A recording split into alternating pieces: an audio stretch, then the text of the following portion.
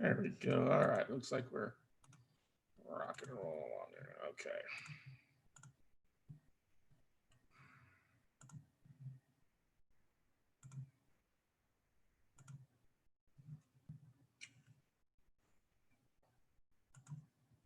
There we go. All right. Looks like we're rock and roll on there. Okay.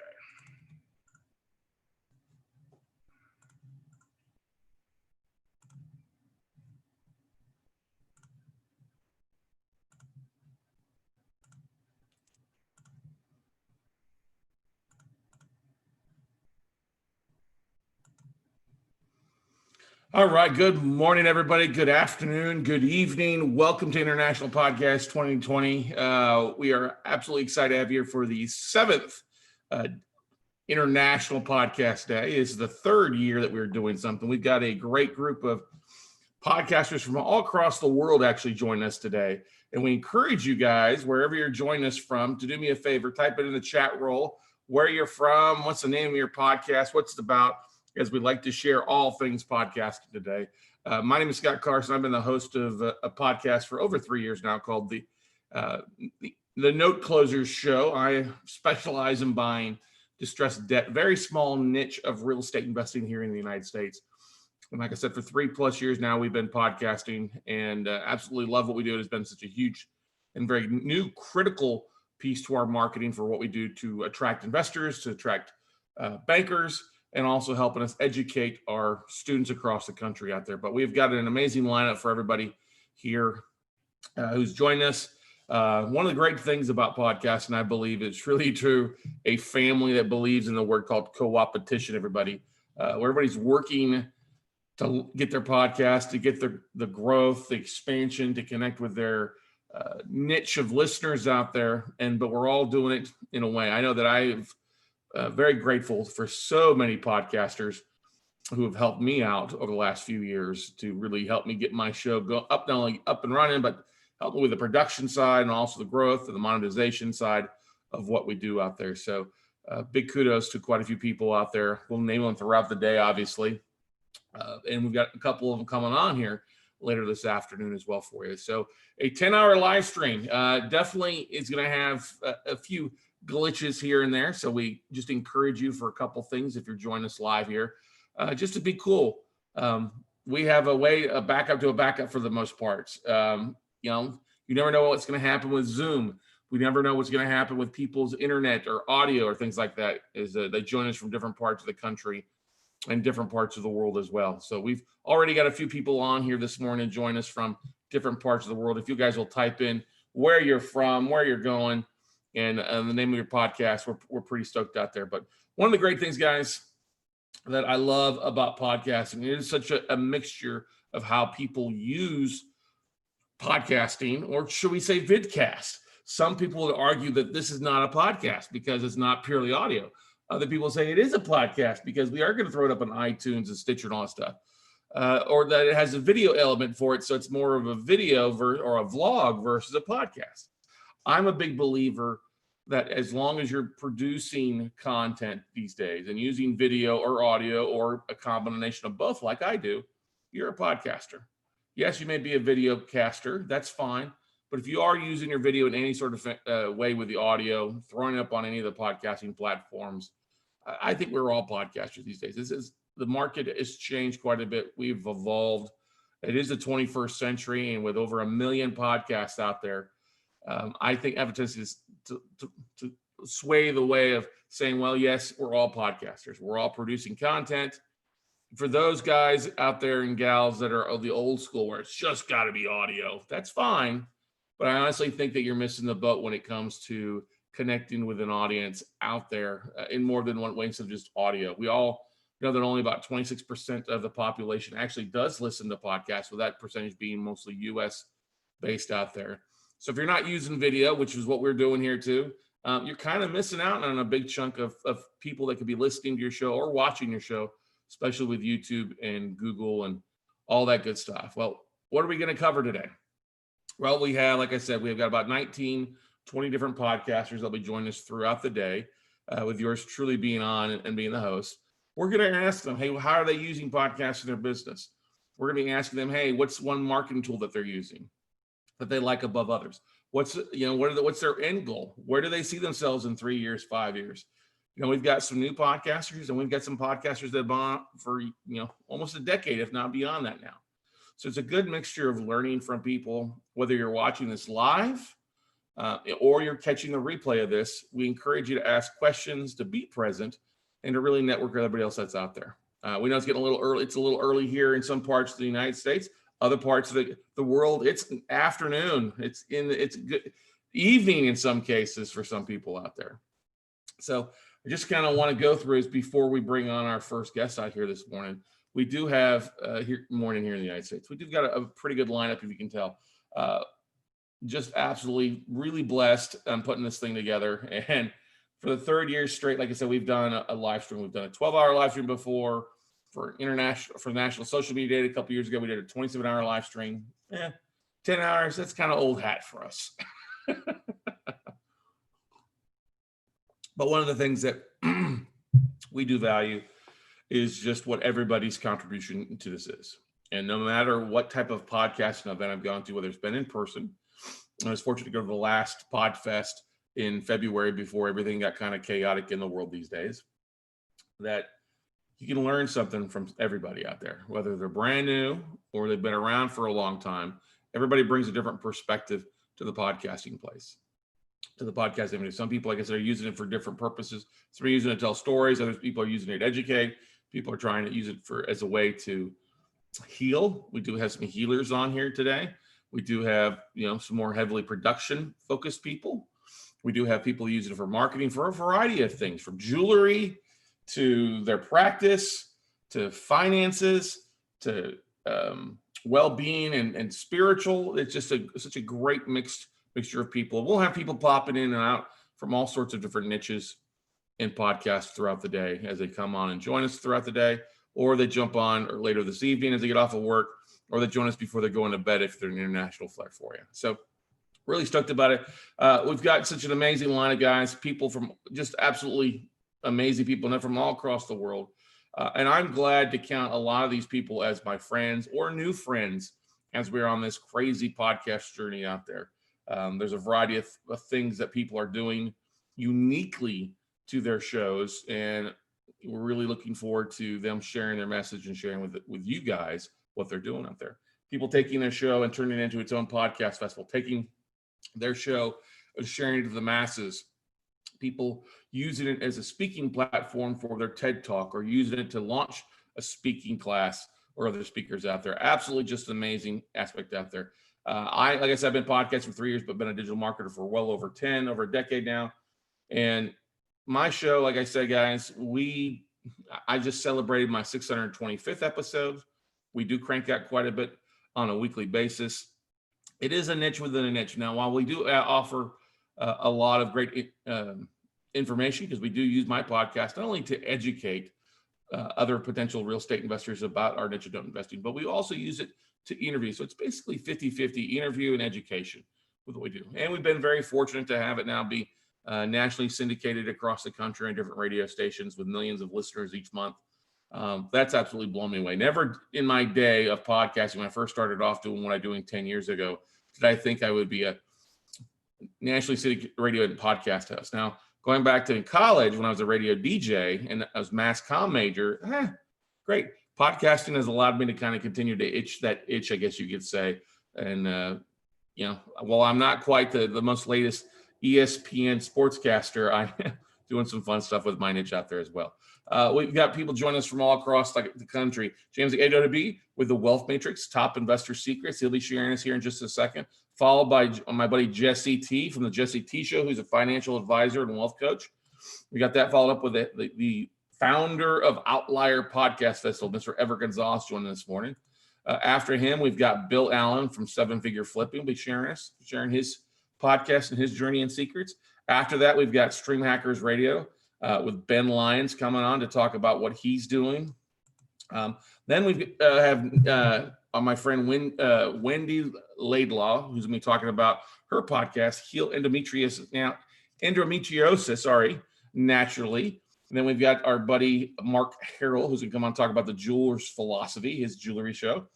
Then we've got our friend THERESA GOSS going to come up talking about Expert Talk and what she's doing with her show and a variety of other ways of launching it and getting the word out on what she's doing.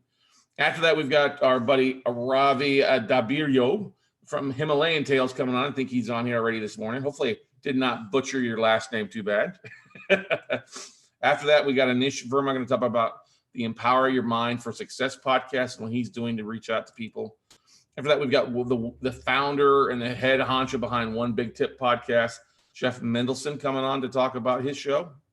After that, we've got my friend CHRISTY HAUSSLER joining us from Key West, Florida, to talk about podcast monetization secrets. She's been a big podcaster for years and a big name in the Florida Podcasters Association and does a lot of podcast production and working with other podcasters. We've got my friend ANJEL Hartwell coming from the Wickedly Smart Women podcast.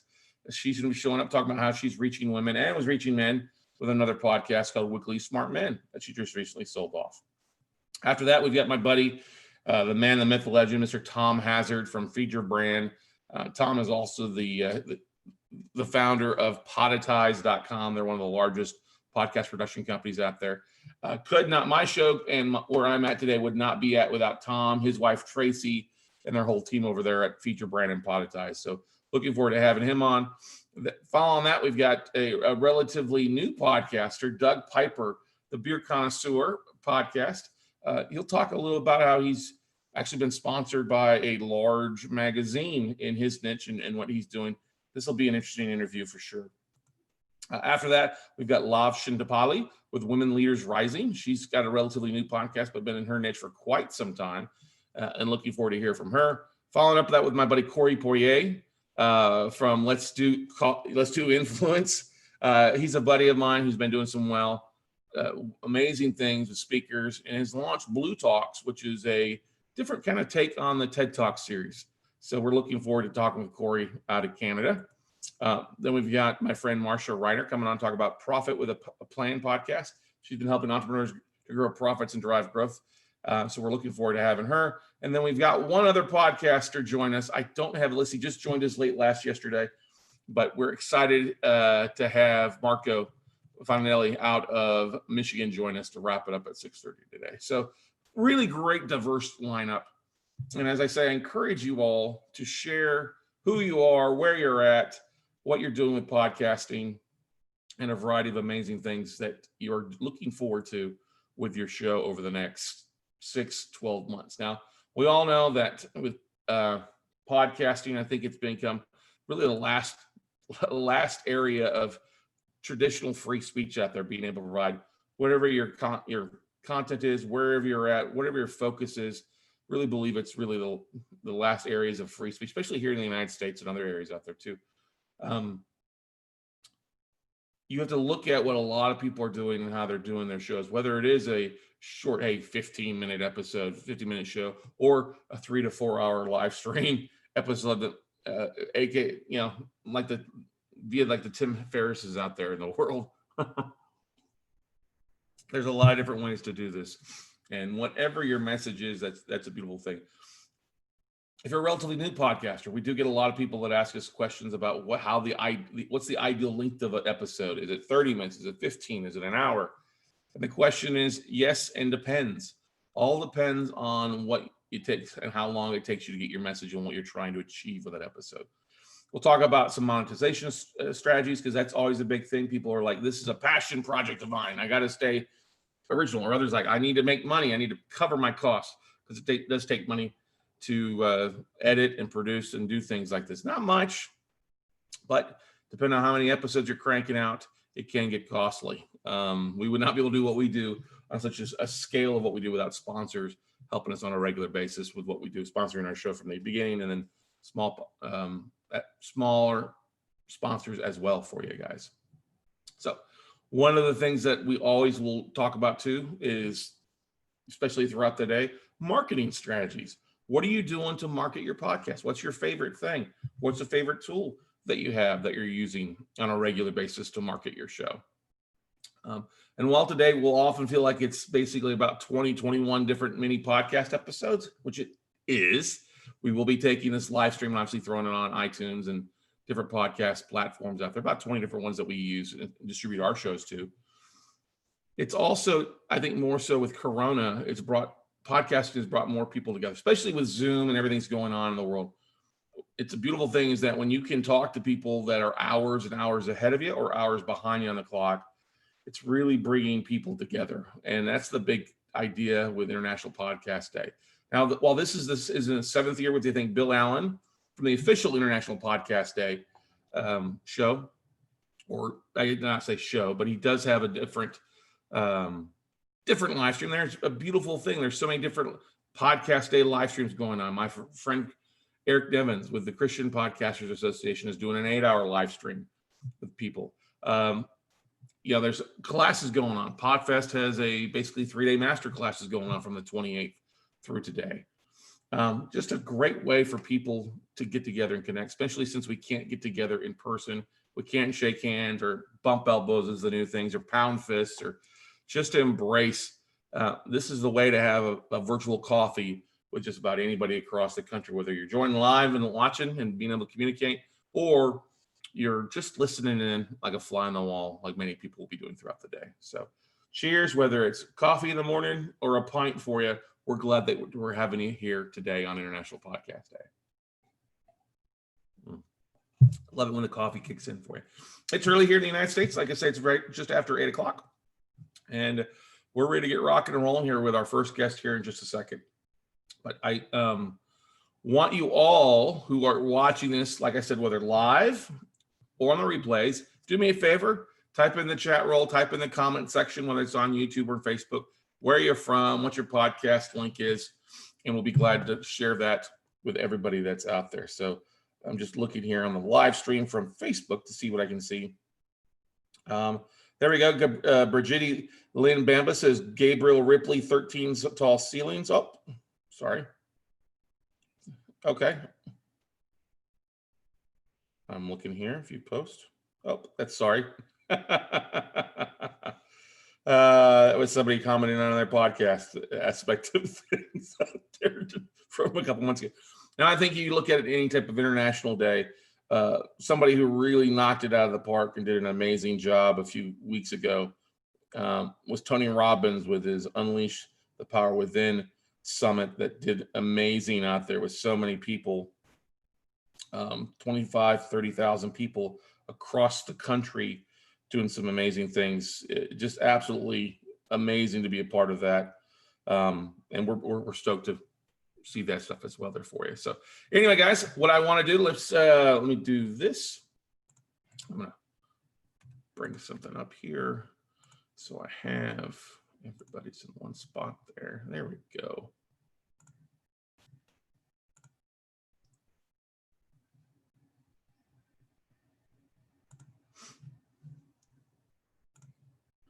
So it is morning time here. We're excited to have you.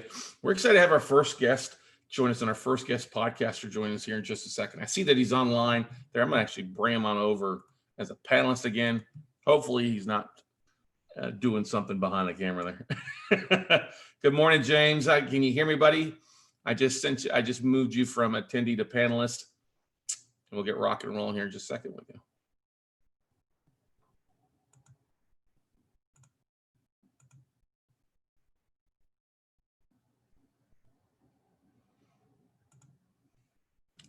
Hang on, James. You got to unmute yourself. Can you hear me now? I can. All right, buddy. Well, give me 1 second here, and okay. We'll have you come on. We'll have your session going on a couple minutes early. How's that sound? All right. Okay. You doing all right this morning? Yes, I'm good. Thank you, Scott. And it's been a very interesting journey, and I'm so glad to see you and the kickoff of this international podcast. Awesome. 1 second.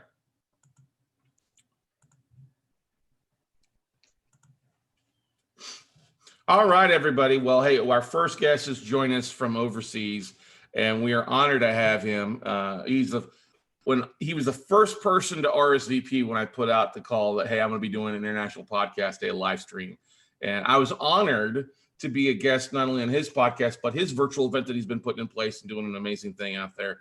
And I'm with the founder of the Wealth Matrix Top Investor Secrets, Mr. James EGODIBIE. Did I pronounce that correctly? Yeah, that's all right. James EGODIBIE. All right, awesome. Well, James, good morning or good afternoon. What time is it there where you're at these days? It's afternoon. It's now 25 past 2. There we go, 2 in the afternoon. Okay, beautiful stuff, man. Well, tell us about your podcast. Tell the world about your podcast and what makes it so awesome. To start with, Scott, I just want to say a very big thank you to you for putting up this this type of amazing show, and also giving me this opportunity to come and talk to the audience about podcasts. Like you said, I have the Wealth Metric podcast. And basically what we do is we look at how we want to help investors to actually up their level, right? So we bring in secrets that top investors have used to scale their business from one level to another level. And then we just give them that secret for free and give them unique content so that they can be able to work with what they see from us. Awesome. Now, you've had your show for a little while now, and you're reaching investors just there in the UK or all across, or what's your kind of your market, James?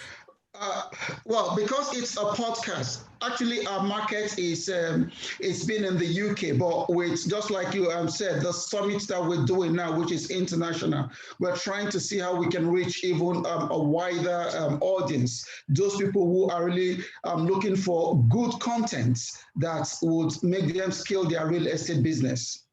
Now, is your podcast just you teaching, or are you having interviews? Is it a mixture? What would you say the breakdown is, James? Right. So it's a mixture.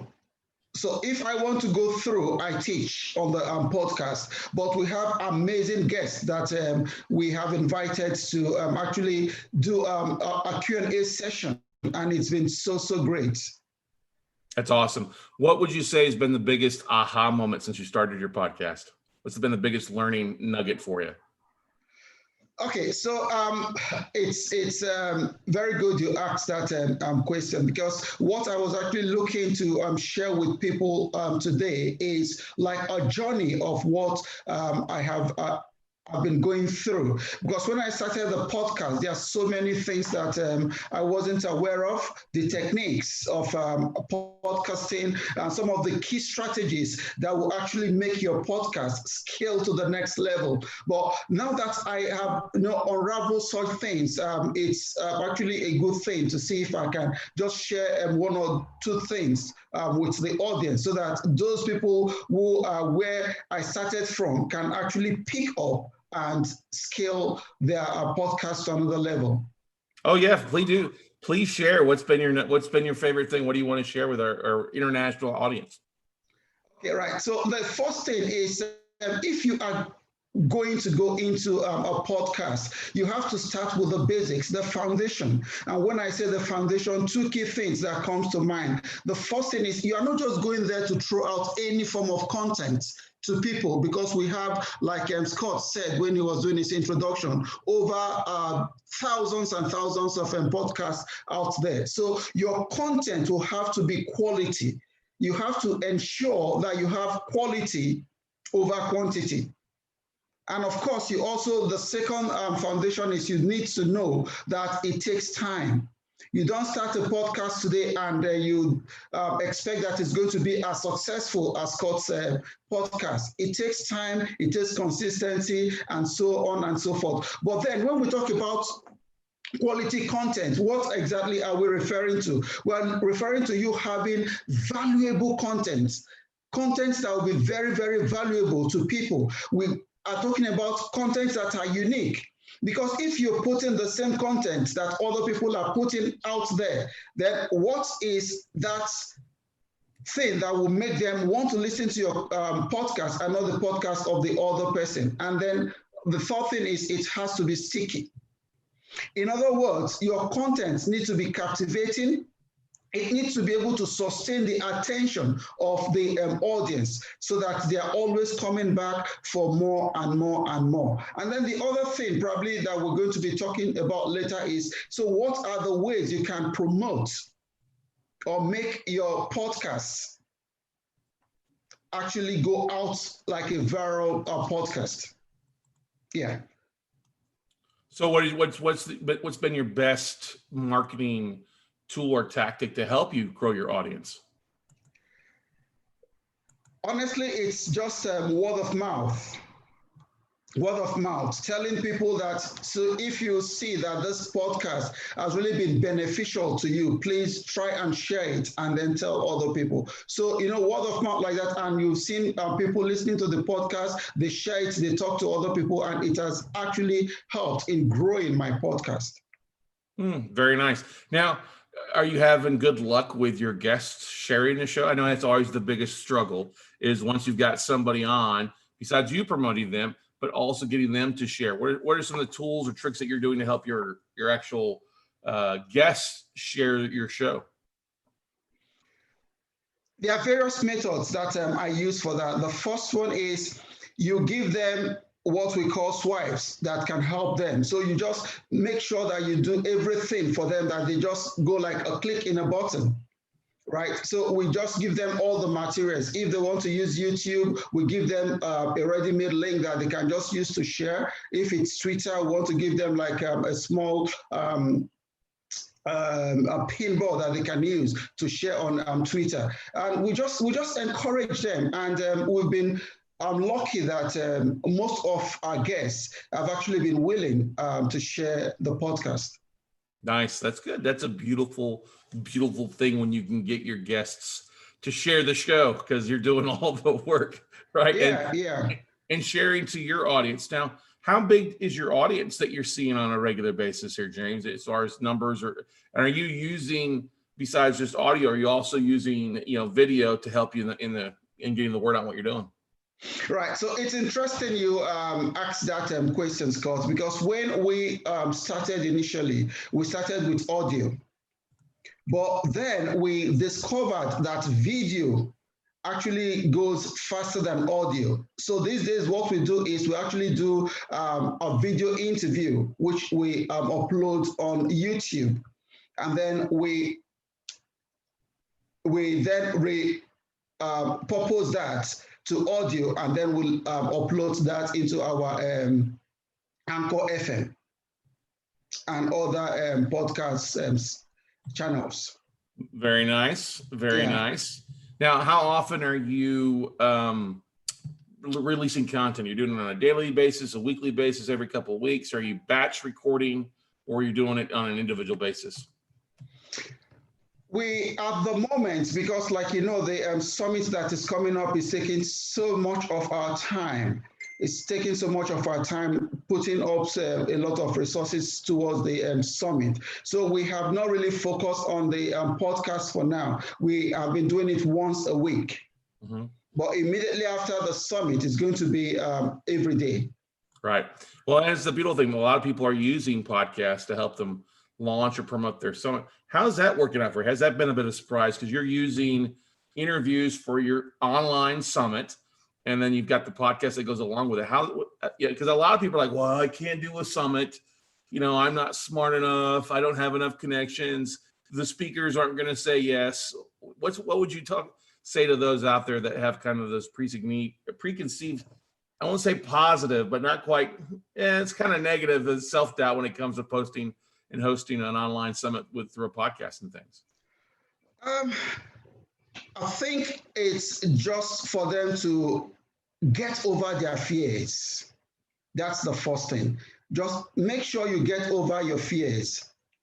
Even if you are having the fear that you're going to fail, until you step out there, you're not going to know if you're going to be successful. And again, if you are surrounded with some amazing people, that again can help, because with this summit, I've had so much friends that have actually rallied around me to help me with guest speakers, and they've also been guest speakers. Scott, you know, they're one of the people who have also introduced me to other people to come and speak in the summit.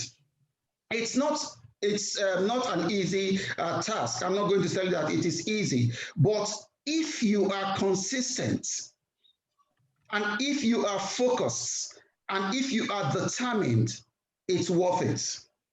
Yeah, that I would agree 100% with you, James. You've got to be committed to it. You've got to put it on a schedule, and you got to stick with it. Yeah. And you got to give it time for those seeds to sprout, to get the word out on what you're doing. The idea that a podcast can go viral is a small chance of that. It's a lot of that day in, day out, showing up to work, that kind of that lunch pail mentality in marketing, right? Yeah. What is there something that's become your favorite thing when you think about your podcast, or a tool that you're using that just makes you just brighten up? What would you say is the biggest thing, your why you do this? Helping investors achieve their dream. Now, do you get phone calls from people? They're like, hey, I heard you on your podcast originally. And that's one of the big, I know it tickles me when I hear people like, I've been listening to your podcast for 6 months. I imagine it does the same thing for you too, huh?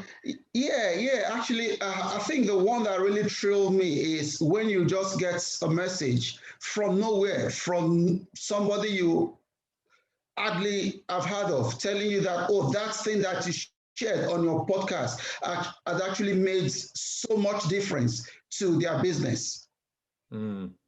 Yeah, that's always a good thing. That's good. Now let's roll into a bit on the opposite side of marketing. The biggest other thing is monetization. And I'm a big believer, honestly, you and I both are in the finance field of some sort. And I think it's a little bit easier to monetize a podcast when you're on a higher dollar amount when it comes to finances or expensive hobbies or things like that. What are you doing? Or you may not be doing this right now. It may not be monetizing your podcast, but what's your plan to do? Or obviously, through you're monetizing through educating and getting clients to help you out with that. Is that the biggest way you're monetizing, James? Yeah. So it's actually good for people to monetize their podcast. But the way we are going about it for now, I don't know about what's going to happen in the future, is when we give valuable and quality content to people out there, right? By the time you now put out your mentoring program, you see people are willing to come because they've gotten that so much value from what you are even giving out for free. So if you like, it's like a lead magnet for us, for people to actually know that there are good contents they can get from us. So that makes me ask a question. Then you talk about lead content or lead generation. What are you doing to connect with your audience, to collect that information? Are you doing any type of opt-ins, free reports, white pages, text messaging opt-ins? What are you doing? What are your call to actions in your podcast episodes to get people to connect with you, James? Right. Okay. So at the end of the podcast, we actually give out other resources for free. So we direct them to our resource directory. And again, our resource directory is where they have so much free content that they can use. So anyone that is interested in having free content in addition to what they get from the podcast, they just go to directory.wealthmetricsltd.com and they're going to have loads of resources there. So is there an opt-in? Do they have to give you their okay, yes, good. There's an opt-in for them there. Okay, that's the good thing, is leading them to a website and then, hey, opting in to get that information, that free information. It's well worth it because they've heard you. They've heard your guests. They've heard your interviews. They've heard your episodes. So that, hey, it's valuable for you out there. What other things are you playing around with? I mean, I think you and me, we have kind of the same mindset. We're always kind of tweaking things and doing a variety of things. What is one thing that you're looking forward to maybe messing around with a little bit more with your podcast here in the near future? The thing I'm actually looking at, really exploring the more, which probably some people will say, oh, is that podcast? But I think you mentioned something like that as well, is YouTube. YouTube is extremely valuable. And it ranks far higher. I think some people put the statistics at 53 times higher than the audio podcast. So I'm trying to tweak that to see how we can use that to drive other platforms. Nice. Yeah, we had a question for you. Matrice Walker out of Alabama. He asked, would you mind repeating your lead magnet website there one more time for him? He's joining us. He's watching live on the YouTube live stream there. Good morning, Montrese. Roll Tide, baby. Is that resources.wealthmatrix.com? Yes, it's resources.wealthmatrixltd.com. LTD.com. Okay. Yeah. Perfect time. Perfect. That's good stuff there. I love it out there. Montrese there, one of our investors out there doing some amazing things. Doesn't have a podcast, but he could probably have one before too. I mean, that's the beautiful thing these days. It's gotten a whole lot easier. Yeah. You know, and I think a lot of people have misconstrued on, what the costs are to set one up. What would you say? Yeah, I went pretty cheap on my technology. I got a Yeti Blue microphone. I've got a Logitech webcam, not a big expensive mixer. How about yourself? I think you started relatively inexpensive and easy, right, too? Yeah, Scott, it's interesting. When I wanted to start this podcast, actually, I dragged for a very long time until somebody just told me, you don't need all those fancy things to start a podcast. You don't need to go and buy all those expensive gadgets to start a podcast. Or, like I said when I started, the thing that you really need to focus on is the quality of your content, the uniqueness of your content. That is key. Yeah, then that brings me to the next question I want to ask you. For a lot of people out there, coming up with content on a regular basis can be mind-boggling. What do you do to kind of pull out of your head or to hash out ideas for your podcast or for your guests that you're going to have? It's various methods that I use. The first one is I just look at the pain points, because I subscribe to so many community groups on the internet, and you get the paining point for people. So if you see where people are hurting, do you have a solution for that? If you do have a solution, you want to share that solution with them. I mean, you can share the strategy with them, and if they want the tactics, if they want to go deeper to actually know how to implement that, or they want you to hold their hands, then they can up level and then come to you for mentoring. But it's basically to know what exactly is the problem people are going through today in real estate, and what's the solution. Yeah, that's a big thing. If you can solve those pain points, it will help you versus rolling with an episode or topic that you think your audience wants to hear, but asking your audience and solving that question always adds more value, right? Yeah. Tell us about your background. What was the decision for you to actually do a podcast? What was that like? I need to do this. Was there something that kind of stood out the most? Because you've had the Wealth Matrix for a little while. I've been doing, financial advising and financial, all sorts of financial things for the last few years. But what made you say, I'm going to do a podcast? Okay, so podcast is a very, very good tool. I don't know if I should use that word, but I think it's a cheaper way of making people know you. It's a cheaper way of, getting your voice out there and getting people to know you. Because for a very long time that I did not do this podcast, most people didn't know who I am or who the company is. But with the podcast now, the message is going out. We're having more downloads. I'm getting guest speakers that are trying to promote this. So it's a promotional tool, if I can put it that way. That makes sense. What would you say when you think back to things? Who's a podcaster you like to think to shoot for, or a podcast that you like listening to? It's been motivational for you. I know, tough question, right? Yes, it is, because we have so much amazing podcasters out there. But I tend to like what the Big Pocket is doing actually when we're looking at the real estate niche, the Bigger Pocket. Mm-hmm. Yeah, I like what they're doing. But there are lots of fantastic podcast channels out there that people can look into. Now, with the podcasting community, are you able to, where's, I should have asked, I know where home is for you for the most part, but is it as big, or do you have a network that you're able to plug into or to meet with other podcasters where you're located? Yeah, so the internet has been a very, very good tool for everybody.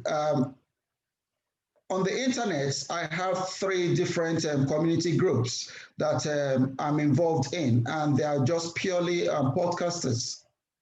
So we share ideas, we share, they can come to my podcast, I can go to their podcast, and it's been very, very good.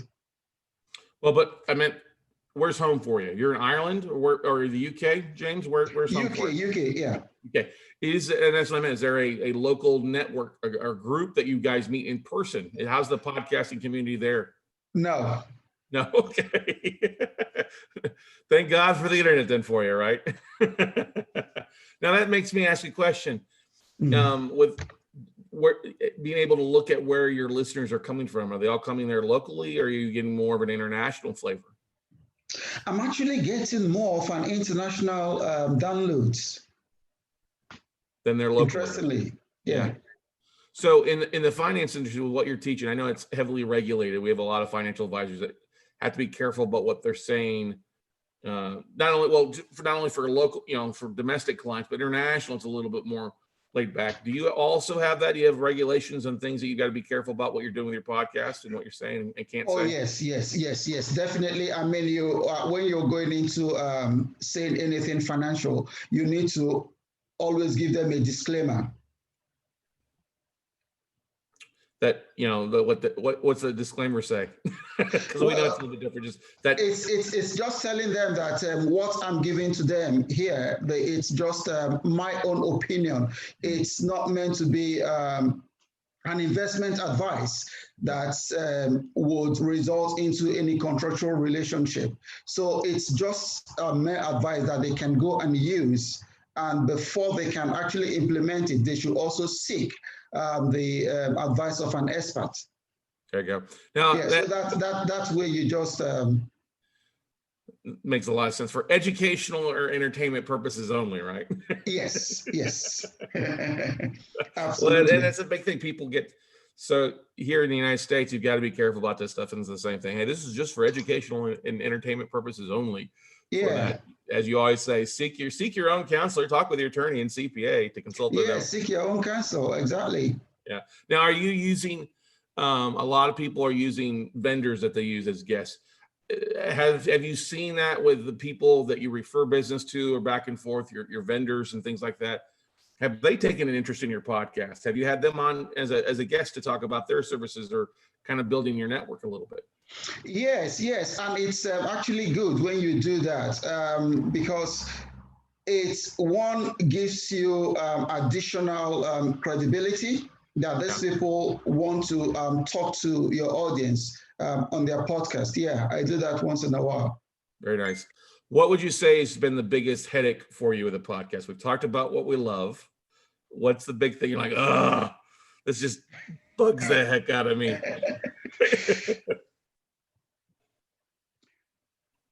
The biggest headache in the podcast is actually getting people who have listened to the podcast and they love it so much, but let them go there and review it.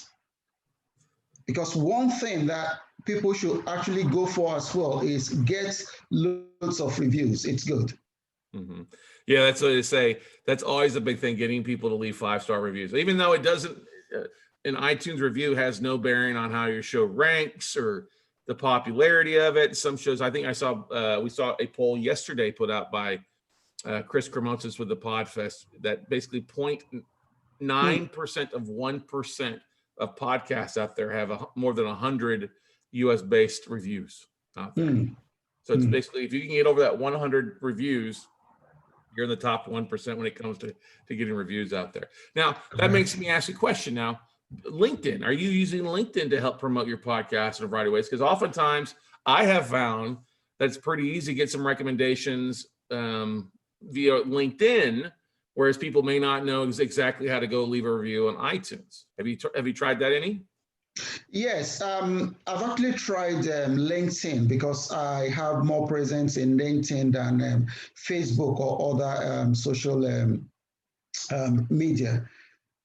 I've tried LinkedIn, but the thing with me, again, is I tend to slow down when it comes to promoting things. Rather, I'll give out content. And when you give out good content like that, people might say, hey, who is this guy? How can I get to know him more? And then they click, and that click.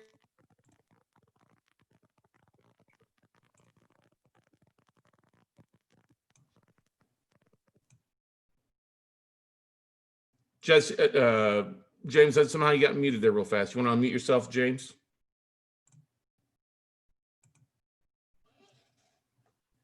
There we go. Say it again there. Are you there?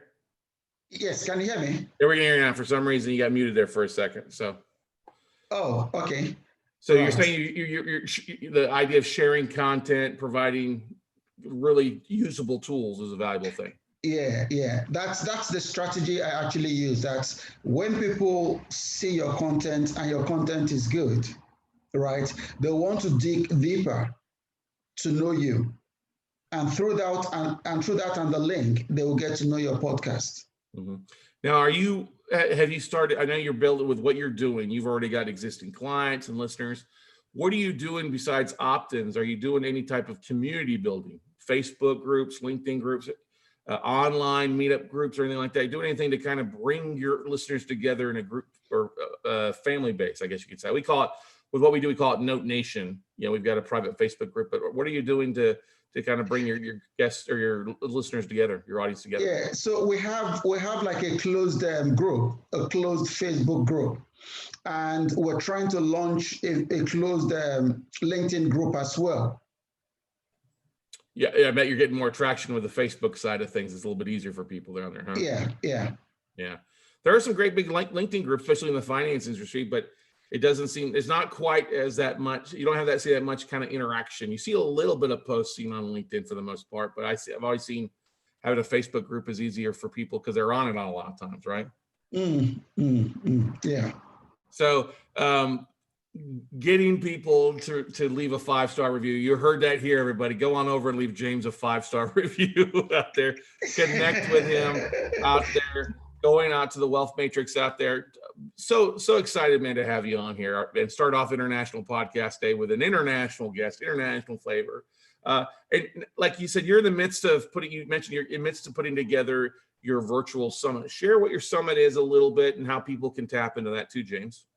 Oh, yeah. Thank you so much for giving me that opportunity. It was actually impressed in my mind to do this virtual summit for real estate investors. Now, it doesn't matter whether you are a beginner or an expert. We have 30 amazing international real estate investor speakers that are speaking in this summit. And you just need to go and register. It's free.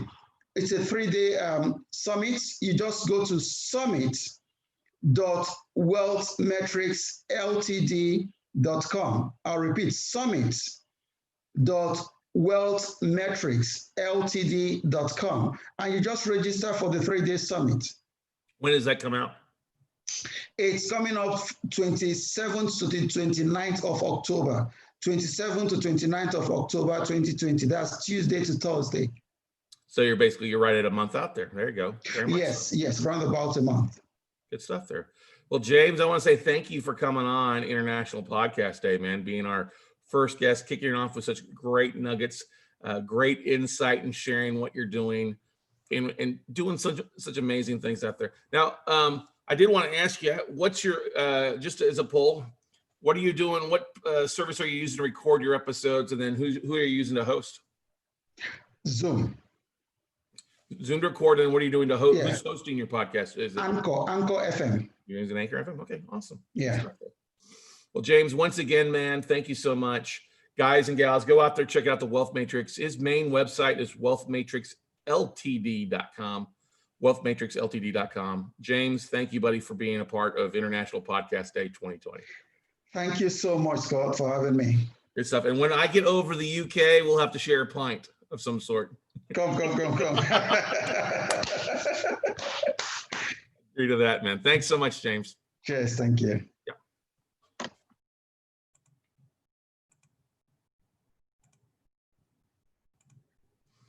All right. All right, everybody, don't go anywhere. We've got our next special guest. I see he's popped on in here already a little early, which is perfect. I always like it when my attendees and speakers come on a few minutes early so that I know they're there. I'm going to actually have him come on and move him back over to panelist from attendee here on Zoom. Always great to get things rocking and rolling this morning with a little international flavor. Let's see here. 1 second. Here we go. Hopefully he's sitting there. I know he's busy working this morning up in the Boston area there.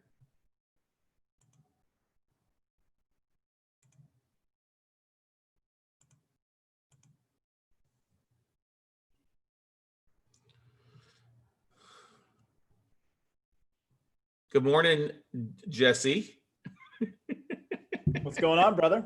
I'm doing great, man. How you doing today? Happy International Podcast Day. Hey, happy International Podcast Day, and thanks for putting this on. And I'm doing well, man. I heard this term years ago. If I was any better, I'd be twins. That's how I'm feeling today.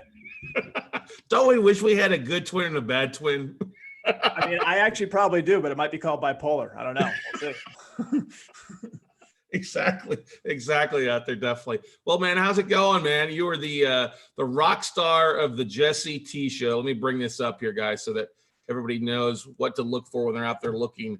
It's James' show. There we go. The Jesse T Show, doing amazing stuff out there. Why don't you share with Podcast Nation, Podcast World, a little about your show and what's the focus of it, and then we'll dive in some Q&A, man. Yeah, man, I appreciate it. Thanks again for putting this on. But the Jesse T Show was inspired by a lifelong curiosity for learning, and it was designed by just my experience in life. And a couple of years ago, I'd set out to capture some great conversations with some great people, and guys like Tim Ferriss. And even though Simon Sinek isn't a podcaster, he motivated me and inspired me. And then now I'm all over the place with people that inspire me. But basically, the Jesse T Show is a show that we highlight entrepreneurs, thought leaders, creators, and athletes, and share their journey with the world, so that people that are listening or watching the show can level up in whatever area of life they want to level up in. And so we just want to have a great conversation, document it, and try to leave the world a little bit of a better place. That's awesome. I love it. How long have you been doing your show? How many episodes are you into? So we've shot over 85 episodes, but we just released 79 today, number 79. We've been doing it just about 2 years. So it's been amazing. It's been incredible. That's awesome. Hey, kudos to you. That's exciting. Are you pre-recording like on a weekly basis, or are you batch recording? What's kind of your process for that? Yeah, so I learned a long time ago that having segments in my week, because this is a labor of love to a degree. It's also a great marketing tool, but my business isn't this full time, and so on Mondays I come in on Mondays and I'll shoot 3 episodes back to back to back. So we do a 9 o'clock, a 10:30, and a 12 o'clock, because my episodes can run anywhere between an hour, a little bit over an hour. So I have some time between each episode. And so what will happen is whatever content that I build, put it in the bank, so to speak, I'll have a few episodes ahead of time. So right now we've shot through episode 85 and we've just released 79. So we have about 6 weeks worth of, ahead time, just in case something happens in business and in life. I have enough stuff recorded to get me through. I try to keep about a month or 2 ahead at all times. That's good stuff there for you. Now, how are you using the podcast with your day in, day out activities? What your I guess you could say your main gig. You know what I mean? My main hustle, which is, being a fiduciary and teaching people how to live well through wealth management. And, so what it's done is it's really introduced me to some amazing people. And it's, I'm a big connector at heart. I believe in relationships. And it's opened the floodgates for relationships and for connecting. And so the people that come on the show, number one, I'm inquisitive and I want to learn. So I want to learn what their master is at or what they're great at. And a lot of times those relationships, they multiply, whether it's those folks come on and they become clients of my 46 and 2 Wealth Partners business, or they're the types of people that I want to be around, and they'll introduce me to similar types of people that would be good for the business. So it's become this great, didn't start off as a marketing tool. It was just kind of this fun little thing that I wanted to do. And it's turned into like the most important marketing piece of my business. That's awesome. I would echo that with what we're doing too. It's amazing to see the growth that comes from it's kind of surprising. Yeah. Hey, I'm going to record this and put it out there, and oh, holy cow, people are actually listening, right? The cool thing it's done too, absolutely, for sure. It's like people are listening, and like you get feedback and you start to hear from people that you didn't even know were listening, and it just makes you feel good. And, the cool thing that it's done is it's in my world as a financial planner, and I'm regulated, even though I'm independent as independent gets. There's things I have to, checks and balances just to make sure I'm not like a gunslinger in the Wild West, right?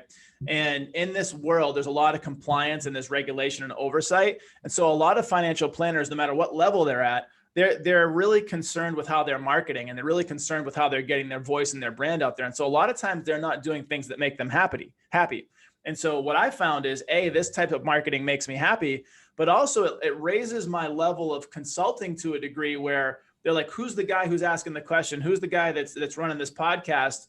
It really it gives me a lot of brand equity, and it helps translate over into my business, which it's incredible what it's done. Yeah, I would say that we were just actually talking with a previous person on here about the finances. He's also a financial advisor in the UK and has to be very careful about what he says and can't say. Yep. With the regulations out there. What would you say has been the biggest surprise, besides people listening and the connection stuff, coming to your wealth management aspect of things? Have you seen a boom? Are you seeing people that you probably would have never reached before coming across across your desk for advice and counsel as clients? 100%. So it's a matter of, when you're a financial person, and financial services can mean many things: life insurance sales, annuity sales, or you could be a fiduciary where really you're a consultant and you align with your clients, right?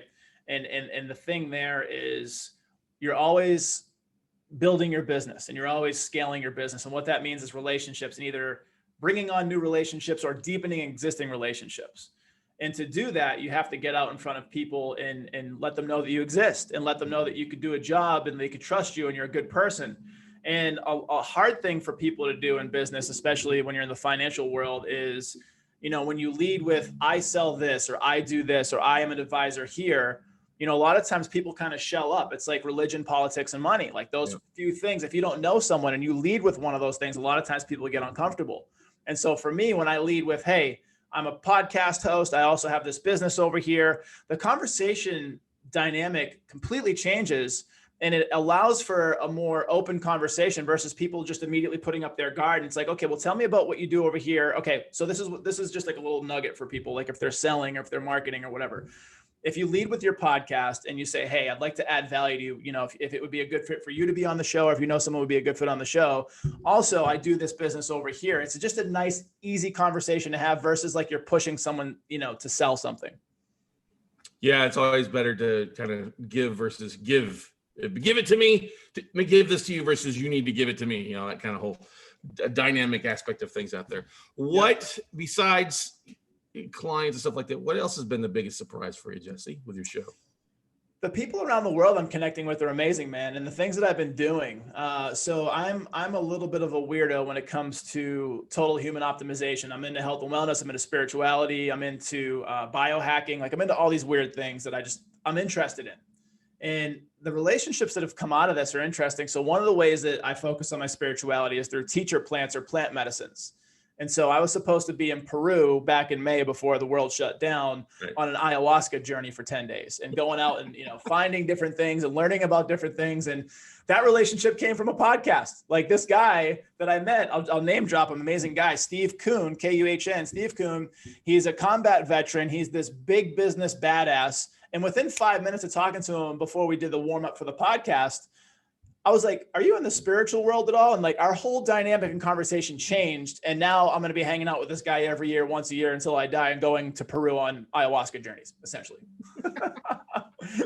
So it's really helped out on the personal side because, I never really meet a stranger, number one, but number two, a lot of these people become friends. And like you said, you mentioned the word family. For me, when I bring clients into my business, they're specifically brought in for a certain reason. I want to work with them. They become part of my client family.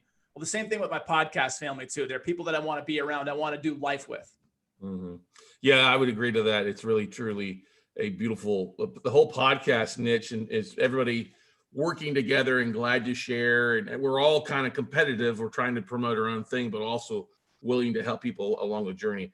Has there been somebody who helped you kind of get rocking and rolling, who was a mentor to you on the front end when you started your podcast that helped you out? Without a doubt. Yeah. He's an amazing human being. His name is Patrick Tucker. He's located in Omaha, Nebraska, and he is a fiduciary wealth planner as well, meaning he doesn't take commissions, doesn't sell products. And he's about 20 years down the road from where I am. And I just look at this guy as an amazing human being. He's into a lot of the same things. He's part of my tribe. He's into health and wellness. He's into spirituality. He's into fitness. He's in all these different things, into family, which is the most important thing, right, here on earth.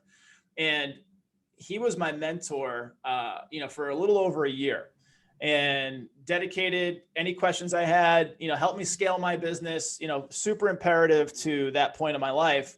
And he just kept on saying, listen, you have an amazing story. You have this story of overcoming the odds and all these different things. And you have this way with listening, I'm doing a lot of talking now, but listening to people and digging things out from them, even in your business. Like as a wealth manager, you have to find all the details. You have to hear everything.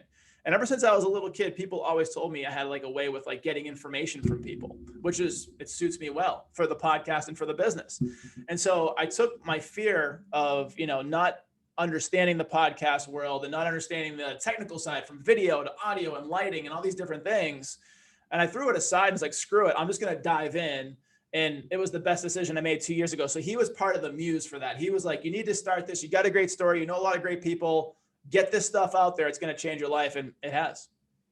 I would be willing to bet that's the best advice you'd be giving somebody who's looking to start a podcast, is just start the damn thing, right? Yeah. Just get started. Just jump. Just jump. And it's like it's every entrepreneur jumps out of an airplane without a parachute, but we figure out how to build a parachute before we hit the ground. So. Yeah, exactly. I'm the same way. Just get out there and build your audience as you get rocking and rolling for the most part, right? For sure.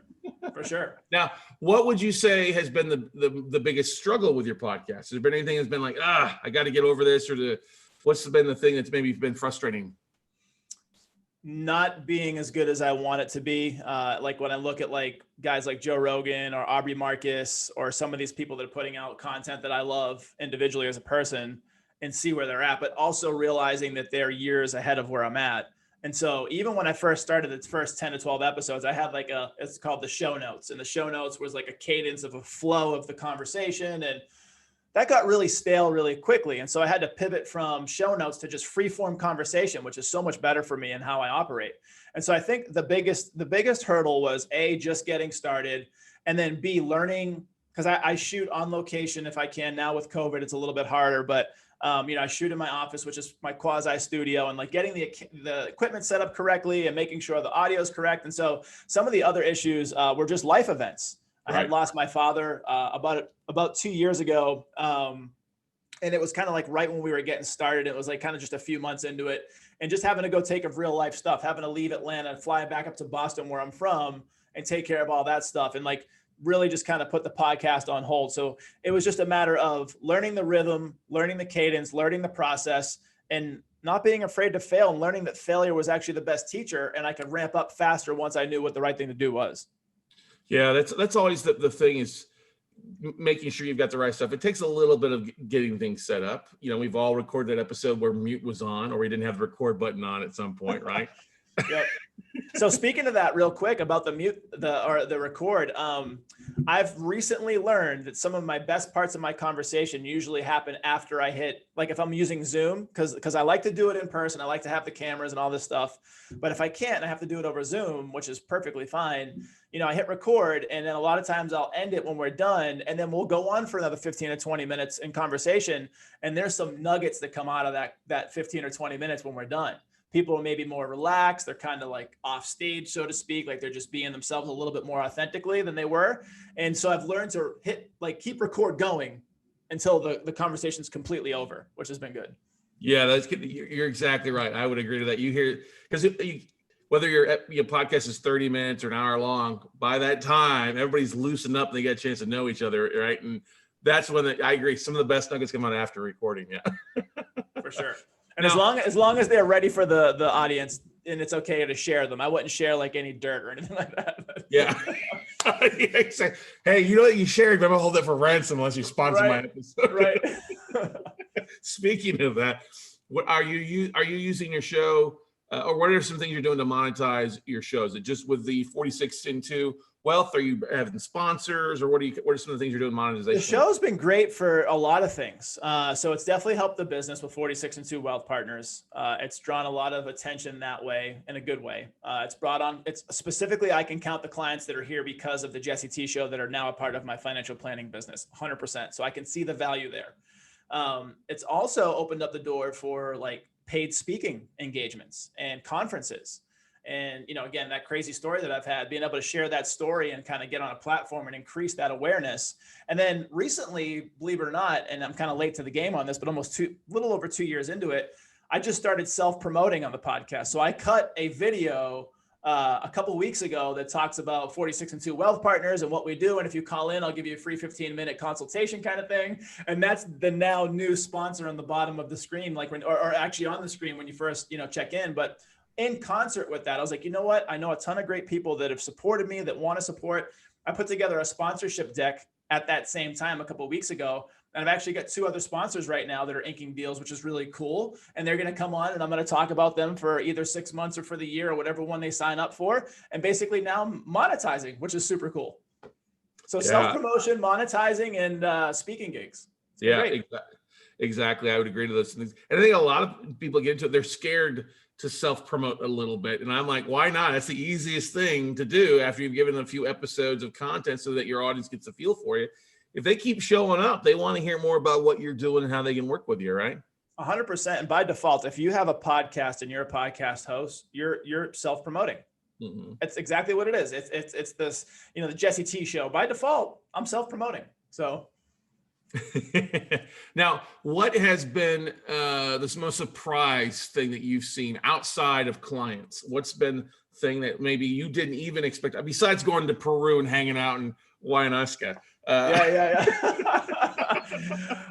It's been the response from people, and then they'll like catch. I've had a couple times, again, I'm here in Atlanta, and I bounce around different parts of the city, and I've had people like come up to me and say, hey, I've seen or heard your podcast, or like, hey, thank you so much for sharing this, and like you really touched on this. And what's also been really cool too is the guests that come on the show.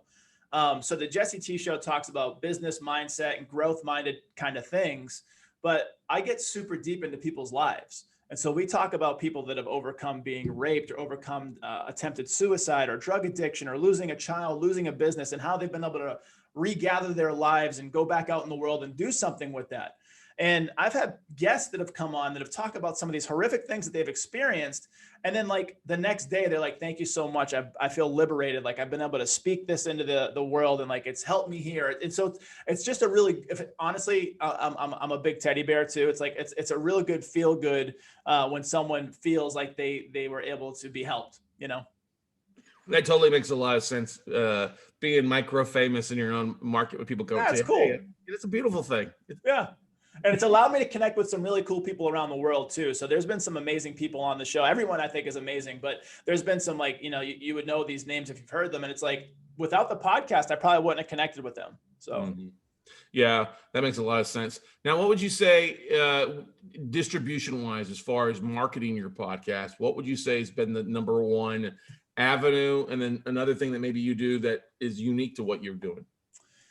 Yeah, so I'll touch on the distribution play. So for me, social media, I'm really big on social media, and just in terms of the 2 places I really feel most comfortable in are Instagram and LinkedIn. Those are my 2 like biggest presences, if that's even a thing, presences, where I have the biggest presence. But it's just because I spend the most time there. I've been on LinkedIn for years before it got really popular. And, Instagram, I'm just on there for personal stuff too. And so I think what I've done that's unique is, I've learned this from Gary Vee a long time ago, who I used to listen to pretty heavily, but now I'm kind of off the Gary Vee train. But either way, great guy. He talks about, when you have a podcast specifically, you have so much content that you can pull from your podcast and repurpose it. So you have forever content. So in that kind of same vein, I created what was called Jesse T Quickies, because it's provocative, the word quickie, it's kind of silly, right? Jesse T Quickies were just little clips essentially pulled from the show notes. My editor has show notes that he does on the episodes. And if it's like the episode you were on, episode 71 with the mighty and powerful Scott Carson, there's 10 to 15 nice little nuggets of love in there for people that are going to help them. And we take those clips out, depending on, we want to put them like a minute or less for Instagram, or a minute or more for like YouTube or LinkedIn. And we repurpose that content. So from one podcast episode, now I have the trailer for the podcast. I have the full episode. I have 10 to 15 clips within the episode. So now I have like this crazy amount of content from one episode, and just being able to repurpose content has been huge versus trying to figure out something new to put up every day. Mm-hmm. Slicing and dicing the quickies. There you go. Jesse T Quickies. That's going to be great. And now we get this cool thing my editor put together. It's a little more fancy, where it has the graphics, the layouts. It doesn't say Jesse T's Quickies anymore for the new ones he's doing, but it has this little scrolling like time bar that has like my face on it, which is just kind of funny. And it just, if you get into the science, it has like pattern disrupts and like all this different things to keep attention and, you know, all that stuff. So good stuff there. Now, you mentioned your editor. Did you start off with having a production assistant, or were you trying to do it all yourself to begin with? And so I am an advocate of stay in your lane. Yes, it's important to learn things, and you have to grow and do new things. But when it comes to time and money, and time is money when you're running a business, I didn't have the time to learn Final Cut. I didn't have the time, or, you know, the things to do there. And even though I probably could, would it be as good as someone else who's been doing it for years that I could just bring right in to do the job? So when I first started out, there were two people involved. There was a local college kid who was the audio visual guy. He taught me all about how to use my own equipment, which was great. And he helped me for the first 10 or 12 episodes. And then there was an editor on the back end that I outsourced down in Florida who helped me probably for the first 25, 30 episodes. And then through relationships, through actually another podcast guest, someone I know locally in Atlanta, he introduced me to this amazing guy named Carl Houde, H-O-U-D-E. He's the podcast engineer. Just plugging him because he's an amazing human being too. He's the guy that does everything for me now. So I basically just record, and I have two podcasts that I do now, but I record from the podcast. I send him the information. He cuts everything editing wise with the audio visual, but then he also does everything on the back end too. So we use TubeBuddy. For those who are familiar with TubeBuddy on YouTube, it's amazing. It's a free version. It's a $9.99 a month version, I think, that we use. Gives you all this data-rich information on keywords to use and graphics to use. And so he does everything: show notes, posting, headlines, you know, descriptions, all this good stuff. So yeah, without Carl, I would definitely be in a much different world on my podcast for sure. yeah, I agree to that. I love the stay in your lane. You know, there's a lot of people that, oh, I want to do this because it's a passion of mine. It's something I've got to do. It's not, you're not an official podcaster unless you've edited hours, taking 10 minutes and turning it into a 4-hour editing session. You know what I mean? No, not for me. Listen, I do so much of my day anyway. If I were to try to do that, like, there would just be no time. There would be no time. Yeah, exactly. I would not do it if I had to do it, right? Maybe one day, but I'd rather learn how to sing or go do photography than learn how to do editing. So, or I'd rather spend the time traveling somewhere. That's what I would rather do. Now, speaking of that, obviously it's been a bit of a weird thing. I found that having podcast episodes and being able to connect with people like you, like we're doing today, is, well, it's not 100% like it is to meet in person. It's still much better than being holed up and without talking to people. For sure. You know? For sure. Is there, before everything happened, is there a podcasting group in Atlanta that you would connect with or network with on a regular basis, or a local audience or a support group? Yeah, no, not necessarily a local support group. It's it's been this amalgamation of relationships. And so, like, as you know, and as everybody knows who's probably speaking today, like, once you have your own podcast and once you start guesting on other people's podcasts, you start to run in these circles of other podcasters. And so virtually, I've been able to build this network of people that are podcasters that are, you know, they want to get people on their show. And so the guests that have come on my show, maybe I'll make introductions for them. Podcast hosts that want to have me on their show to tell my story and share my journey. It's been just like this beautiful virtual network. So I haven't had to go anywhere. It's actually worldwide. So I have people in different parts of the world, different parts of the United States that are a part of this group. And just as a side note for that, I've built other groups because of these relationships. So I put together this thing called the Masculinity Movement a while back, which is just teaching men how to show up better in the world and do better in their life, their businesses, their relationships, and all these places. And most of those people came through the podcast either as guests or hosts of other podcasts. So it's been incredible. Yeah, well, that takes me to the next thing. With your audience and online community from the podcast, you're bringing people in through your groups. Do you have a group just for the Jesse T Show or the Masculinity Project? You know, what's the, do you have both? What's been working well for you? Yeah, so I've really focused on the masculinity movement for a while. I got a lot of people that had come through the show one way or another to be a part of that group. And it's a change, it's a brotherhood, it's a movement. It's a place where men can feel safe to share successes, things that we're working on. And again, a lot of those people came through either as guests or other podcast hosts, which has been great. As far as podcasting central, this is like in terms of like specific, I haven't put anything together yet. And I know that I probably will at some point. And I think the way that it's going to look is just like, I think it'll start off as all the guests, because now we've had 85 guests, or maybe there's been a couple repeats, but let's just say maybe 75 to 80 guests. And that's been a great network. And for them to network together, because a lot of them are business owners or founders or entrepreneurs or, you know, creators of something. A lot of them can get together and build commerce together. And then for me, it's been like this beautiful source of almost endless referrals for my business or for other podcast guests in the future. So yeah, that's definitely something that's on the horizon, but I haven't tackled that part yet. Awesome. Where do you see your show in the next 80 episodes if you're going there? Looking forward to the next 2 years or the year and a half there for you. What are some expectations? And I know you're a big goal setter, goal oriented, just like me. I mean, that's why we get stuff done, because we have goals. But what's your goals for the show over the next 80 episodes? To just let it become more organic, more natural. I still feel like even though it's come a long way since episode 1, I still feel like if I were to look back 80 episodes in the future, looking back now, I'd still think that, you know, I could have gotten so much better in terms of listening and conversation ability and just even just growing as a person. Like it really just comes down to being able to grow more. But then also as far as the guests that come on, just being able to touch more guests and more people that have amazing story and share those with the world. And then the overall goal is to continue to let the show monetize and grow and let it be this branding tool, let it be a business tool. And so the trajectory that we're going on, just amplifying those relationships and deepening the wallets for everybody involved. It makes a lot of sense and good stuff there. Now, for those that are listening to this or watching this or thinking about starting a podcast or been putting it off, what's your best advice, best counsel, I would say? Because everybody's got advice like an asshole, all right? But not everybody can give good counsel, right? What's your best counsel to those looking to get started, Jesse? It's really cliche, but it matters in anything you're doing. So like, let's say you're, and I'll give you some context. Let's say you're into health and wellness. You're just starting your journey. You're into fitness. You want to go to the gym, or you should be going to the gym or working out at home, but you just don't go because you just don't feel like it. The best days I've ever had in training in martial arts, sports, fitness have been the days I didn't want to show up.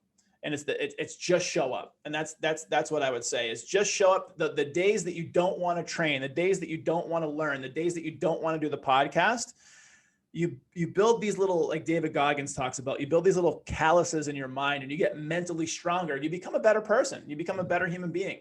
And so all that to say, just like Nike says, just do it. And that's what I had to do with the podcast was just get started.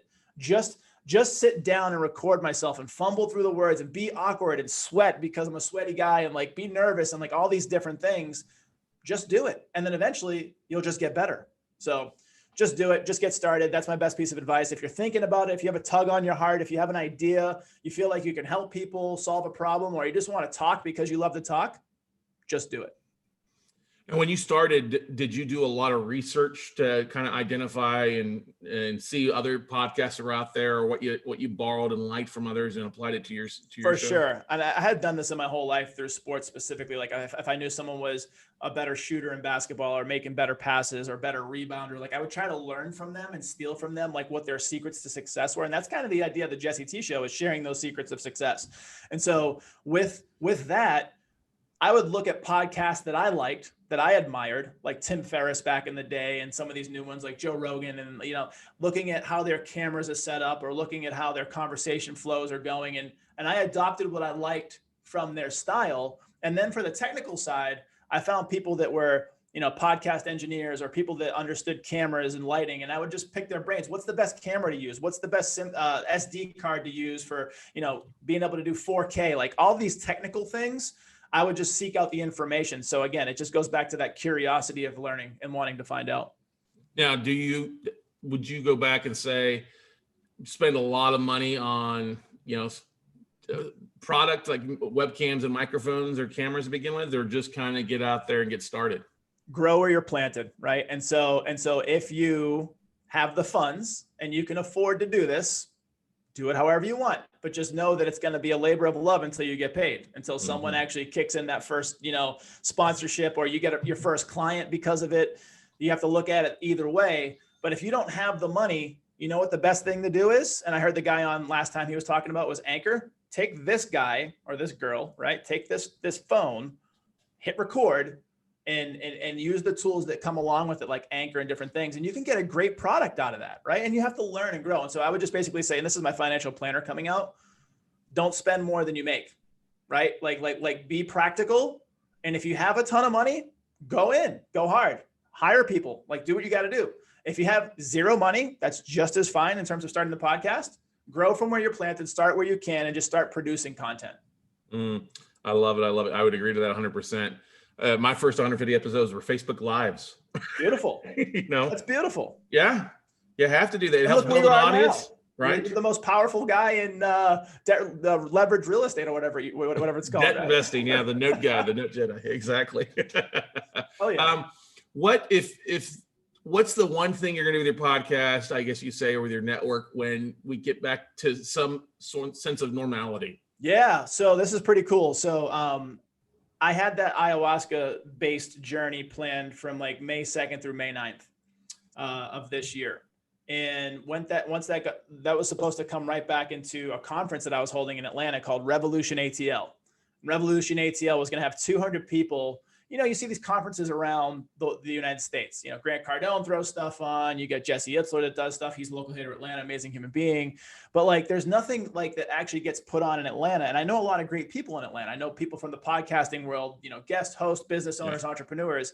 And essentially, I was just going to put on this conference based on connecting and growing and helping each other in business and in life. And so as soon as the world gets put back on and I have my deposit, I have my speakers set, everything's ready to go. I just need to be able to like show up to the event with 200 people and go kick ass. So that's what we're looking for. Revolution ATL, to be determined.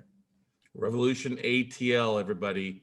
Great stuff. Send me some more information on it. One of the things that we're planning on doing, everybody's registered, part of that is sharing everybody's resources or everybody's events out in the future for. So glad to help out there. ATL is a great space there in hot Atlanta. So much good stuff out there. I mean, She Podcast had a great podcasting event there last year, but not exactly what you're doing. I love what you're doing, brother. Love it. Thanks, brother. Thank you for all you're doing too. Hey, no problem, man. No problem. Looking forward to getting together and grabbing a beer, a pint, or something once the world gets back to normal. We could do Zoom and cocktails, which I was doing too much of in the beginning of the pandemic, and I put on a few pounds before I cut them back off. So we could do Zoom and beer, Zoom and cocktail. Let me know, brother. I'm there. Yeah, virtual happy hours have definitely been a thing to get people through life here. But Jesse, as always, brother, thanks so much for what you're doing. Thanks for jumping on International Podcast Day and just giving, man. And everybody out there, listen, go out, check out his show, The Jesse T Show. Leave a review, whether it's there or on LinkedIn. We love it all, right? Yeah, connect with me on LinkedIn, social media. I'll follow you back. I'll try to help you whatever way I can. Scott, thank you so much for putting this on, brother, and look forward to connecting with you again. Sounds good, Jesse. Be safe, brother. We'll see you later. See ya.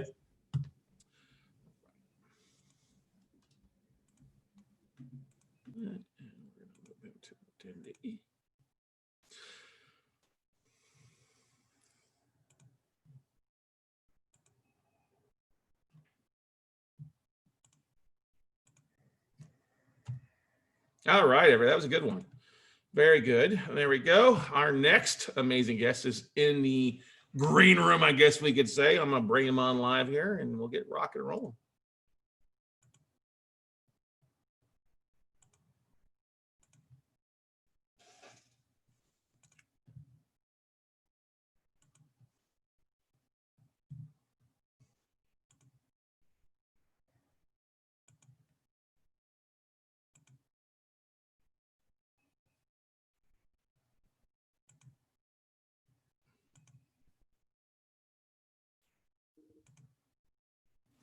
All right, everybody. Well, you are in for a treat. Our next featured speaker, panelist, podcaster, just resident badass who loves working with so many people out there is the one, the only, the man, the myth, the legend, the founder of Outlier HQ, the man in charge of the Outlier Podcast Festival, bringing podcasting and featuring those outliers out there across the world and here in the United States, is our buddy Ever Gonzalez joining us this morning. So what is going on, my friend? How you doing today?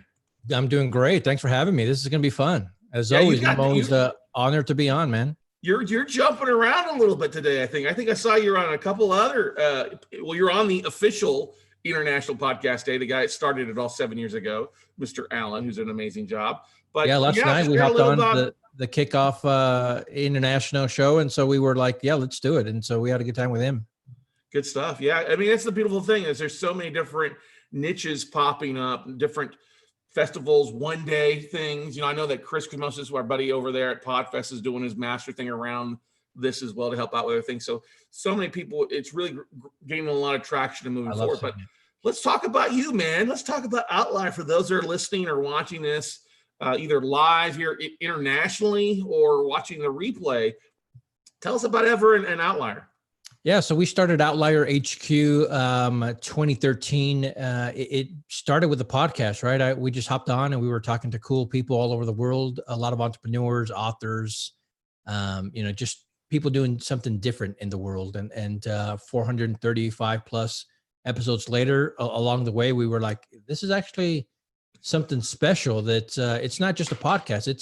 It feels like a community. And so we started in Utah. We had a co-working space there for a little while. But then because of the co-working space and the community that we were building, we're like, let's do events. Granted, this is not my background. I had no idea how to put on events. I had no idea how to do a podcast, run a co-working space, but we're like, let's figure it out.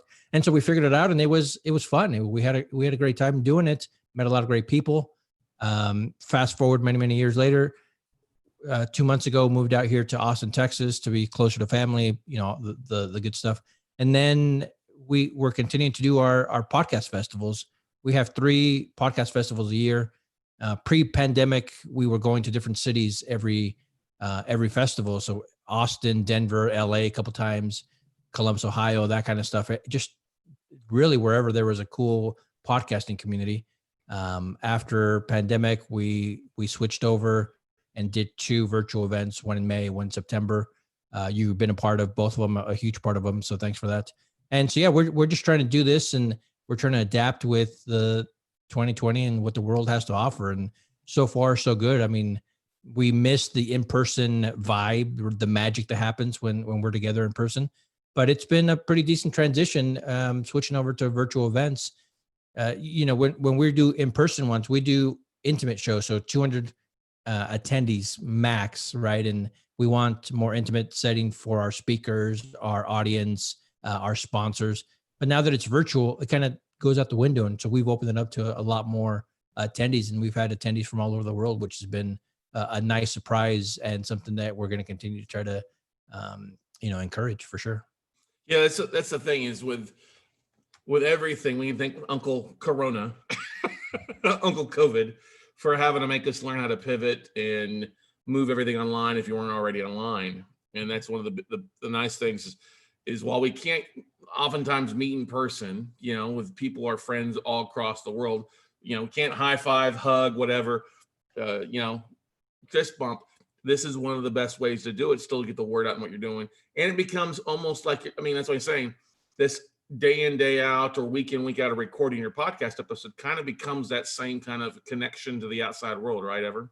Yeah, and so that's one of the things that one of the positives, right? One of the few positives of Corona, right? It's kind of opened up our world a little bit, and I think people are a little bit more forgiving about audio quality because now a lot of these podcasters aren't in their studios, aren't doing it professionally like they used to. Now a lot of them are in their bedrooms and basements and closets, and indie podcasters, we've been doing that since forever. So it just kind of levels the playing field a little bit. But a lot of these podcasters are putting out great content, and we're seeing a lot more podcast festivals and podcast events and conferences, and we're all for it, right? I think opening up to different communities, different niches, I think overall the podcasting industry in general is going to benefit from that, right? Some of them are going to fall off. Some of them are going to become a staple in the industry. But that's the way we grow. That's the way we continue to find different podcasters out there doing amazing things.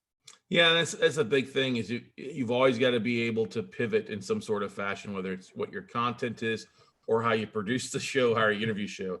And I think that's the biggest thing I've seen in the people that were like, oh no, I only do in-person interviews. Well, that's a little struggle right now. For sure. You know what I mean? Yeah. And it's again, it's opened up so many different avenues for a lot of these different podcasters. I was always against, no, we're not going to ever do anything virtual. It goes against everything we believe, right? We want we want in-person intimacy type of stuff. And we had to, and it turned out great. And so I think it's the same way with a lot of these other podcasters. No, only in-person interviews, only in-person, whatever. It doesn't always happen that way. And I think a lot of people are pleasantly surprised that this virtually still works, and it's working great in a lot of instances. Yeah, it's as good as it can be. You've got to embrace what you can do these days versus what you can't. Thinking back to when you started Outlier and your podcast out there, what was some of the inspiration for it when you're getting started and getting things off the ground? You know, my background's in logistics and sales. And so I was running a logistics company out of Utah for many years, decided to sell it in 2013 or so. So I had a little bit of time on my hand after I got rid of it. And so I'm sitting there thinking, shoot, I'm still kind of young. What am I going to do with the rest of my life? And so I was listening to a few podcasts back then, right? And this is late 2012, early 2013. So not a lot of options then, not that I could find anyway. But there were a few that I enjoyed. I enjoyed Mixergy with Andrew Warner, Jason with This Week in Startups, those kind of shows. And I was like, I like people, I like business. Why don't I just start a podcast where I talk to entrepreneurs and business owners? And that was the inspiration. So we started that way, and then it morphed into much, much more. But yeah, early on, it was just about me, first of all, trying to stay a little bit busy, and then meeting a lot of cool people now that I was at that point out of the game for a little bit. And again, episode 1, we had Chris Brogan on, if you guys know him, an online entrepreneur. And then it just kind of went from there, and it's been growing ever since. So yeah, in the beginning, it was just trying to stay busy. And then I was like, there's something special here. And so we kind of took advantage of it. Now, let's talk about that, staying busy. I always like to ask the podcasters, obviously their favorite thing, but then also, what's the thing that frustrates you the most when it comes to your podcast? Is it the editing? Is it like, what's the thing that just kind of, we all can talk, don't get me wrong, we all love talking. That's right. That's right. What would be the opposite side of that spectrum, the things that you really don't like about podcasting? You know, it's not, for me anyway, for my show, the editing would have been one. If there was more editing for me, I push play, I do the interview for an hour or so, you know, so the editing is just the beginning and the end, nothing in between. We don't usually cut stuff out. So that's not that bad. For me, it's the social media stuff. I enjoy it. I don't do it well because I'm not like 100% invested in it, sharing and doing clips. And, you know, I mean, some people go all out and are doing amazing things. I just wish I had that in me. I don't have it in me. We've hired a couple of agencies to do it for us. It's not, you know, I don't know. I have mixed feelings about that, but I think that's the worst part of it. Finding little clips or promoting myself and the podcast and the guest on a regular basis has been, you know, it's not hard, but it's just consistency wise, it's not always on the top of my list.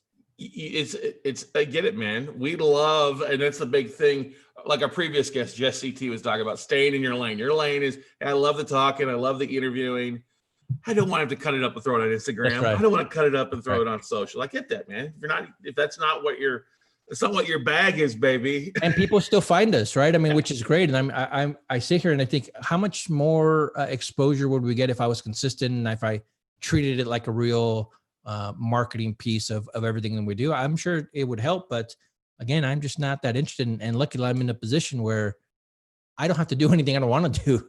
Right. I mean, if this was something that I needed to do to feed my kids, then obviously I would be all in. But with what we're doing now, it's more than enough. And so, yeah, there's no fire under my butt to kind of get up there and do the social media thing as well as I need to do it. I mean, it's still up there. We share it. We do all that stuff. But I mean, people like you, I mean, there are people that are doing a great job with their shows. And my hat's off to them because it's not always easy. I'm very lucky that I have a team that does all the production and creates most of the stuff for me. And then I have a even your VA graphics, your consistency, all that stuff, it's pretty good. It's really good, actually. I have a very good vendor that does that for me for the most part. Because I'm the same way, man. Yeah. I got stuff I got to do. Podcasting, while I love it, it is not it's not the thing that pays the bills. I mean, we're wrong. We've monetized well with what we've done, but still, for the most part, we use it as the biggest lead gen for our educational and class stuff like that. It kind of takes me to the next question I was going to ask you. With Outlier and your podcast, or anything specifically you're doing to monetize that, or help with paying the bills and taking that monetary level? Because that's always the biggest thing. You and I both know this. We hear this all the time. How do I monetize? I'm on episode 1. Yeah. How do you do that? Yeah, we're doing it. Nice. We're doing it a couple of different ways. Obviously, the exposure that our show gets brings in guests and speakers to our festivals. So obviously, ticket sales to our festival, sponsorships for our events is huge. And then because of the exposure that I have and the circles that I run in, and because I've kind of built this little bit of a brand as well, not just with Outlier, but with my own personal name, I get called to consult with not just podcasters, but entrepreneurs. And so that's been a lot of the lot of the revenue. We don't have sponsors on our show, right? We don't do any of that stuff. I don't know. We tried it. The demand is there, but again, it's the consistency on my end. I just don't want to I want to be able to put out my stuff raw, and it's great and it's worked for us. And, if you've ever been to one of our events, not a lot of bells and whistles, right? We just want great content from the stage and from everything that we're doing. The same thing with our podcast. But one of the things that we started doing recently is we have a newsletter that we have started to monetize. So we turned on a kind of like a Patreon. We use Substack, $15 a month. If you subscribe, not only do you get a good information from us weekly, but $15 a month, which is what, $180 a year, gets you access to all of our festivals, which is 3 a year, which is I think a good deal, plus a monthly masterclass in podcasting, and then a Q&A once a month with industry leaders as well. And for $50 a month, I think that's a great deal. And so we've been starting to do that, and we've seen some success. I mean, we literally just started this month, and it's been fun. Nice. Yeah. Well, then it gives you an opportunity to monetize it. And I think it's sometimes going back to that newsletter aspect of things. Like, a lot of people forget about that because, like, oh, they can listen to the show notes, or they can do other things. Well, that extra little bit of touch base allows you to feature some other things and really connect and grow people. And you've used, your Facebook community as well, Outlier, to kind of grow and really connect with your audience and connect with the Outlier tribe.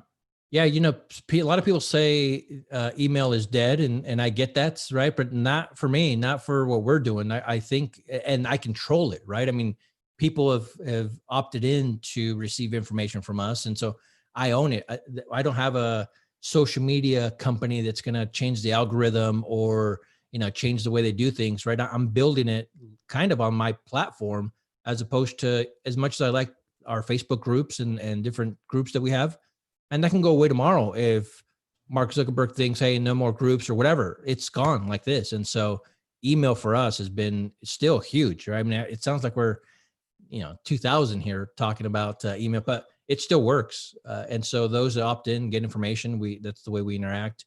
And that's the way that we're going to continue to move forward. And, we'll use some of these other social media platforms. We have a little bit of Slack stuff as well, but I think email is huge for us. I'm never going to be on TikTok, right? I'm never going to do some of these other trends that are out there. You're not going to do the flossy? Come on now. I'm 44 years old. I'm gonna throw off a hip or something, but no, it works for some, right? I've seen Pat Flynn starting to use it, and he's funny. Whatever. If it works for his audience, more power to you. But yeah, not for me. Well, Pat's got to do something since they're not coming out with a Back to the Future 4. You know what I mean?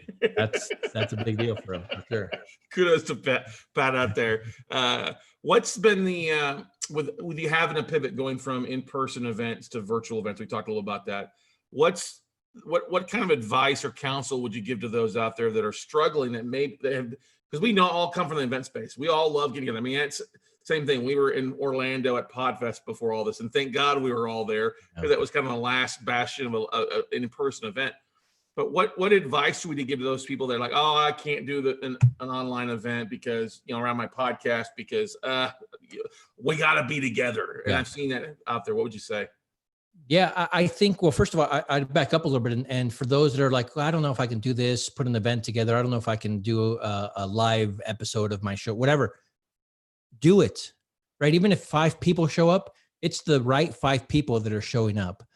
Those that are kind of hesitant about doing virtual events or these type of things, I think you try it. I think you would be pleasantly surprised that people that you know, if they're following you already, they want more from you. And so make it easier for them to kind of access your episode, or you specifically.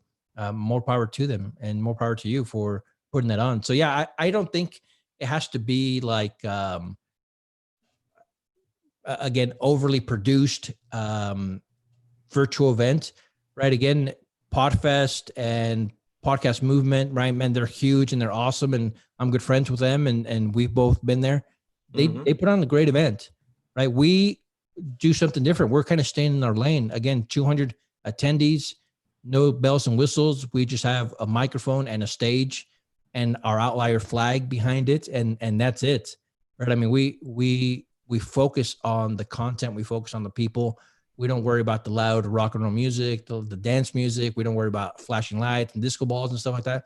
We worry about people, and it's worked well for us. And a lot of times I feel like the Grateful Dead when we were doing these events 3 times a year, because people would fly to different cities to come to us. And I mean, that's a huge testament to some of the things that we're doing. And it's not because of me. It's not because of REL. It's not, for the most part, because of the content that's coming out from our stage, although all those things are important. I think it's the people being able to interact. And so those hallway conversations, we've talked about this many times, the podcaster that's talking to another podcaster that they just met in the hallway at one of my events, and that's good things happen from there, right? They find partners, sponsors, a new friend, whatever. More power to us for being able to kind of put that together. And then now they take that relationship and build it themselves, but then we get the credit for being able to put them together. And so next time we have an event, right now we have 2 more ambassadors that are kind of sharing our information. And so you could do the same thing virtually, right? I mean, I've seen a lot of happy hours. I've seen a lot of these cocktail hours. Do it, whatever it takes. And again, even if you get 5 people, that's a good start. Keep going. You don't have to have 10,000 fans, 10,000 followers, right? If you have 1,000, if you have 500, but they're all in with your stuff, that's even better. That's the biggest thing. I think that's the one takeaway from Gary Vaynerchuk. I have probably applied more to podcasting and marketing than anything else. Is we all get a lot of people early on want to send something out, whether it's an email, a video, a podcast episode, and they expect it to suddenly have thousands of downloads and go viral. And early on, when I got started, I went with a mentality: if one person listens to it, that's one more than I had beforehand. And if that next day is one more person, so that really the power in adding one person a day, as long as you show up. And consistency, 400, how many episodes have you done now, ever? I think we've released 435. 435. That's consistency. You know what I mean? And showing up to that builds a lot of trustworthy audience when you know when they know you're going to be there, right? Yeah. And we're hoping the quality stays the same, right, across, and even gets better as we do this. Obviously, listening back to my very first episode, and it's cringeworthy. It has to be cringeworthy, right? If you're not embarrassed about the first email you send out, the first episode you put out there, whatever you're doing, if you're not embarrassed about it a year from now, then you're not doing it right. You've waited too long, and it's overly produced, whatever, right? I mean, you have to be professional and all that stuff, but you, for the most part, are going to be embarrassed about the first things that you put out there. And I definitely am, but it got me to 435 plus. And our first event, we had it in St. George, Utah, Southern Utah, where I was living for quite a while. We had 100 people show up, maybe, right? Again, it was a small town. We did have people fly in, but I'm looking around thinking, is this worth the effort? But those 100 people and the speakers, we all went for pizza that evening, right? It was a one-day event, And it was one of the best outings that we've had. Sean Douglas, some of the people that you know were there for the very first one, and obviously it's grown since then. But man, that tight knit family feel was there from the very beginning. And again, I was sitting there thinking in the middle of the conference, thinking, man, I don't know if this is going to be worth it. I don't know if this is going to be something that we're doing again. We just kind of threw it together. But after, the second half, we could start having, we started having this feeling of, man, there's something cool going on here. And again, from stage saying, hey, we're going to go hang out, and there's a new pizza shop that's down the street. It's my buddies. We're going to go celebrate there. Everybody came, they closed it down, and it was just for our party. And it was amazing. And we made some lifelong friends there. Big things have small beginnings always. That's right. Right. That's right. It always starts small. And it's just a lot of times I think people need to are sitting there watching us all out there. Okay. Are they continue? And is it going to grow? Are they going to stick with it? Are they going to stick with it? And before too long, if you give something enough water, enough sun, enough soil, things sprout and do really good things out there. And you've been a testament to that. So Scott, you obviously command a large audience, right? You're consistent with your stuff, and you've been doing this for quite a while, right? What has been the hardest part about your journey in all of this? The hardest part, I would say this is because I've been teaching my niche of real estate investing for over a decade. And as the market changes, keeping up and not being a habit of looking and stopping what I'm doing and not making sure I'm looking forward, because I always have to try to keep ahead of the schedule, trying to keep what's going on. What do I think the market's going to do? What's planning 3 months to 6 months out? That's always the hardest thing, I would say. Some people are like, well, I just got to plan the day. I'm like, no, my day, pretty much the same thing. It's that if I want to achieve something, we have to start planning ahead of time. Like I'm already planning for next year compared to waiting until January 1st to start Sure. there. I'm always big. I think it goes into the football player in me with the coaches. If you're on time, you're late. If you're early, you're on time. You know what I mean? So that would be the big thing. I go through peaks and valleys like anybody else does. I have good days, bad days. Consistency, I know that I'm in the thing. I'm not in the real estate business. I'm not in the note business. I'm in the media business these days. And as a podcaster or content provider, I think you've got to have that mentality. If you want to get the word out to today's audience, you have to stand out from the crowd. Most people are doing the bare minimum to market. And it's that doing that little bit extra goes such a long way. And if you do 1% extra each day, at the end of 30 days, you're 30% ahead of your competition. If you think about that. One of my favorite quotes is Elon Musk. He says, I didn't work 40 hours a day. I worked 40 hours a week. I worked 80 hours a week. So I got twice as much done compared to my competition, Agreed. And it's funny that you mentioned how, with everything that you're doing, you're definitely a media company that happens to be working in real estate and notes and those type of things, right? And I think if we kind of all approach that nowadays, those that are listening, right, those that are podcasters, we truly are a media company in what niche, right? I happen to be with entrepreneurs and podcasters, but whatever you're doing, I see Liz talking about doing a virtual event here, a publishing boot camp, right? If she kind of focuses on that being all of it, a media company for the most part, I think it's going to go a long way. And she's talking about here in the notes, talking about how she had to cancel it. But, if your biggest worry is the tech, awesome, right? If you already have an audience, if you already have the idea and you only need help with the tech, that could be learned in 20 minutes, right? 25 minutes. A big kudos to you, Scott. You helped me in May when we were trying to figure this out and turn our podcast festival into a virtual festival. We've done virtual stuff in the past, but this was going to be a full-on festival, 3 days, over 40 speakers. And I texted you saying, hey, dude, I don't know what I'm doing here. And you called me on a Saturday and you spent an hour with me. And that was huge. And so I really appreciate that. And so Liz, whether it's Scott or me or anybody else or YouTube, you're going to be able to figure out the tech part. And so I think having that, publishing boot camp scheduled and done, I think you can definitely do it. Yeah, I would agree to that. It's gotten so much easier than it used to be. We've been doing virtual events for 5 years, anywhere from 30 people to 1,500 people via Zoom, sometimes 2 Zoom rooms, and it's pretty relatively easy. these days. It may seem difficult and can seem overwhelming if you've never been down that pace. So I'm not trying to minimize anybody's fear, but it really is a lot easier than most people make it out to. I mean, I was able to figure it out. I created a Zoom link and sent out invites to the 20 some odd people here and create a couple infographics, and okay, let's schedule the time and pick out a URL or two, and then we're off and rock and rolling. And there's going to be some hiccups. There's going to be some things that go wrong, right? Our very first one, and it kind of turned into a funny thing. But for us, I sent out the wrong link when it came for people registering. And so everybody that registered, usually like Liz, I can see your name, Scott, I can see, you know, people's names as they register, but I sent out the wrong link where everybody was Joe Test, because I was testing out the link. And so everybody that registered and was asking questions, all of our speakers are like, who's this Joe Test that keeps asking the same, you know, keep asking questions, but obviously it was different people. And so that was turned into a funny experience, but it was something that we screwed up. And again, you might screw it up a little bit, but overall, if you have a positive experience, learn from that and take it to the next level.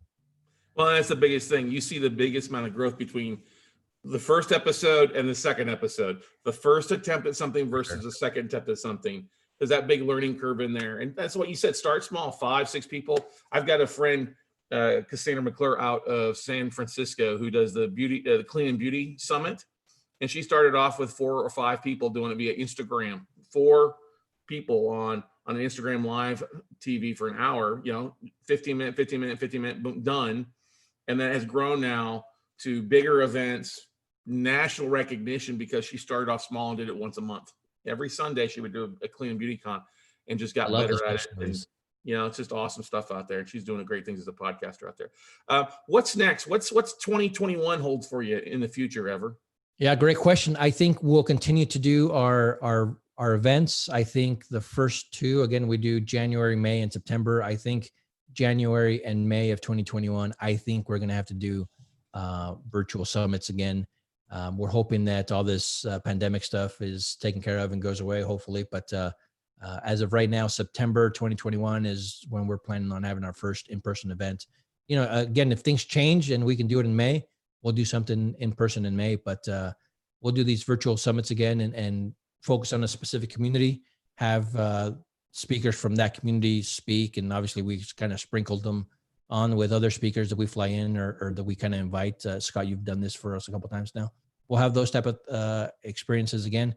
And we're always thinking of new, different ways to kind of have that hallway conversation that we have in person virtually. And so we're going to try to come up with different ways to be able to do so, so that people can kind of still connect at our events, because that's been our biggest, something that I think we do well, that we've done well in the past. Yeah, I think you've got to expect that at least through the first 6 months, there's not going to be a lot of travel for events. People are still going to be doing stuff primarily remote via Zoom or other things out there. And that's okay. I mean, and then as we transfer into something, I think the virtual aspect of any type of event is going to be much more important these days than what it used to be, you know? And one of the things that has kind of helped and has been pretty good, right? We moved here to Austin a couple months ago, and you know, obviously a big move like that is always takes up a little bit of time, a little bit of effort and resources, and being able to kind of do these events virtually helped, right? I didn't have to fly my entire team somewhere. I didn't have to worry about a venue. I didn't have to worry about food. It was just hey, $40, I think, for Zoom that we do for the webinar service. And then we had these amazing speakers, and we had cool sponsors and cool attendees. And so now just trying to figure out what 2021 is going to look like is on my mind. And so we have a few months to do it. Being a media and events company that we are, we're bringing back a podcast or a conference that we've done in the past that we haven't done in a couple of years, Founders Weekend. I was going to ask you about that. Talk more about this. I'm excited to hear more about this. Yeah, this one's going to be what we've done in the past and focused on entrepreneurs and startups. Again, we were in St. George, Utah, Southern Utah for a long time. And so a lot of our events were there, and we would fly in speakers, and we were trying to help the Southern Utah entrepreneurial community. And it was great and it was fun, but it was still a small town. And now that I'm in Austin, we're bringing it out here, and we're going to have a lot of fun. We're going to try to partner with South by Southwest and a few of these other media companies that are down here. And we're going to have a good event. And we're thinking December 3rd and 4th is when we're going to do this. And again, it's going to be virtual because of what's going on. But we hope to kind of make Austin our true headquarters once all this is done. And right, it's in the middle of the country, easy access, great airport, all that stuff. And so with our podcast festivals moving forward, with our Founders Weekend conference moving forward, I think it's going to be Austin. Good stuff, man. Well, we look forward to big growth in the new year and hanging out and getting a chance to have a pint or a pizza with you sometime soon, man. Absolutely. It's always fun to hop on. So thanks, Carson, Scott, for everything you do. Anytime, but what's the best way for people to reach out to you, connect with you ever? Yeah, outlierhq.com, our website, outlierhq.com, outlierhq for all of our social media channels as well. So connect, say hi, join our Facebook group at Outlier Podcast Festival.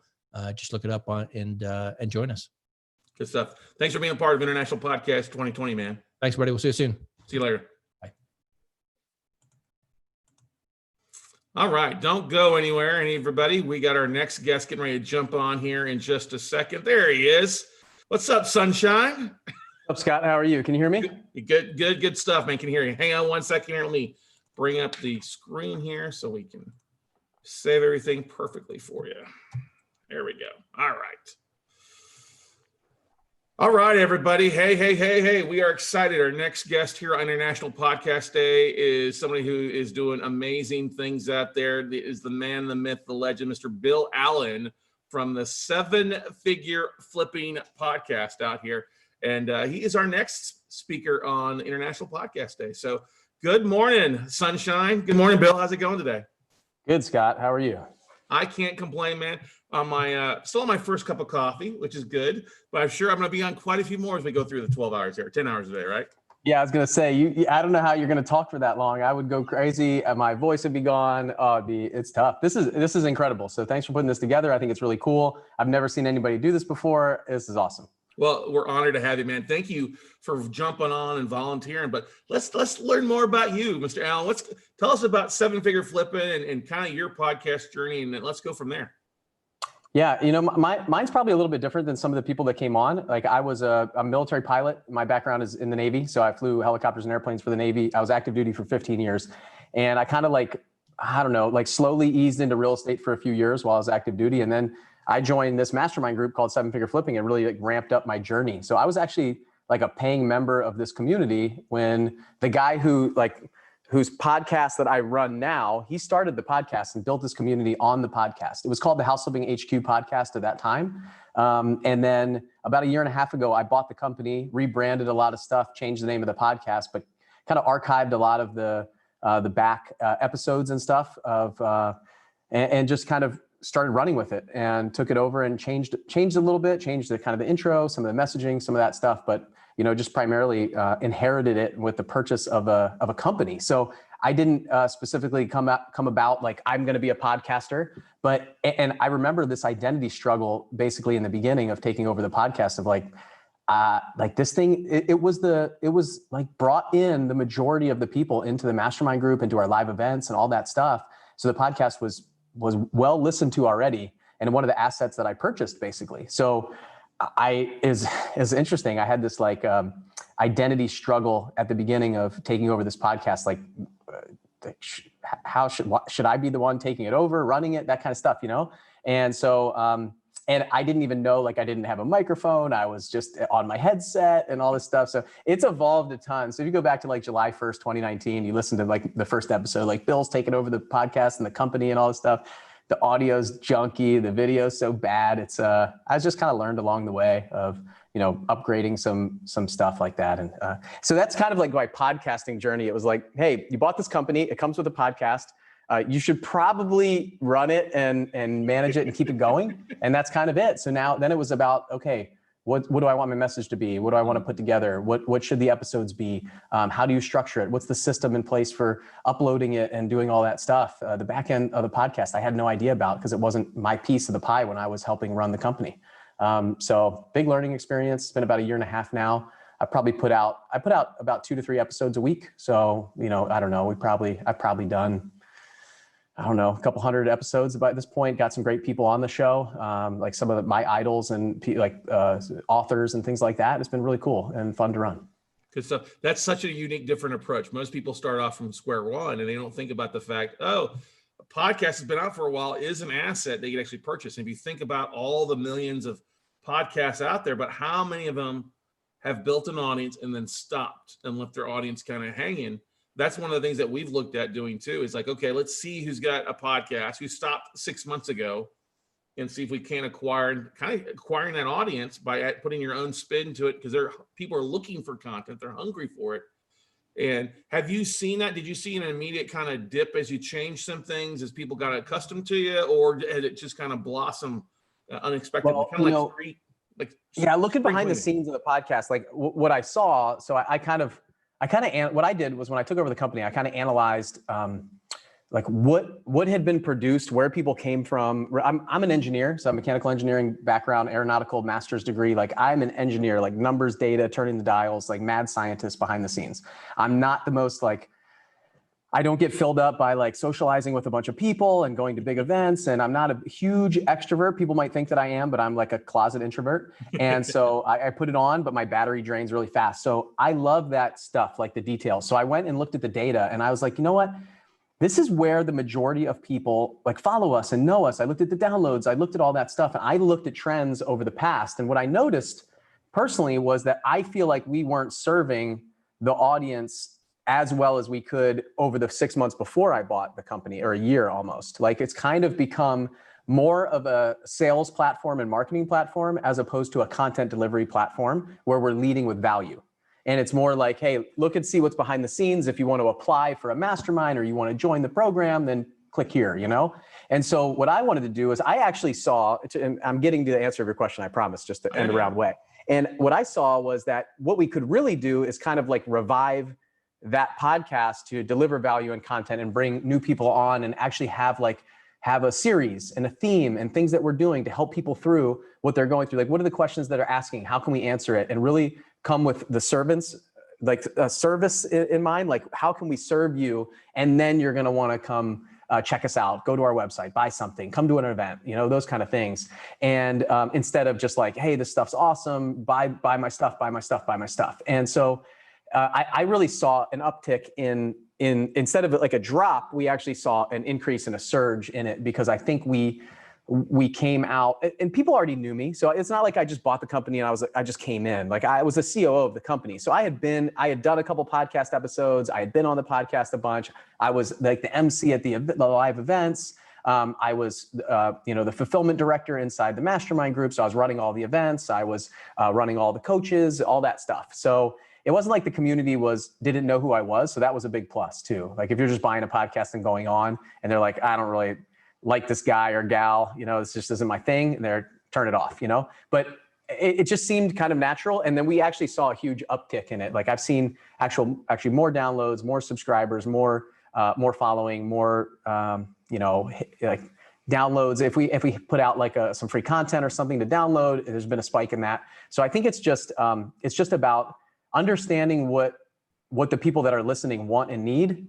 And I've realized that like more people are tuning in, more people are downloading it, because we're actually giving them what they want, as opposed to feeling like they're being sold to or marketed to, you know? So I think just that change, it was pretty quick that we were able to kind of like revive the podcast a little bit after maybe like 6 months. And I've seen that, just like what you said, people will shut it down or not put out a new episode for like 6 months or a year. And it's a challenge to kind of get that thing going again and kind of shock it back.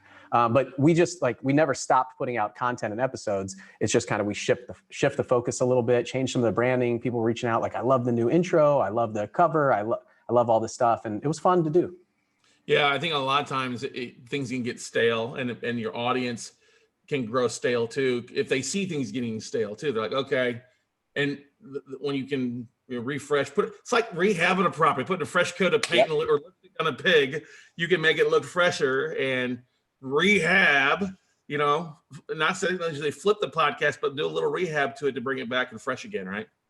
Yep. And, you know, so I saw that, and I have a tendency to talk. So I do kind of longer episodes, interview style on this podcast. And I know that people want like shorter bites and shorter content and stuff like that. And there's a lot of people, like I just did a podcast with Annie Duke. I don't know if you know her, she's a poker player. And we talked for 2 hours and 40 minutes. We didn't even hit record till about 45 minutes into our conversation. We were just getting along so well. We had blocked off like a half an hour each. And she's like, oh, my afternoon canceled. I was like, I'll cancel my afternoon. Let's just talk. And we ended up doing a like 2 hour podcast. And that's like Jocko style podcast. I never go 2 hours, but I'm rarely can do something in 30 or 45 minutes. It's more like an hour. Yeah. And so when I realized that, what we did recently, about 3 months ago, was I said, you know what? I'm just going to start another one. Like I'm going to start one where we can put out 10 to 15 minute content that's specifically for an event that we put on. And then we can just give like little clips of what people want, like just answering one question. Like what's the question that they have? Let me answer it. And then figure out how we can take that content and do something else with it. So like, can we put it on YouTube, or can we put it on our website or on social media or something like that, to have more devourable type content? Because there's a lot of people that will listen to a 1 hour interview with somebody, but there's a lot of people that just, I realize, the interesting thing that I realized is in this pandemic is what I saw was I was trying to keep my listener base level. And when I really started thinking about it, I was like, man, I'm not even listening to my own podcast, because I usually do. I listen to game film, like how did I do? How can I get better? How was the interview style? What can I change? What can I adjust? And I don't think it's, I don't know, egotistical or anything. I think it's just the fact that I'm actually trying to get better, right? But I was like 5 episodes behind. I was like, I'm recording it, but I can't even listen to it because people weren't driving to work. They're not going out. They're not in the gym. They're not doing all that stuff where they normally devour that stuff. And so we saw that drop, and I was going like, I was kind of beating myself up. I hadn't figured it out. It's just the fact that where do people listen to your podcast? Like where? And so then I said, okay, well, to get in front of them, maybe what we need to do is we need to create something shorter where they can listen to it on 2 times speed in 7 or 8 minutes. And so I went about doing that. And that was kind of like the next step for us to kind of figure out right now during this time, how we put out stuff that people really need. So that was me creating a new podcast, new cover, new everything, trying to move listenership over there and kind of like push them both ways and see if I could do that. But I'll tell you, it's hard. Like putting out now 4 episodes a week is a lot more challenging than 2. And that's a big thing too, but that's good, is knowing what your audience is, and then you're able to serve them in that servant leadership aspect. You say, hey, if you want the long form content, the long conversation, here you go. But if you only got a few minutes and you need that bite-sized McNugget type of content, here you go as well, distribute, because everybody's got different listening and travel habits. I want to bring something back to what you said about how one of your podcasts is about helping put people into an event. You mentioned that a second ago. How has that evolved over the last 6 months for you? Are you looking to move that to a virtual event, or have it as a virtual event, or just postponing things, or doing more where it's feeding more of the longer content? Yeah, so the event space has changed significantly. We do a lot of live events. Our mastermind, the fulfillment side of our mastermind company is 3 live events a year typically, and really 4 every quarter. We do a live event typically. And we haven't done a live event since February. In February, we went on a cruise, and this was like the first ever cruise that we did. It was so amazing. We got back and docked, and it was like, there's some crazy virus in China that's stranding other cruise ships out in the sea and everything. It's just fortunate we got that in. And then since then, we've become like virtual event gurus. Like we are really tried to dial in the virtual event to make sure that it's as impactful as possible. Like the extroverts are still not happy, but we're getting them there to the point where they are starting to feel better. So we have a live event every year. This is our 5th year. It's called Flip Hacking Live. So you probably know Funnel Hacking Live. We just totally ripped off Russell's event name, and he was cool with it. So that's another piece of the asset that I bought, right? It's an event space. And what we do is at the event, we do 3 full days, like long days, about just delivering value. Like what can we show you, what systems and processes that we're doing in the real estate business, the wholesaling and flipping side, to just give you that system in that 30 or 45 minutes where you have it, and people pay, they fly, they get a hotel, they do all that stuff. And so our event is in like 2 weeks, just over 2 weeks. It was supposed to be in Orlando. And about 2.5 months ago, it was about 3 months before the event. And just to give everybody context, we plan this event for 7 months. Like I work with the event planner for 7 months out. We start planning the 3 days. We plan the hotel. I got the hotel booked over a year ago. All this stuff, it goes into play on this stuff. I start hiring keynote speakers and who am I going to put here, and kind of moving the pucks around to figure out the best journey I can take you through over 3 days.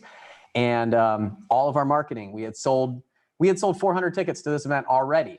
you know, before all this stuff happened. So at the year before, we sell tickets to the event for next year at a discount. And so about 3 months before the event, I had to make a decision. Like, and my event planner called me, and she's the same person that does events for Russell, for Tony Robbins, for Dean Graziosi. I mean, you name Jeff Walker, you name the kind of like live event people out there, and this company does their events too. And so she said, Bill, you're the only one still holding out for a live event in all of 2020. And actually through March 2021, and I was like, what? Like, are you serious? Nobody else thinks that this can happen? And so we were planning a live event, a virtual event, and a hybrid event. So that's the 3 events that I was planning, all very different events. And I said, all right, fine, you got me. I still remember exactly where I was.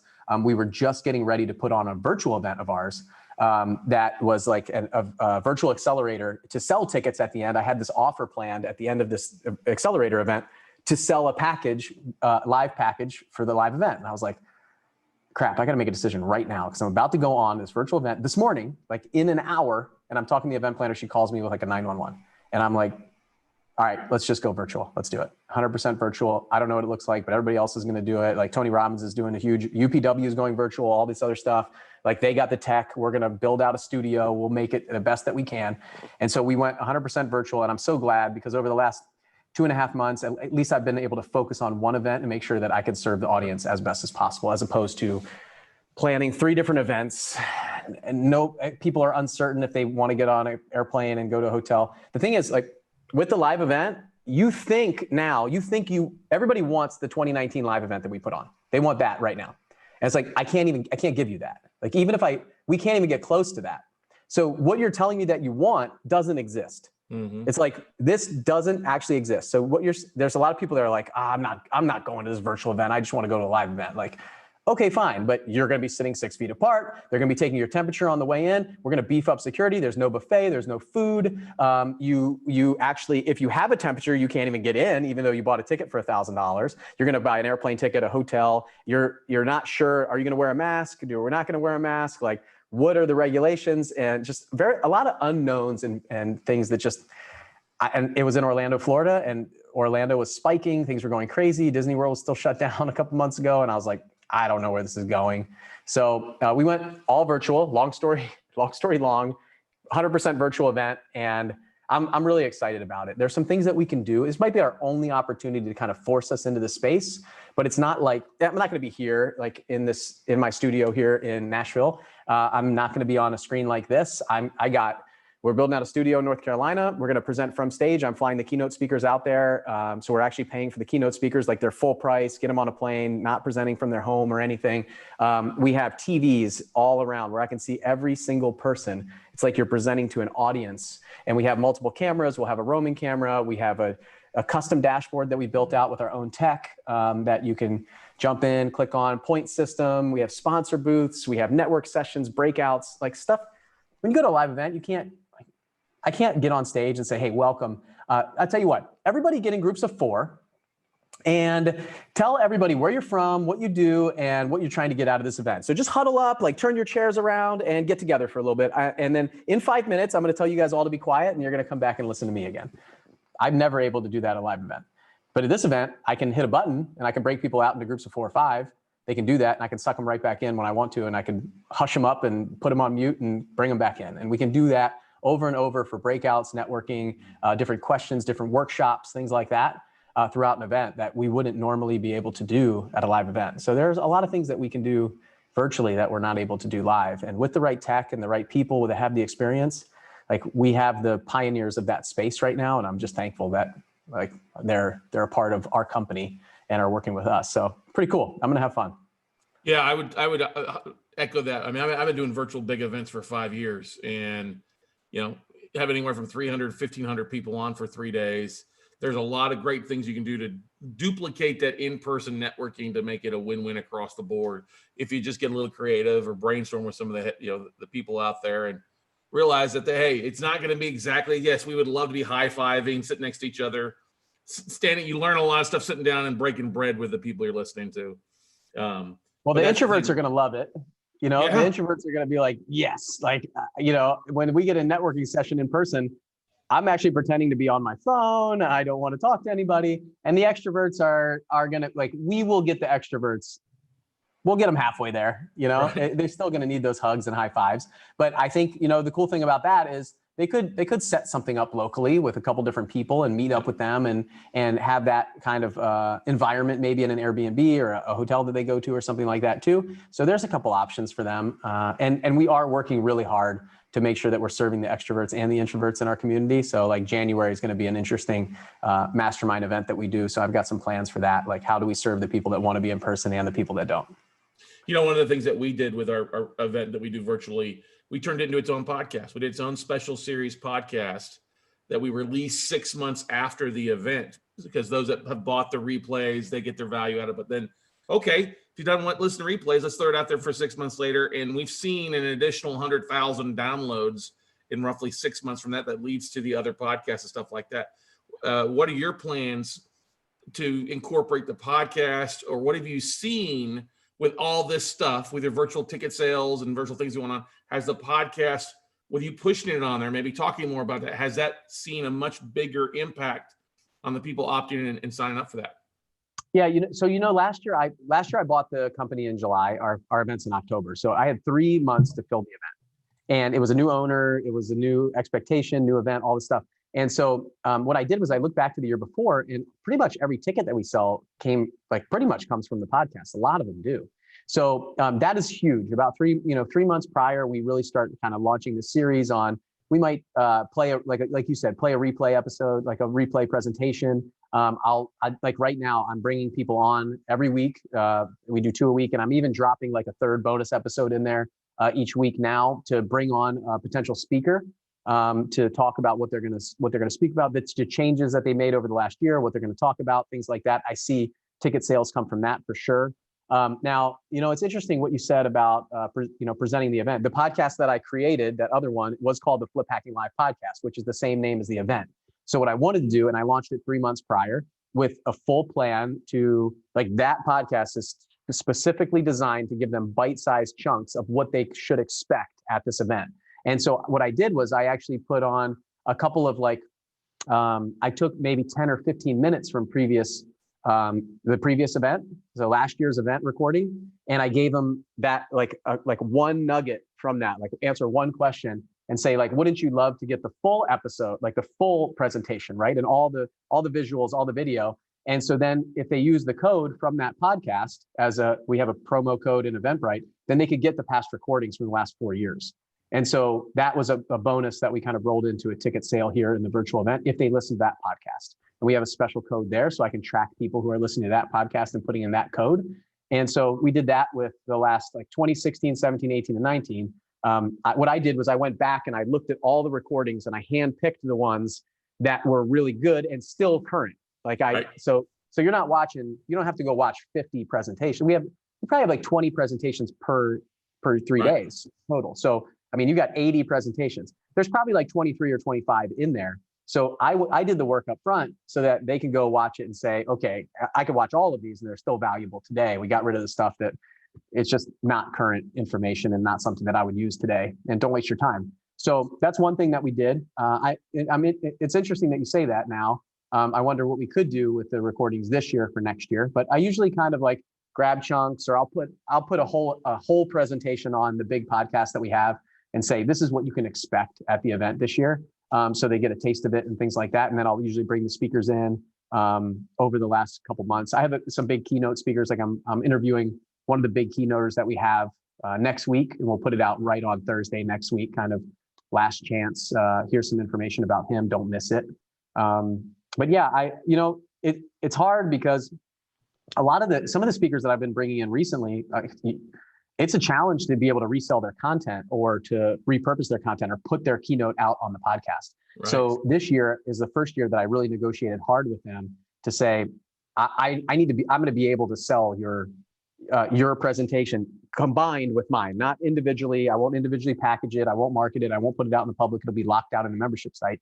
But this is the first year that I got permission from everybody, and I had to pay more to get permission from everybody to use their stuff in my package. So now we sell like this VIP all access pass that has an extra cost to it to get the recordings. but they're getting everything. Like last year I had Jocko come to our event and speak, and I wasn't allowed to use his presentation in our recordings. And unless you came to that event, you donated to the charity, and then I could give it to you there. So I couldn't resell it to anybody that missed it. I couldn't put it out on the podcast. I can't do any of that stuff. I just didn't have permission. So that's the challenge sometimes for us. But I like that. You know, I could create, I don't know. I don't know what I'm going to do with that Flip Packing Live podcast after the event. Right now, it's like so much work, you know? And so I'm trying to figure it out right now. What do we do with that? Do we just stop it and then start it up, you know, 3-6 months prior to next year's?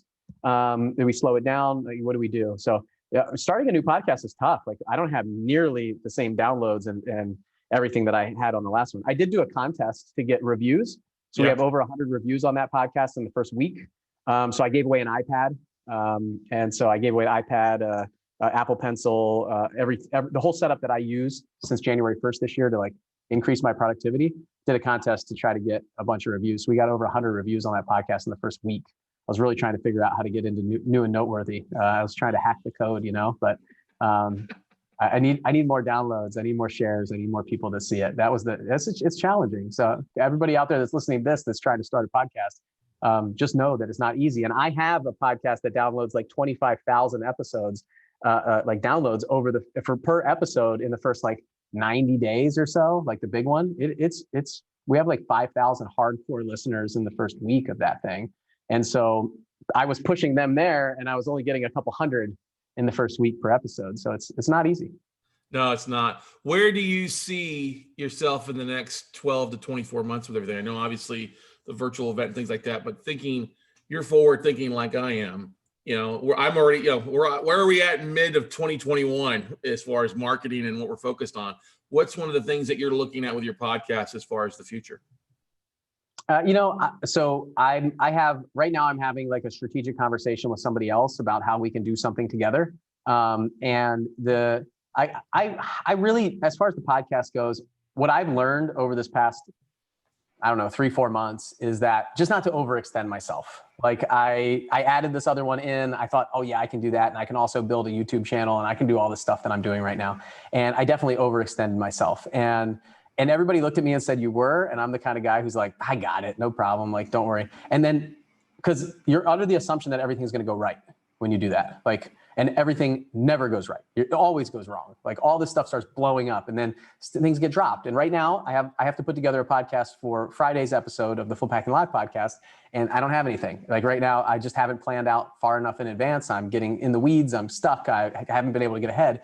So I would say for the podcast, I think that I am going to consistently put out our 2 episodes a week for the 7-Figure Flipping podcast, and be really, really like plan ahead to figure out what is going to be, what do people want to hear? What do they need? And then I also want to figure out how to get to that Dream 100, like really get in front of those people. Cause I went hard and I got some great guests. I got some people and it's almost like more self-serving. I get to talk to people that I want to talk to that are on my list. So we kind of like slowed down on that because 2 or 3 months from Flip Packing Live is all about who's going to be speaking there. So we're going to go hard in the paint on those folks coming up. Like I'm going to figure out how to get some of these bigger people on the podcast and really make sure that we do that right. And also we use it to kind of raise awareness. I run I'm a Tennessee volunteer director for Operation Underground Railroad, which fights human trafficking, sex trafficking for children. And we use the podcast a lot to kind of get that message out. So I want to do some more of that too. It's just really kind of share the awareness there, open people's eyes to what's going on. And yeah, I don't have anything like huge planned. I do have this partnership that's coming up that's going to be really exciting that we're going to do, but it's somebody else who already has a podcast, and we're going to kind of work together to do some cool stuff together. Good stuff, Bill. Good stuff. Definitely looking forward to it. You guys are doing a great job out there. You might need to hire an assistant just for everything you're doing. You got that down, right? I have a full-time assistant. Another one just for your marketing, brother. No, we do. We need a marketing director. We need like a full-on digital marketing director. We had somebody, it just didn't work out with him. And then it was so close. It was like 4 or 5 months from Flip Packing Live. And I said, look, I've been doing the marketing for so long. This didn't work out. It was 3 months of our time. We lost 3 months. I went back in time. I just need to hit it hard. Right after Flip Packing Live, our ad goes up. We already have it written. We have this scorecard of who we're going to hire, how we're going to do it. And we're going to start going out and building out that arm of the company for sure. Good stuff. What's the best way for our listeners on here, people watching this now or in the future, to connect with you? Obviously the podcast, check out the Seven Figure Flipping podcast. We got one called Flip Hacking Live podcast. I have no idea what's going to happen to that thing after October. We have an event called Flip Hacking Live. You can go to fliphackinglive.com and check that out. But sevenfigureflipping.com, YouTube channel, Facebook, Instagram, all that stuff. We got it. So yeah, I'm around. I think anybody listening to this probably cares about the podcast. You can check me out there. Perfect. Good stuff. Well, I want to say thank you again for coming on International Podcast Day and just sharing such great stuff. Such a great contrast, doing some big things, taking over another one that you're already on there, but buying a company and then using it to leverage your event and doing it on a regular basis to fill your mastermind. Such great stuff, Bill. Love it. Our audience loved it as well too for you. Yeah, Scott, thanks for having me, and good luck. Like, I think this is really cool. I saw your poster. I recognize a couple people from the mastermind that we're in. So I think you got a lot of cool guests and a lot of different people in different worlds and industries. It's pretty fun. So I hope that you do okay talking all day. Oh yeah, this is something that we do on a pretty regular basis. So I'll be fine. There's sometimes people do most of the talking for the hour or the half hour, which is good stuff. Makes it easy for true. me. Yeah, and in my case, it's usually me. Yeah. Hey, nothing wrong with it. That's what you're here for. 30 minutes at a time. So I have to remember that on my podcast. I have to listen twice as much as I talk, and sometimes it's a challenge. So I'm like, oh, tell me about this, and we did this, and this isn't your time, Bill. Shut up. So the whole God ratio. God did give us two ears versus one mouth. Amen to that, brother. Well, be safe out there, and look forward to hanging out in person sometime soon. All right. Yeah, absolutely, Scott. See ya. Thanks. Thanks, Bill.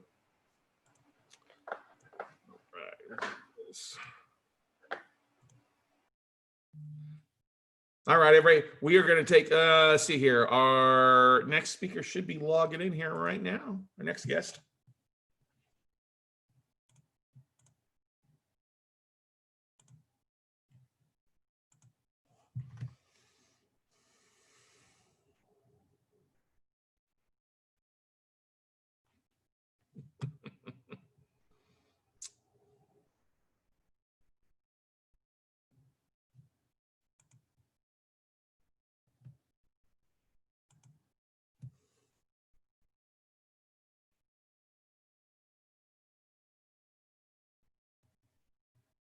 That was really interesting, hearing how Bill talked about how he shared that and used that to drive sales to his workshops. It's something to think about for you guys out there that are looking to do an event.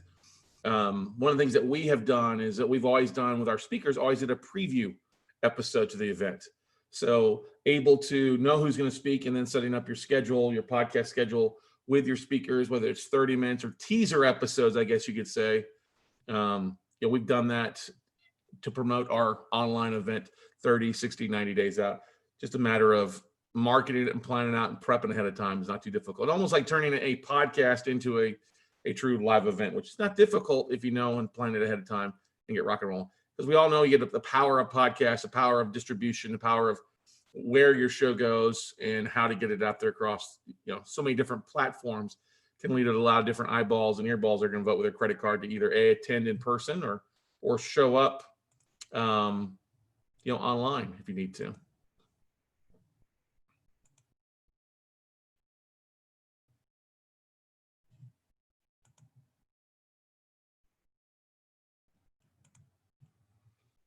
Just waiting for our next guest to join us on here. So tell us about that. We see Jim, we see Liz, we got some people online here.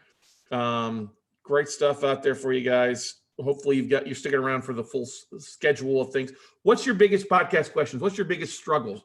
What's the biggest thing that's keeping you from taking action or keeping you from success there? There he is. Hey, Scott, how are you? Good, Ben. Give me 1 second here and we'll get rock and rolling for you. All right. Okay, no problem.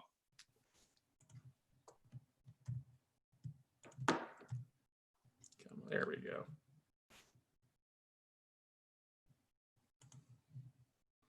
All right, ladies and gentlemen, once again, we've got an amazing next speaker on this next segment of International Podcast Day. He is the host of Stream Hackers Radio. It's a quest for the ultimate side hustle. The one, the only Mr. Ben Lyons joined this morning. What's going on, Ben? How you doing today? I'm good, Scott. How are you, man? You've been rocking and rolling. You know what? Just another day in the life, Well, good. That's a good life right there. So one of the things I love about you, you've been doing, I mean, you've been in your business for over 2 decades. You know, $200 million in real estate, been a very active real estate broker. How has adding a podcast helped that existing successful business out? You know, that's a good question. So actually, ever since I got into real estate, right around 2001, that's always been my main career, but I've also done side hustles. I've always tried to incorporate in an additional income stream. And I think that's been, that's one of those things nowadays that is becoming a lot more prevalent, especially with the financial demands on our families and individuals and just all the extras. People are turning to what I call the side hustles. And so thankfully over the last 20 years, I've had a very wonderful career in real estate, but I've also failed a lot in my side hustle arena. And out of those failures have come a lot of success in the sense of understanding how to take on a side hustle, how to choose between things that are going to be prosperous and not prosperous, time management, finding the right opportunities. So that's really what this podcast is about, is someone that has a career but is looking at an additional income stream. How do you manage that? And really breaking down the belief system that that we're too busy to accomplish something like that. Because what I've been able to demonstrate, and a lot of people have, is that at any level, you have the ability to take on an additional income stream if you're focused, if you're determined, and if you have those tools that you need to succeed. So that's really what the podcast is about, is bringing awareness to those budding entrepreneurs that want to take on something on the side but just don't know how to do it. And so I'm really documenting my journey as I go along, because I'm still an active real estate broker today. Right. But I have created a platform there to share those experiences. What would you say, and maybe you have, maybe you haven't, what's been the most interesting side hustle you've seen or talked with anybody about, or even or tried to take it on yourself, or heard from somebody out there as well? Well, they're great questions. So I have some funny stories of myself. I mean, being in real estate, when I first got in, I thought, well, gosh, I sell real estate. Maybe I should own a furniture store, because people want furniture, right? So I bought a little boutique furniture store. It's Ashley Furniture, and we just had a small showroom. And as people would buy homes, we would introduce them to kind of a wholesale version of furniture.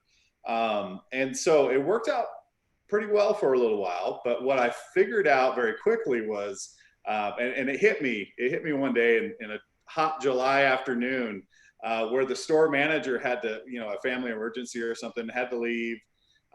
There was no one else there to help. So I'm out there in my dress slacks and shirt and loading up couches.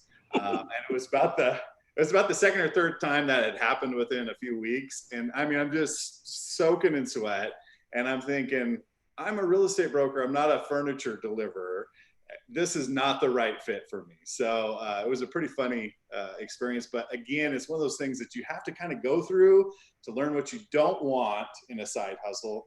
And you want to be more efficient with your time. So that's one example. So what I basically have done is taken bits and pieces of that and created a system for entrepreneurs where they can plug in. Basically, me 15 years ago, where I didn't have the capital, I had the energy, but I didn't have the capital behind me to buy a franchise. I'm looking for, or actually created a system around people that can take that energy and not have a big capital outlay and get maximum results. So makes sense. What's been the biggest surprise with the podcast so far for you? What's been the thing that just kind of you didn't expect? That well, a couple of things. That's a great question. First of all, the people actually are listening, so it's pretty cool to and you've experienced this. I mean, you're incredibly successful at your podcast. You have quite a following. But it was shocking to me that people are actually listening, and I'm resonating with people. And I try to come from an authentic standpoint, in the sense that, I want to be polished, I want to be professional. At the same time, people are yearning for something authentic. And so I just kind of keep that in focus, and that everything doesn't have to be perfect. And so that's been a blessing there for me. So. What has been your favorite tool? Because obviously being a real estate broker, and where's home for you? Where do you I'm in northern New Mexico. Okay. New Yep, Mexico. near Farmington area, south of Durango. Okay, very nice. It can definitely be a full-time gig being in real estate, especially with the market being as crazy and as wild as it is right now for a variety of things. What would you say, and you brought this up about focus a little bit, about people finding the time to do their side hustle. We all know you're going to be successful in whatever you put as priorities for the most part. What's been that biggest, I guess you could say, focus priority that you've had to take on starting a podcast and diving into the side hustle aspect of things? What you found that maybe you struggled with at first that you had to overcome?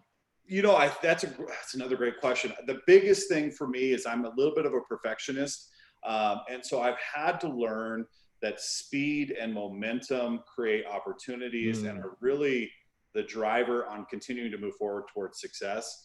That if I can get really trapped in trying to make things too polished, too perfect, that I lose the momentum and the speed factor.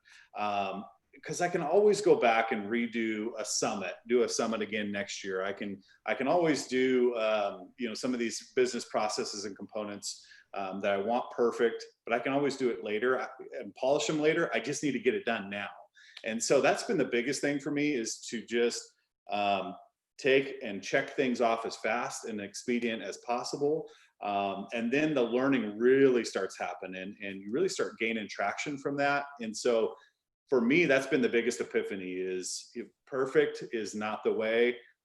Actually taking action and continuing that stream of action is a lot more productive. So Are you doing the editing yourselves, or are you outsourcing your production and editing? I'm doing the editing myself. So I've kind of created a template. I've got my intro, my outro, kind of have the basics of it. So really for me right now, it's a matter of keeping the time commitment every day to sit down and record and share my thoughts, which actually, when I do it, it's kind of like working out, you know. It's like when you do it, you feel good about it. And if you don't, it's nagging in the back of your head. But you know, that's what my biggest goal is, to just commit to the time every morning and do it while the thought's fresh in my head. And then I can share it with others. That makes a lot of sense out there. And so what would you say your average so you're recording every day? How long are your average episodes? Because that can seem like that's a lot for those that are like, oh, I'm a once a week kind of guy or gal. You know what I mean? Yeah. So my goal is 5 times a week, just during the work week. And my average, I've only released a few episodes, and I've got a few more that I'm just about to release, and I've got a bunch that I've recorded. My average is about 7 to 10 minutes long, and it's really about having something impactful, a thought that someone can take away and run with for the day, just a golden nugget of information. If anything, just something that's humorous. So that's really, for me, it's not a huge time commitment, other than just actually going through it and doing it. So that makes sense. You're not going to the Jocko mark of doing 2-hour podcasts every day. Exactly. Yep. That guy's an animal. He's an animal for sure. But you also, you said something too, is that 2-hour day, he's got a whole team and other things out there that are handling. If you're doing it yourself, you've got, okay, I want to be consistent with it. Like you said, the working out aspect, going to the gym, going to the podcast gym every morning. That's right. Record it. But that adds a lot of value to your audience for knowing you're being consistent. And it sounds like you've batched up quite a bit ahead of time so that you've got some in the hopper in case, well, you're not out slinging couches anymore, but I'll do another thing. Right? Worst idea ever. Oh my gosh. What would you say has been the biggest surprise, the biggest thing that just absolutely blew your mind, besides listening? We covered that already, but something that came from it, that a positive side, a speaking thing, or a client, or what's been the biggest thing that was like, well, I didn't expect that? I mean, listening is always surprising. What, I got this many people to think I'm interesting? Yes. But what's been another side thing? I think another benefit for me is what I'm learning about myself. And it's kind of one of those things where you really learn something when you teach it. And so, although in the podcast, my goal isn't to teach, it's to share experiences. But it does come across as like I'm I'm teaching others through my experiences. And so when I do that, it makes me reflect. It makes me go, oh, wow, how can I think about that different? Or how can I use that to help grow personally? And how can I frame this to help others? And so when I really put just that extra layer of thought into it, man, it's been surprising on how much reflection I've done about myself, which is a surprising benefit to this. So those little golden nuggets just keep coming, and I'm open to them. So it's fantastic. Yeah, that's a big thing, is it's ever evolving. I mean, I look back now, what I've learned for myself over 600 episodes is a whole different animal than when I first started my first 5 or 10 episodes, and build things there for you. I think you become more polished. You become more financially or mentally fit if you're sitting there every day. And I don't think, especially, I'm maybe willing to bet if you've had to skip a day or two, you kind of like, I miss it. I want to go back to, I want to get that, that dopamine rush from doing it and getting it out in the world, right? Get it delivered versus being perfect, huh? Yep, absolutely. Yeah, I'm sure it's changed quite a bit for you. 600 episodes, that's incredible. What can you share with me that I should expect, or what should I do to help grow that path? Or how can I model for success with what you've done? So I'm one of these guys that, well, first of all, I don't do it. I wouldn't do 600 episodes if I was doing all the editing myself. My average episode's about 45 minutes, very, very niche-y. But I outsource all my production to a team that does it all for me. And they create infographics, blogs, SEO. We got Tom Hazzard on later with podetize.com. Him and his company do most of that for me. So that would be the biggest thing. I don't mind doing a YouTube video or a Facebook Live or a Zoom call. I've done that for years. If I had to do all the editing, especially on a 45 to an hour long, I would never get it out to what I'm doing because I just don't have the time for that. So The biggest thing is outsourcing and delegating to those, delegating the couch lifting to the couch lifters. Sure. Yeah. No, that makes a lot of sense. It makes a lot of sense. And if you start to see it as something that's tedious, when the editing becomes tedious, right? And right now, I don't know enough about the process, I should say, about the editing process to ask the right questions.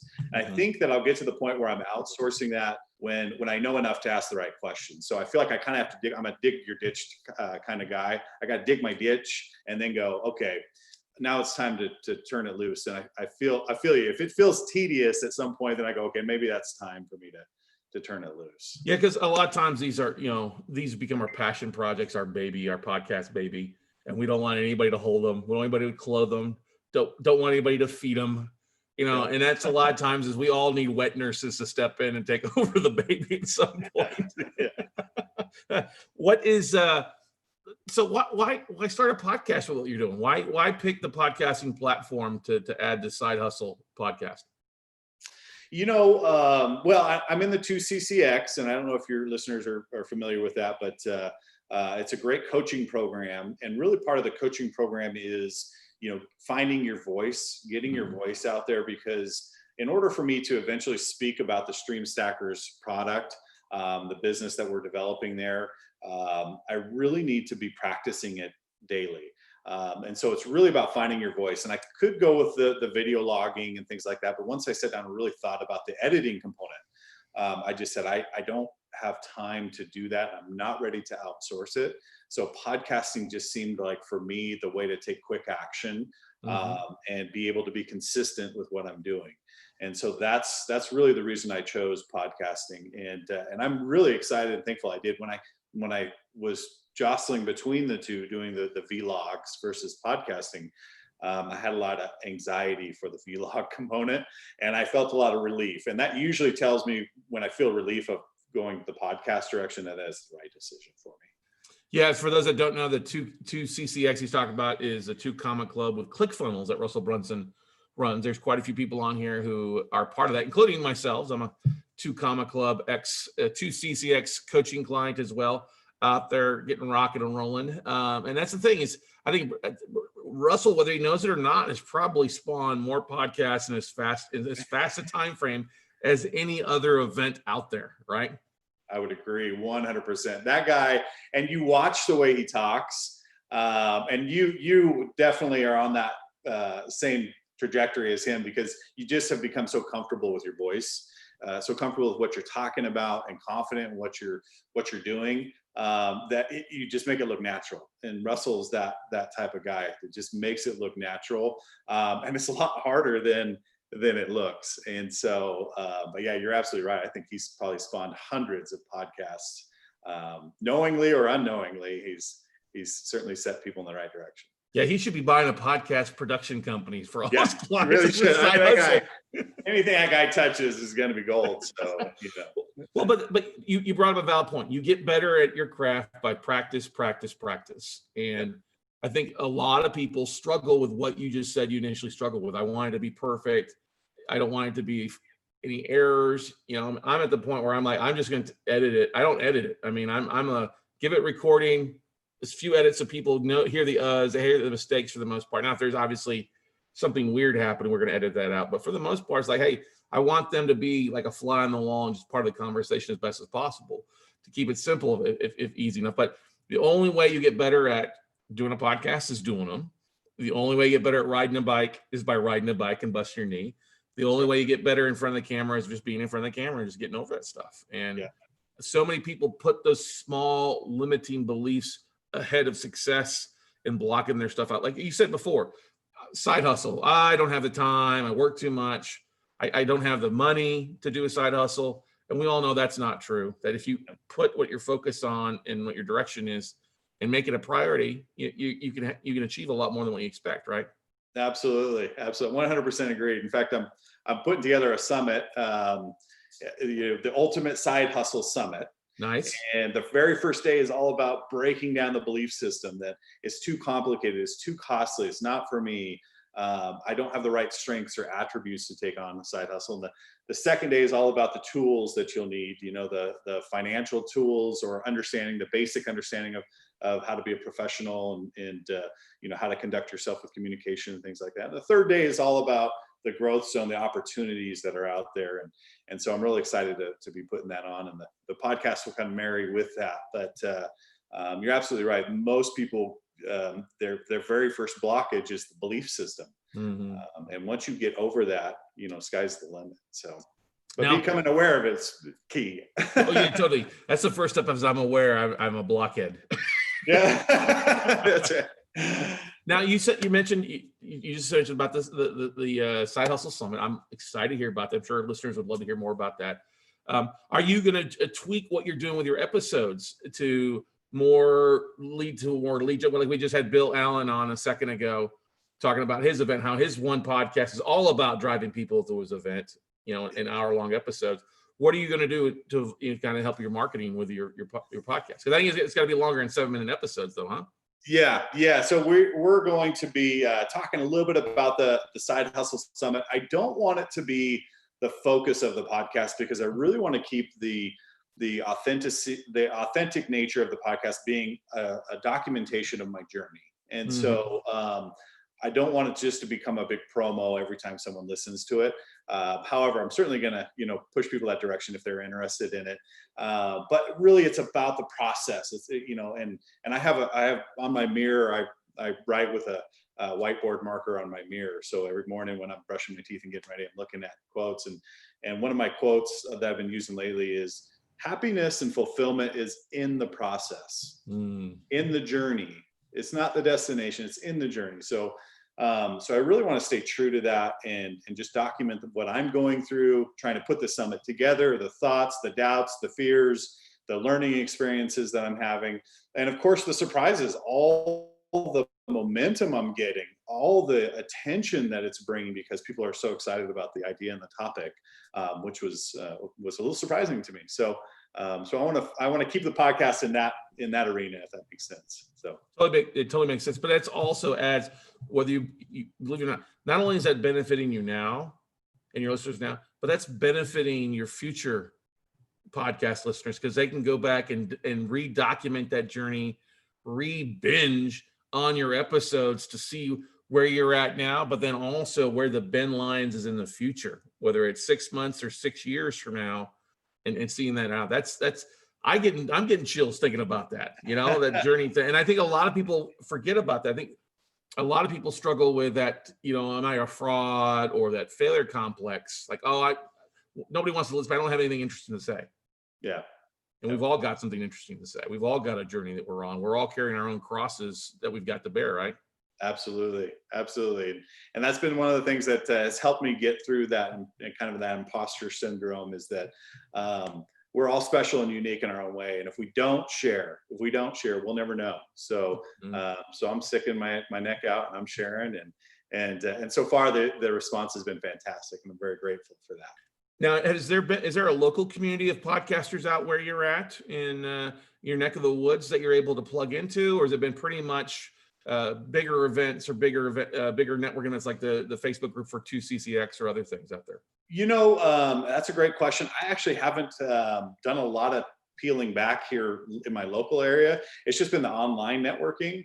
And I've gone to some sources like podcast collaboration groups, where, you know, they have several thousand members and people want to be a guest, or they want to be interview a guest, and you can jump in and just really kind of, you know, roll your sleeves up in that area. And that's what I've been doing so far, because I certainly want to model for success. You know, watch someone like yourself who's done 600 episodes, is very successful in your arena, and go, what are they doing right that really resonates with people? And so, so instead of trying to find someone here local, I've just been in the online space and rolling my sleeves up. So no problem. That makes sense out there. Where do you, in the future, past the site, first of all, what's the dates? You got to put it, what's the dates down for your summit? So the Ultimate Side Hustle Summit, you can go to the ultimatesideHustleSummit.com.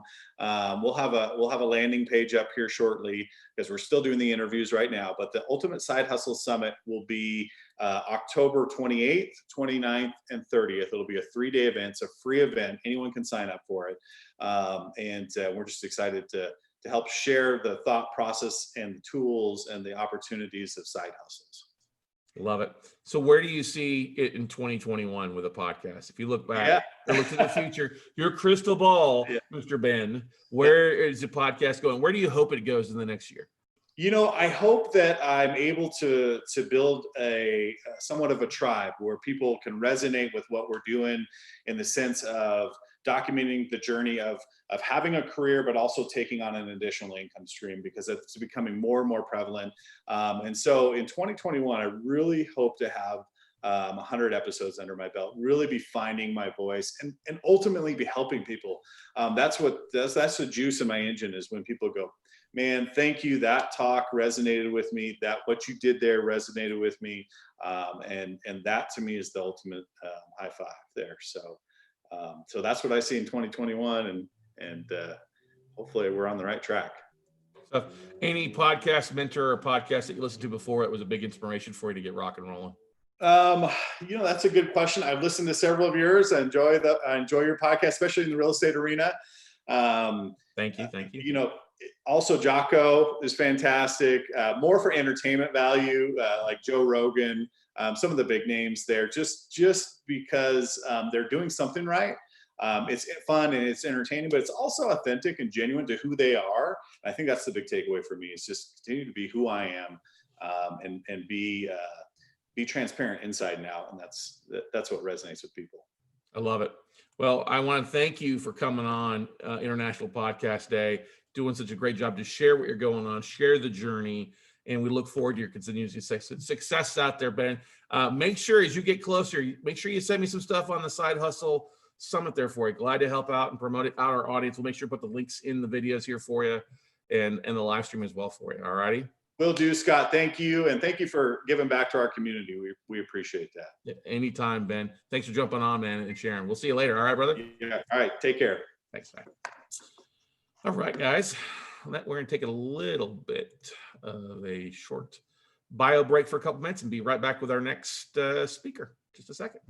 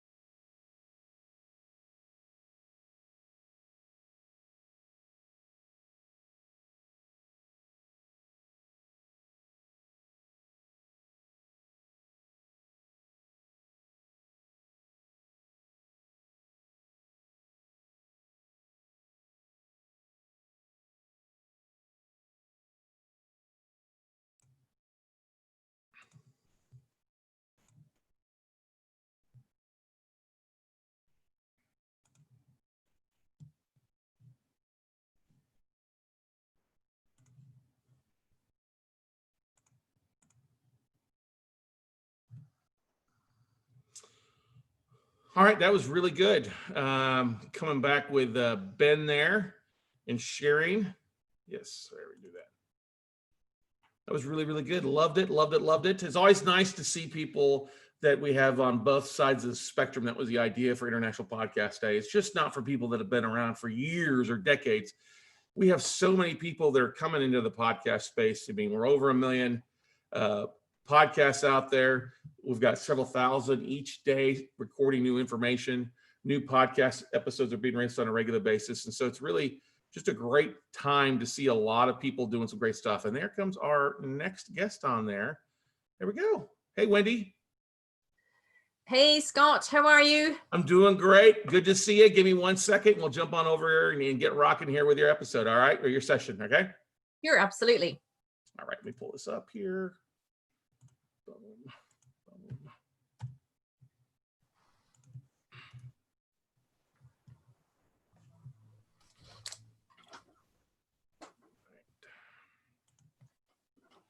All right, podcasters, you are in for a real treat here. A lady who is kicking butt and taking names out there, who has an amazing podcast. If you've not checked it out, The Heal Endometriosis Naturally, and she's cranking out some episodes, doing an amazing stuff, got a big passion for what she does. And so we're honored to have Wendy LAIDLAW join us here on International Podcast Day. So what is going on, Wendy? How's the weather where you're at?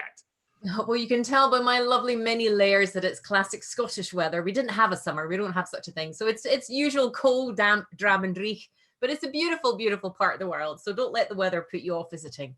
Yeah, you know what? We're looking forward actually to, once it does clear up where we can travel a bit more, getting over into your beautiful part of the world and spend some time up that neck of the woods. But let's take a second. Why don't you share with our listeners and those that are watching this a little bit about your podcast journey to where you're at today and how you kind of got started?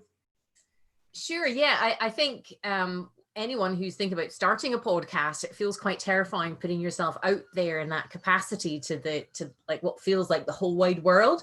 But realistically, I think when we start, we're just like speaking to ourselves. We don't have an audience. So I think having been part of Russell Brunson's 2CCX for a number of years now, you know, I published my book and that was terrifying enough as it was.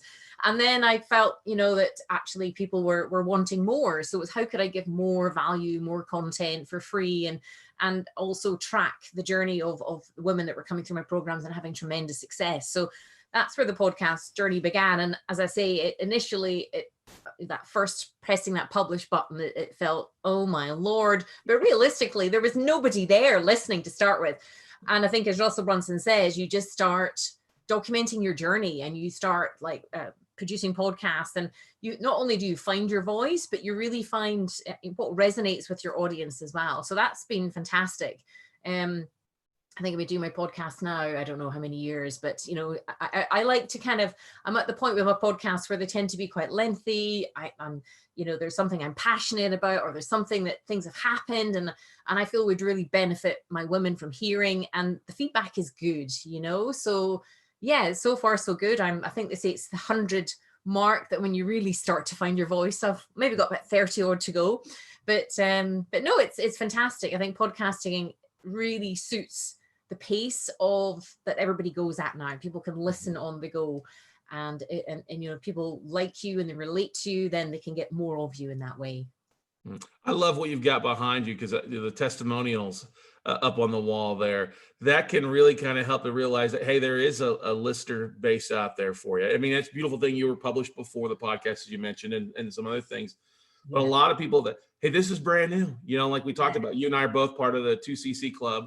And Ben, our previous speaker, is also part of that. Starting a new podcast or launching when you don't know if anybody is ever going to listen besides your mom or your dad. You know what I mean? That doesn't count as downloads when they listen. No, right? Exactly. I know. I mean, it's super exciting. I mean, I've had women email me, and I've got like a big pile of testimonials next to me here on the floor. And, you know, they email me, say, oh, I listen to you, you know, as I go to bed at night, and you know, I listen to you on the go, and you know, thank you. And so all you need is like one or two people giving you that podcast feedback to kind of go, oh, wow. So people are listening. And I think it takes a while to find your voice, and it's a good way to it's almost a form of self-therapy in a certain degree, isn't it? Podcasting is like you have these inklings, you have these ideas and these passions, these things that are driving you, and you hope that your audience, you know, that you attract, you know, feel the same way. And when you get that feedback, it's really inspiring to keep producing. In fact, I've been a wee bit delayed this month, but I've got like 2 podcasts just waiting to go up, and it's just so nice to see these numbers go up and up and up, and the downloads go up and up and up, and people getting the value. That's what it's all about, you know. Yeah, that's the truth. What's been the biggest surprise besides feedback and testimonials from people and hearing stuff? What has been the biggest surprise or thing that's popped up or happened to you because you've been podcasting? I think it's just finding what I really think and feel. And I did it because I felt, you know, my women would appreciate the extra value. It was an extra free thing that I could give them over about my book and my website and downloads, all that kind of stuff. And then, so I was doing it for them, but I think you probably realize this yourself, Scott, when you start podcasting, you start to learn so much more about yourself. Yeah. You start off with this intention, a good intention, but then you learn so much more about yourself on the journey, which is surprising. And then you feel yourself getting more confident. You feel yourself like having more of an opinion, which perhaps you might not have had before, you know, so the chicken feathers slowly disappear from your trouser legs, you know, as you're feeling more and more braver to kind of have an opinion, which I think I'm talking for them. A lot of people here, I'm sure, start off with kind of like, you know, is anything I've got to say worthy, or, you know, will I have rocks thrown at me? Will the trolls out there destroy me? So I think that's the most surprising thing, is finding your own voice, finding out what you're really passionate about. And then the bonus is if people really relate to that as well, you know, they're really coming along with you on the journey. Yeah, you know, you mentioned something that I'll bring up a little bit, the trolls out there. I think we all end up having that person that jumps on and gives the 1-star review or doesn't like us no matter what we have going on. No. And I've always found that the trolls have something worse going on in their lives, and you pray for them, you know? Well, exactly. I think they say hurt people. And I think it's an explanation. It's not a justification. And I think, you know, again, I'm sure you're the same on your journey, is I've used that as fuel to go like, stuff you know, you're probably an idiot and you don't know what you're talking about. You know, and because if you did, you wouldn't be putting this line of argument. And I think it was, there's a British comedian here called Ricky Gervais, and he talks about on Twitter occasionally, he says, I probably should have left it, which, you know, he then engages in this kind of back and forth. And a couple of times I've done it because it's really shown up. Like, they don't know what they're talking about. They're just full of hate. They're just full of anger. And like you say, you know, it's annoying sometimes, but it really helps hone in and get clear yourself on what you're passionate about and your line of argument and your knowledge, and invariably it puts the light on how they're not really that sharp, you know, not the sharpest knife in the block, as they say here. Yeah. But yeah, so I think it's hard when you first start out because you take these things so personally. Yeah, that's true. You know, when I first started out, published my book, I mean, I go and cry for days if somebody had left a bad review, you know, and then now I'm like, okay, rocket fuel. Let's just use this to keep propelling me forward, because there are people out there that are liking it. And, you know, as long as I feel my intentions are honorable in the right way, that's all that matters. That makes a lot of sense. Now, we're talking about a little social media stuff like that. What do you find as being the best platform that you have, A, either helped you promote the most, or B, maybe get the most amount of social engagement back and forth with your audience or your listeners? What are the things that you love doing to promote your show?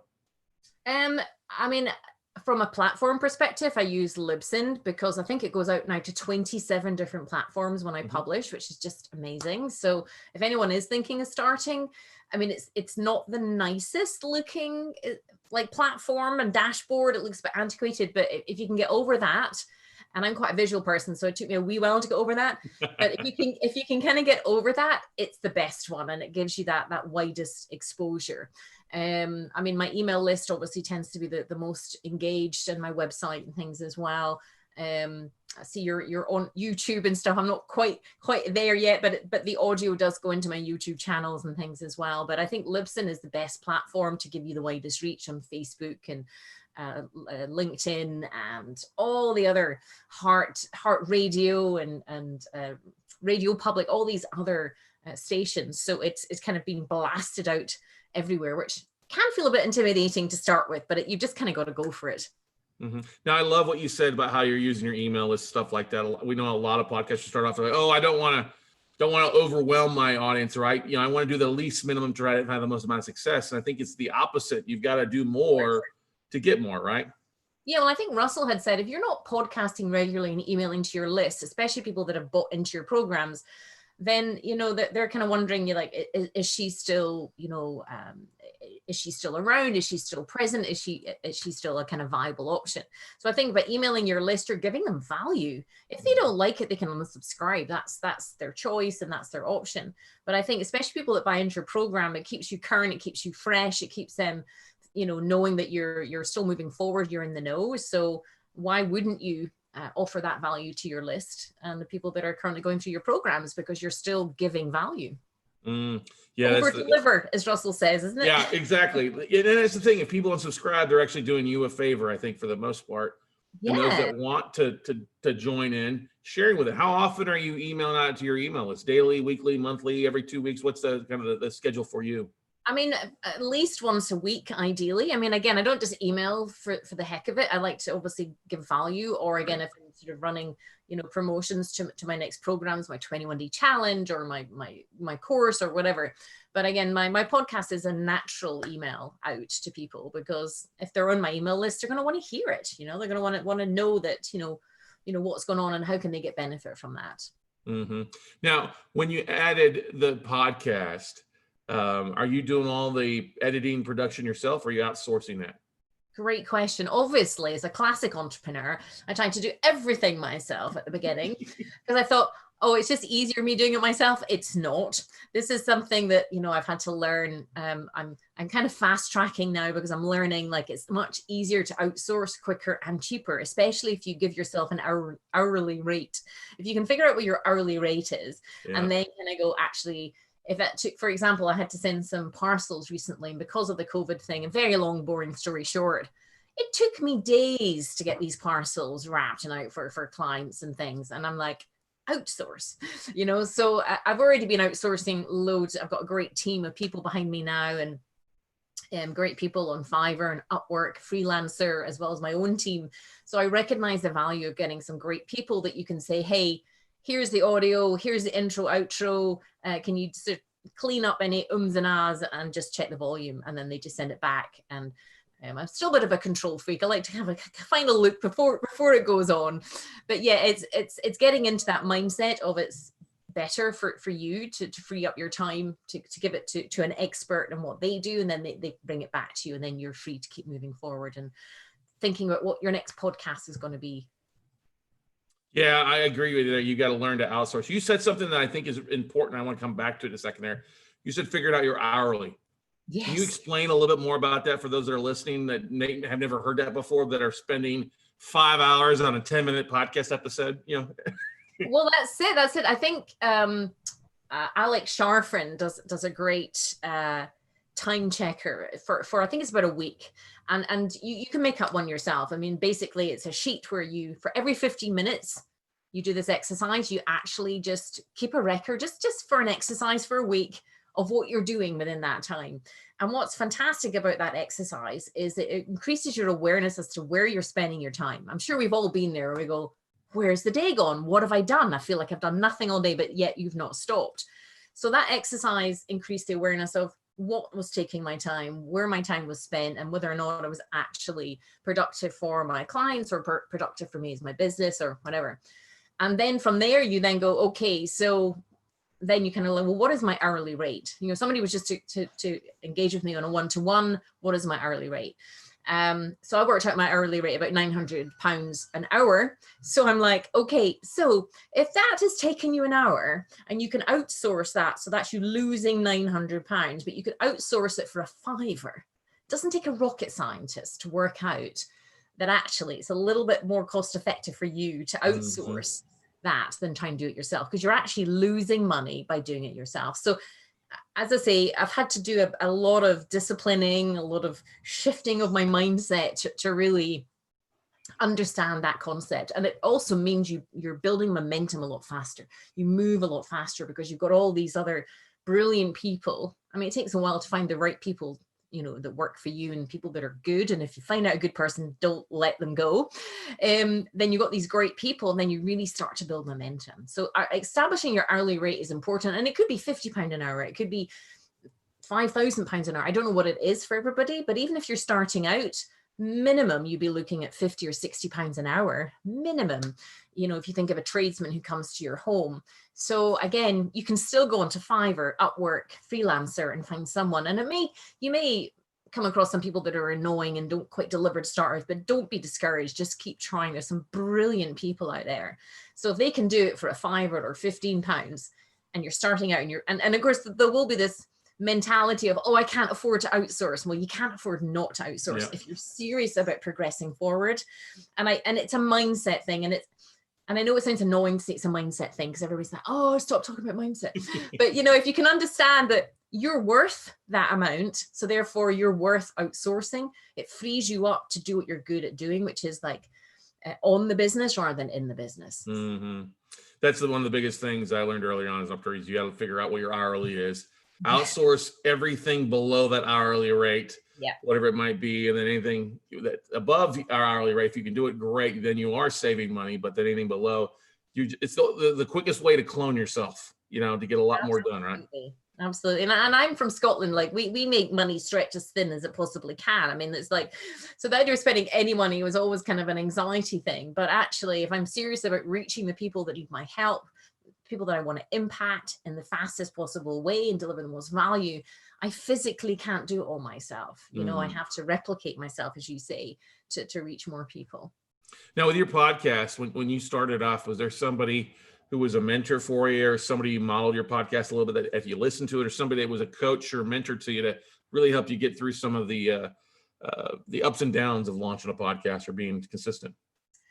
I mean, I'm going to mention his name again, but it was Russell Brunson, because I think we went to Phoenix when he did the 3-day event there, and he was talking about traffic secrets, and he was, you know, very much reiterating how our email address and our email list, rather, we own that traffic. We don't own any traffic on Facebook or Instagram or YouTube or LinkedIn, because they could shut you down tomorrow and you've lost that.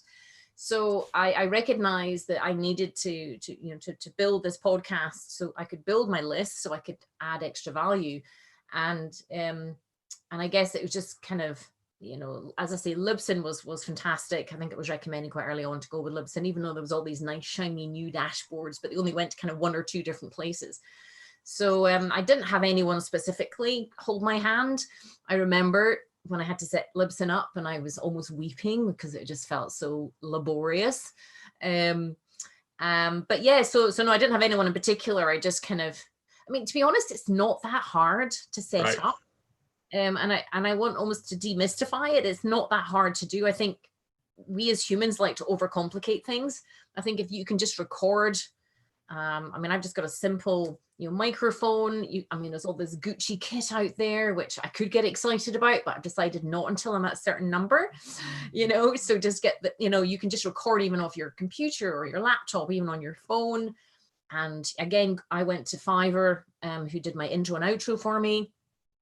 And I just, you know, I got them to sort of patch it all together, and then I just uploaded it onto Libsyn. I wrote a little description, and Bob's your uncle, as they say there. So again, it's a simple thing to do. It feels like anything the first time. It feels very daunting and overwhelming, but yeah, I was just motivated by the fact I needed to build my list. I need to build a quality list. And I think people who listen to podcasts tend to be an intellectual, intelligent type of person. They're wanting to better themselves, educate themselves. And those were the type of people that I wanted on my list. Now, what are some of the things that you're doing to get people to opt in, that call to actions or those opt-ins? What's worked out really well for you? I'm sure you've probably done a variety of different things to get people into your email list, because I agree with you. That's all that we own, you know, for the most part. And what's been your most effective getting people to opt into your list? Well, I think they talk about micro commitments, don't they? And so I'm always I'm always giving a call to action. You know, I understood that concept quite early on. There's no point in just being generic. You're kind of wanting to encourage people to take action because that's where they're going to get results. Most people tend to sit on the fence or are scared or frightened. So trying to connect with them emotionally, trying to relate to them where they are in their journey, and then say, you know, to get their free top 5 quick start tips. That's always my go-to. And they can download that on my website. And again, if I'm doing a 21-day challenge or doing my courses, but I always have a call to action, which is encouraging them to take the next step. I love it, because that's what a lot of people are like, oh, I'm just gonna throw it out there and let people listen to me and track that way and hope they do stuff. And we all know you've got to be productive and that call to actions or delivering content, little micro commitments, your best list, your directory, whatever it might be. Yeah. That's what people are looking for. So anytime you can give that kind of stuff, it helps out tremendously. And they don't mind giving an email up to swap it out, right? No, exactly. Where do you see your podcast going in the next 12 months? Well, my podcast has changed. I think when I started out, I was a bit scared, so I hid behind interviews. I interviewed my success stories, and that was fine. And my podcast has kind of evolved as I've got more confident, and I think my success stories are really important. I also get former success students to come back a year later, 2 years later. So again, people can go and listen to all the stuff and hear their progress. Right. My podcast has evolved in that I speak more now about just me. It's just me on the podcast. And I've had guests on in the past before, but only if I felt that they really benefited my audience, you know, if they really had something to offer. And obviously we're aligned with my values and my things like that. So it's an interesting question. I guess I'm finding my own voice. I have more of an opinion now. I'm more confident about what I believe in, and I'm not so scared to share that. I would like to have obviously interview other people who are the movers and shakers and really challenge them. Yeah, maybe challenge them actually. Maybe have them on my podcast and challenge them as to kind of their thoughts and feelings and beliefs, as in people who are saying certain things but actually don't seem to have much substance. So perhaps just be more engaging in that respect. It makes a lot of sense. Well, that's the thing, is it is ever evolving, you know. Exactly. You know, you find what your listeners want and what you're comfortable doing and how much you prepare ahead of time. What would you say when you look at how much preparation do you put into before doing an episode? Great question. I do masses.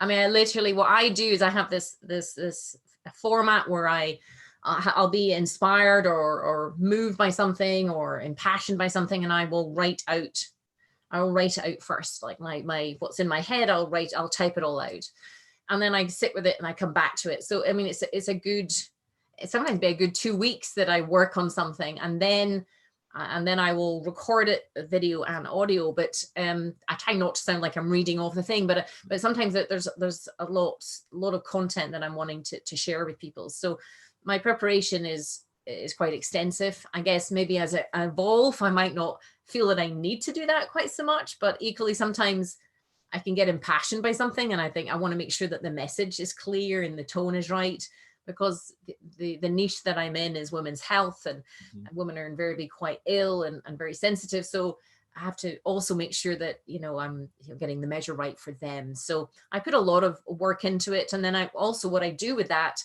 is I then upload that to medium.com as well. So not every podcast, but I use that. I repurpose that into my emails, and also repurpose that onto Medium, where you can also put your podcast link in as well. Nice. Cross promoting it with different aspect of that, but doing research so you've got the gist of what you want to talk about. What would you say your average episode length is for you, Wendy? What's that? Sorry? What's the average length of your episodes with doing that much work ahead? Is it an hour, 30 minutes? What do you kind of see as your average episode length being for you? Oh, you mean as what I record, you mean? Or yeah. Probably about anywhere between, at least maybe 45 minutes to an hour. As I say, maybe Russell's kind of encouraged me to maybe do shorter ones, I think, because he's talking about podcasting every day. But I kind of feel at the moment, and that might change, that I think if you're offering something of value, then it tends to take a bit longer because you're trying to get into the meat and bones of it. Right. So at the moment, that's the thing I'd say. Russell, he speaks 2 times fast, so he can get it in. If he's just doing audio and he throws it to his whole team, but you're literally sharing what your thoughts and a meat and potatoes kind of thing. Okay. It's, you know, you want to, you're teaching, you're educating. That's much longer than a 7 or 15-minute episode. I've never prescribed that shorter episodes are better. It all depends on what your message and what your audience is. I think it does depend. I mean, again, I'm not, you know, I don't have an aversion to experimenting, but I feel the niche that I'm in, they're scared, they're frightened. You're wanting to build a relationship. You're wanting them to get to know, like, and trust you. So there's a lot of people jumping into this space now, and there's a lot of predators and a lot of, you know, people with the wrong intentions, shall we say, and they're doing the 2-minute and the 5-minute and the 7-minute, which is fine if that's for them. But my heart and soul tells me that, you know, women are wanting a little bit more depth, compassion, and integrity into what's being talked about. So yeah, so what we'll see. I think I've learned on this journey that you just got to go, you know, you've got to move with the river that you're on, and just see where it takes you. But I know at my heart, I like to feel I'm delivering something with value and with content, and they need to get to know, to like me before they can have the courage to move on to the next stage. Yeah, that's a big thing, is if you've got somebody who's listening to your hour-long podcast, they're a lot more committed than if they're just taking in 5 or 15-minute episodes, and the numbers are skewed. I always say when somebody throws out huge numbers, like, okay, how long is your average episode? Yeah. And let's figure that all out. Oh, okay. Technically, we've got the same amount of listeners. Yeah, exactly. And I think that's it. I mean, the social media, our culture, everything's better, faster, more now. And I really subscribe to the kind of, I want to give value. So the value isn't just a wee soundbite, you know, not for me where I'm at this particular point in my journey. I really want them to get to know who I am, so that they can maybe feel confident enough to download the top tips, join the 21-day challenge, come into the programs, and really start to move forward in their own journey, so that I can help them get to their destination. How has your podcast helped you with everything being so crazy and chaotic with COVID and Corona and everything? I think it's been great. I've addressed these things, you know, I've tried to reassure people. I think there's so much scaremongering and so much, you know, anxiety and fear and worry. So I think my first podcast after the whole thing was, you know, it's all going to be okay. You know, our great ancestors have been through the Black Plague. They've been through the Spanish flu. We're the strongest that we've all, our ancestors, they survived all that. We'll get through this. And equally, it's okay to have the feelings that you have. And so it was a good medium to sort of at least provide some reassurance, you know, for people that, you know, try and just come back to their own instincts, be careful where they're getting their news, and careful what's happening. So I felt the podcast was an opportunity then to reassure my audience. Yeah, there's a lot of fake news and a lot of false out there. I don't know if you've seen The Social Dilemma, which is a new documentary on Netflix, but fantastic. And we need more of things like that, just to, because there's so many frightened people. They get frozen in fear. They don't then take any action. And then it causes great distress, you know. Yeah, the most surprising thing from that was at the end, where all those heads and ex-heads and CEOs were like, yeah, we don't let our kids get on any social. I know.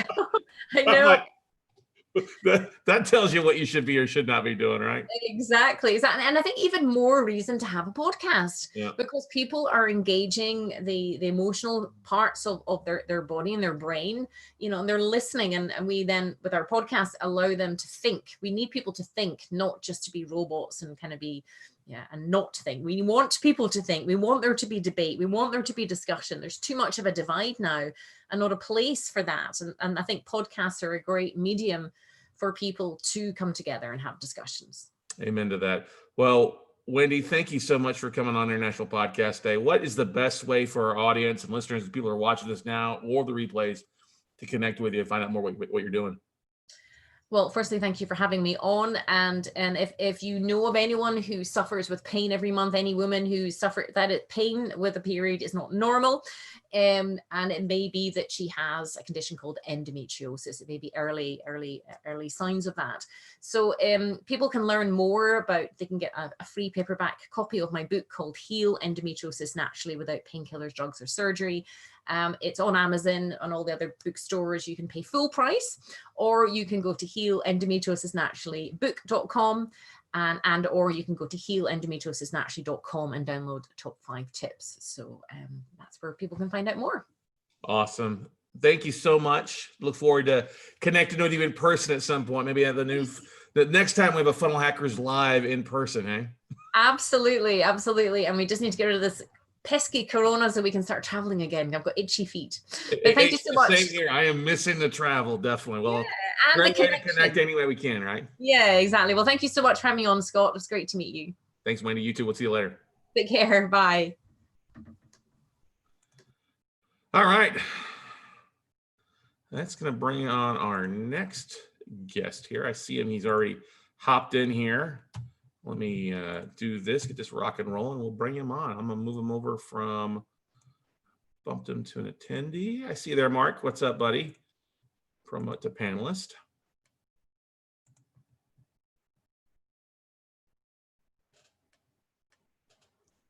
Just got to unmute yourself. Let's see. There we go. All right. There we go. All right. What's up, man? How you doing? What's up, dude? Not bad. How are you? Good, good, good. Give me 1 second and we'll go. Not a problem. Hit the record button here. Cool. All right, everybody. Hey, we are back with our next special guest speaker here on International Podcast Day. And I am really excited to hear about how this guy is using podcasting in his niche and his journey as an entrepreneur and how he's using it to promote many things. We are so honored to have Mark Farrell from the Jeweler's Philosophy Podcast join us here on International Podcast Day. What is going on, Mr. Farrell? You doing all right today? What's up, Scott? Yeah, man. How are you? I'm good. I'm good. Rock and rolling. Good. Man, I am. When you opted in to be a part of this, I was like, oh, it's such great because it's a different kind of mindset with what you're doing with your podcast and what you do. So share with everybody out there that's watching or listening to this. You know, what are you doing? What's your bag, baby? So I've been a custom jeweler, professional custom jeweler for over 10 years.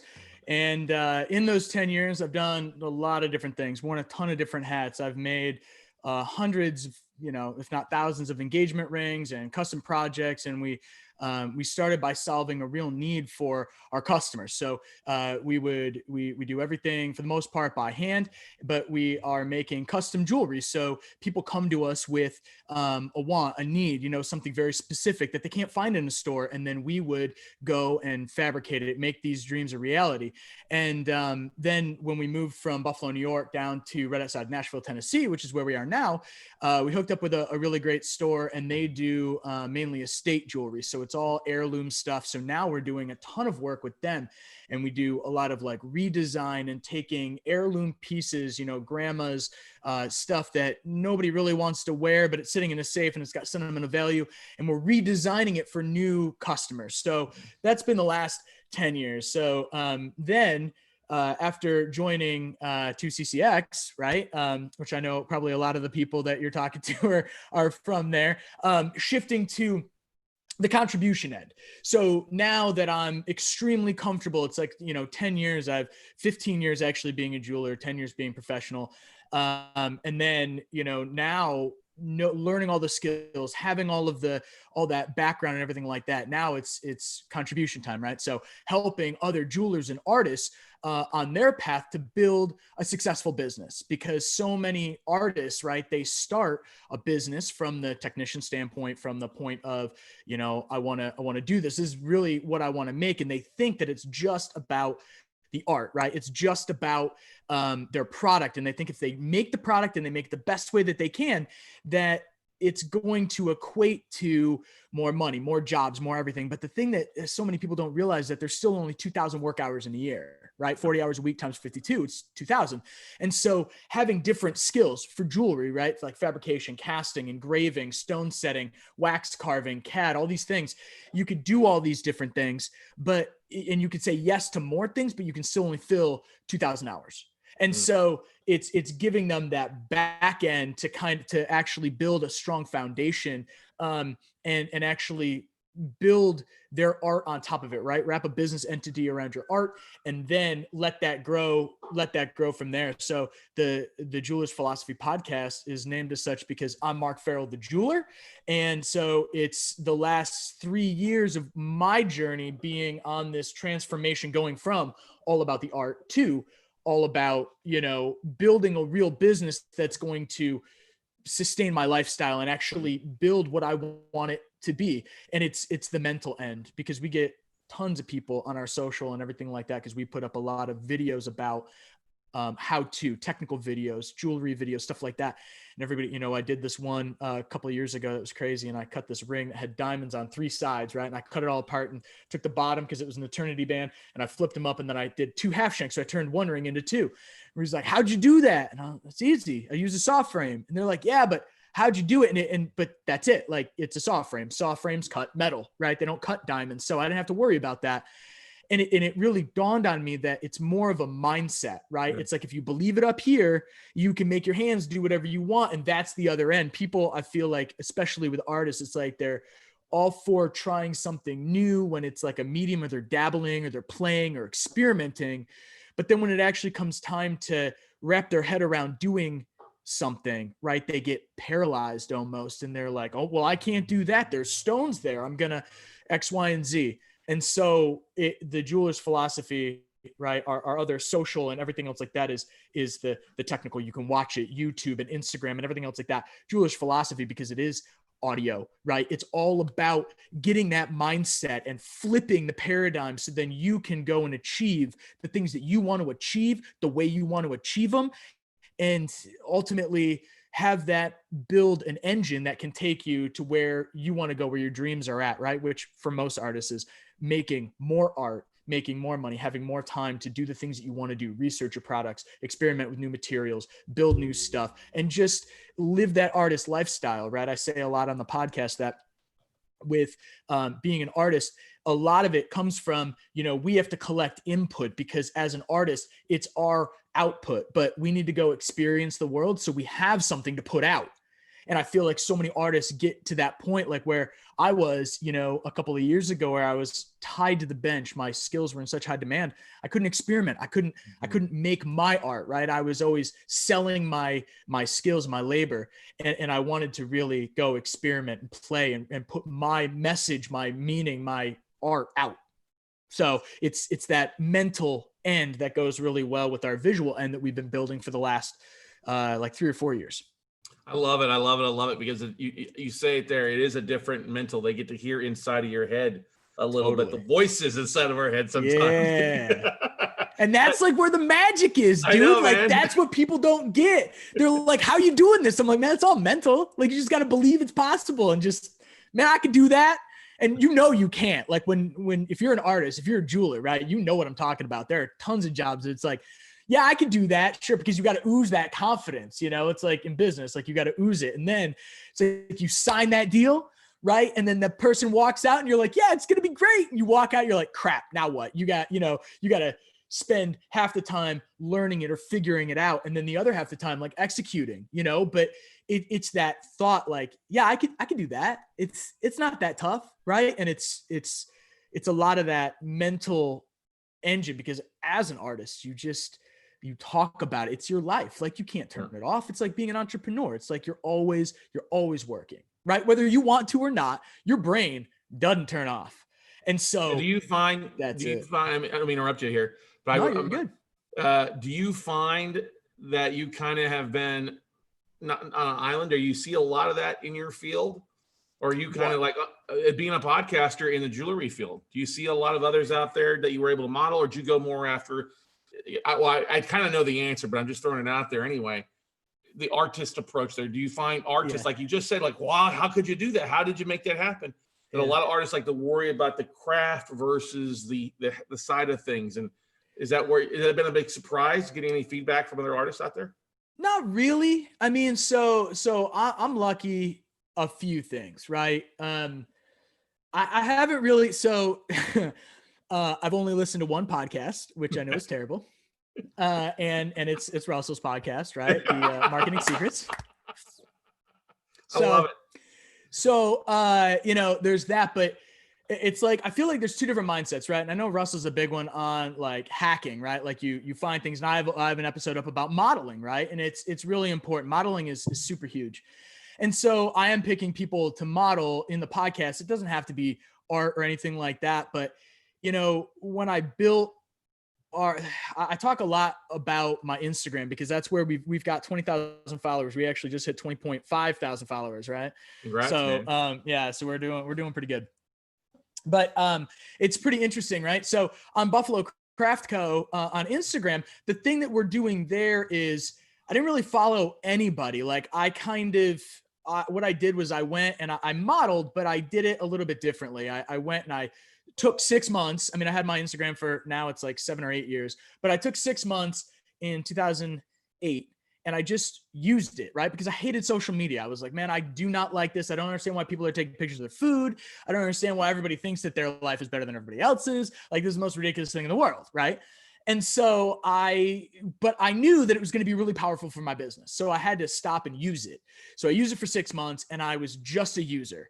And I found out that I only watched videos. I only watched things that were making, right? But not necessarily just jewelry. It was like I was watching cooking tutorials, ceramics tutorials, sewing, cross stitching, graffiti, tattoos, cookie decorating, those pancake, anything that was like a maker thing. I was like, oh man, that's right up my alley. Right. And so that's what I decided to do. I was like, well, I make stuff. I'm just going to start filming it and I'm just going to put it out there. Right. So I started with 1 minute silent videos and it was jewelry is small. So I got a really great setup and I'm just filming this really small stuff. And that's kind of, so I just paved my own way. Now I'm not going to be bold enough to say that people saw that and then started modeling what I was doing. I don't know what else to say, but that's kind of what ended up happening. And so with the Jeweler's Philosophy podcast, I looked for, there's a lot of art podcasts, right? And a lot of it is like, they try to talk about how to, and a little bit of the theory, and they do a lot of interviews and stuff like that. So right when Corona hit, I kind of, not because I needed to, just I was kind of bored. So I actually did 50 episodes of the Jeweler's Philosophy, and now it's called the Jeweler's Philosophy Live. And I did them for an hour on Instagram. And they were all interviews, interviewing my friends, interviewing other artists, jewelers, everything else. And so what ended up happening was I did that, and it was really hard because the platform isn't meant for a podcast. So I started an account, and then I was like, okay, well, I'm gonna whatever. And then during 2CCX, Russell was like, oh, you got to start a podcast. And I was like, all right. So I did, but I am lucky that I'm a person that I can talk to a brick wall and be perfectly happy, right? Some people are like, man, I can't talk just to a camera or to a microphone and have like a total conversation. Baby, I could do that all day, right? And so I don't have a problem with that. And so I'm kind of just doing what comes off the cuff. You know, I really like the Marketing Secrets podcast because it's random. You know, it's like the beautiful little thoughts that are like, man, this helped me. This is what I'm thinking about. And if I'm thinking about it and you're paying attention to me, you're paying attention to everything else that I'm doing, this is going to help you somehow. Right. And so it's like, I do it kind of like Russell in the sense that I started recording stuff in my car because I have a little bit of a commute. So, but I've got a lav mic, so I'll do that. But then, and I've got my podcasting mic, you know, so anywhere I am, if I need to record something, I just do it. I'm also massively dyslexic. So I'm recording stuff on my phone all the time. I mean, I have a 256 gig iPhone and I've maxed it out. I max it out like every 2 months. So it's a little crazy. It's okay. But the thing that takes for a lot of people, like, wow, they're like, that's a lot. Are you doing all the editing yourself, or you're outsourcing that to others to help you out with that? Mark? So I was in the beginning. I mean, right now, I think today we put up an episode on the Jeweler's Philosophy on all of our platforms. We put up 3 episodes, Monday, Wednesday, Friday. And so I was doing all the editing for the first maybe 10 or 15 of them. I mixed an album with a buddy of mine. It's not a real album, but like we made a full length, like 15 track record on my Mac in like 2005, maybe. And so I knew how to use GarageBand. So when it was like podcasting, I was like, man, I'm in. And I edit out for the first 2 years of my Instagram stuff. I was recording and I was editing everything. So, and I was doing it all in, you know, I only use Mac. I said I'm dyslexic, so it reads everything to me, which is great.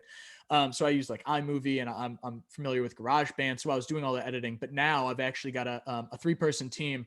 I've got 2 film guys, and then I've got an audio guy. So my audio guy does my podcasting and does the video editing for that.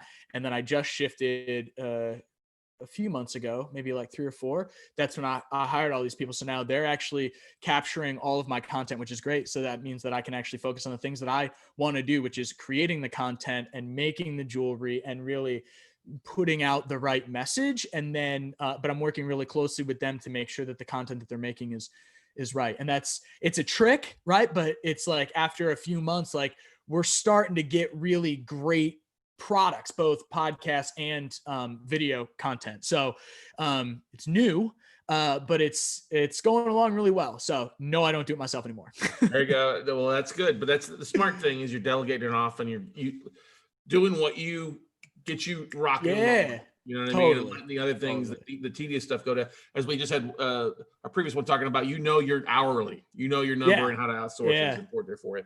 What's been the biggest surprise with your podcast? I think it just comes out. That was just a surprise that you didn't expect at all. I mean, it was tough when I started, right? Because I was like, well, I wonder how the migration is going to be. Mm-hmm. So I've got over 10,000 followers on Instagram, so I can do the swipe up. And I actually mocked Russell's tiles. So I put up all the same tiles that he's got, only with my picture, like, hey, which is funny. But it's like I was getting in the beginning, it's like I get 20 swipe ups and now it's like I get hardly none. But with 23 episodes, and today's Wednesday, there's 3 episodes a week. So 7 weeks. This is the 8th week, right?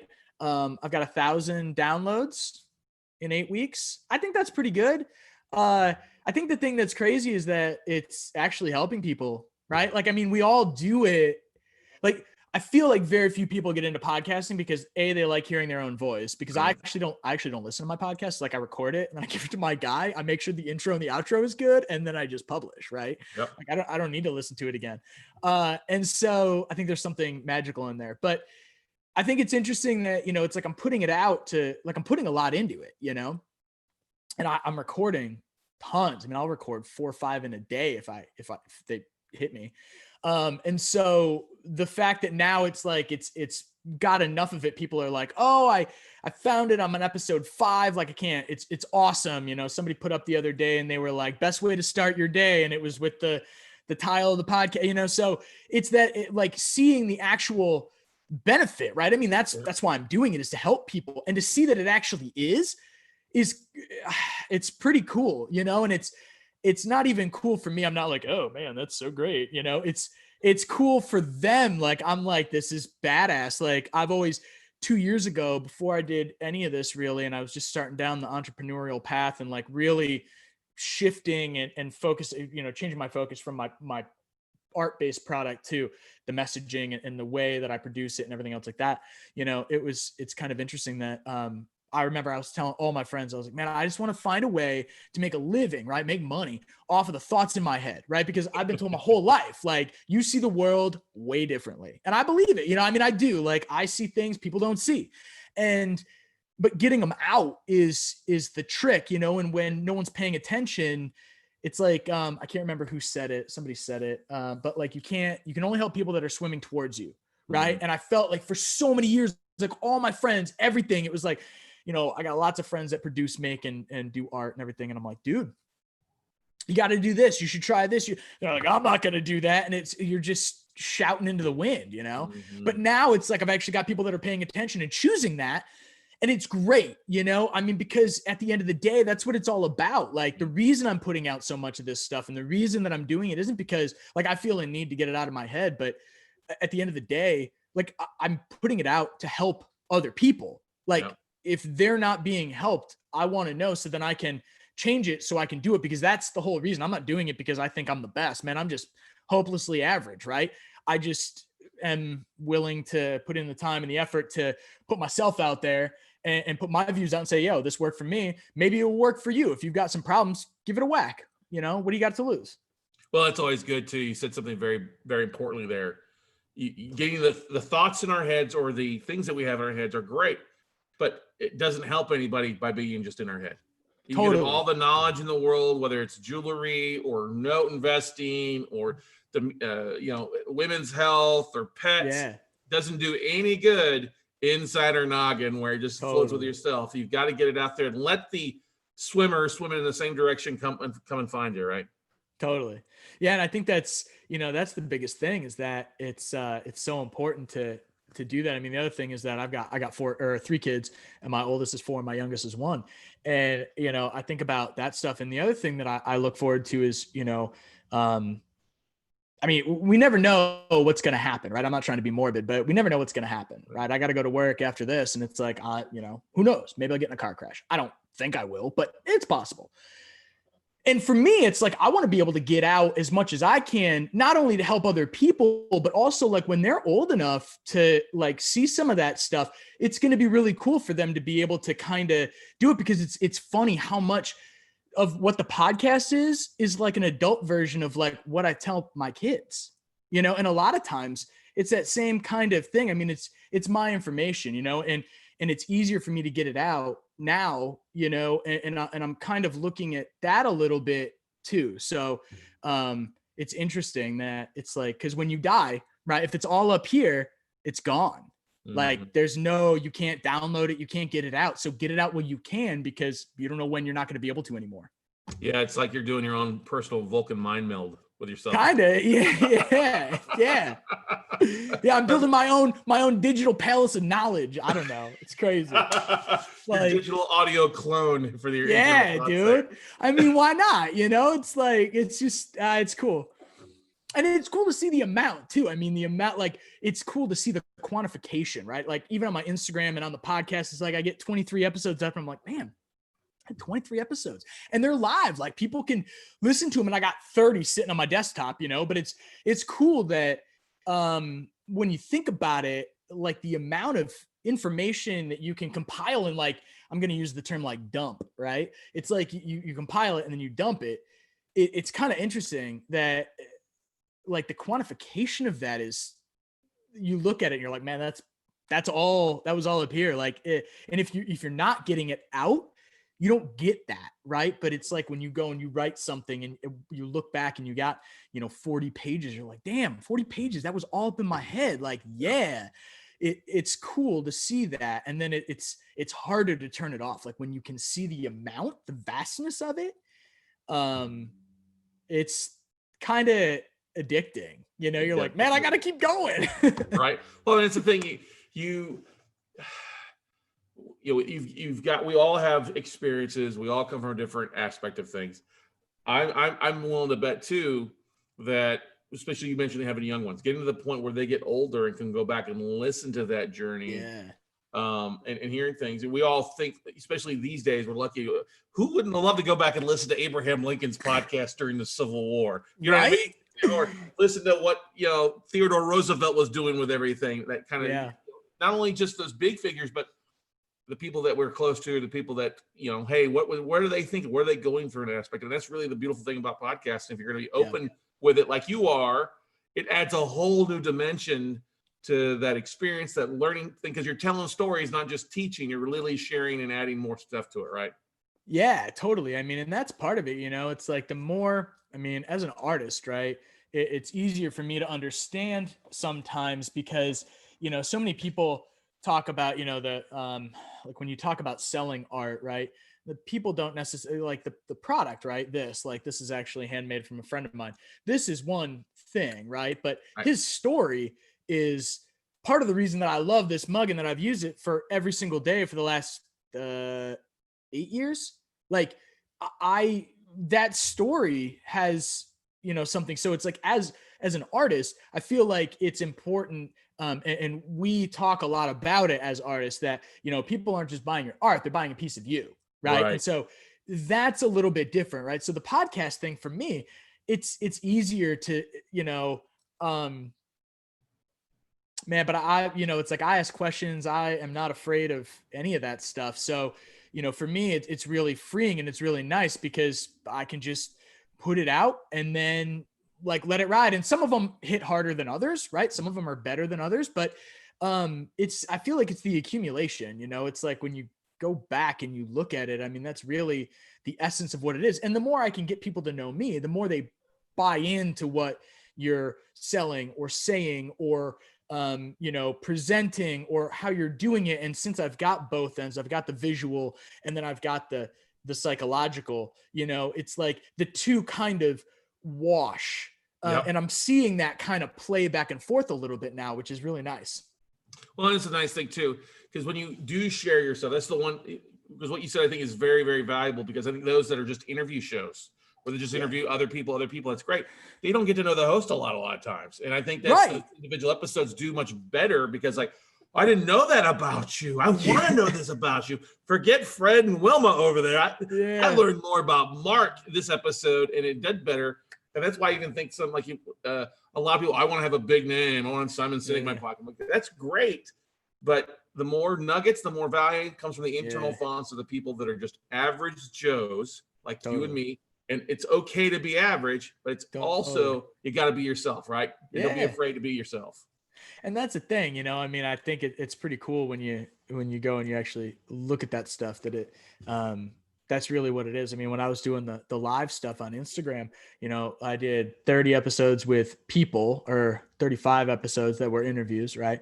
And man, they were like through the roof. Like I had like 100 people watching the whole time, you know, for a couple of them, and it was great. And then I wouldn't have a guest.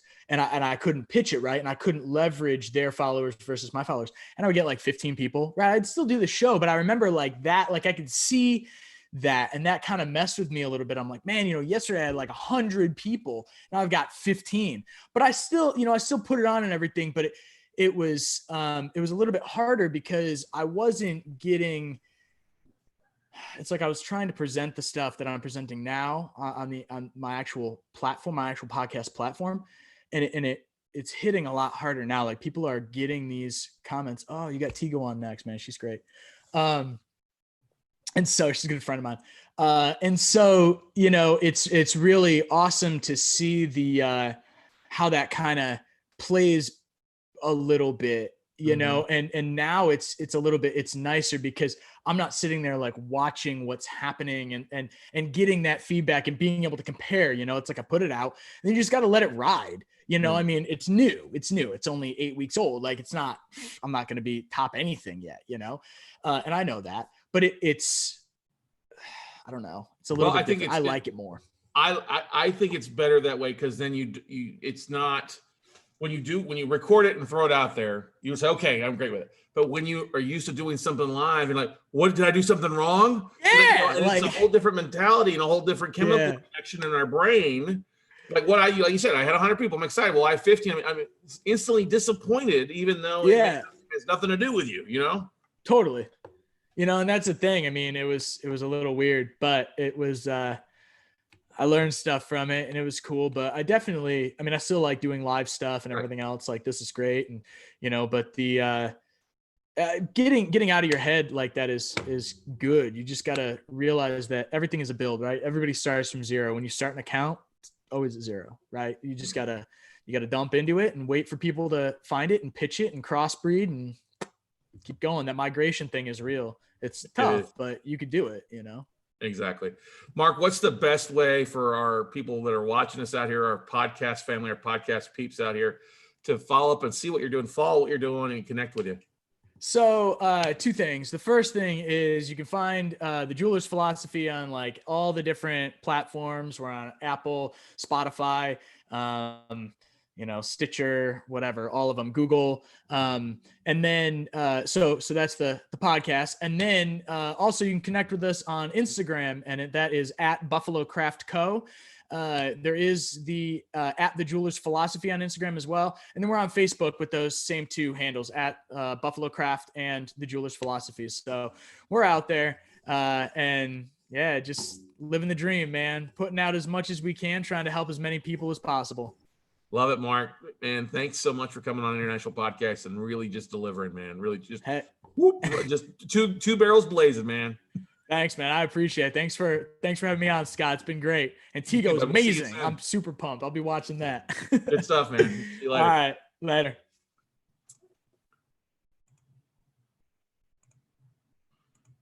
All right.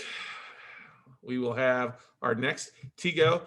We're going to take a quick 1 minute little break here. I'm going to go grab a fresh cup of coffee, fresh glass of water. I'll be right back.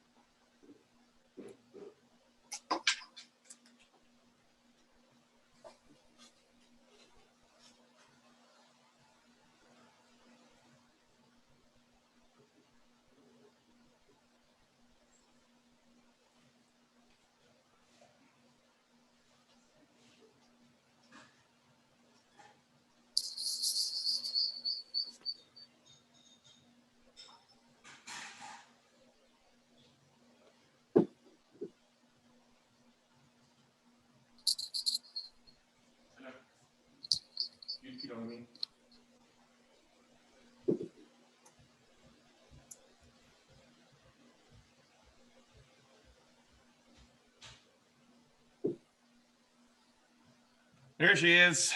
Sorry, I had to go. Fresh cup of coffee break there real fast. Where's my cup, dude? It's right here. Cheers. Now, only you would have a cup that has green in it, so there's holes going through it. It's a baseball player on a field. So, yes. Ah, yes, Mr. Baseball Player. I know you're a fan, so I totally get it.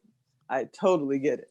Good stuff. All right, well, let me pull something up here, and we'll get rocking here. There we go. Oh, my big head? Okay.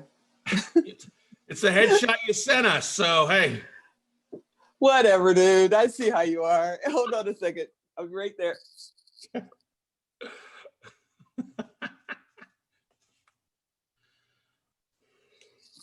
All right. All right.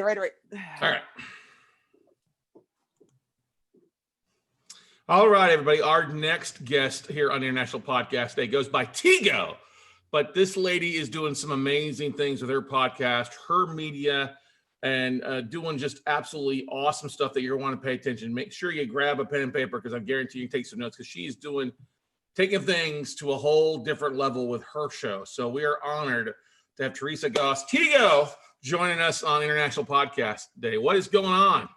Hey, what's happening with you? I'm excited to be here. I'm doing things. You're doing things, man. I'm just following in your blazing trail. No. It's the beautiful thing with the beautiful thing is we can all carve out our own message and our own journey, right? Yes, this is true. This is true. So for those that don't know who the powerhouse that Tigo is, share our listeners and those watching us a little about your journey as a podcaster, how you got where you're at today, and what kind of motivated you to start and why you start? Why'd you start and where you're at? Well, I've been in production, television and film for talk shows, all kinds of stuff for about 18 years. And for the last 5 years or so, my family, friends, and everybody else said, go in front of the camera, go in front of the camera. And I said, no, that's not what I do. I sit back here and then I edit. I'm the creative person. I'm not the host. And in January, we launched Expert Talk because I wanted to talk with people like you. I wanted to talk with experts all over the world and give them an opportunity to share their platforms and other medias on top of podcasts. That makes a lot of good sense there. Now, what's been the biggest surprise since you started your podcast that maybe you didn't think was going to happen, or just kind of like, wow, that's kind of a interesting side thing? You know, what's the biggest surprise is, one, as I sit here with my lovely little white cord hanging from my ear, is technical issues, dude. I mean, during this whole COVID thing, let's not pretend it's not happening. I don't have a crew. You know, I usually have a crew. I have somebody running around and doing this stuff. I knew I had an interview with you at 10 o'clock. At 9:47, I went, where's that mic I use when I'm on with someone else? And I couldn't find it. So, finding great sound, finding a great way to create right now is really hard for everyone because of COVID and people are stuck at home. And that's been the biggest adjustment for me. I don't have my studio and all that kind of good stuff, all my toys. I had to learn how to do this thing on my own like everybody else. Mm-hmm. Well, that's the thing is, you know, everybody's had to learn how to evolve. You know what I mean? And so, yes, whether it's going from a studio, like I'm used to usually record in my office, like I said, the lights all set up, so you have to figure out, okay, how am I going to pivot? And yeah, I got to do more myself because there's not other people there to help me out with this. But when you think about all the people you've interviewed with Expert Talk, you know, what's also stands out from maybe the interviews or the episodes you've done?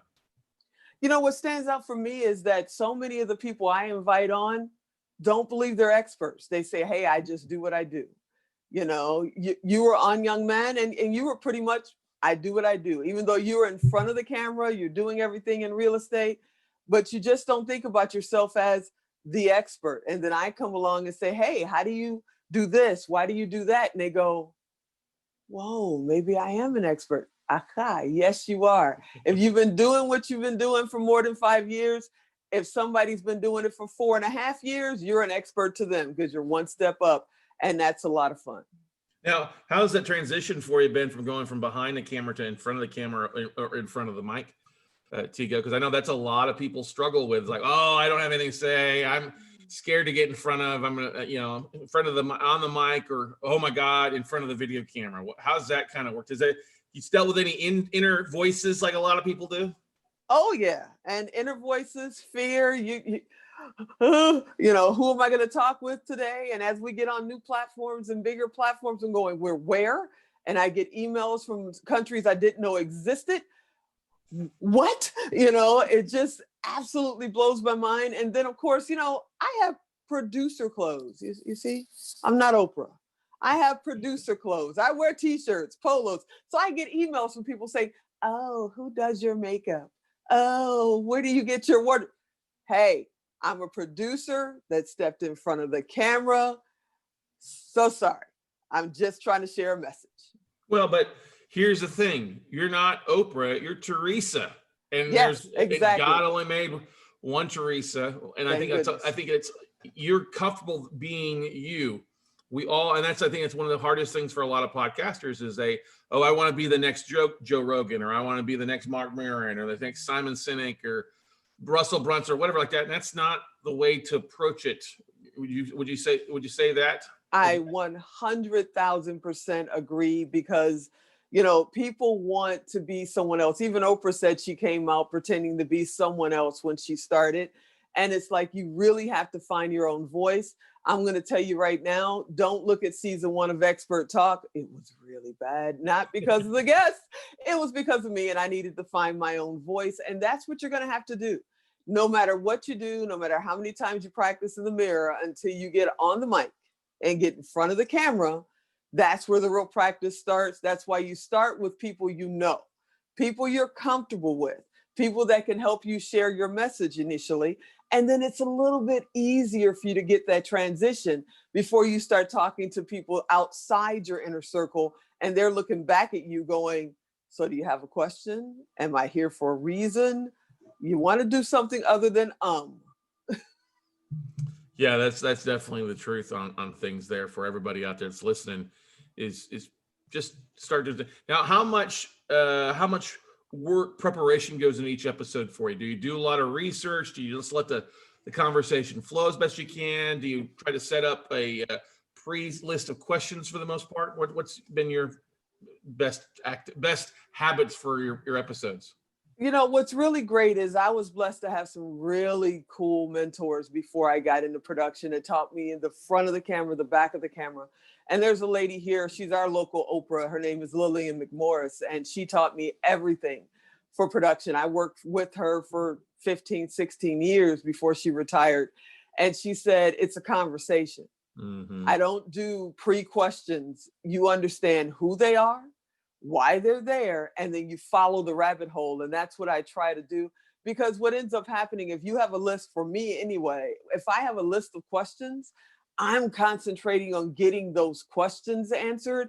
And they could mention something that I knew nothing about, that wasn't on Google, that wasn't on their website, that is literally an exclusive for my show. Right. And I skip over it because I'm trying to get to question 5, question 6.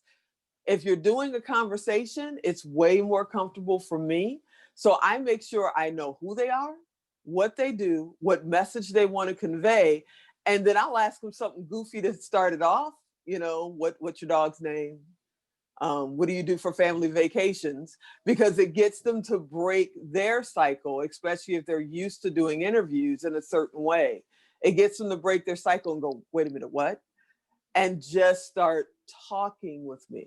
It's a conversation. Let's just talk about it. The only difference is we're also airing on regular television, so we have a time restriction as opposed to a podcast where you can just go and go. Now, let me ask a question. A lot of people get upset when people are like, if it's not just audio, if you're just not on iTunes or all the media platforms, it's not a podcast.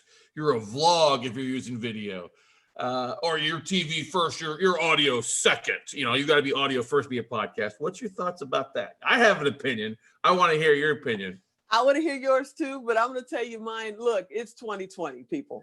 Come on. It is not 1957. I am 56 years old. I remember, Wolfgang and all the guys, and they come out there and do the and all that kind of stuff, because they had to entertain you. to keep you busy. But television started on radio. That's why soap operas are soap operas. They were sponsored by soap companies, and they do a little bell and talk about Dove or whatever the heck the soap was this week. Television has grown. Podcasts are growing. And that's why companies like, I don't know, Amazon Music is now doing podcasts. That's why companies like iTunes has video podcasts. It's where we're going with it. People are doing more video than anything. People don't want to read anymore. If you put up a dissertation or even a one-line sentence, if you don't have a cute puppy associated with that or a video, I got news for you. They're going like this. Yeah. They're not paying attention. So if you want to get the following, if you want people to come on over, do both. You know, there's nothing to extrapolate the audio from the video. So the people that want to watch you can watch you on whatever platform you're using. And the people that want to be traditional can listen on whatever platform they're using. And that's what we decided to do. I just think it's 2020. We gotta do it. And I agree 100% with that. When you look at the numbers, you know, only 26% of really Americans are listening to audio or podcasts. So at least if you only do audio, you're missing out on 74% of the rest of Americans.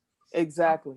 And I agree with YouTube Red and Instagram TV and all those things. I haven't seen the numbers, but if you think back to I would be interested to see how many people watched the debate last night on a non-TV, non-network-based platform for the most part. Because I got rid of cable. Four? Well, I'm one of the four. No, I'm kidding. I watched it on YouTube Live last night because I got rid of cable for the most part. Yeah. You know? I mean, cable companies are hurting. Traditional television is hurting. You know, they can't do what we can do with interactive television, with interactive podcasts, where we can actually target a certain market, talk directly to Mary, Joe, Bob, or Sue. You can't do that on traditional television. You don't know what kind of numbers you're generating for your advertisers. We know what we're generating. We know what we're doing, who sees it, how long they watch, when they click off. And I know when y'all click off after watching the intro and go, oh, well, they're talking about so-and-so. I'll come back next week. You should stick around on my show because, hey, we talk about a lot of stuff.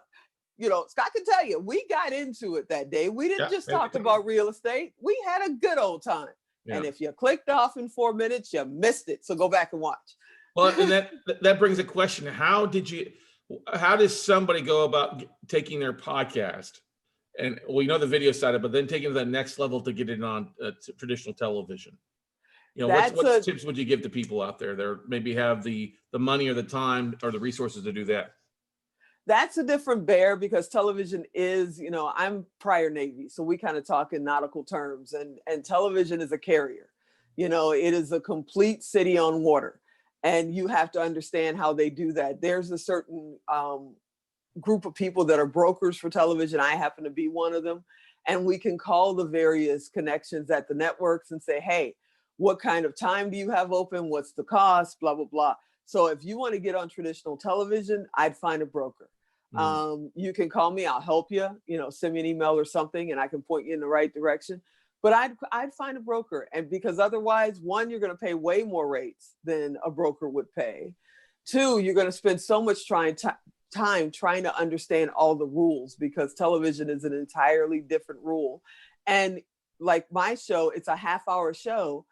In the can is the term we use, but we have to deliver it at 28 minutes and 30 seconds.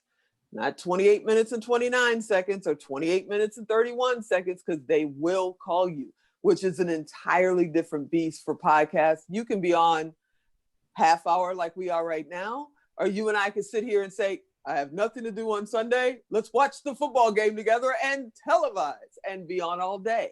There's no restriction. So that's what I would do. Really with streaming media, that's why we started building streaming networks. We have a few. We have Pod Nation TV. We have Chapter and Verse TV, and Gutsy TV for women. That's on Roku. That's on Amazon Fire TV. That's going into Apple TV. Those channels are like a bridge between internet television, internet radio, podcasts, those things, and traditional television. And you're reaching everywhere but North Korea. So if you want to be in people's living rooms, You want people to be able to say, hey, Alexa, play this show. Get on a channel that's on Roku or Amazon Fire, and they can watch you on their 200-inch television set. And it's a lot easier to do. Do you, and the barrier to entry has gotten a whole lot more affordable with that aspect of things. If somebody's looking to start a Roku channel, what's what's the cost associated with it or time frame? Any insight you can give on that? Oh yeah, I can give you all kinds of insight, because we spent this much money on our first channel 4 or 5 years ago, and now we actually are in-house coders. We build it ourselves. And for Roku and Amazon Fire, if you know the rules, if you can code it yourself, submit it yourself, it doesn't cost you anything but your effort and your team. You just have to write it, build it, and submit it. Now, if you want someone else to do it, that's a whole nother animal. And then you got to remember, if you're doing a channel, it's more than a show. Think about, if you turned on ABC and it was just me and Scott all the time. You want to have other shows, other content, whether it's yours or you're inviting your friends in or whatever, if you're going to build your own channel. Otherwise, submit your content to existing channels. They're already paying for advertising. They're already driving traffic, and they've already built the rapport with the major platforms like Amazon, like Roku, because you do have to submit, you do have to follow their rules.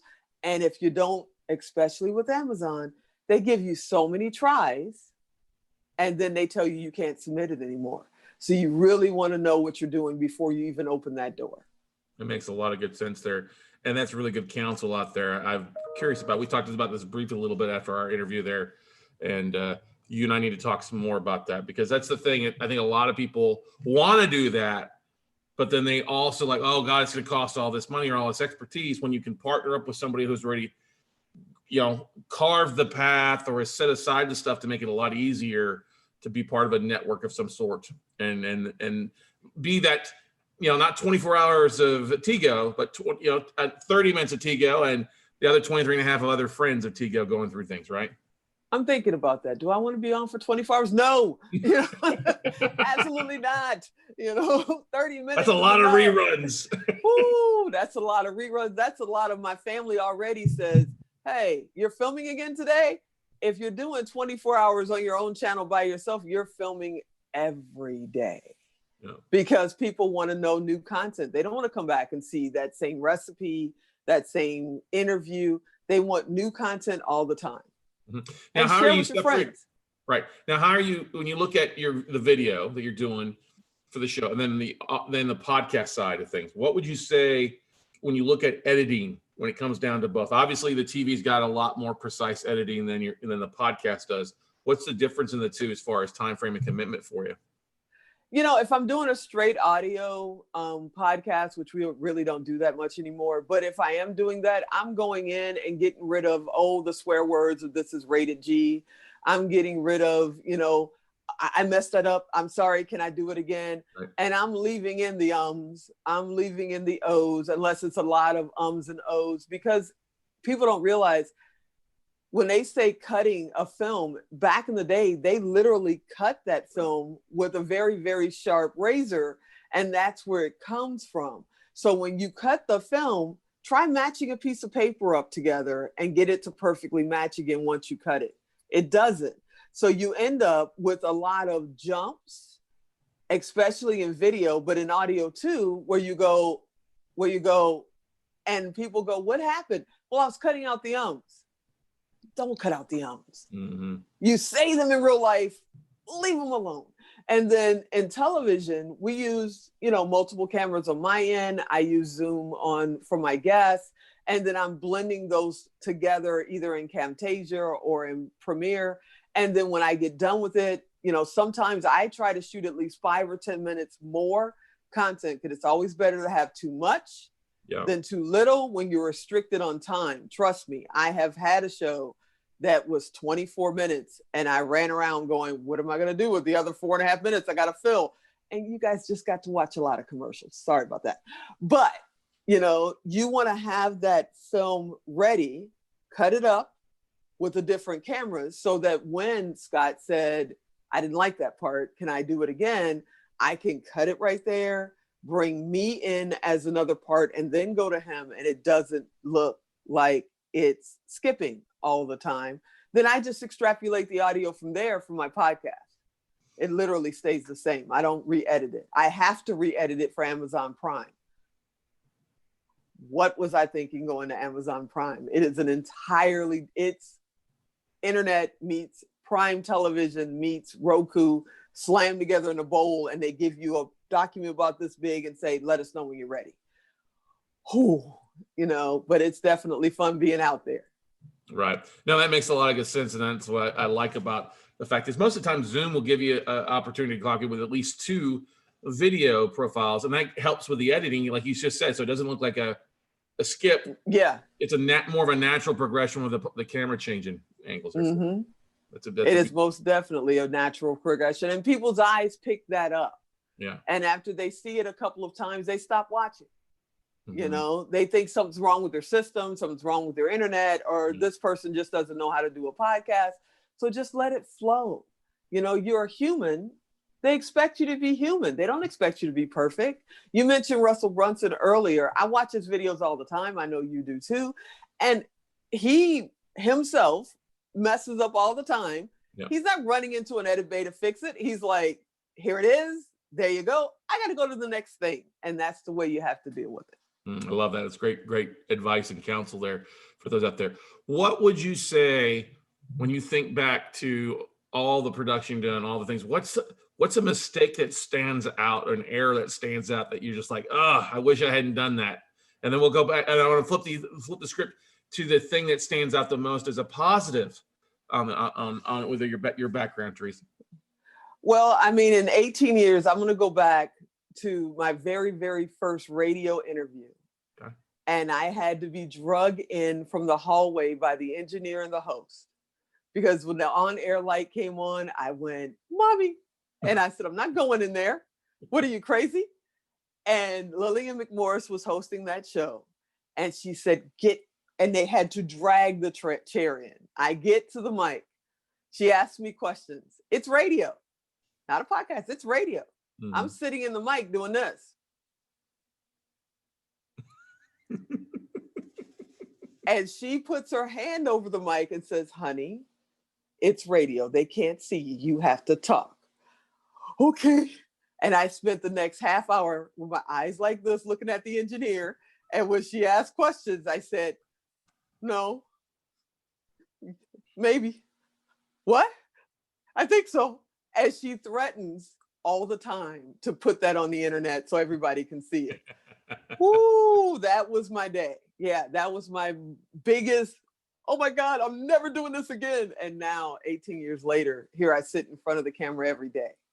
Nothing like getting tossed in the deep end of the pool and being told to figure out and swim, right? Oh yeah. Woo. Now on the opposite side, what's one moment that stands out the most in the last few years of you, 18 years, that's been like, that was freaking awesome. That's the thing when I need a happy spot, and when I do I go back to?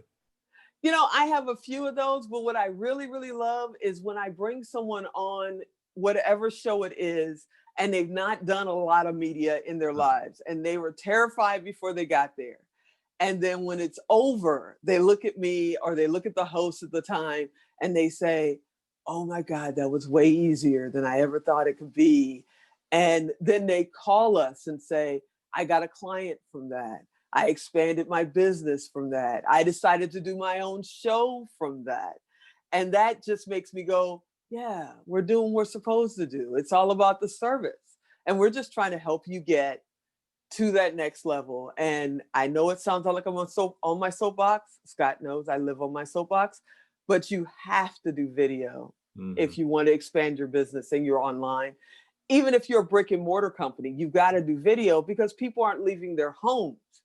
So you have to. I'm sorry. That's just the way it is. Well, but that's the thing is, and that leads to the next thing in this crazy world where everybody is stuck at home or not traveling as much as they used to. When you look at online shopping is up, 40% or more. It was up in the first month alone, and how that's led to it. So many brick and mortar stores are closing or downsizing. That's the thing, is that's the missing key. You still got to have that customer experience to share your wares. Like we just had Mark Farrell on about the jeweler jeweler's philosophy. I love Mark. He's like, oh, he's like, Tigo's on next. Awesome. But that's the thing, is sharing what you're doing and incorporating it. Because if you fight it, you might as well, it's basically fighting it is you're going out of business. You're a dinosaur if you're not, right? Exactly. Exactly. I always reference back to when the cars started, you know, when they invented the car and you had your horse and buggy. I'm sure you were really upset when they went flying by with all the pollution then. And you were like, these cars will never work. Well, guess what? I don't see many horse and buggies running around Vegas right now. So yeah, you got to progress. You got to grow. You got to get out of your comfort zone. If we didn't, we still be in kindergarten, or we still be learning how to walk. You know, every day is a challenge. Every day we have to face that challenge. Yeah, that's great, Kev. Is there a tool that you use in editing or your production that you just absolutely love, that if you could be the spokesperson for that tool that you would share? Which, you have something like that you really love, that you love to use, it's easy for you? I love Camtasia. You know, Camtasia is an editing software. It's done by TechSmith. And I joined it and got involved in Camtasia, good grief, before they had numbers. It was like 7 years ago or something like that. And it was really built for people that were doing webinars, people that were doing things they needed to screen capture from. And I've done everything, including edit documentary in it. I've edited music videos in it. I've had 7 lines of 7 cameras in it. And they sent me a survey a few years ago and said, you know, how are you using Camtasia in a unique way? So I sent them what I'm doing with it, and they made me a beta tester. So I actually beta test for them. But it's very easy to learn, you know, if you're starting out and you just have a single camera or 2, and you want special effects, you want to add a bottom third, that kind of a thing. Camtasia is very easy to learn. Even their instructional videos are pretty simple.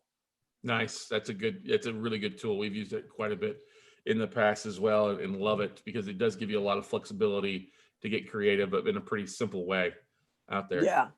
Where do you see your show going as we kind of get to the end of the session here? Where do you see the future being for you, Theresa? What's the next 12 months hold for Expert Talk?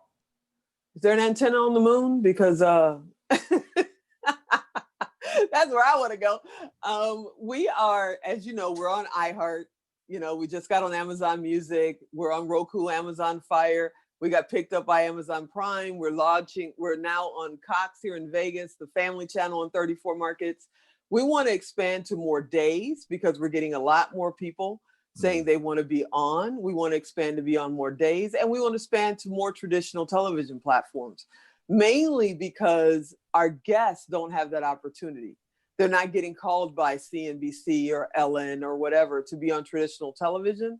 So we want to give them that opportunity so they can put it on their website as seen on Cox, as seen on the Family Channel, as seen on Amazon Prime. So that's where we see it. We're going to keep adding days, probably add a few more shows. We're expanding our streaming networks. We're inviting our friends in, including you, to come on in and share their shows. Yeah, we just want to keep growing and keep sharing the messages. Awesome. What is the best way for people to connect with you, podcasters or people listening out here that are in the media space, looking to learn more or find out how they can work with you in a variety of ways? The best way to do it is just go to experttalkwithtigo.com. That is probably the easiest, experttalkwithtigo.com. And then when you get there, there's actually a button there. If you want me to be a guest on your show, there's something there for that. If you want to be a guest on our show, there's something there for that. And then you can also find out all the platforms that we're airing on. Then, of course, I'm on every social media. You know, I'm a computer geek. That's what I do. But I like hiding in dark rooms and dark corners and just being on computer when I'm not on the air. But yeah, you guys can just find me on any social media. Put in Expert Talk with Tigo, and on Google, you'll find me. Awesome. Well, Tigo, thank you so much for coming on International Podcast Day and sharing. I really enjoyed this session. And not that I haven't enjoyed everybody else's session, but it's always good when 2 media people are speaking and talking about what they're enjoying and trying to advance everything out there. So thanks for being a part. Well, thank you for having me. And, you know, once you become a part of my family, you can't get rid of me. So you and I will be doing stuff forever. I've already invited myself to your retirement when you go to the island. So I will be there for the next 20 or 30 years. I love it. Be safe out there, Theresa. Look forward to hanging in person sometime soon, hopefully. You too. And everybody go check out his interview. It's up right now. Check it out. It's on Expert Talk with Tiga. Appreciate Thank you, it. sir. Good stuff there. Thanks for having me. Bye-bye. Bye. That was good. All right, let me pull up the next one. Thanks, Tigo. We'll see you later. Thank you. All right, we had next podcaster coming in a little international flavor. Let's see where he's at. He was on your first thing this morning. Robbie.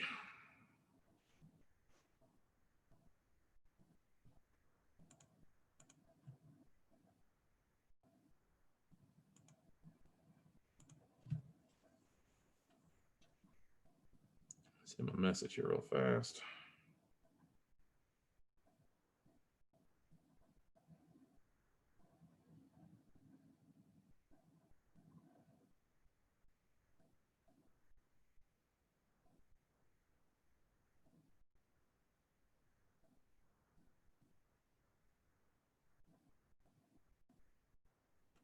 That was good. What's been your biggest takeaway so far for those that are watching this live on YouTube, join us live on Zoom, Facebook? What's been your biggest takeaway? Anybody got a nugget they'd like to share, a tool tip, speaker they've enjoyed so far? Love to hear from you all out there.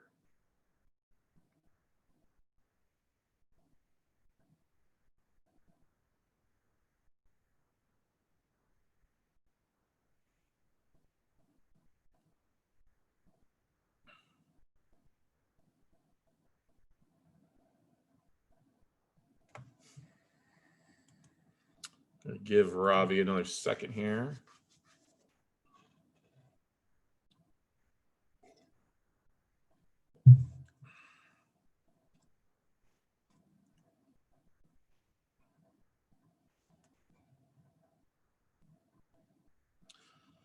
So I started off while we're waiting for Robbie to join us here. So one of the things that I started off with my journey was I've been doing webinars and conference calls for over a decade with what I do in my niche real estate space. And been doing a Monday night webinar. So I started with my audience back literally 8 years ago. When I go back to GoToWebinar, was what I first started to use. I saw that my first thing was in 2011. April 2011 is when my membership started there. And basically doing that almost every Monday night to my network and just showing up on a regular basis. I had actually be convinced to do a podcast because I didn't want to do one at first. I thought it'd be too much work and too much hassle. And finally, when my friends told me, no, you can do this, you could do a podcast. And I'd been doing some Facebook Lives. I took words from Kevin Harrington, one of those awful guys off the Shark Tank, talking about how you need to be on video, and Facebook Live was just coming out. And I was watching Gary Vaynerchuk do his stuff. I started saying, well, let's start doing a podcast episode every day. You know, not podcast, but let's do a Facebook Live every day. Let's touch base with our audience because we had a big following. We still do have a big following on Facebook. So that started the journey back in actually November 1st, literally November 1st, 2016. Launched and said, we'll do this on a daily, Monday through Friday, whether it's 8 minutes or an hour long. It's going to be our tribe's opportunity to see what's going on at our business, our company, be a fly on the wall. What are we focused on today? What's our journey today going to be about? What's our biggest thing? And along that 150 episodes at 5-6 months from November through to August, 8 months later, I had a friend of mine, Tom Hazzard, basically convinced me that, hey, you need to do a podcast, and it's not that much more difficult than what you're doing. If you're recording the episode, we can take it and run with it. And so that's kind of what led to our starting the podcast, a true official podcast. We're on iTunes and iHeart and all the other 27 or 30 platforms out there. Was the fact that we kept rock and rolling. We just kept cranking out content and tried to simplify our production process as easy as possible. All you have to do is record, and then I upload my audio to a platform. I upload the video, usually straight to YouTube, and we just let it run. I don't usually edit too much stuff there. But over time, it's helped us build such a great following of students. And my show is basically half video interviews and the other half is me teaching. I mean, it's all video first via Zoom like we're doing here, but it's also broken down where like, hey, however we can reach it, we're going to share it to Facebook. We're going to share it to YouTube. We're going to go back and transcribe the full episode and put it as a blog article. We're going to create infographics for our show and share that across the social medias and Instagram. Now, not every social media platform works for us. I'm not on TikTok. I don't do anything on Pinterest right now. Probably should, because half my audience is women. But what has worked for us initially was Facebook for most people, personal and business profiles. LinkedIn has been a very big game changer for us for the last 24 months because we've really focused on LinkedIn and doing more with that platform, building our network, using some of the connections and the searchability of LinkedIn to go out and find our ideal listeners. So I highly encourage you guys out there, if you've got a show, go to LinkedIn, type in your title or what they're looking for. Like with us, I'll type in real estate investors or I'll type in note investors, and that leads me to be able to find with people. And then we just connect with those individuals that are in our niche. So that's what the biggest things I can tell you, that's helped out as well. Another niche you may have heard here in the United States, we have meetup groups. I don't know if it's international, I believe it might be, but here locally in the United States, there are meetup clubs, meetup groups, niches of the people that you are probably catering to with your podcast that can be a part of your network. And so we've used meetup groups to go out and find in either where I'm speaking in some of our major cities, but also tracking where our audience is at and going to meetup groups in those markets and either looking to speak or looking to add the people that run those big investment clubs, or for us, it's real estate investment clubs, but adding those people to our interview list and then helping them promote the show by sharing an episode. And that's always worked really well for us too. Another thing is leveraging LinkedIn groups and Facebook groups when you find a big group that serves your niche or your audience avatar, reaching out to the people that run those groups, bringing them on as a guest, or reaching out in some sort of, I won't say joint venture, but kind of the same thing. Hey, how can I help benefit your audience and your group? And all I ask for you to do is share my show. Or can I share my show without coming across as being self-promoted? Because what I'm providing, I think, would be of value to your audience. So I want to open this up, since our speaker's running behind, for Q&A from you guys. For those that are watching it, Jim, Liz, Steven, others out there, I encourage you to ask the questions. What are you doing? If you're trying to do a virtual event, what's your struggles that you're having? If you've got a new podcast, what are some of the things that you're struggling with to make things happen? And I open it up for you guys to be able to ask questions here on International Podcast Day as our speakers MIA for a little bit. So what questions do you have? What can I answer for you? How can we make your show or your focus better for you? I'm just typing this into the Facebook Live.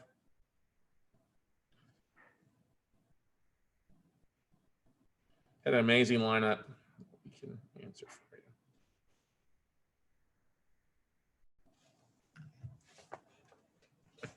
Another thing, guys, out there, a lot of people will just go with audio or they'll just do the video.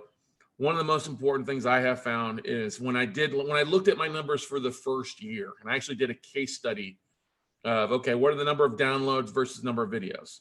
Now, my numbers are going to be a little skewed because the fact is I already had a pretty good following on social media. I already had 30,000 followers following me on my business page on Facebook from marketing beforehand.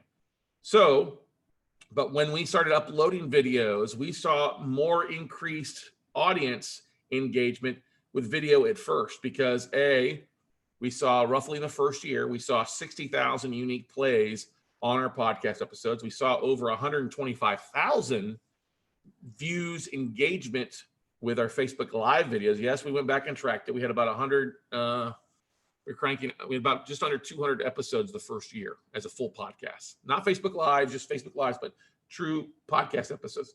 So we saw that number between the videos. That was about 180,000 engagements compared to roughly about 125,000 unique downloads in our first year. So we did pretty good. We went from 0 to 10,000 monthly downloads by the second month, just because we shared it everywhere. Now, like I said before, if you've been on here, I've got a little bit older listener. 45 to 65 is a lot of my audience, a little bit in the 35s and stuff. So it's not your ideal podcast audience. Usually it's a little bit younger of a podcast audience. So what I did is I got to be other places. I can't just be on the audio. I need to be in the video, which the video is already there. I need to do my email blast. I need to share what we're doing. So what do we share? Well, I don't spend a lot of time cutting up videos and slicing and dicing. All right. What I do is obviously make sure my video looks good. Okay. We used to record live Zoom calls and then live stream it like we're doing here, but the video would struggle a little bit. So I found I got much better video by simply taking the time to record the episode or video, then restreaming it the next day after a little bit of editing. Okay. Let's see here. Stephen asked a question here. This is a really good question. Thank you for asking, Stephen. Do you see any aspects of translating languages coming to increase audience engagement globally? Oh, I love that. I've actually been dealing with this right now, Stephen. I think it's phenomenal. Now, it all depends. I'm willing to bet that your language, primary language, is that English, I guess it would say. I'd be willing to bet. You have to look at where your audience is at. Now, obviously, if you're a podcaster, a big chunk of it obviously comes from the United States if you're here locally. It's going to always probably be domestically located for you. But then looking at the other countries you're in, like I've toyed with the idea, do I need to take the time and bring on somebody to record the episode in Spanish? Or should I take my blog and translate English to Spanish and using that? So, because I've used it in my business when we're reaching out to borrowers, we have English and Spanish, and we're going somewhere. If we have an international borrower, we have to translate the forms into that language.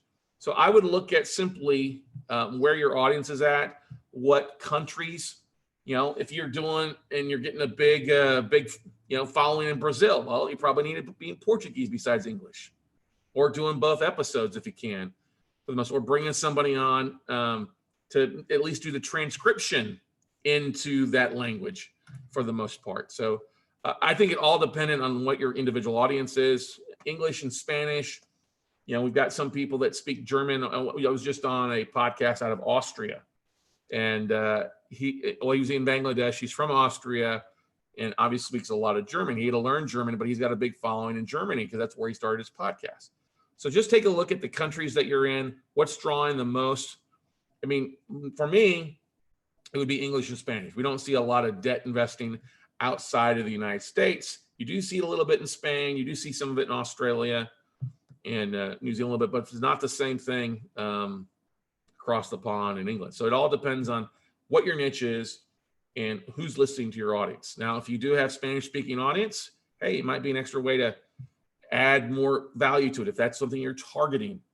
I'll give you an example. We've got a friend of ours who does not immunization. She does I can't think, not aliens or anything. She based naturalization podcast, helping people become citizens here in the United States. And for her, I would totally believe that it would need to be English and Spanish to help her audience out there, especially those who are listening. So it all depends on what's going on. I mean, you got to realize in some parts of the world, people have more access to this than they do have to a computer for the most part. And these things, what's in our smartphones these days would land the lunar module back in the day when they found the moon. So I think that's a great question Stephen asked out there. I think it's a valid point, depending on who's listening to your audience. And like me, if I look at my audience listeners and who's there and who's not listening, I actually have some people in Russia that listen to my podcast. Small amount, small thing. Out of the 130 countries that were listened in, Russia's a very, very small, less than 1/10 of 1%. I'm not going to convert my show to Russian. Okay, not going to do that. But if you've got a bigger audience, especially Spanish speaking or German or Italy or French, it depends all on what you're doing. Okay, but great question. Thanks for asking that, Stephen. Phenomenal question. Hopefully I answered it the best of my ability for you. In that case, it might make sense to, even if you are doing something, bringing on a co-host or a voiceover expert. If you ever, one of the things, I was in Spain, Barcelona, Spain, 2 summers ago, and we were in Europe for a couple of weeks. And it was when John Wick, the movie, came out. Okay. And we went to the movie theater to watch John Wick, and it was in English, but you had Spanish subtitles. Okay. And that was always the interesting. It's like, well, then maybe I need to duplicate the videos and put it in Spanish subtitles for a Spanish speaking audience. You might do that, your channel with the English and then another channel in Spanish. Who knows? It all depends on the audience you're doing there for you. So what other questions would you like to have answered? Liz says, I love Ricky from, yeah, I agree. Ricky was good there. And Liz, I'm going to go back to your question you asked a little bit earlier about how your podcast interviews with thought leaders successfully pursuing their creative passions and publishing, performing, professional or purpose areas.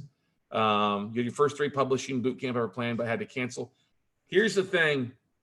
Don't wait to do it online. If you've got your speakers, they understand everybody's had to pivot. And with Zoom and being able to schedule, like what I did with this event is we had our 20 people, okay, 20 people that said they'd be on. One obviously was on this morning when we started, but MIA right now. But with a schedule, with a Zoom link, you know, that's not hard to do. You use Canva to create infographics for each speaker, depending on how long they're going to speak. If it was a three-day event, yeah, maybe depending on how many people you had RSVP'd, if you had already pre-sold tickets, hey, so I would still do a online event via Zoom. Something is better than nothing for our audience out there. What I would not do is, like, I've got a friend that was going to do a 3-day event in Houston, just as COVID, they canceled everything, and they're not going to do anything at all. And I'm like, wait a second, now you've got to refund all this ticket stuff back. Your sponsors, they got to get a refund back for their sponsors. Just turn it into a virtual event online, relatively easy. People will understand. And when we've had huge events, we've actually run 2 Zoom rooms. And like, we have a big event called Note Camp every year. And a lot of times we'll have 30, 40 speakers over 2 days. Now, they're speaking for an hour. You can't fit 30 speakers into one day, let alone 3 days if you're given an hour. So we actually do 2 Zoom logins. And we basically bought the URL with the registration links with Zoom that you could put in there and say just Note Camp Room 1, Note Camp Room 2. So we just set the schedule and people speaking. And we had a keynote speaker. We would not have a speaker in room 2 for that hour, where everybody had to go to room 1. And we found roughly about 30 to 40%, depending on the speaker, would flip back and forth. Room 1 was always the heavier attended because they didn't have to go anywhere. Room 2 was lighter, but we also had great people. Those are the replays that were first watched for the most part. So we always like to include the replays. And with the fact that what Zoom has going on can be really simple. All I have behind me for the most part is a green screen. Got a good microphone here. I've got a good webcam. Your speakers that are tuning in, you want to make sure they've got good audio and a good video of some sort. Whether they take, I've had to ship a couple webcams out before, worked well. Or we've spent some time with them doing tech checks ahead of time. What you don't want to do is somebody using a laptop camera for the most part. You want to have a Logitech or some sort of plug-in webcam to go on there, because these days laptop webcams just don't really do a good job. It's grainy and it's not the best. It'd be better for them to almost do the video if they didn't have a PowerPoint straight from their laptop camera like this, because the video would be a lot better versus their Mac or their IBM machine here for you. Taking that little extra step, that extra $49 or $99, if you've got to buy a couple, 2 or 3 of them, ship them out to some of your speakers, maybe not used to that, that's okay. And then using the slide shares, being able to share the screen and they can bring up their PowerPoints if they got a presentation. People take Q&A from the audience. You can bring people on live, allow them to talk, or allow them to share their camera if they've got a camera to have that kind of intimate thing.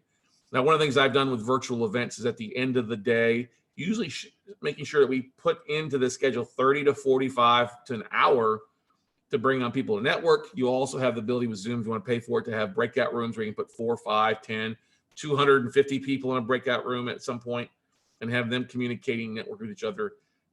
That helps. It does still not the same thing as breaking bread together, a happy hour for networking, things like that, but still something is better than nothing these days. And of course you want to incorporate some sort of after event or pre-event space for your fans, your clients, your attendees to go, whether it's a Facebook group or Basecamp group or something that they can go and connect and keep that momentum going after the event. Now, of course, that requires you to spend time each week, each day, a little bit in that room, in that Facebook group, of allowing people to network, to post, or make it open postings, and just spend a little time. But I find whenever you have a group like that, the more that's going on, the more value that adds. And that's another thing that you can kind of, I hate to say sell, but add as a bonus. Hey, get signed up for our very active group of 200, 2,000, 20,000, whatever it might be.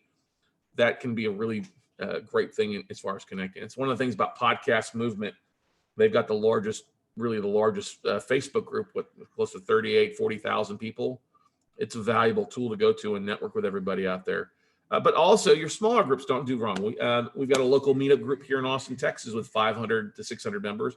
It's a very valuable group for me to connect with other people locally and see what's going on. So I think the big is good, but also the small intimate comes in really handy, and it works well. One thing we did a while back, we actually set up miniature groups across the country. We did it first through Meetup, through our network. We said, okay, there's a Meetup group here in this city for local note investors to go to. And that worked a while. Meetup changed the parameters and shut things down. And we might need to reapproach it with the way that the world is working these days. But then we have also set up specific Facebook groups across the country for specific cities. That has not grown as well as we saw Meetup growing. So we just try to point everybody back into our main group. And then you can assign, if you've got a big following in Houston or a big following in Phoenix, you can always assign a subgroup to meet, or a leader or a coach or somebody in that neck of the woods. So another tip that we have used to really share our show, and this was brought up too, Jesse T, I think mentioned it there, using LinkedIn. LinkedIn is such a valuable tool if you've got people you can connect with. But I like the fact that you can reach out to your listenership.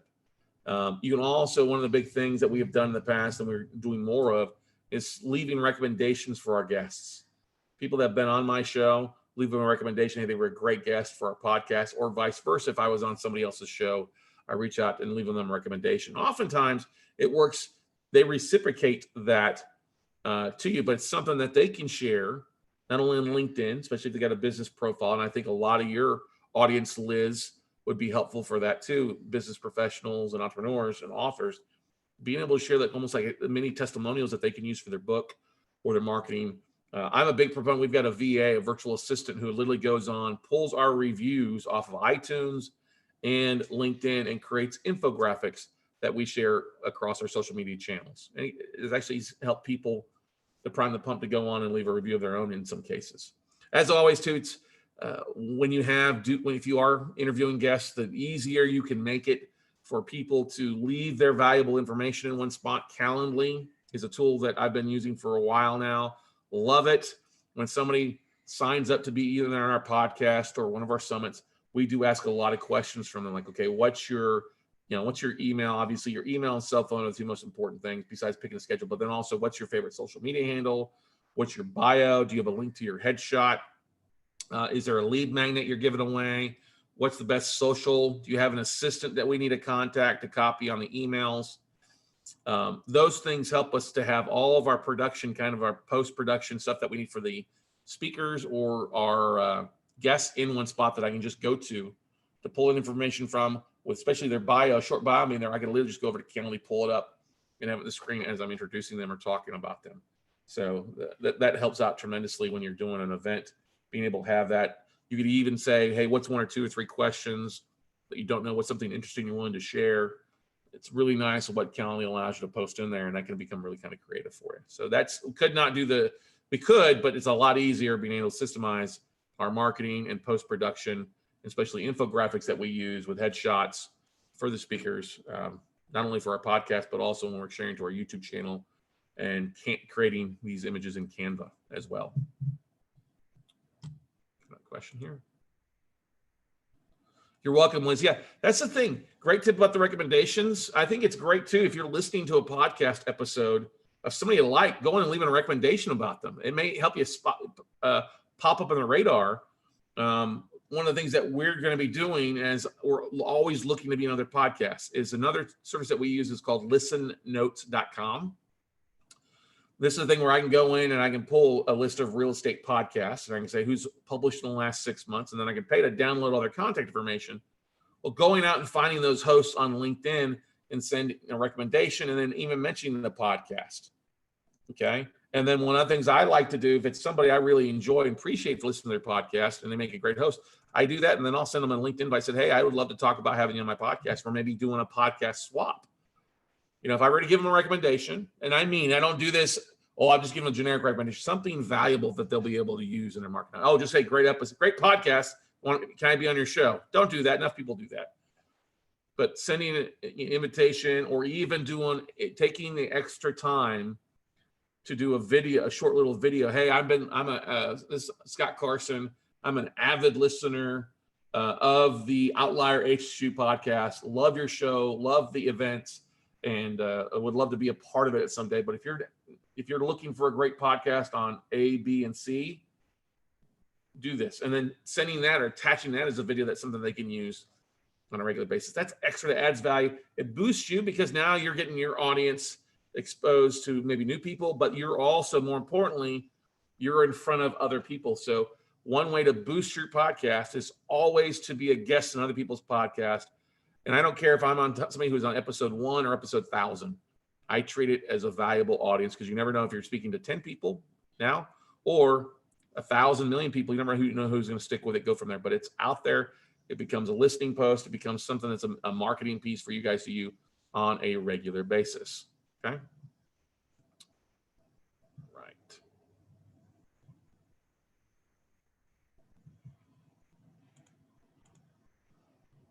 But getting creative in your marketing, it's all the things that you can do. There's so many different places. Here's the thing that I would tell you to avoid. When you're marketing your podcast, just don't go places, don't waste your time on places that your audience isn't. I don't spend time on TikTok because my audience is not on TikTok. I barely spend any time on Instagram besides reposting images for the most part, because my listenership isn't really on Instagram. We have an older crowd. Now, I do share some things there. And yes, as people get older, they'll transition. I get that.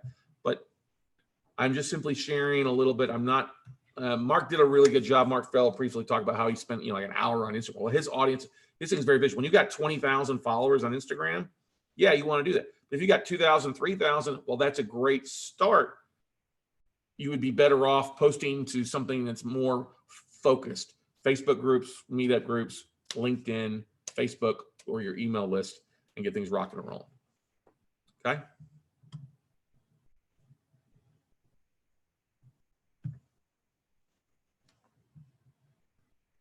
What other questions, comments, concerns do you guys have?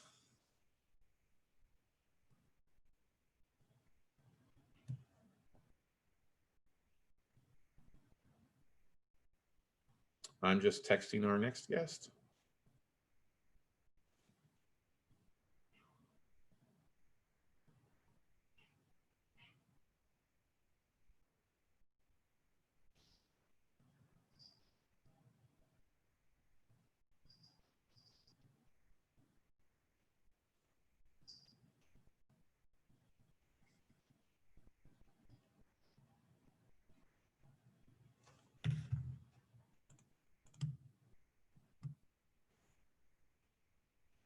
There's just a variety of things. And here's the thing, if you're doing a weekly episode or twice a week, one thing people are like, well, I want my downloads to increase. The easiest thing to get your downloads to increase is if you're just doing once a week, go to twice a week.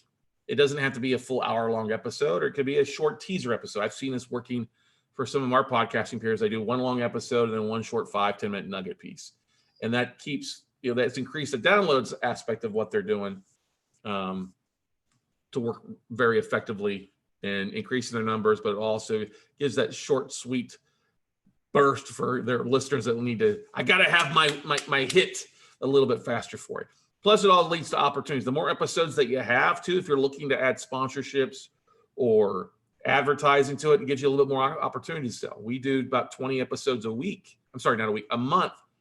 And we've got, 3-4 sponsors that they get an episode each month. So we're targeting them. So a chunk of our content is always going to be around them and how they work with. Now, of course, they're vendors that work very well with our listenership. They add value every week or every month that they're on. But that comes something to think about. Hey, I've got, 20 episodes a month. I'm going to do 4 episodes for you, to smart up. So anyway, that will wrap it up for me talking here as we bring on our next guest. Hey, what's up, Anish? How's it going, bud? Hey, Scott, I'm doing good. How are you guys? Great stuff. Give me 1 second and we'll get started with you here. All right. Yep. Good stuff.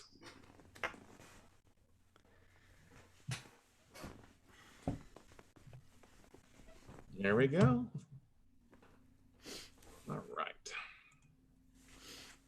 All right, everybody. Well, hey, our next special rock star podcaster on International Podcast Day is here to empower your mind for success, not only in life, but hopefully in podcasting. And so we're honored to have the wonderful, amazing, intellectually stimulating Mr. ANISH VERMA joining us today. What is going on, ANISH? Doing all right today?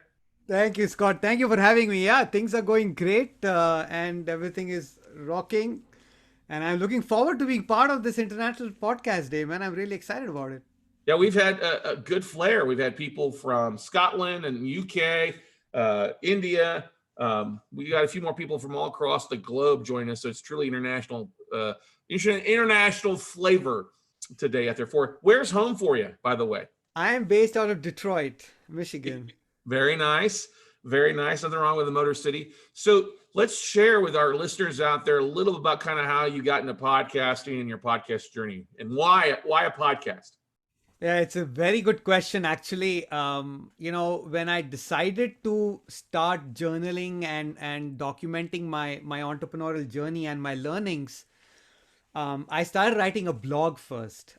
So in December of last year, I started writing my blogs. I wrote a blog a week, posted them on LinkedIn and on my website and Facebook and other places. And, I realized eventually that, writing doesn't come to me as naturally as talking does. And then I joined this mastermind group in the meantime with Russell Brunson and with you. And Russell was talking about, the 3 platforms you could choose, and YouTubing or videos, podcasting and blogging. And I thought to myself, talking comes more naturally to me, given my background in consulting and working with a lot of clients and traveling around the world and the country. I said, let me try podcasting. And Russell gave us a challenge of doing a podcast a day. I did that. I got to 100 podcasts in 100 days, and fascinating journey for me, man. That's how I did podcasting. But that's a thing, 100 episodes in 100 days. Let's talk about that, because that is a lot of commitment, but also I'm sure you just saw so much momentum with that, huh? Yeah, I did. First of all, it was definitely a commitment, and I did not record my podcasts up in advance. I did a podcast actually every day. And wow. I was talking to my friends who asked me, Anish, what are you going to talk about? I said, I don't know. The topic will come to me 5 minutes before I start, when I start thinking about it, and I will go. And I think in my case, it worked a little bit because I've been doing a lot of reading, a lot of listening to podcasts. I mean, I read about 70 books over the last 4 years in personal development, how our mindset works, what is the science behind it. And I listened to so many entrepreneurs, multimillionaires on their podcast, more than 1,200 over the last 3-4 years. So that is how a lot of knowledge was accumulating in my mind. And, I just wanted to get started, right? I didn't want to be very methodical. I'm a very methodical guy. I'm very organized. I put a plan, then I put 2 to 3 plans behind the plan. And I said, that doesn't work in the entrepreneurial world. So I just started podcasting and sharing my mind with people. And slowly I got better with it. First, my podcasts were much longer. Then they became smaller. Now I'm between 12 to 15 minutes each. And yes, my listeners have increased over the course of time, and I'm still adding more. So it's a great journey, Scott. What are you using to record? Are you using Zoom? Is it audio and video? What are you doing? No. Yeah, good question. It's only an audio podcast. So I'm doing it on Anchor. Okay. And, first I was doing it only on my phone. I didn't have any extra special devices, no microphones, no headphones, nothing. I was just doing it on my phone. But then eventually I upgraded to the Yeti microphone and, some Bose headphones and other things. But yes, Anchor, edit it on Anchor real quick, add some music here and there and just go with it. Now, let's talk about, how does the podcast tie into your 9 to 5 or your regular job, what you've done before? Is it directly correlated, or is your podcast a passion project? Let's talk a little about that a little bit, Anish. So it's a great question. So now it is directly related to what I'm doing. So since October of 2019, I moved full time into entrepreneurship. So I'm doing two things right now. My passion is personal development. I really want to help people understand the science behind mindset, behind how a brain works, how epigenetics, neuroplasticity, quantum physics, our religious texts, spiritual texts, all talk about the same thing of how we are more in control of our future. And this is not, a feel-good factor, Scott. There is real science behind it. And actually, I'm doing a summit on it, which is going to be mid of October, the Science of Inspiration Summit. And that's going live as well. But that is my passion. So I'm doing it for that. And my podcast is completely related to it. Okay. The second thing I'm doing is I have a startup, an artificial intelligence startup that I've co-founded with two of my other buddies, and I work on that as well during the day. So both of these things are kind of intermingled throughout the day, and that is what I'm managing right now. I love it. I love it. I love it. So what's been the biggest surprise from launching your podcast? Now you're on episode what number now? 124.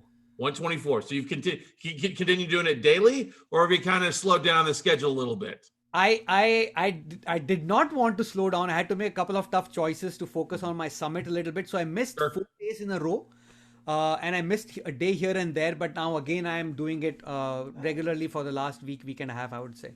Did you get any feedback from your listeners? Like, where'd you go when they were used to the daily dopamine level from you?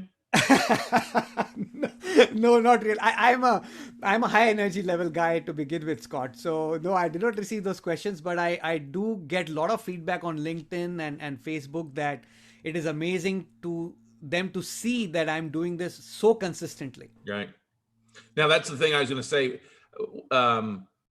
Where are you sharing your show? Obviously, that's having an impact. Entrepreneur Mindset. I see LinkedIn probably being one of the best places for you, huh?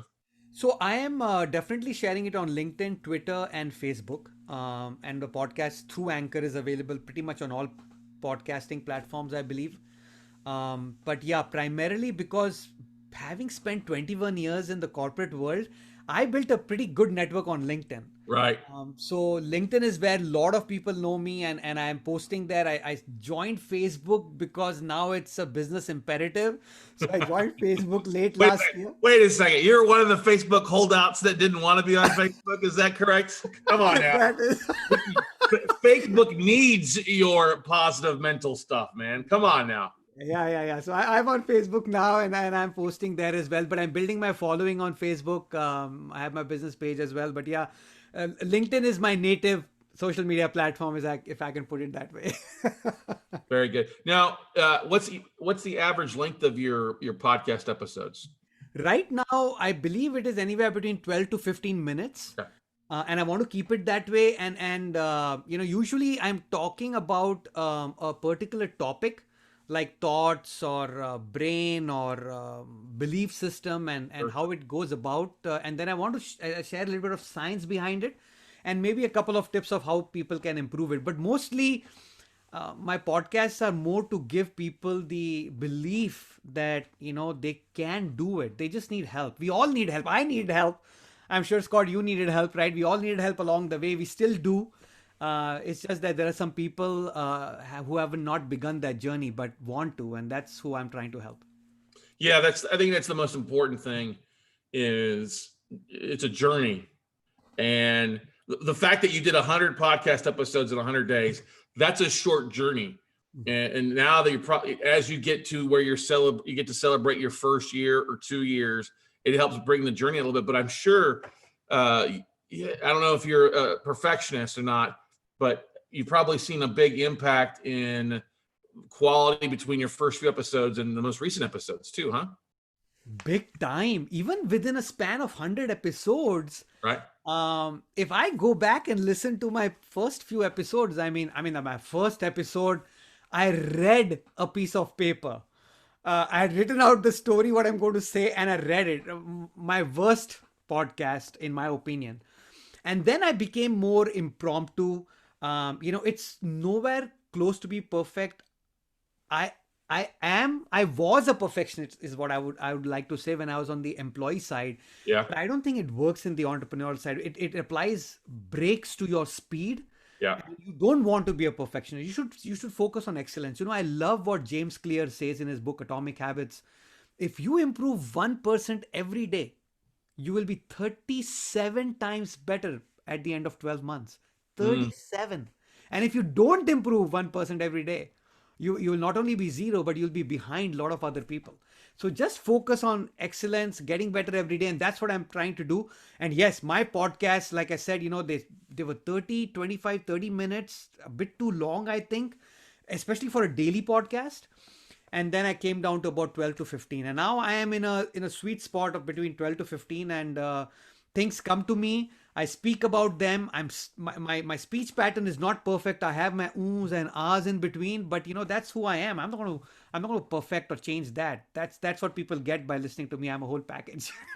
Well, and I'm glad you brought that up, because I think perfection equals broke, whereas delivered equals success, right? And nobody's born perfect. Nobody's born straight out of their walk and talk and everything. It's the same thing. Every podcaster, you grow, you find your voice, you find your habits, good habits, and you also remove hopefully some of your bad habits as you hone your skill on. And doing it on a daily basis, that speeds up the expert level really quickly versus doing one every 2 weeks or once a month. Absolutely. And actually, it's so fascinating. I mean, Russell mentioned it to us, in the mastermind, but I was interviewing Evan Carmichael last week. Yeah, I think it was last week. I interviewed Evan Carmichael, and Evan was talking about the same thing. I interviewed him from my summit, and he was saying the same thing. If you want to do a YouTube video, pick up your phone, start recording. Don't even think about it. And it is amazing. And he has been creating content every day. I don't know for how long. And he talks about his original content. He says he's so embarrassed about it, but he has left it on the platform so that people can feel comfortable that they can go through a very similar journey. But yeah, I mean, doing it every day will help you get better and accelerate. And then, you can decide after a year, maybe that you can slow it down to, 3 times a week, once a week, longer podcasts. Maybe then you have the privilege to make that decision. But for now, you got to get your story out there to create your tribe.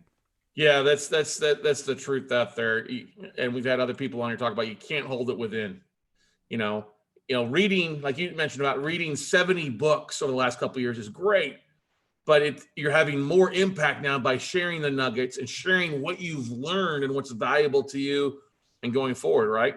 Absolutely. And I think the one thing what I'm learning as well, Scott, is the more I share, the more I talk. And when I listen to my podcasts myself, my conviction in what I'm saying gets stronger and stronger. And then when I'm listening it myself, I'm like, Anish, you need to do some of these things yourself. Maybe you're not doing it well enough. It's one thing to tell others to do it, but if you're not practicing it yourself, you can't believe in it as much as you want to. So when I listen to it, sometimes I find things that I need to improve on myself. So I think it's working both ways. I'm getting better in doing what I am asking others to do or requesting others to do. And at the same time, my conviction is getting better in my messaging as well. That's true. Basically, holding yourself accountable to what you're not just talking the talk, you're actually walking the walk. Absolutely. Then that is key. I think if you want to share your journey with people, I think if people want to get just encouragement or just motivation, they can go anywhere else. But when they hear someone do it and share their learnings, I think it makes it more real for people, more relatable for people. I've heard people, oh, Anish, you have worked for 21 years. You have worked for that great company. You can do it. I can't. I'm just getting started. And I think that's what I'm trying to prove, that that's not the case. Anybody can start at any time. Age doesn't matter. Nothing matters. I'm sorry. I didn't mean to interrupt you. Go ahead. I was going to say age doesn't matter. How much you know doesn't matter. People appreciate authenticity. And if it's coming from your heart, people will listen to you. Yeah, I'd agree 100% with that, because you got to be authentic. People can smell a fake after a while, and I think what we see in podcasting, those that aren't authentic do burn out or fade off a lot faster because it becomes them telling a lie. It's hard to tell a lie and live a lie every day, right?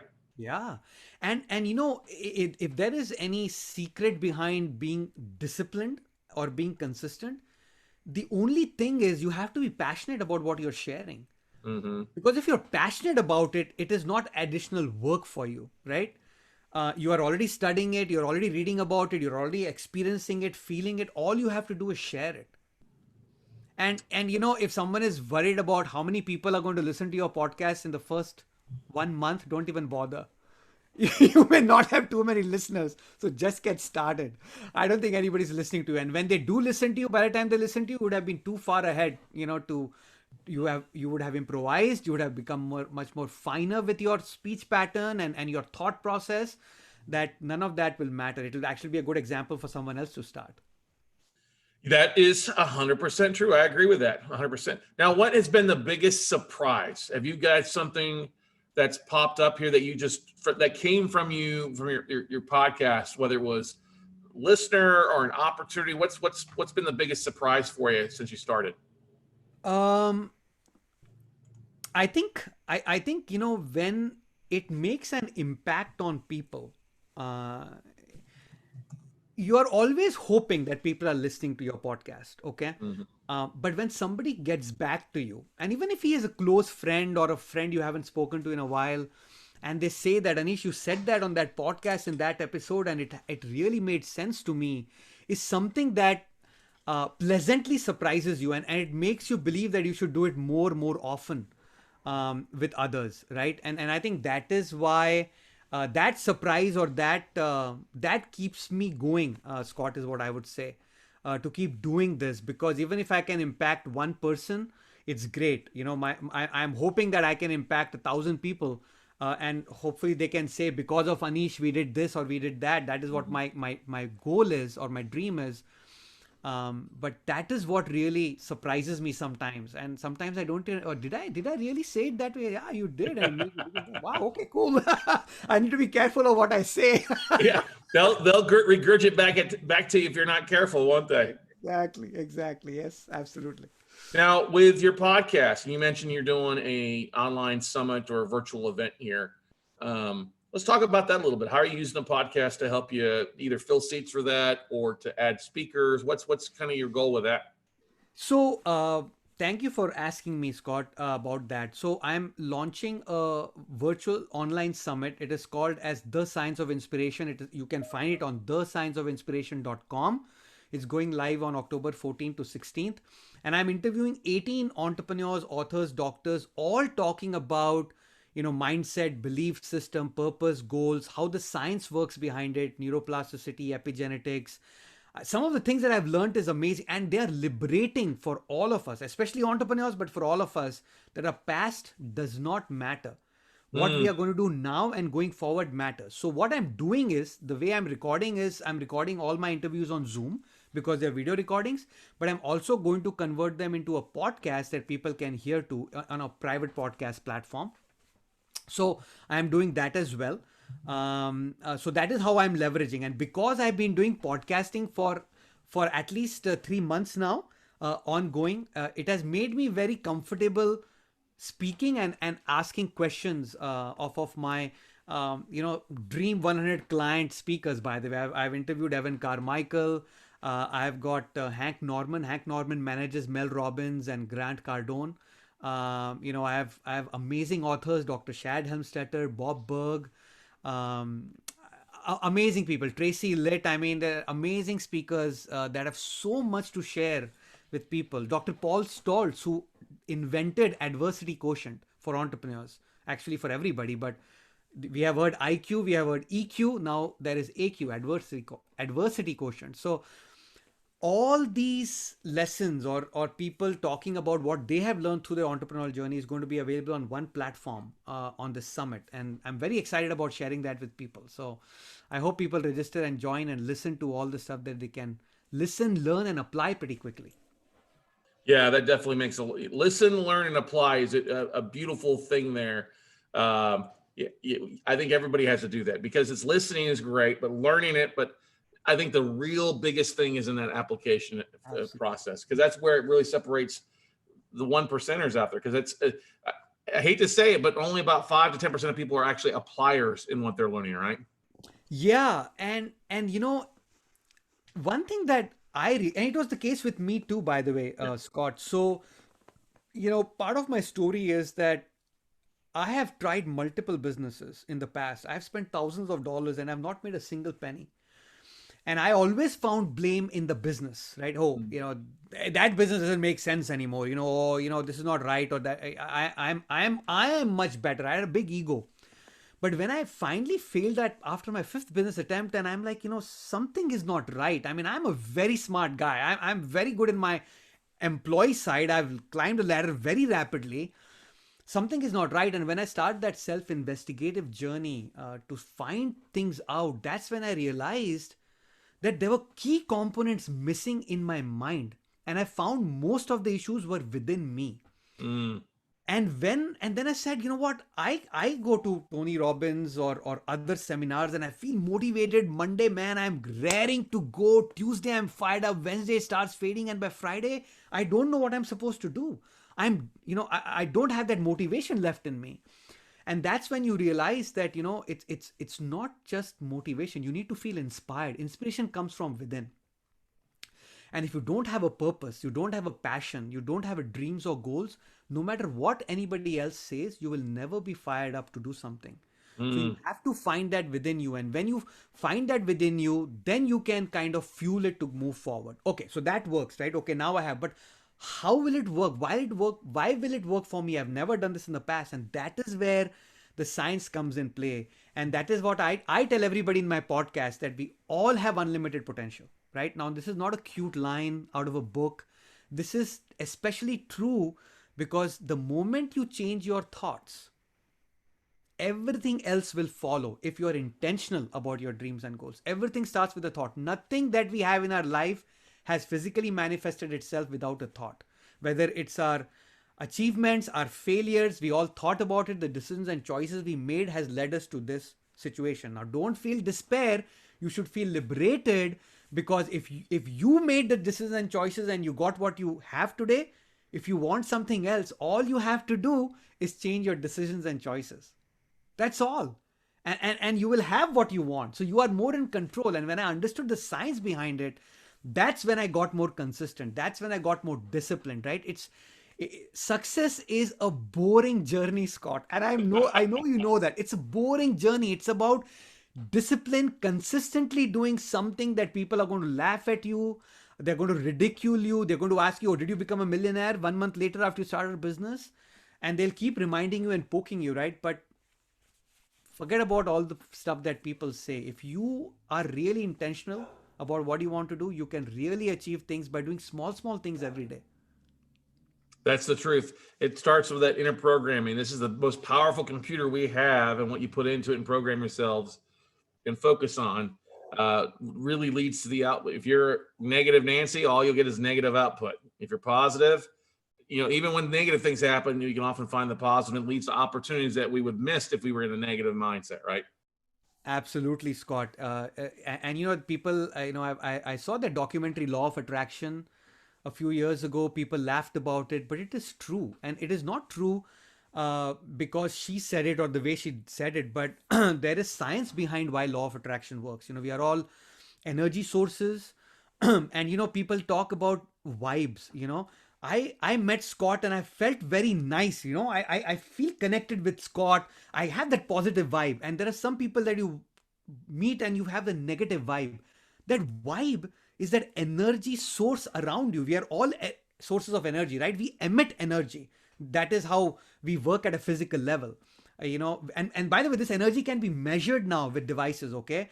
And they can see, what kind of energy you're emitting. So when your energy positively matches with someone else, that is when you have a good vibe. So this is all science. If you understand it, you can apply it. And that was my biggest motivation to spend so much time to understand these things, because now I understand it, I can apply it. And that is why I was very good in my corporate world, because I understood those things. I became a very good application guy of it, and I made progress. In the entrepreneurial world, now I know how it works. I know the secret that successful entrepreneurs use. I can now apply it, and others, and that's what I'm sharing with everybody else. Well, that comes in handy too with podcasting, because the fact is a lot of times we're speaking into the mic alone a lot of times, and you've got to keep that going and get rocking and rolling and sharing what you're doing. And sometimes hey, it's not the easiest thing to show up every day. We all have mind blocks. Like you say, I come up with the idea 5 minutes before I record. Same way here a lot of times, even though no matter how much we plan things out, you just kind of try to keep that positive mindset. And the fact is that some people, a lot of people, they want the big numbers. And me, I'm like, it doesn't work that way. You got to spend the time up here and be mentally strong to be in this long term, right? Yeah, I always remind people of the laws of the universe. And this is law of physics, right? Think about it. If you are going to sow a seed in the ground, do you expect the plant to grow the next day and have fruits in a week? No. It takes time for the seed to get converted into a sapling, into a plant, into a tree, and then a fruit-bearing tree. That is the law of the universe. There's a law of physics. You cannot beat it. So stop questioning it. Just apply it and you will be successful. That is why it takes consistency. And don't just think you had one seed and you planted it and it'll work. There are a lot of environmental factors. Did it get the right soil, the amount of water, the amount of fertilization? That is why you have to try multiple times to be successful. It is not one application, one idea, one business, and you become successful. In most cases, that's not the case. Look at Jeff Bezos, look at Steve Jobs. Steve Jobs had to go to India to find spirituality, and then he came back and became what he is. And that is when Apple became what Apple became. Look at Bill Gates, look at Oprah Winfrey, Jeff Bezos, Sir Richard Branson. It is unbelievable. Did you know Sir Richard Branson has a team of lawyers fighting lawsuits against him? He has like about 200, 300 lawsuits every year filed against him. Any ordinary person would give up long time ago. But people who are successful have that intensity and that dedication to continue moving forward. And they continue sowing seeds, because if you don't sow seeds, you will never reap the harvest. So you can continue standing on the sideline, or you can participate in the game and be an active athlete. Now, where do you see your podcast in the next 12 months and beyond for you, Anish? I really hope I can do 365 episodes in 365 or 380 days and try to catch up. But I'm really hoping that, I have, quite a few downloads a month. Maybe, I can get to maybe about 500,000 downloads a month and get international, global. That will be a great achievement for me. All this podcasting is fueling my passion, which is my personal development business that I'm trying to grow. So if I find people through it, people find me through my podcast, that is all I'm trying to look at. At the end of the day, it's more about impacting people than statistics, but numbers don't lie and they all help out. So that is what I think I would like to achieve, Scott. Good stuff there, Anish. What's the best way for people to connect with you, to find out more about what you're doing, and to grow with you? Fantastic. So the best way for them to find me is look me up on my website, empowermindset.coach or .com. They'll find me there. They can look me up on the podcasting platform, Empower Your Mind for Success. If you type Empower Mindset and me, you should find me on any platform. So those are the ways to get in touch with me. And if people are looking for help, do reach out to me, because even if I can't help them, Scott, I think now we know a lot of people in our network that could help them. Amen to that. We've all 1 degree of separation from somebody helping us out in some sort of fashion, whether it's on the entrepreneurial side, the physical side, the product side, or the mental side, to help empower them. So, Anish, thank you so much for being a part of International Podcast Day 2020, man. Appreciate so much and bringing it full out for us today. Thank you, Scott. Thank you for having me. I hope the listeners enjoyed, and I look forward to talking to you again, man. Sounds good. Sometime in person, hopefully, right? Absolutely. Sometime soon, man. Take care, buddy. We'll see you later. Thanks, Anish. Bye-bye. All right, everybody. That was great. Good stuff there. We're going to bring on our next podcaster panelist here for you today. I see he's already on here. I'm going to bring him back over from attendee to panelist.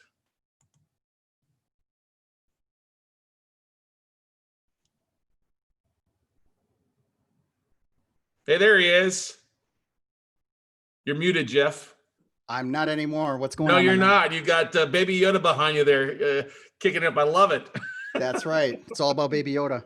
Should have said, hey, you go to Build-A-Bear, right? And they want like $60, $70 for this thing. And it's like, yeah, at least my wife got it for me. So it was great. She got the tie-dye teddy bear. I got Yoda. I'd say it's not that bad. I think you won that one. Exactly. Give me 1 second here. We'll get rocking and rolling with you. Yep, shutting off my tech, having turn off anything that can disturb us. There you go. There we go. All right. Let's see here. I'm all yours, brother. All right, man. Cool. All right, everybody. Hey, we are honored. Our next podcast rock star who's doing some amazing stuff out there. He's here to provide not just one, but many probably big tips over the next 30 minutes here. Is the one, the only Jeff Mendelson joining us from the One Big Tip podcast. What is going on, Jeff? How's your day going?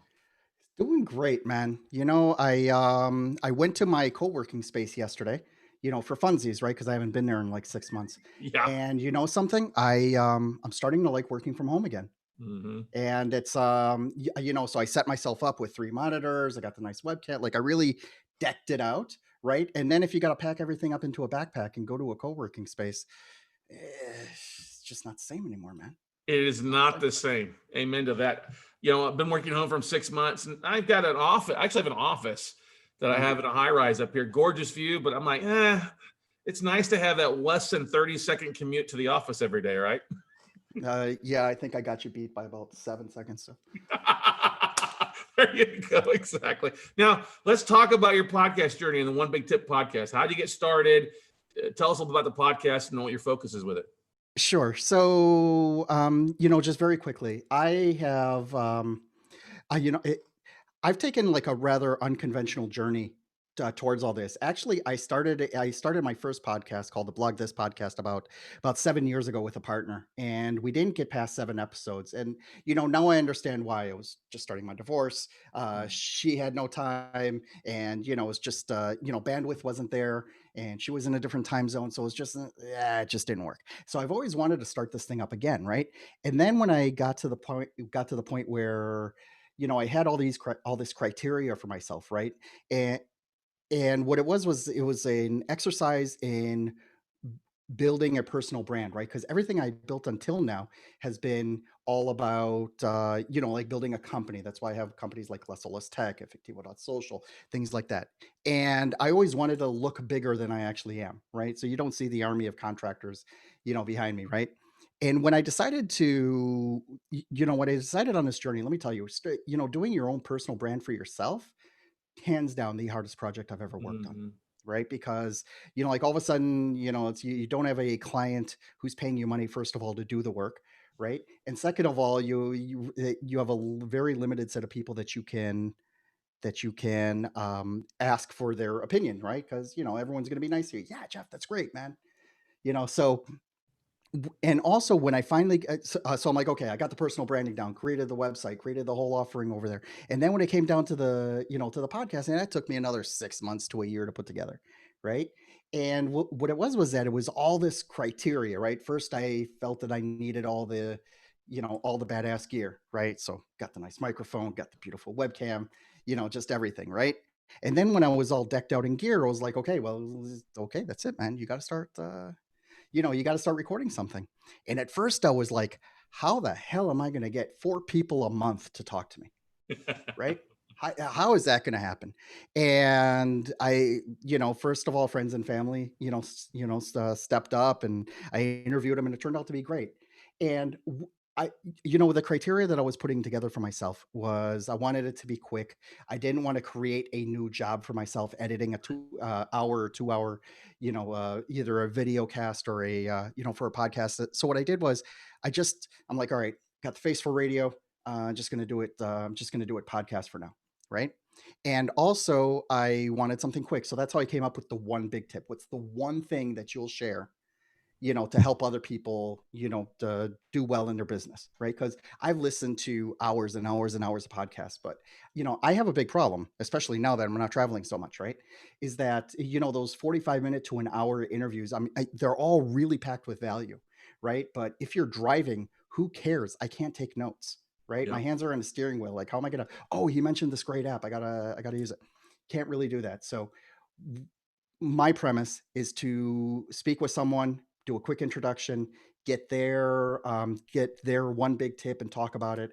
And some of the additional filters I put in there was it's got to be actionable, it's got to be measurable, and it's got to be tangible, right? So it's not a dream, not a concept, not a mindset, right? Those are great. You know, I've talked to a lot of people about those, right? But it's got to be something that you can actively put together, right?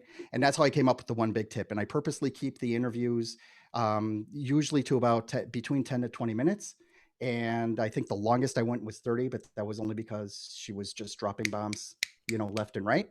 But yeah, that's basically how I got to it. And the people who want to get interviewed just keep on coming.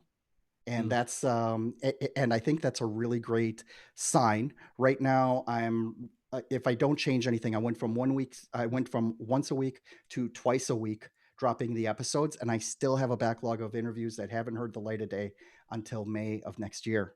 So that's like the next project that I have to work on, is figuring out how I'm going to get those, you know, out there sooner, and also be able to keep the momentum of getting the stuff out there. And, you know, like, you know, one of the things that people don't realize, right, about podcasts is that it does take time and it does take money, right? I mean, you know, I have a digital marketing agency, so I already have the staff that can help me out with it, right?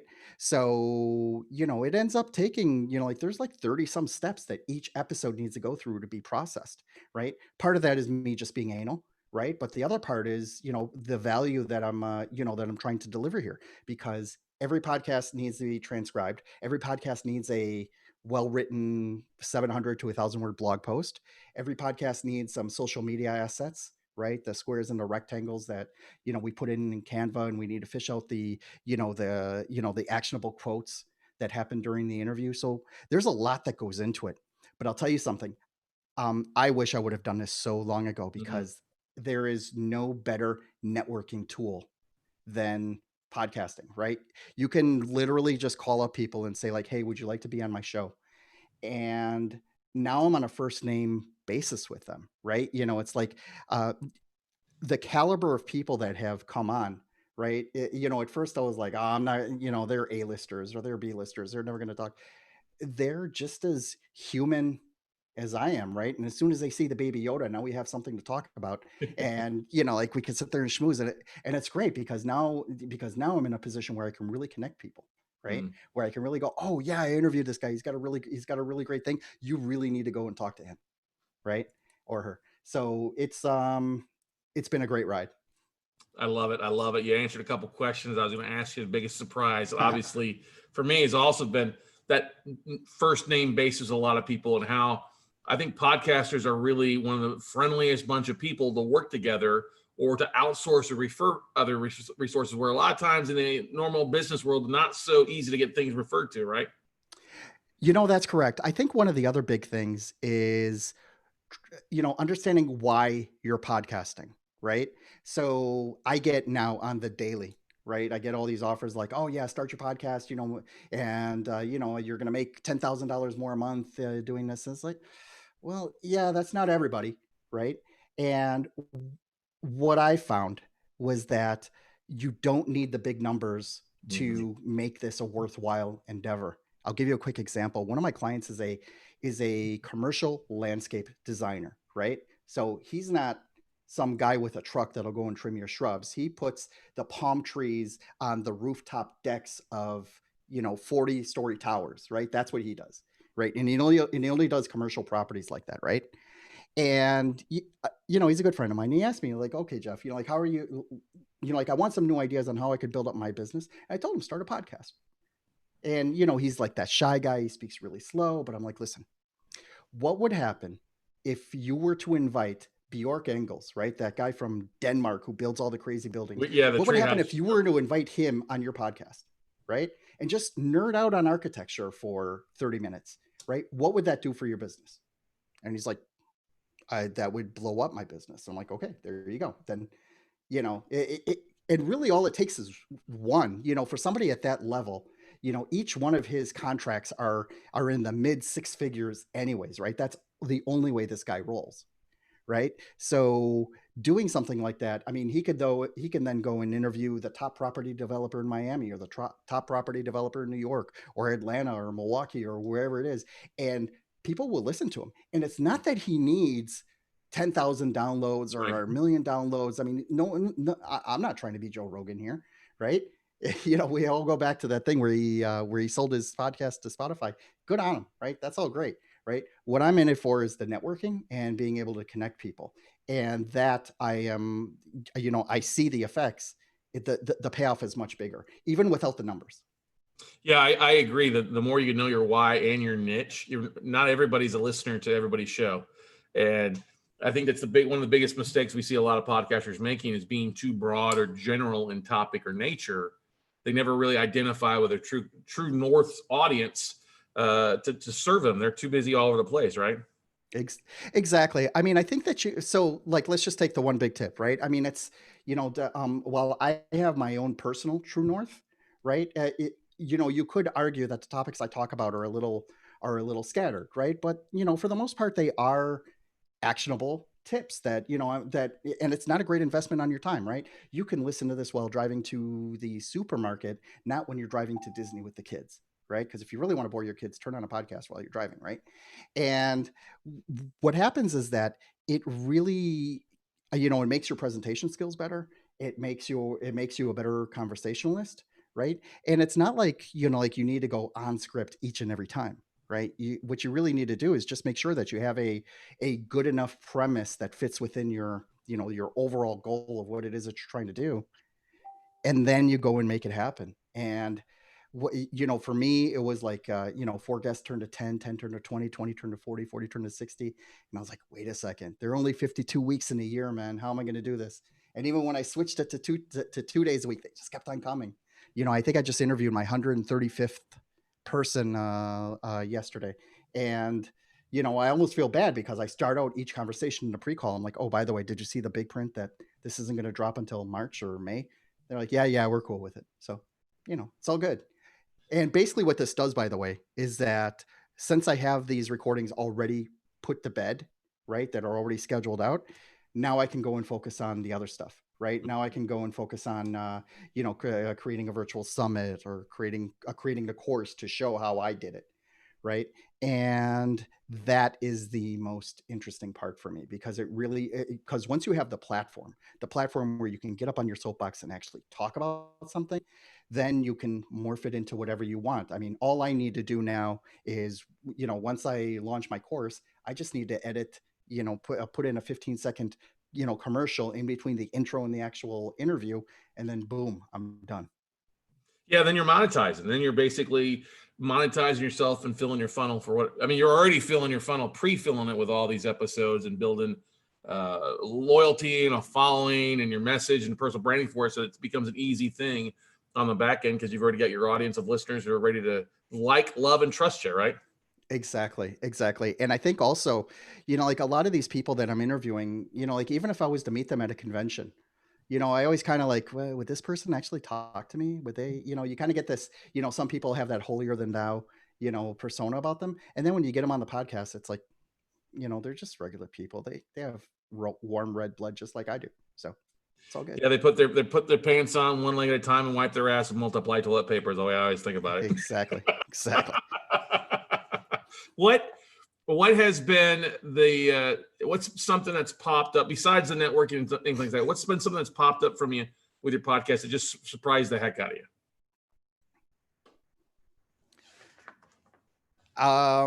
Well, all right, I'm going to be a little mean here, right? First of all, I would say the people that try to get on my show that don't read the filter, right? That's kind of annoying. And also, like just trying to make sure, like, I'll tell you what was the hardest part was, at least for the first 3 months, I just went through, interviewing a bunch of people, right? And at one point I just broke down, like, why the hell am I busting my ass here, providing them a platform, right? And, at first I was like, oh, do I quit now? Do I do this? Do I do that? And it's like, no, just keep on going. It's like it's all good. Like I already got the hang of it, right? I already got my processes down. So it's not like these are necessarily a big tax on my time, but at the same time, it's like you do need to be careful about now how you do this. So what I did was I set up a few filters, right? Where you can't just go and schedule to be on the show. You have to fill out a form that you articulate your one big tip first, right? And then I see it and then decide, right? And then once I decide, like, okay, you get them scheduled, it makes this whole process a lot easier. So, you know, using Zapier, it goes and it adds it to my active campaign. Then it goes and adds it to my project management tool. It sends me a text message on my phone that, hey, someone else signed up. It puts a to-do item in my things to-do list, you know, to go friend the guy on LinkedIn. It also creates a one sheet, you know, that basically like my prep for each interview is maybe about 10-15 minutes, right? Because it's not like I'm going in, you know, like going to ask them like these really deep questions. You know, it's like they already told me what it is that they want to talk about, right? So literally my prep before the actual call, 10 minutes before, is, you know, just go check out their sheet and whatever links they gave me, right? Once I got that down, it's smooth sailing all the way down. Yeah, I would tell you, yeah, I 100% agree. Anytime you can implement things, whether it's just using Calendly and adding to Calendly to put everything in one spot, it's one of the easiest things to save your time, because time can get eaten up really fast with everything in podcasting if you let it, you know. Exactly, because you know, again, there are really those 30 things. You know, you got to make the quote cards, got to write the social media. Someone's got to write the blog post. Someone's got to proof the blog post. Someone's got to listen to the audio that my audio guy sent back to me to make sure that he cut it right. All of that needs to be done. Yeah, exactly. What would you, where's your show going? I mean, you're out till May of next year. What does the next 12 or 24 months hold for the One Big Tip for you? What's your future plans? Or you mentioned you're doing a course or launching an event. That sound like what's the big future plans? Yeah, for so those are the next steps. You know, so my main business, my main hustle is a digital marketing agency. Is basically split up into 4 parts: website design, content management, social media, and paid ads, right? It's traditionally been me creating the websites, right? And one of the things that's really just starting to weigh down on me is that creating websites in WordPress just isn't fun for me anymore. Right. So I kind of want to like push that. I want to push that off a little bit, because the more my fingers are in the keyboard doing the creative stuff, the less I'm out there selling and getting more clients and things like that. Nice. So the next steps are to create these venues and these courses to help other people reach where I am today. Right. You know, so basically I want to be talking to the Jeff Mendelson of 2 years ago or a year ago. Right. So that I can help them get to this stage, you know, as quickly as possible. I love it. I love it. Because that's the thing. I think a lot of us, especially, it becomes our baby, and we become the bottleneck that stops us from growing and success happening faster. And we've got to learn to delegate or take your hands off the wheel a little bit and let somebody else take over, huh? Exactly. And I think that's the biggest, that's the biggest turning point from becoming just a technician. If you read the E-Myth, right? We're becoming a technician to actually becoming the whole, the one that controls everything, because I can't just sit there and be slinging websites all day long. I can't be monitoring every dollar of ad spend that my company puts out there. You know, that's why I built a team in order to handle that. Right. And the team that I built, you know, like I don't just bring them on for projects. You know, it's like I tell them, look, you know, we're gonna set up something, and I want you to be with me for years, not months. Right.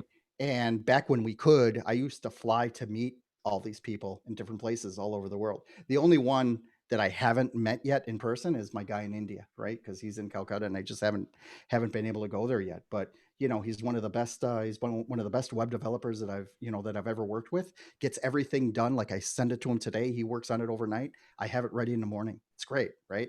So it's people like that like I like to keep on. Like I'll do whatever I can to make sure that they're still on my on my team and within my circle.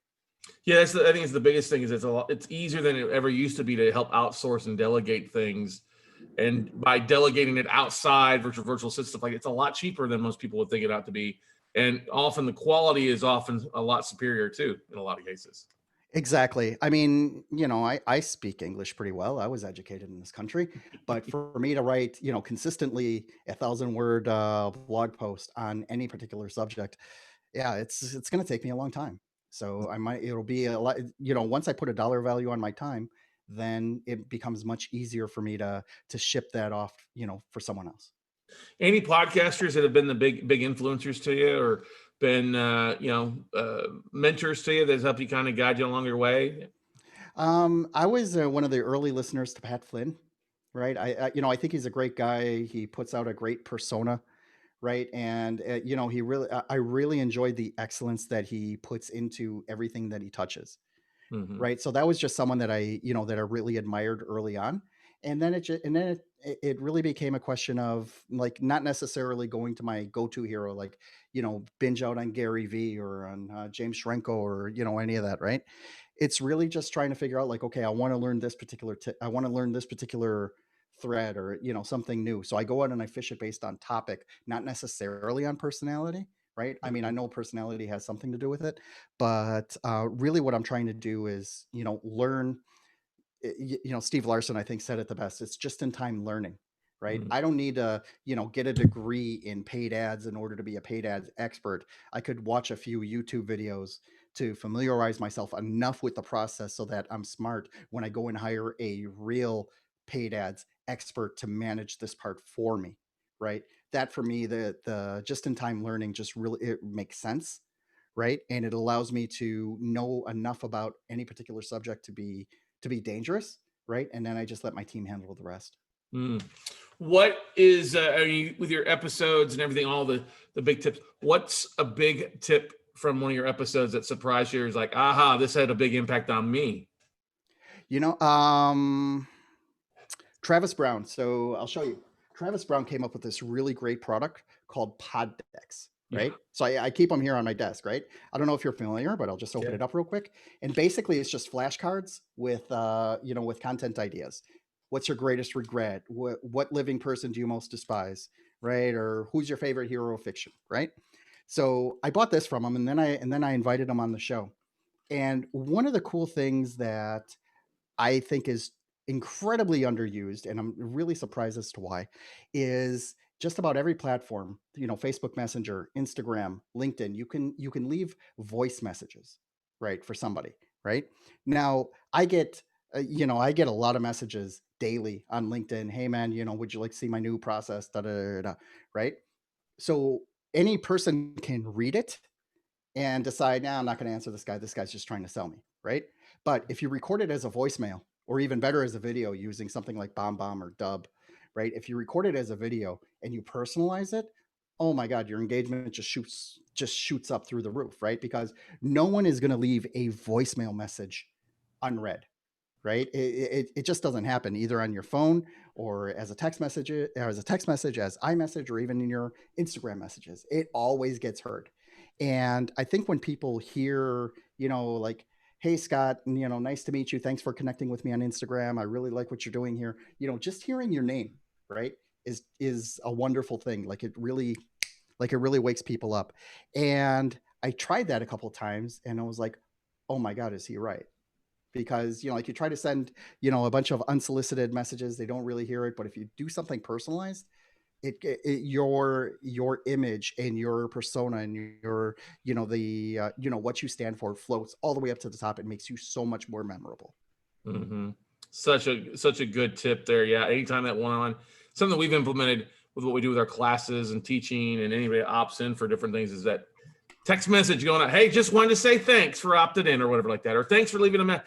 Oh, you're so right with that. That little stuff goes a long way and it is so underutilized across the board out there. Such a great tip out there for you. Yeah. I mean, if I had to count how many times someone video messaged me across any platform, I don't know, 3. It's like I literally can count it on one hand.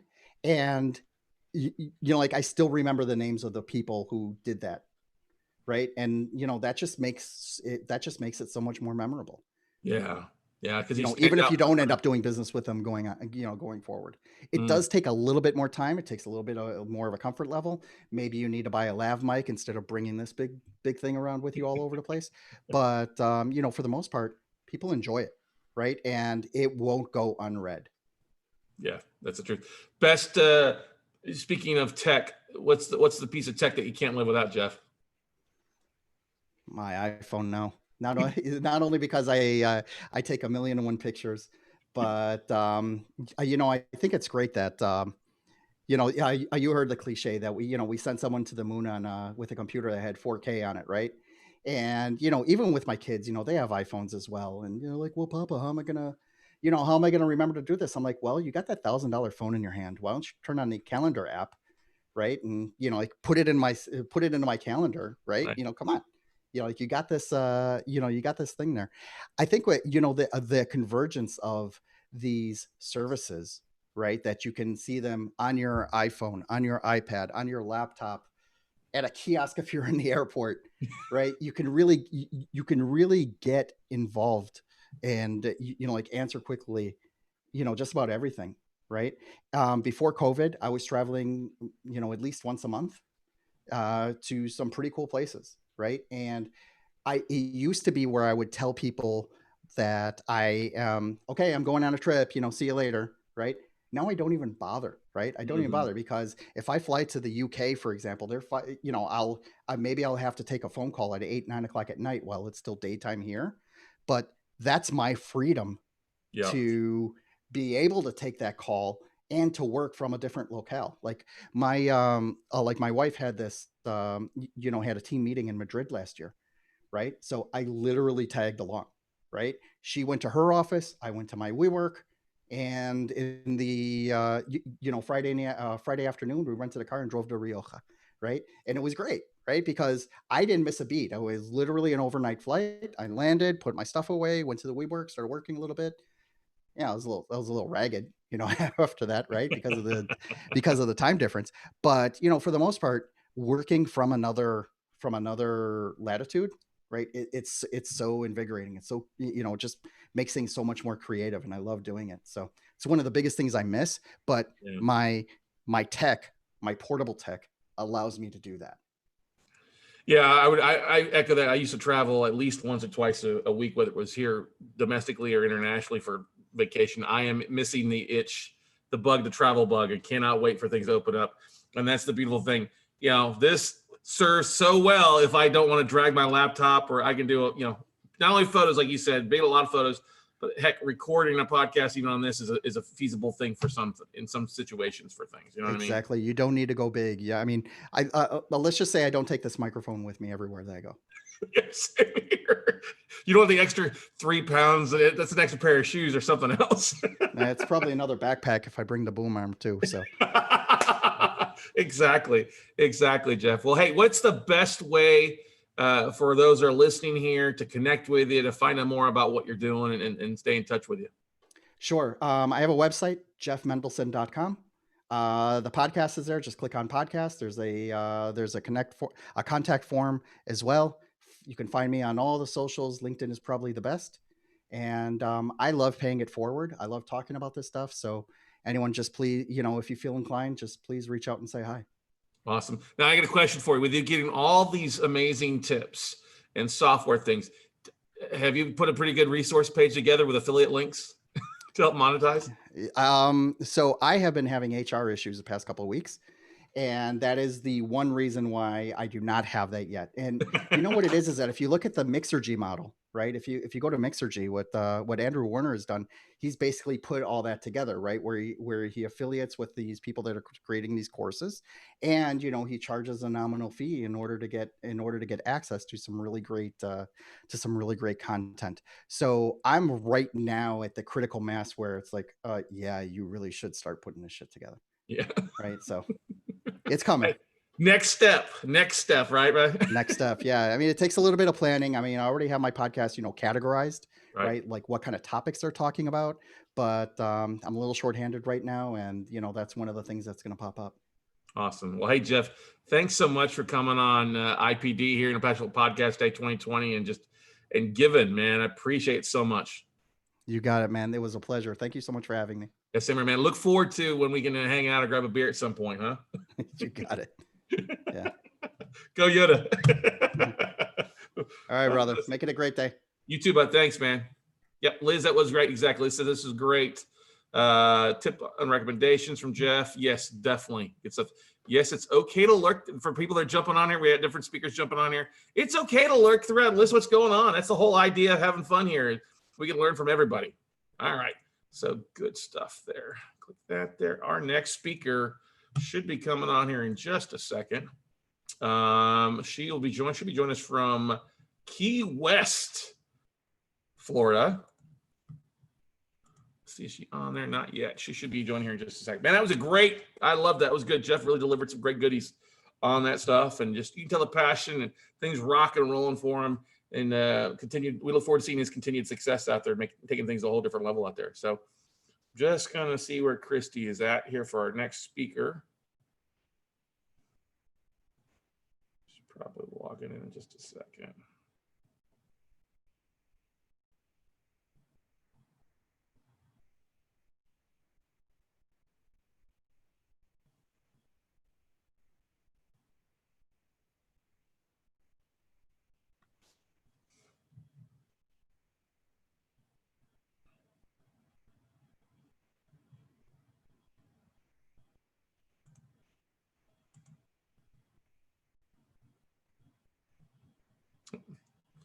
On cue.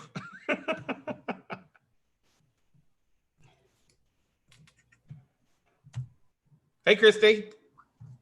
Hi, 1 second. I can't hear you very well, or you're coming out the wrong place, I should say. Okay. Check. Get my settings set. Check. Ah, sounds so good. When you're not 10,000 miles away.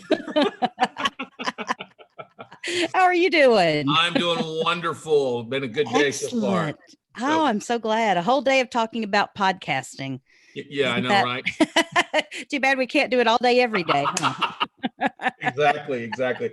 Good stuff. All right, let's hit the record button for your session here. And we're still live, so which is good. So awesome. All right, everybody. Hey, for our next session here is somebody who she does not know this, but has been a unknowing big key contributor to my podcast and a lot of success that I've had over the last couple of years. And I got a chance to meet her a couple of years ago, originally at Podfest, and watch her do a breakout session on video and live stream and stuff like that. And I was like, this was what I was looking for. And so we are honored to have the one, the only CHRISTY HAUSSLER join us from the Conch Republic down in Key West, Florida. Right. Long live the Conch Republic. That's right. Exactly. So honored to have you here on International Podcast Day. Thank you. I'm so glad to be here. It's an honor to be able to participate. I've always loved, since they started doing this International Podcast Day, I've always just been looking for ways to plug into it because it's such a great event. So thank you for blocking off your schedule, even though it's not, it's not your full-time job to do podcasting like it is mine. So. Right. Well, that's the thing, that's the beauty about it. I was talking with Bill, who launched, IPD 7 years ago with his dad or his father-in-law. Wow. And, it's bloomed up. There's some people that were on ours earlier that, they've launched one for the Christian Podcasters Association. There's another group doing it. Yeah. In other areas in the country. So just honored to have it. You work with so many podcasters, Christy. So why don't you share a little bit about kind of what your podcast focus is and then dive into that? Yeah. So, I work with podcasters, but I felt for so long, a couple years now, that we really need help with monetization because so many podcasters and clients that I have been podcasting religiously for week after week after week, never missed a show for years. And yet they haven't really figured out how to monetize. And they're good podcasts. They're coming from a place of value. They're wanting to deliver content, but they might just not be marketing experts like you are, with your business. So it comes a little harder for some people that are starting podcasts. So my goal, even with the Podcast Monetization Secrets podcast, is just really give a framework so that you can know when you start out your podcast that you're going to monetize and sort of know when to begin pulling the levers of monetization. And that's something that people a lot of times launch with sort of a hope or an idea, or maybe it's in the back of their mind that, what if I could monetize this? What if I could make money while I'm sleeping? And so, that's the goal. I mean, the goal is always to have multiple revenue streams. So hopefully we can get more people doing that with their podcast. Do you find that a lot of people, it's a mind block initially? They started off with a passion project? It's a huge thing. And we all have this, we say we all have the sales aversion, and it's true. We do a lot of times have a sales aversion, or even somehow you feel like your value proposition is compromised if you actually pitch something or offer something, you know, and it doesn't make any sense because it's the only way to make a podcast sustainable, right? I mean, you can't be sustainable if it's not taking care of itself. And if it's only sucking the life out of you and sucking up your time and making your family hate you, it's not going to be a podcast that lasts very long to service your people that you really want to help, you know? So it is, but it is a mindset. And I get so many people that they just feel like they almost have to have permission to pitch their own products and services on their own podcast. And it's your platform. So take advantage of it. Right. I mean, it's the easiest thing to start off with versus trying to go get sponsors or affiliates. So much easier. And even with the sponsors, you know, by the time you do all the hard work to get sponsors, unless it's a really niche type thing and you have a really good connection within your niche, you're going to really feel, I don't want to say underpaid, but like undervalued by your sponsors, because they're just going to give you a few dollars for each 1,000 people that you clawed and scraped to get to listen to your podcast, you know? So it doesn't feel like, oh, great, they gave me $30 for those 1,000 people. You're like, are you kidding me? It took 6 months for me to get to 1,000 people that are listening to my show. So it's not a good exchange. Now, when you're talking with your clients and stuff there, is there a number amount or of episodes they need to have in the bank before they start really kind of pushing that for the most part to build trust with their audience? Or, you know, I think it's one of those things that in my mind, I know that it takes a while for your listeners to actually take you up on an offer, right? We know like 7 to plus times someone has to hear an offer a lot of times before they take it. But what happens is if you never start the process of pitching it or you never start the process of offering, then people don't have that path to follow to get more of you. And so I really like people to start their podcast if they're launching brand new. Go ahead and have an offer that you can make to people, and you'll be surprised at once you have that offer and it seems like there's another way people can take that next step with you. More people will take it than you think many times, you know, because we all have super fans. I mean, even the most niche shows have like these diehard fans that will buy anything or show up anywhere their host says, you know. And so that's the beauty of podcasting, is we're creating these little micro niches of raving fans, and your super fans are going to want more of everything that you put out. So you have to feed them. But you know, Scott, it's like anything. You can't just do like an implied sell or like they'll know to go to my website. I mentioned my website, and the sales, whatever I offer, is somewhere buried there on the products pages or the services pages. No, you have to be very in their face and just say, if you want X or Y, here's where to go get it, and go now before my offer ends or slots fill up or whatever. So but it's definitely a mindset thing, because people have a hard enough time finding their voice for their podcast content. And it takes them even longer to find their voice to feel comfortable saying, I'm pitching this, you know. Once you get over that hump though, you turn into like a machine. Like you turn into a Scott Carson who can pitch anybody, anytime, anywhere, and walk away with a check, you know. We try, but yeah. That's right. We do. You have to, you know. But it's always a value. It's, hey, we've got something that's value. It's something that's help people lead on the path.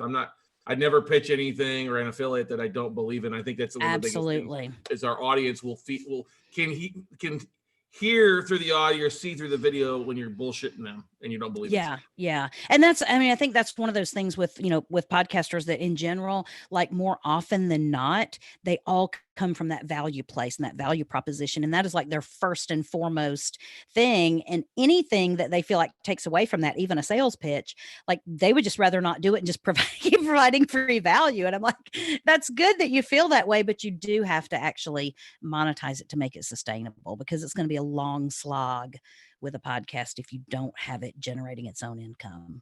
Mm-hmm. Now, as far as sales or opt-ins or things like that, we all know things have changed as far as lead magnets over the past years. Yes. Ebooks or my first chapter in my book or my checklist or my extra videos. What do you see kind of being And we know it's going to change. You know, Yeah, what do you see it working does. well for people to opt in? Is kind of the first step to get on that email list.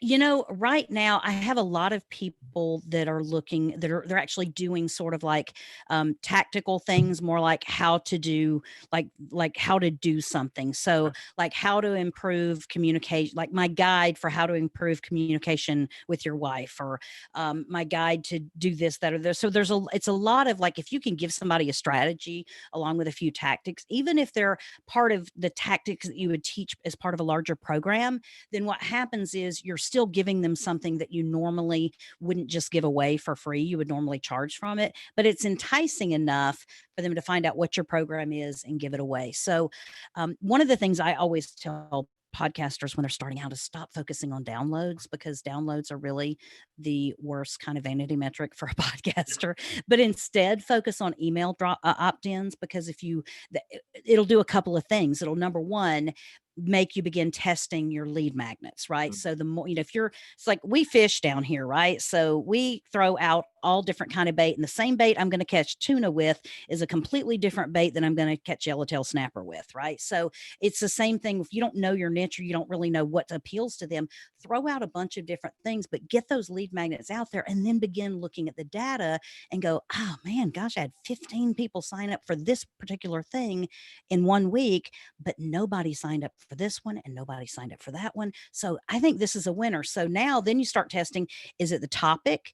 Is it the format that you delivered it? Is it actually the name of what you called your lead magnet? Because you know how it is, you got to test what you call something. So if you have a lead magnet that's not working, begin tweaking it, and see if you can drive the change in the opt-ins through just tweaking what you already have. Because a lot of times it's more about the sales pitch. I mean, the hook story, hook story and offer, that's the only places where your stuff can go wrong. So it's either your headline, your offer, or people don't need what you're selling. So don't need what you're giving away for free. So that's where I start. But it's funny, I've seen a lot of people do amazing things with their email list by focusing on the email opt-ins. And I have a client that is like within his first 6 months, and he's gotten over 500 email opt-ins in a very, very small, very specific niche, just because he stopped focusing on downloads and started focusing on email opt-ins. And many podcasters will have podcasted for years and not have a 500 email list, just from their podcast. So yeah, that's the thing, is downloads can be so deceptive, especially if you've got a 15-minute episode versus an average an hour long episode. Yes. Yeah. And and even then you still don't know who those people are that are downloading it. You have no idea who they are. You don't know how to get in touch with them except put out another podcast. But if you get them to opt in on your list, now they become your lead. Your lead then convert to a sale. So that's why you want to focus on that.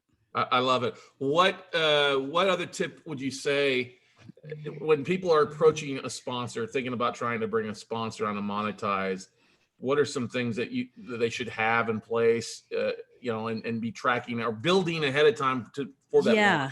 Well, and the interesting thing is the email list is a great sort of a precursor to a sponsor or trying to get sponsors, because it's not that I think sponsors are bad, but like sponsors are another revenue stream. And it would be like anything. If you have a business, you're going to have some higher profit revenue streams and some lower profit revenue streams. And while the sponsors can be more passive, not really passive, but it can be more sort of like a long-term thing, and your product sales might go up and down. But one of the things that the email list and getting people to opt into your stuff does, it begins to give you data. So whenever you send out an email list, every time you have a new podcast or every time you've got something going on in your business, and you can look and you can track your open rates, you can track your conversion rates, you can track all of that stuff. So what you begin to do is develop what you feel like is that pretty good idea of how many sales you could get for the sponsor, right? So it's so funny though, because Scott, a lot of times people are very hesitant to sell their own stuff on their podcast, but they desperately want sponsors. Right. And I'm like, that is like saying, oh, I don't tell jokes. Oh, but I'll go on Comedy Hour. Yeah. You know what I mean? It's like, you know what I mean? You don't do this is your practice time to improve your pitching skills, improve all the things that are going to actually bring in conversions. Because here's the news flash. If you can't pitch your own stuff, you're going to have even harder time pitching your sponsor stuff. And you know what your sponsor expects? They expect to make sales when you pitch their stuff. And if they don't, they're not going to continue to sponsor your show, because the sponsor is going to know where their leads are coming from and where their sales are coming from. And if they just gave me $1,000 for a month to pitch you for my, pitch your product on my show, and they get 0 conversions, they're not going to give me another $1,000, right? That was a one-time thing. So the better you can get at getting email conversions, the better you can get in getting the data for what type of conversions you get on upsells when you pitch your list, then you could even go to your sponsors and use that and say, every time I make an offer, I've made an offer in the last 3 months, I've gotten anywhere from 20 to 25% conversions on it, or something like this. Now, granted, I have a small list, but my open rates are 30% every time I send out an email. You can give the sponsor that sort of thing, and that begins to show them that you really have your own fan base that you can, and customer base that you can tap into and share their product with. And then you become a better advertisee for those sponsors because you've already worked out the pitching stuff. Don't practice, don't go to the major leagues and practice. You practice on the sand lot right before you go out into the stadium. So, but I see that often, and somehow people think it's different if I'm getting paid for it, or it's different if people know it's a paid spot. No, it's not. All your insecurities still come up, and all of your horrible pitches will still doom you with a sponsor. And the bad news is that once you get a sponsor and they churn, they're probably not just going to not be back to your podcast. They might abandon podcast advertising altogether, which not just hurts you and your show, but the next show that they could have sponsored. But if you make it a really good experience and a high conversion rate, and you become a good conduit for leads for that company, then everyone in podcasting benefits. Yeah, that's a great point, especially with what's going on for the last 9 months now. We're seeing with so many in-person events canceled. A lot of these sponsors that were looking for ways to sponsor have gone the route of the podcast route, because it's still going and going on a regular basis, right? Yeah, and we're sort of the ones that are plugged into the online world, as far as like those people that know they need to bring more of their business online. One of the first things they're wanting to do is start a podcast, right? Because they know it's a way to get in front of ears that they would not normally have. So it's one of those things that, like, by focusing on the email opt-ins and your sales pitch with your audience, and I'm just as guilty as anyone else, I have got to continue practicing that in my own podcast and my own practice.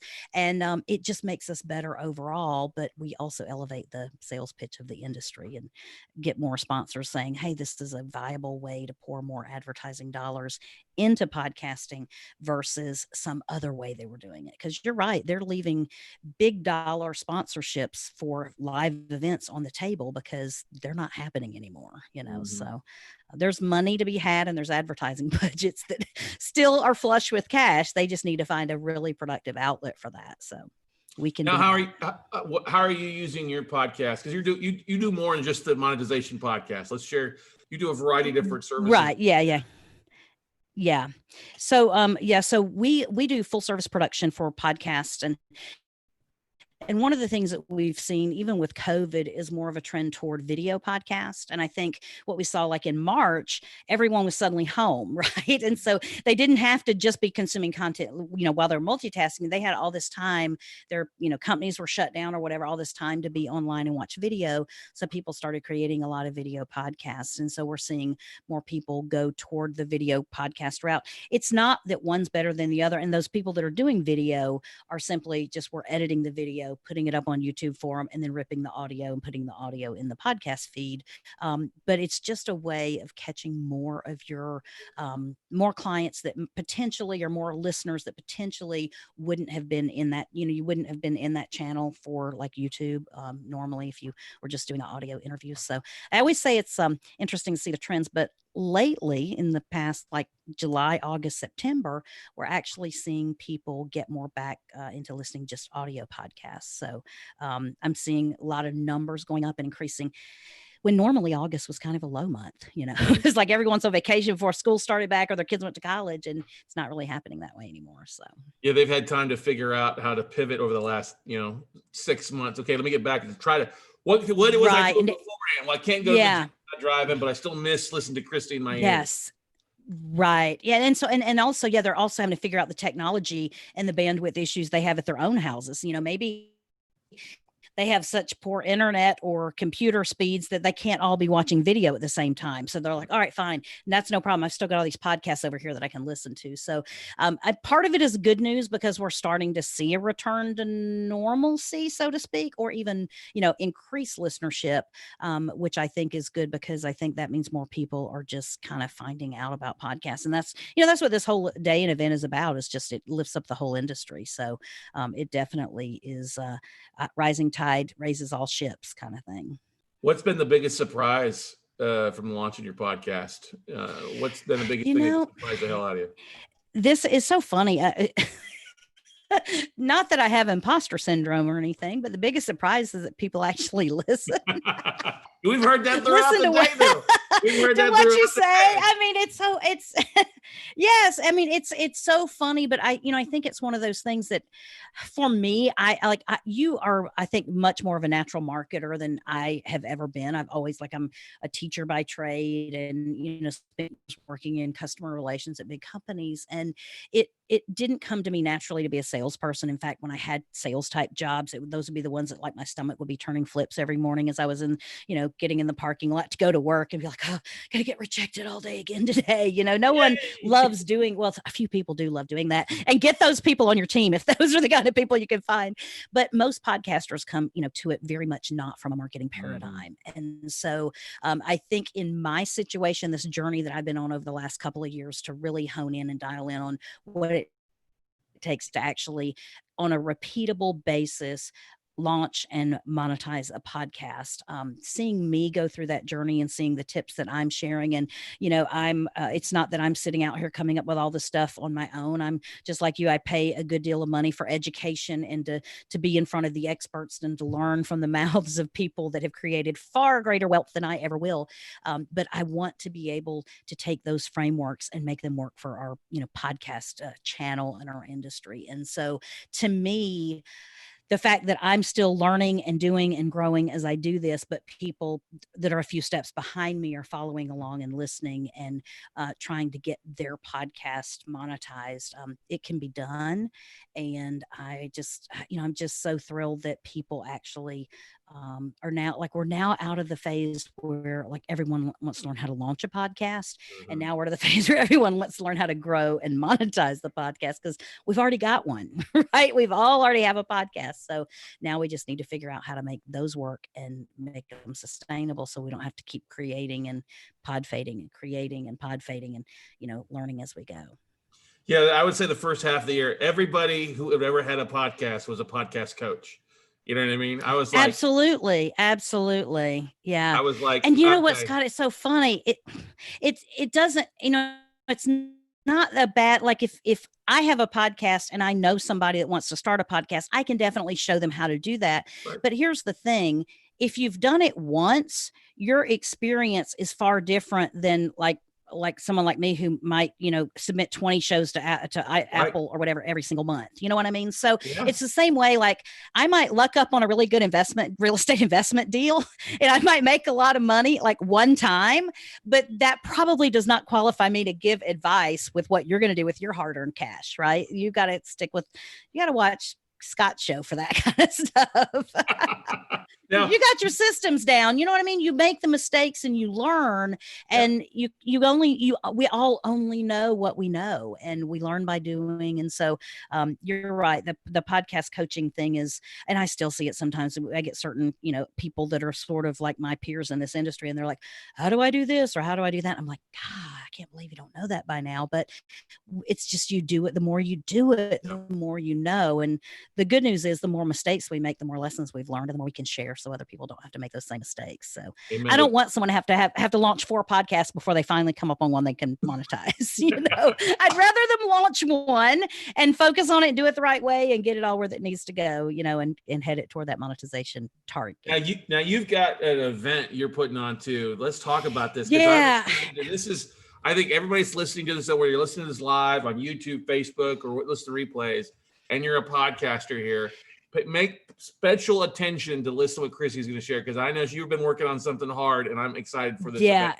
Yeah, exactly. It's called the Podcast Monetization Summit. And the one thing that's different about this, and our dates are like mid-November. I just had to switch them because of a few technical things, but we're in the process of doing all the interviews for it. But it's basically 3 days focused on just hearing all the different ways that people are monetizing podcasts. And the cool thing is, these aren't just people that are talking theory. Like, many of these people are my clients, are my friends, and I know how much money they make from their podcasts. I know what they do to get the marketing down pat. And so there's, whether it's because you want to do your own services, or whether you want to do affiliate marketing, or whether you want to do it as a lead gen for your other business, or whether you want to do it with just sponsorships, or whether you want to do a podcast where you just sell courses and other things, we're going to have podcasters that are actually doing it on and to tell you exactly how they're doing it. So it's just going to be like, sort of like, pick your own priorities as far as where you want to focus in on monetizing first. And then after that, go, okay, good. I got my first sponsor. Now, what do I need to do to create my first product? And just really give people just sort of a really deep dive into that one aspect, because you know how it is when you go to conferences, there's always the people that are just wanting to learn how to podcast. And then there's other people that are like, I need everyone to tell me how to monetize, and you can't get enough of that. So this is only about monetization. It's not about gear, or what mic we love, or what mic we hate, or what podcast host should we use, or whatever. It's strictly monetization, and not just theory, but people that are actually doing it. So I'm excited. And the cool thing is, once people monetize their podcast one way, they then start exploring other ways. And so there's going to be some really unique stories of the way people have, and that's really how we learn, is like, you hear somebody else did this, like, oh yeah, I started out doing this, and then I found out this was happening, so I did this, and man, this offer just exploded. You're like, oh, that's genius, and that's what we want to share. And we want to have those revelation moments. So you're going to actually be a guest on that. And I'm excited about that, because I know you've got you have gotten some amazing stories to tell about how much money you have made from your podcast. And so I can't wait to hear all that. The podcast has become our number one marketing thing, and I'm the number one sponsor for my show, I guess you could say. Yes. But we have, it's through that we've attracted other things after as well too. But yeah, I'm so glad that you're doing this event, because it so needed to be done. Yeah. There's enough pod festivals, and we're all friends with the biggest one. Yes, yes, exactly. And we love it. We love that it's bringing more people into our ecosystem. Yes. But the one thing we've got to do is be able to bridge that gap and monetizing. And it's not just for, like the same amount of the population that actually makes it to pro sports or whatever. It's not just like that lucky break. It's repeatable things that are predictable that you can do, and you can kind of pick the one that suits your personality or suits your niche the best, so that's what's cool. And I think that you're a good example, because I know with you, it's like, between a lot of the live events and stuff you do, and you used to, I think probably before COVID, you used to do a lot of like little get-togethers and meetups and stuff like that, didn't you? Where you would get all your your note people together. Yeah, I would go together. Yeah. I would go out and speak once or twice a month to different clubs across the country and kind of things. And and that's crazy. And you come out of that with not just leads, but relationships and deals and all these other things that you work on. And you just think, I could not have done that if I was just sitting in an office all day. So it's crazy. That is the truth. That is definitely the truth. You've got to get out there. And I'm looking forward to, Steph and I, it was funny. Steph and I are actually talking, where can we go? Where can we jump on a plane? Where can we go? We can't go internationally. Well, we can go to the Conch Republic. Go to the Keys. Yes, go to the Keys. Key West, have a Conch. Easy. And you know what? It's an easy airport to fly in and out of too. So because there's like nothing, and you just sort of land and walk off the plane into town, and here you are. So if you come, you have to let me know. We'll have to grab dinner. Where's the best place? Where's the best grouper sandwich in Key West? Oh my gosh. It's, what, I hate to say this because this has no ambience whatsoever, but B.O.'s Fish Wagon, right? Have you ever been there? That shack.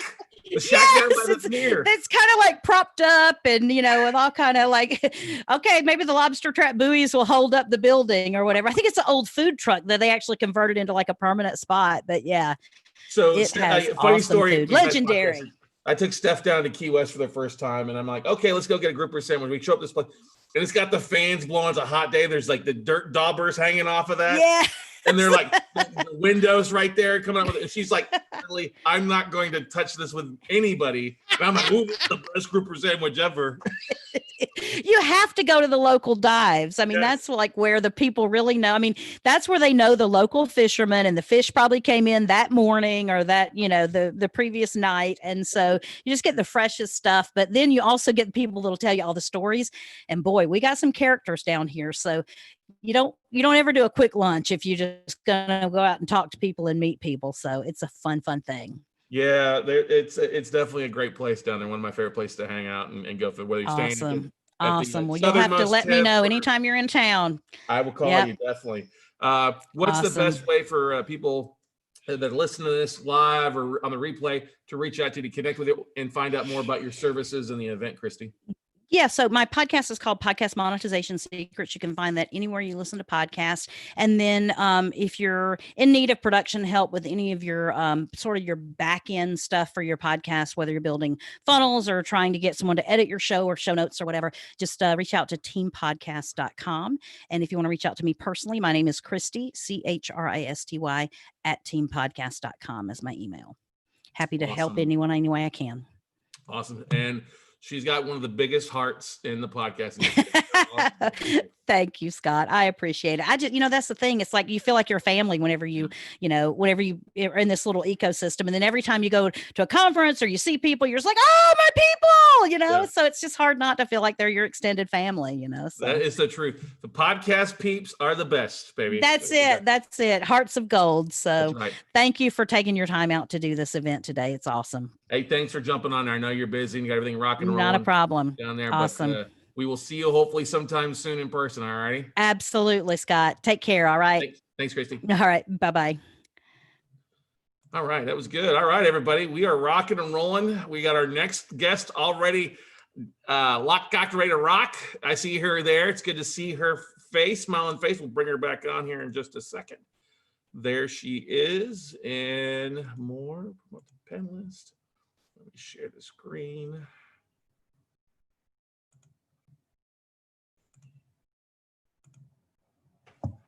I think we did it. I think we're rocking it. How are you doing? I'm so awesome. How are you? Great stuff. Give me 1 second here and we'll get rocking and rolling. All right, everybody. Well, hey, you are in for a treat here. Somebody who is just absolutely just beams amazing energy, who's just absolutely done an amazing job taking her podcast and absolutely launching it in the hemisphere, who's just absolutely giving. And I'm proud to call her a friend of mine. ANJEL HARTWELL is joining us here on International Podcast Day. What is going on? How are you doing? Staying out of trouble and having fun as always? I am doing my best to have fun, Scott. And I just want to just give you a big virtual hug because I so miss being in person with people. I really do miss that, but I'm really glad that we have the technology to be able to connect this way. And thank you so much for doing this today for the podcast family. Yeah, no, that's the big thing. I think we all miss the in-person events, the hanging out. Thank God for Zoom, so we can get a little bit of that dopamine, a high five. As I was just talking with the previous guest about the podcast family out there, of being able to connect, and stay in touch, and share what all we've got going on. So let's talk a little about your podcast journey and how you got started. And it's such an interesting story. I don't want to take the thunder, so share with our audience kind of how you got into Wickedly Smart Women and previously Wickedly Smart Men as well for you. Yeah, no, actually it was called Men on Purpose podcast. That's right. So no worries. My first exposure to podcasts, I mean, I had kind of heard about them, it was out in the atmosphere, but my first exposure to really understanding the whole podcast world was in 2017 when I went to the very first New Media Summit, which was hosted by Steve Olsher. And I had to listen to some podcasts before the summit. And so I did. And when I got done at that summit, it became clear to me that I needed to launch my own podcast. And so I did that and launched Men on Purpose podcast in January of 2018. And within 6 weeks, it was 194 on the charts. So that was pretty exciting. And, mostly as a result of the pod family. Right, all the podcasters supporting each other helped me to make that accomplishment. And so I spent a year or so podcasting with Men on Purpose. And then last fall, I launched the Wickedly Smart Women podcast, because once you get on one podcast, once you get on the roll with the podcast and you figure out how it all works, you're like, oh, I have another podcast. I have another podcast. I actually have like a list now of potential podcasts. And so I launched Wickedly Smart Women in September of last year. And we hit number 75 in 4 days. Wow. So that was pretty exciting. Yeah. And then what ended up happening was I became clear that I had overextended myself, which I can do sometimes. So I had overextended myself with 2 podcasts. And it also became clear that the purpose of the Men on Purpose podcast, or at least my purpose for launching and producing and doing 163 interviews with the Men on Purpose podcast, my time with that show had come to an end. So at the New Media Summit in March of this year, which was the last live event that I was able to dance at, an idea popped into my head in the post-event mastermind, where there was a group of other podcasters, that maybe it was time to sell it. And so, so that happened. I sold my podcast in the spring of this year. And I have since, just put all the energy into Wickedly Smart Women. And as a result, we became a finalist for the podcast awards, which I will know tonight whether we won. So congratulations. Yeah. Now let's talk. And that's what, when you reached out, I was like, oh yes, I'm so excited to have you on here. Let's talk about that, because you started, the Men on Purpose podcast, and you grew it to something like that. How does one sell a podcast? How can you put a price on that? Because I think a lot of people out there, my asset manager friends and the real estate guys, we always said, start with the end in mind. If you can end up create a business and sell it off, how do you kind of value a podcast? Yeah, well, that is a really great question. So, by the time I made the decision, first of all, you have to decide. First of all, like step one is you have to get clear. Is this still serving my business? Is it still serving me? Is it still serving my business model? Am I still serving this properly? So that's the first step. Then the second step is to really start to ask yourself, would this be of value to someone else? Because, in some cases, podcasts are heart projects for people, right? In other cases, podcasts are very much, specifically branded to sell a particular product or service, right? And then in the third case, like in my case, it was kind of a combination of both. It was a heart project, but it was also intended to grow the business and grow the brand. So I had to look at that and say, okay, is there value here to someone else in both the show itself, the Men on Purpose podcast, which, has its own value, but also the overarching brand, right? What is the value of the Men on Purpose brand? Which included things, additional URLs that I had, like the Men on Purpose movement, Men on Purpose media. I had started to build out some of the additional assets all, as part of this process. So that's the second step. Like, would this even have any value to someone else? You can't value it financially unless you can at least conceive that there might be a buyer somewhere. Right. And then the third step is to get clear on, what you need. Like, what do I need to feel whole out of this experience, right? So I have to take into account, well, what was the investment that I made, just the pure cost investment, not counting my time, right? The pure base cost investment of launching the show and perpetuating the show over 163 interviews, which includes editing, support and administrative support and all of those things.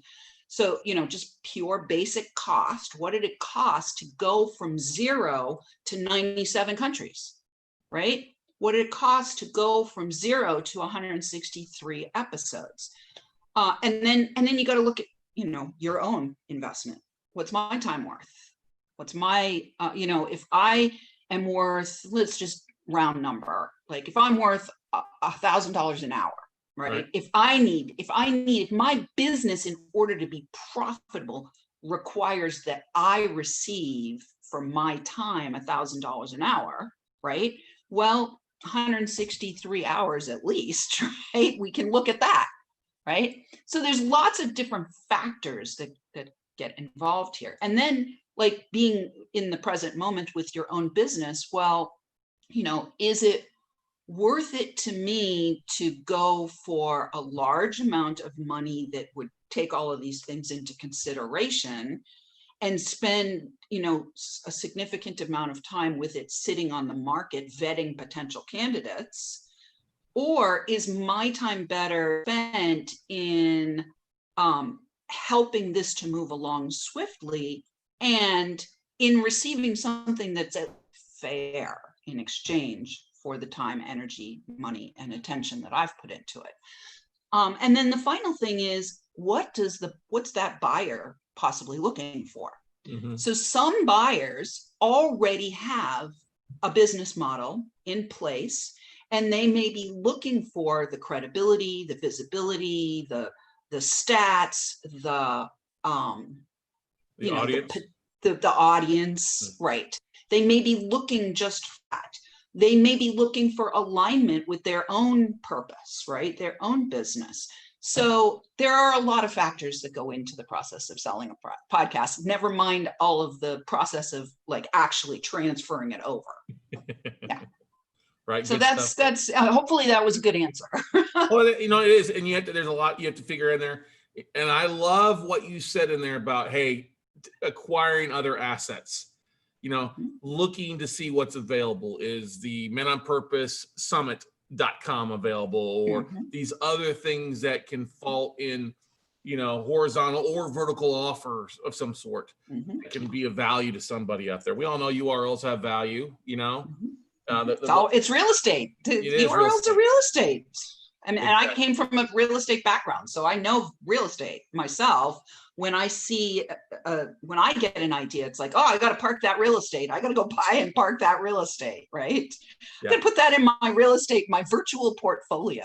There you go. Now let's talk about Weekly Smart Women. What's been the biggest surprise since launching that podcast for you?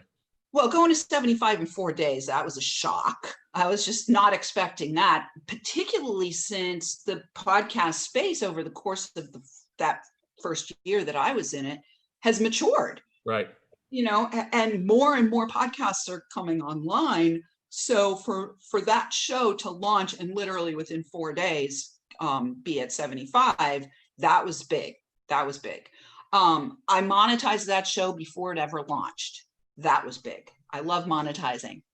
So what did you do? Let's talk at that point. What were some of the things you did before the podcast? You said you monetized beforehand. What were some? Well, so my monetization strategy right now is that generally speaking, a guest is the greatest potential client for me. And so that's what happened. I had somebody who, you know, as I was in pre-launch, I was interviewing guests, and a guest happened to come along through sort of like a tangential outside of my sphere of influence, but, you know, kind of tangentially came in through, and she became a client. So, you know, a high-end client. You know, when I say monetize, 5 figures, I had, you know, just like that with, you know, before the show even launched. So I love monetizing. And then the third thing that's been really exciting for me with Wickedly Smart Women was we went to #1 internationally. So it's the #1 international podcast. And then we recently just got selected as a finalist in the People's Choice Awards, and we'll find out tonight. So that's awesome. Good. It's been fun. That has been fun. And that's a big thing. I for those out there looking, they're like, oh, how do I monetize? Do I need to do so many episodes? Do I get a sponsor? You're your best sponsor. If you're offering services or counseling or whatever it might be, a product like we offer products up with what we do in our educational stuff like that. Don't be afraid to pitch that, right? Don't be afraid. If you offer a service, you're actually really kind of if it's going to benefit your listeners, I think you're doing a disservice by not offering, right, Angel? That is correct. That is absolutely correct. I mean, if somebody, well, let's just use as an example, maybe like a fitness podcast, right? And if you know that what you have to offer can help somebody prevent themselves from having a heart attack, why wouldn't you offer that? You know, why wouldn't you offer that all day, every day in whatever space you're in, especially when you have a platform like a podcast? You know, that's the whole purpose in my mind of for anybody who's podcasting from a business oriented space. Now, there are people who literally are doing podcasting as like, it's like a fun hobby thing. It's a side thing. It's a, you know, creative expression thing. It's a heart project thing. And 90% of those I would imagine pod fade. They pod fade because, you know, it's just a thing that they throw out there. And then unless there's some kind of weird divine intervention that it massively blows up, which sometimes happens, if there's not a monetization strategy, then it can be really hard to maintain that momentum. Now, what are you doing as far as planning things out? Are you doing a lot pre-recording before you launch? Are you batch recording? What's been, and you've got some amazing guests on there. How are you doing to attract your guests that you have on the podcast? Well, let me take that in parts. As far as my recording process goes, I will be recording at 4 p.m. As soon as you and I are done, I'm going right into a recording. So I actually do 2 recordings every Wednesday, and I air 1 recording every Wednesday. So I always have a bank. And then in the summer, I am on hiatus.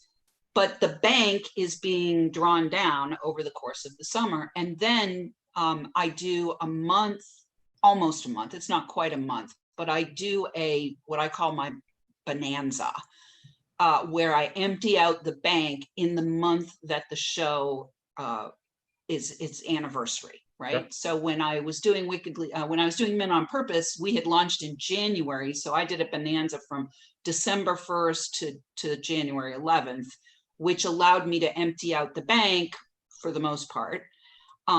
With Wiggly Smart Women, our anniversary was in September. So we went from September 1st to September 18th, and we just did a show every single day. And nice. now we're back on Wednesdays only. But what that does is it gives a little, like, a lot of celebration energy. You're the main guy who likes to play and celebrate and have fun, so you get that. A lot of celebration energy, a lot of more traction and boost in a short period of time. And then I just go back into my regular consistent schedule. And there's a reason for doing the bonanza is it's the anniversary celebration. So in terms of attracting guests, so I've been in the online space since 2008. I have woven a massive web of connections and relationships. I have spoken myself long before podcasting came along on at least 1,000 what I'll call virtual stages, as well as live stages on telesummits, guest appearances to people's masterminds, all of those things. I had my own radio show in 2009 and 10.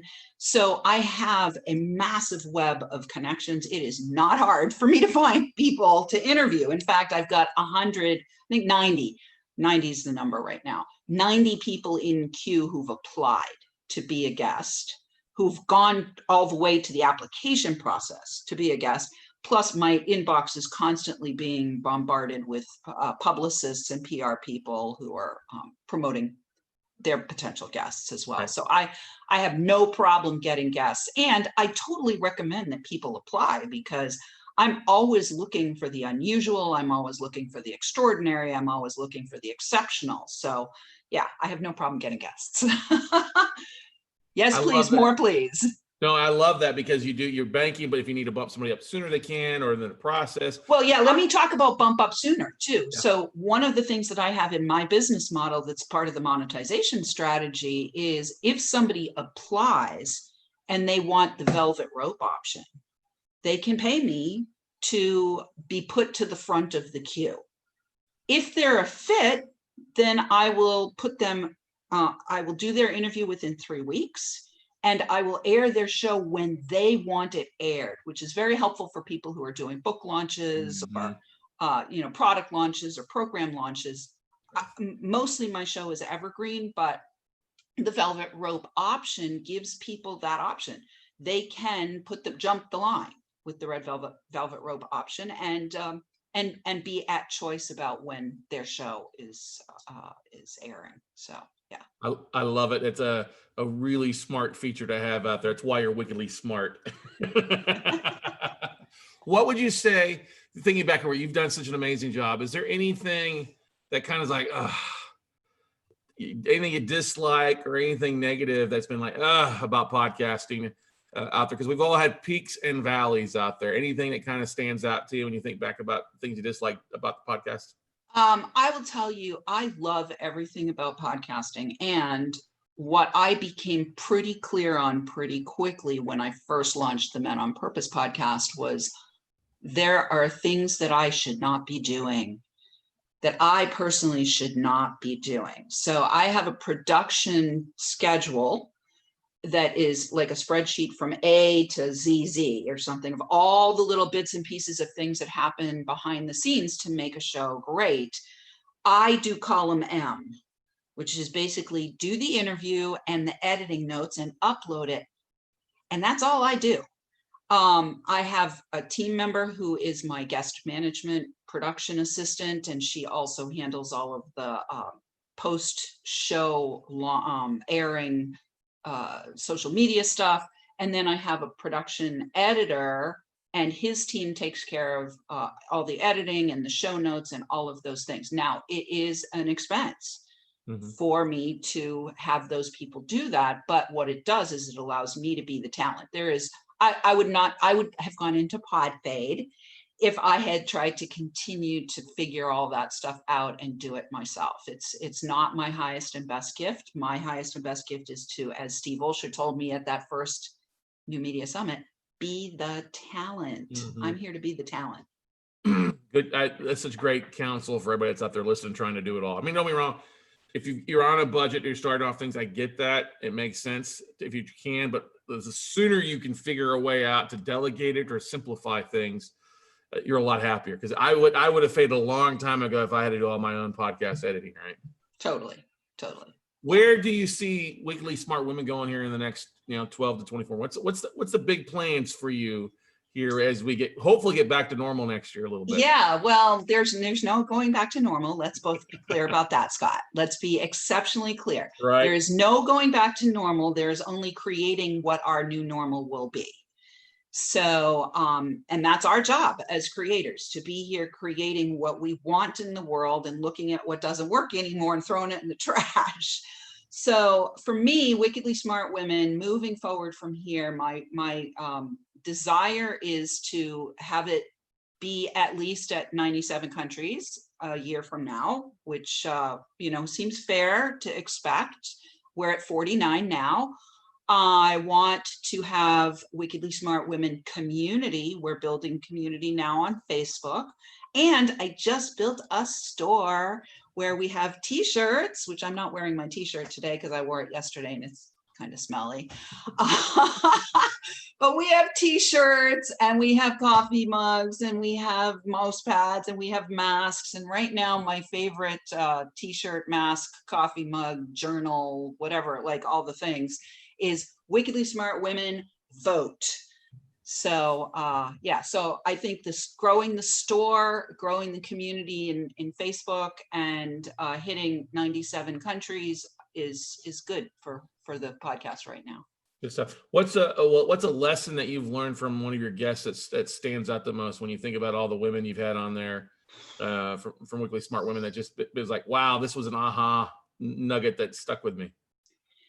Well, I can't say any one particular woman, but what I will say is that I feel like women giving themselves permission to take a stand and have a voice and be heard is the most important aspect of what we're doing at Wickedly Smart Women. And each and every one of these women has gone through their own gauntlet of tearing down internally all of the conditioning that they received to keep themselves repressed, depressed, and suppressed, and to keep their voices small and unheard. So every woman who's been on this show has done that work of dismantling, and we are still in a process of dismantling and allowing ourselves to stand in the spotlight and be heard and be seen and speak what our authentic truth is. So yeah, that's what I will say about that. I love it. But that's the truth. It's such a truth, and more women, and I totally 100% agree, got to voice out. You know, share what's going on, share your passion, get out and vote. We all know everybody's got to get out and vote, no matter what it is these days. Smart women vote. Exactly. What is I was gonna say, you've got the store, which you've launched, which is great. Yep. It's always exciting. It's always another way to monetize and simplify it there for you.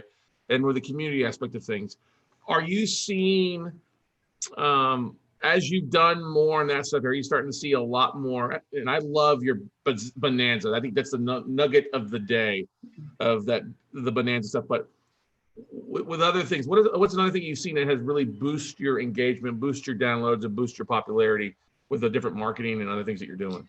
Well, I'm going to not talk about marketing. I'm going to talk about relationships, Scott, because, you know, I think it's incumbent upon anyone who's stepping into the role of host who really wants to bring their message, their own message, as well as the messages of their guests out into the world, to really be focusing on the building of strong, powerful, mutually beneficial, just like this is between you and me, mutually beneficial relationships where, you know, we can't always say yes. Right. You know, I can't, like, this was a last minute thing. I was just like, I saw it, I was like, yes, I'm in.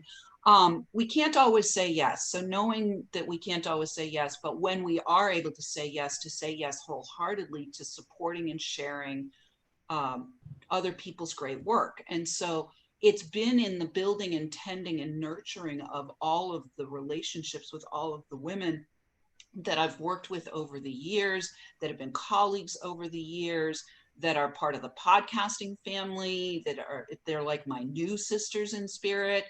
And to be really mindful about how valuable your social capital is, how incredibly valuable your integrity is, how incredibly valuable your authentic desire to actually know and connect with and support another human being is. And that is going to trump, all marketing, okay? All day, every day. Because when push comes to shove, it's less about the marketing tactics and more about the strategy of weaving a web of support, which is part of what I teach when I work with people in my Wealthy Life method. So yeah. I love it. You're 100%. It's all about those relationships, because if you're going to have somebody on or be on somebody's show, it is a relationship, and it shouldn't be one way. It should be a two-way street that really helps promote everybody out there that's involved, because it's both time, energy, and a lot of work to get where we want to be at today. And I love that aspect of things we just shared there, Angel. What is the best way for people to connect with you, to find out more what you got going on, and to listen to the show for you, for those that are on? Well, I am actually helping people start podcasts too, as part of my monetization strategy. So they can go to startapodcastnow.com if they'd like and check out that offer, or they can go to Wickedly Smart Women podcast and tune in, download, rate, review. We love that. And of course, join the Wickedly Smart Women community on Facebook. And you can find me pretty much anywhere on the web under either my name, Angel B. Hartwell, or the Wealthy Life Mentor, which is my brand. Love it. Angel, thank you so much for coming on. And thank you for having me. I love you, Scott. I can't wait to play in person. I know, when are we right? doing that? We need to have a dance party. Thank you so much for doing this. I'm good.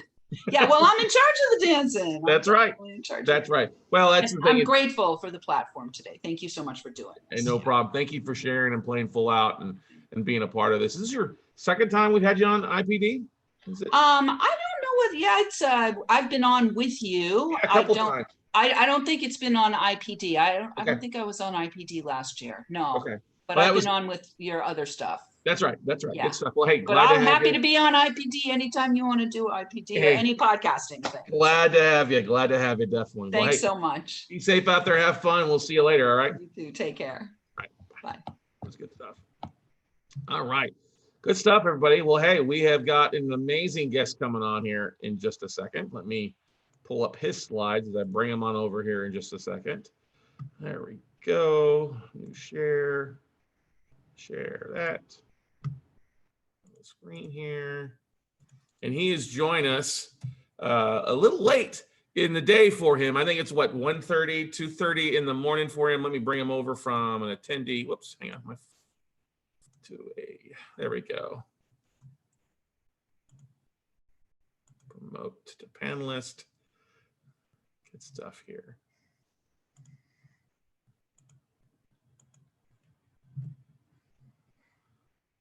Are you awake, Ravi? Ravi, you there?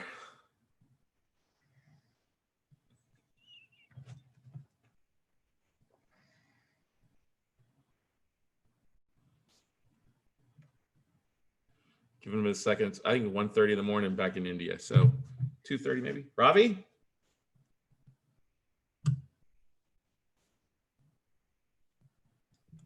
All right, sorry. You're good there, man. No problem. No reason to apologize at all, man. Hang on one second here. Absolutely. All right, everybody. Hey, our next speaker here on International Podcast Day definitely has an international flair. He is the host of Himalayan Tales, a story of you don't want to miss. And it is definitely a little bit of a daily success story. I want Ravi Dabiru. I think I'm pronouncing that correctly. Did I butcher it? Dabiru? Dabiru. Yeah. Dabiru. Right. My apology, but always glad to have you, man. You are doing some great stuff with your podcast, and so excited that you're being a part of International Podcast Day today. Thanks a ton, Scott. It's amazing that you invited me. Happy to be here. I may be a little groggy, but yeah. Commitment is a commitment. I committed that I will be here. Sorry to have missed the earlier bus. Nevertheless, always good to catch the next bus on. Well, we build that in. We build a little extra spot just in case for that. So no harm, no foul, brother. So share with us a little about how you got into podcasting and what your podcast is all about and your passion. Because I know that it's following you online and getting a chance to see what you're posting on Facebook or stuff like that. I know there's a lot of passion behind what you're doing. Yeah, absolutely. So I think, Scott, one of the reason why I'm doing the casting or the podcast, blogcast, whatever you want to call it, for two reasons. One, I have been a consumer of content. So I've been consuming a whole lot of content, hogging a lot of content. But then I was sitting with my child and with my son. He's 6 years old, just turned 6. About a few months back, he turned around and asked me, hey, Dad, what is it that you're, reading up so much on the net? Why don't you share something with me? Do you want to share something new? So like, okay, right there, that rings me a bell. I already have so much to share with him. And similarly, I have so much inside me that I can share. Why am I not doing it? So that was a switch for me in terms of understanding that, hey, I also need to, it's not a one-way traffic. It has to be both way, give and take. So that was the time when I decided, I need to go live, do my 2 cents, get my message out. And probably that's how the journey has started. And it has been interesting while it started with the objective of reaching out to audience, but what it has helped me in getting my own thoughts clear. That's number one. So for all of you who are tuned in, I think first of all, heads up to Scott for doing this amazing thing. It's not easy for getting people together and sharing their views. So great job, Scott, on that.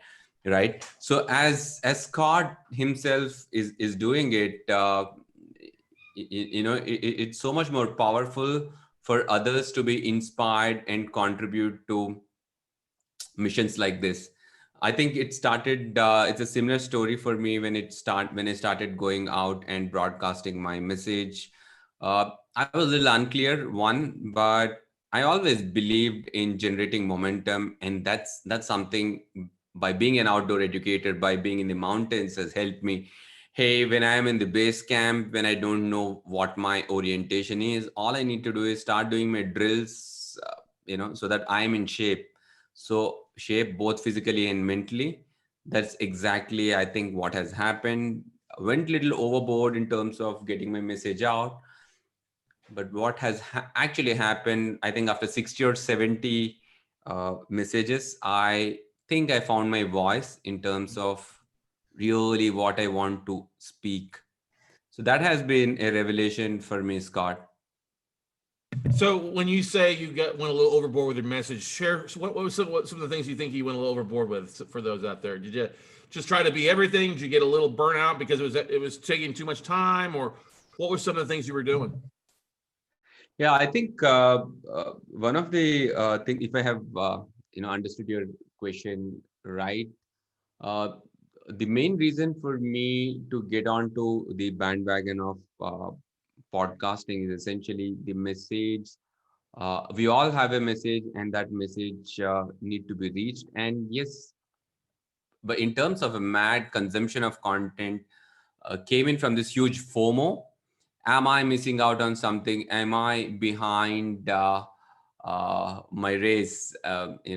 If I do not understand, hey, let me grab this.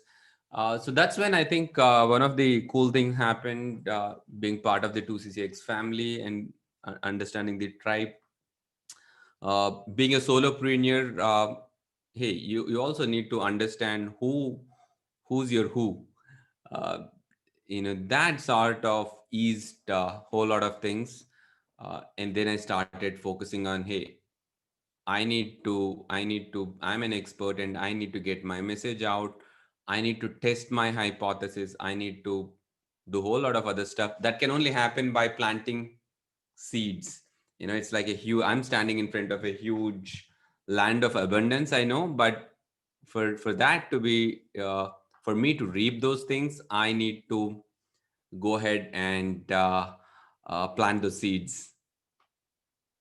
So tell with everybody kind of what the focus of your podcast is. What's the Himalayan Tales all about? Tell them a little bit about what's the content that you're delivering there and your message. All right. So Himalayan Tales essentially Himalayas are very close to me because I found my life's purpose and mission in the Himalayas. Himalayas are the only one, there are no two ways about it. There are no two Himalayas. There's just one mountain range, which is so exciting, which is so powerful. And you feel a sense of energy out there when you are in the Himalayas physically. But what it has done to me after having literally built my business over there, after having spent so much time in the Himalayas, doing multiple expeditions, is mountains teach life to us, right? It has taught me, it has helped me in finding clarity. It has actually put me in place when I thought I was a little too big. The entire magnitude, oh wow, I'm like nobody. That has put me in place. So these are some of the important things which I realized in my journey in the Himalayas. And these are the tales which I want to bring to the table because, how do we survive a cold night? How do we navigate when the weather is hazy? How do we adapt?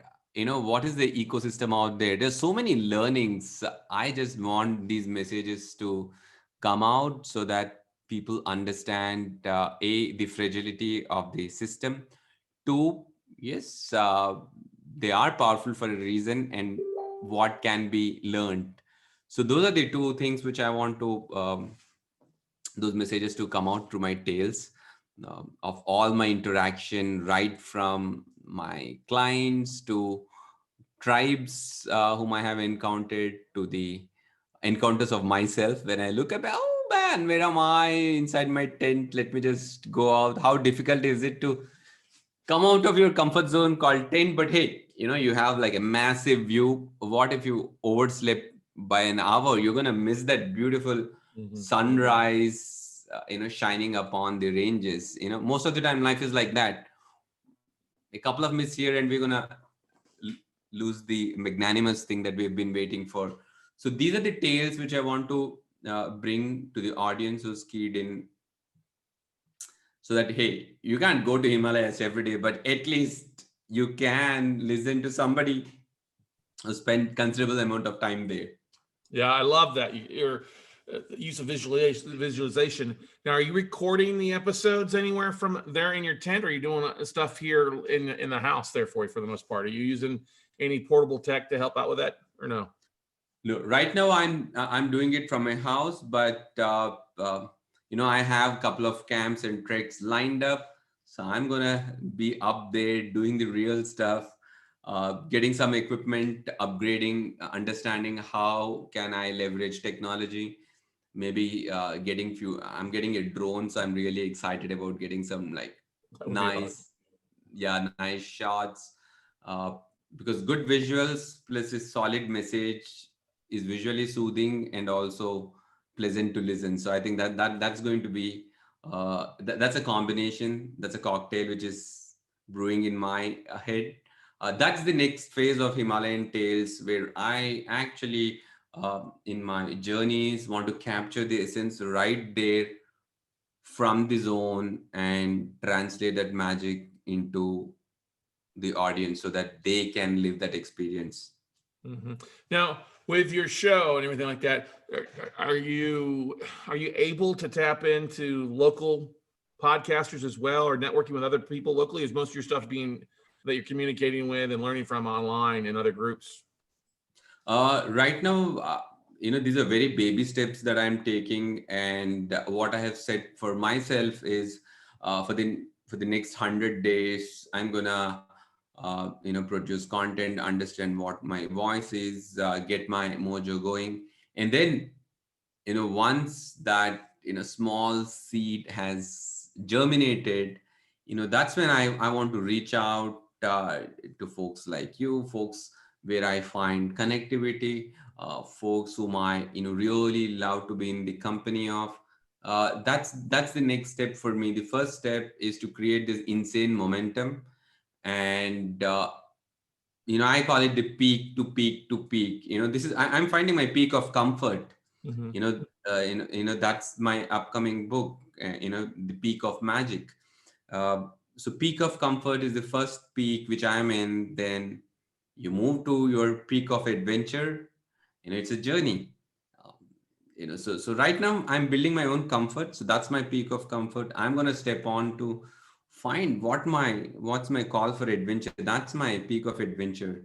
So I'm getting my backpack ready to get into my peak of adventure and share the message, and eventually hop through peak of unknown. I'm sure that, and I have seen a whole lot of podcasters getting into roadblock after, you know, probably 200 episodes or 300 episodes. Now what do I churn next? So I'm looking at getting answers, being prepared for the peak of unknown, to jump into peak of excellence, to peak of magic, to peak of no limits. You know, so I know I have a long road ahead to cover. I'm just starting right there. But yeah, I'm sure when we look for help is at hand. So out of the episodes that you've filmed so far, what's been the biggest surprise? I think while for a lot of time I've been hearing this word, find your voice, find your voice. Yeah, I was like, okay, I think I know it. I've been doing this. Don't I know my voice? Isn't whatever I'm speaking, is it my voice? So so there was a huge dilemma there, and that was like held me back for a long time in terms of just going out and doing things. But when I went ahead and did, and the reason was my son, and I also wanted this entire journey that I'm documenting to be a memoir for my child when he grows up. Hey, you know what? This is what dad has gone through. I always wish that I had these memories recorded of what my dad said. So I think today we are lucky, and if I do not leverage this technology, I think I will have to blame myself. So that's my selfish motive, to be honest, so that if not anything, the message that matters is my son. At least he will have something to reflect upon. As I was progressing in the when I started recording, and it took me like close to, as I said, 60 or 70 of such recordings to understand, hey, bam, this is what voice is. This is my sweet spot. So now I know it's very, very clear. Otherwise, it's just like taking a car and driving around. Yeah, you're driving, the drive is enjoyable, the journey is pleasant, but yet there is a little bit of gap of not knowing where you are driving to. So I think the biggest revelation for me, Scott, it has been finding my voice. Yeah, I think that's definitely one of the most important things for us finding our really, because I look back at the first 150 episodes I did, and they were all with a Facebook Live, and I'm like, it's a lot different than they are now. The second half of things out there, where you talked about 100 days of content here, you got what, 94, 95 days left in the year. What does 2021 hold for you once you get through this momentum shift for you? Anything future planned? I think going ahead, I want to make it more streamlined, probably plan in such a way that, my listeners or people who are tuned in, they exactly know, hey, okay, Jan, this is going to be covered. Feb, probably, since the trekking season will start, how about, getting Legendary Climbers Month? Let's celebrate with the legends. So giving it a little flavor thrown in, that's how I want to look at 2021 as a progression from a small sapling to a small plant with, it started to blossom. So I want to give that flavor to attract butterflies, to attract bees. That's the vision for me for 2021. That's nice. It's a good goal to have, to envision, to have, is put it down there and rocking and rolling it. And then obviously, like you said, reaching out to some of the best climbers out there, that adds a lot to that. Now, how many journeys, or not really journeys, how many excursions or expeditions? Yes, thank you. The other expeditions are you doing on a monthly or annual basis, Ravi? See, COVID has changed the dynamics of the industry quite a bit. A lot of restrictions in place. So actually, post-COVID, I haven't been on a personal expedition. But what I have done, thankfully, again, I'm really thankful to COVID for the gear shift inside me of how can I bring outdoor philosophy to indoors. That's when the entire my brain started thinking in that direction. Hey, okay, outdoors is a medium. Why am I restricting myself to the medium? Now I need to get that message. Message is more important than the medium. It happens, we all get lost. So I was lost in that haze as well. Now I want to ensure that the medium it's a larger canvas. So otherwise, given in every year, I have at least 1 or 2 expeditions lined up, whether it is rafting expedition or whether it is climbing expedition. Most of these are discovery journeys for young children, where they go through with me for 3 weeks of total transformation. They get to know what their true identity is. It's quite a fascinating journey of what they undergo in these 3 weeks. And these are the 3 weeks which are my frameworks. I call it, what's your peak? Almost in the funnel language, you're like one peak away, right? So from your peak of comfort to peak of magic, you need to cross through various peaks. So that I could figure out my entire framework because of this gap.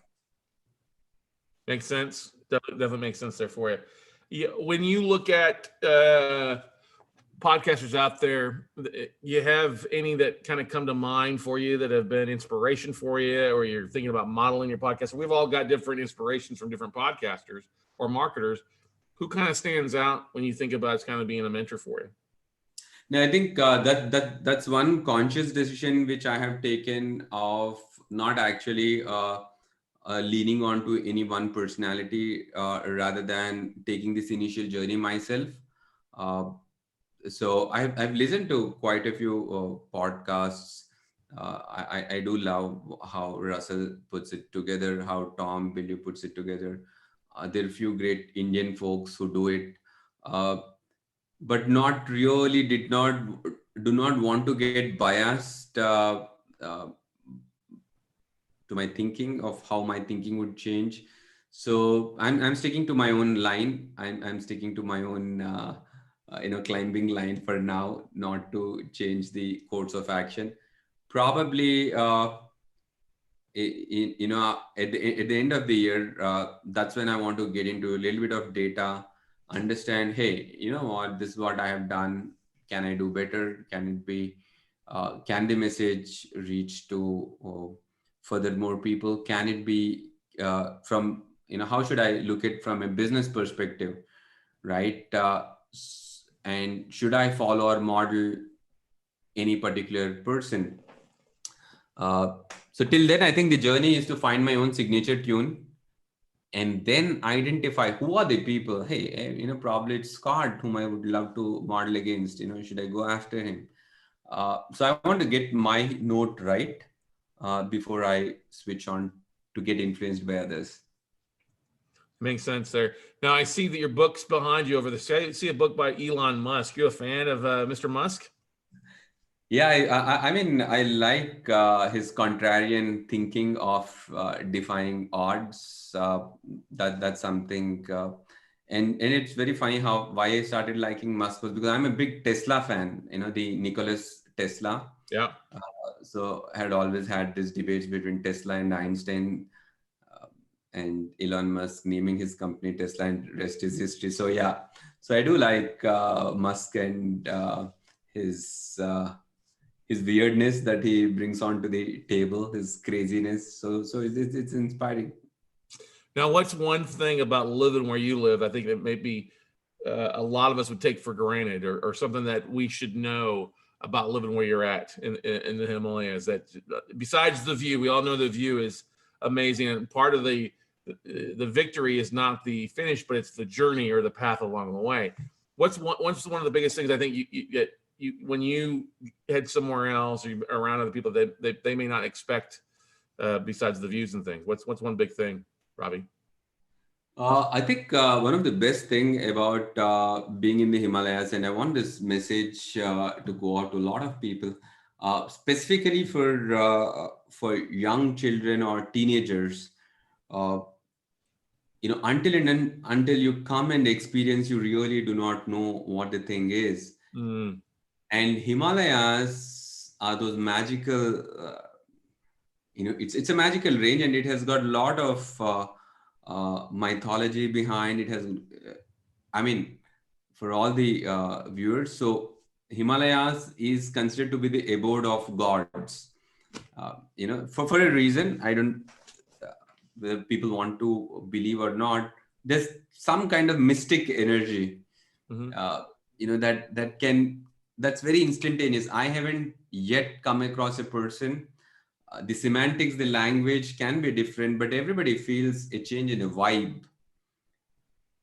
You know, when you are at that altitude, when you experience the magnitude, I think it's totally different. It's mesmerizing. And when we look at the natives out there, their life is so difficult. You know, young kids out there, if they have to go to school, you know, it's a 15 kilometer, it's a 10-kilometer hike for them. It's almost close to about 10 miles, 15 kilometer translate to 10 miles of hike every day, one way. Wow. And you're doing it gleefully, and they're all tuned in, you know, happy. I think for them, the abundance is the nature, and they're thriving out there. For us, a lot of us, I think sometimes we need to do reflect upon the abundance that we have and start looking life from a more fulfilling manner. Yes, money is important. It's definitely important. But also pause for perspective. I think that's what mountains teach us. And I think Himalayas are best suited for this experience to come through. I love it. I think it's great stuff there. What's the best way for people to connect with you, Ravi, or to find out more about what you're doing and listening on the podcast? I think the best thing for people to reach out is to me on my Facebook. That's where all of my content is being aggregated. From there, it gets repurposed. But yeah, Facebook is my go-to spot. So I'm available on facebook.com/Ravi Dabiru. That's my thing. You know, that's where people can reach out to me. Good stuff, man. Well, glad to have you on here today. Thank you for definitely bringing an international flair to International Podcast Day. Appreciate you taking the time on your busy schedule and get you some sleep, man. All righty. Absolutely. Thanks a ton, Scott. You've been doing wonderful. I don't know what did I speak, but what I for sure remember is this conversation has been memorable. It put a lot of things in perspective. I think that is one of the reasons why I really love these conversations, and I love the way that you've put this entire series together. It's absolutely phenomenal. Good luck for you, Scott. I appreciate it. We'll look forward to seeing online again sometime soon and keeping up with what you're doing online. I follow you, buddy. All righty. Absolutely. Thank you. Have a lovely day ahead. Yep. Have a good morning. Yeah, my son's gonna wake up in a few hours from now. Dad, let's go for the run. I'm like, okay, boom. Good stuff. All right, guys. Love you all. Do come to Himalayas. There's magic out there. Yeah, I love it. Looking forward to it. Thanks. Bye. All right, guys, we are going to take a quick little 3-minute bio break. Let you run up, grab a cup of coffee, water, nibble on something. We'll be right back with an amazing podcaster, somebody who's got years of experience and helping a tremendous amount of podcasters. My buddy Tom Hazzard from Podetize.com and the Feed Your Brand podcast. So don't go anywhere. I'll be right back here in a couple minutes.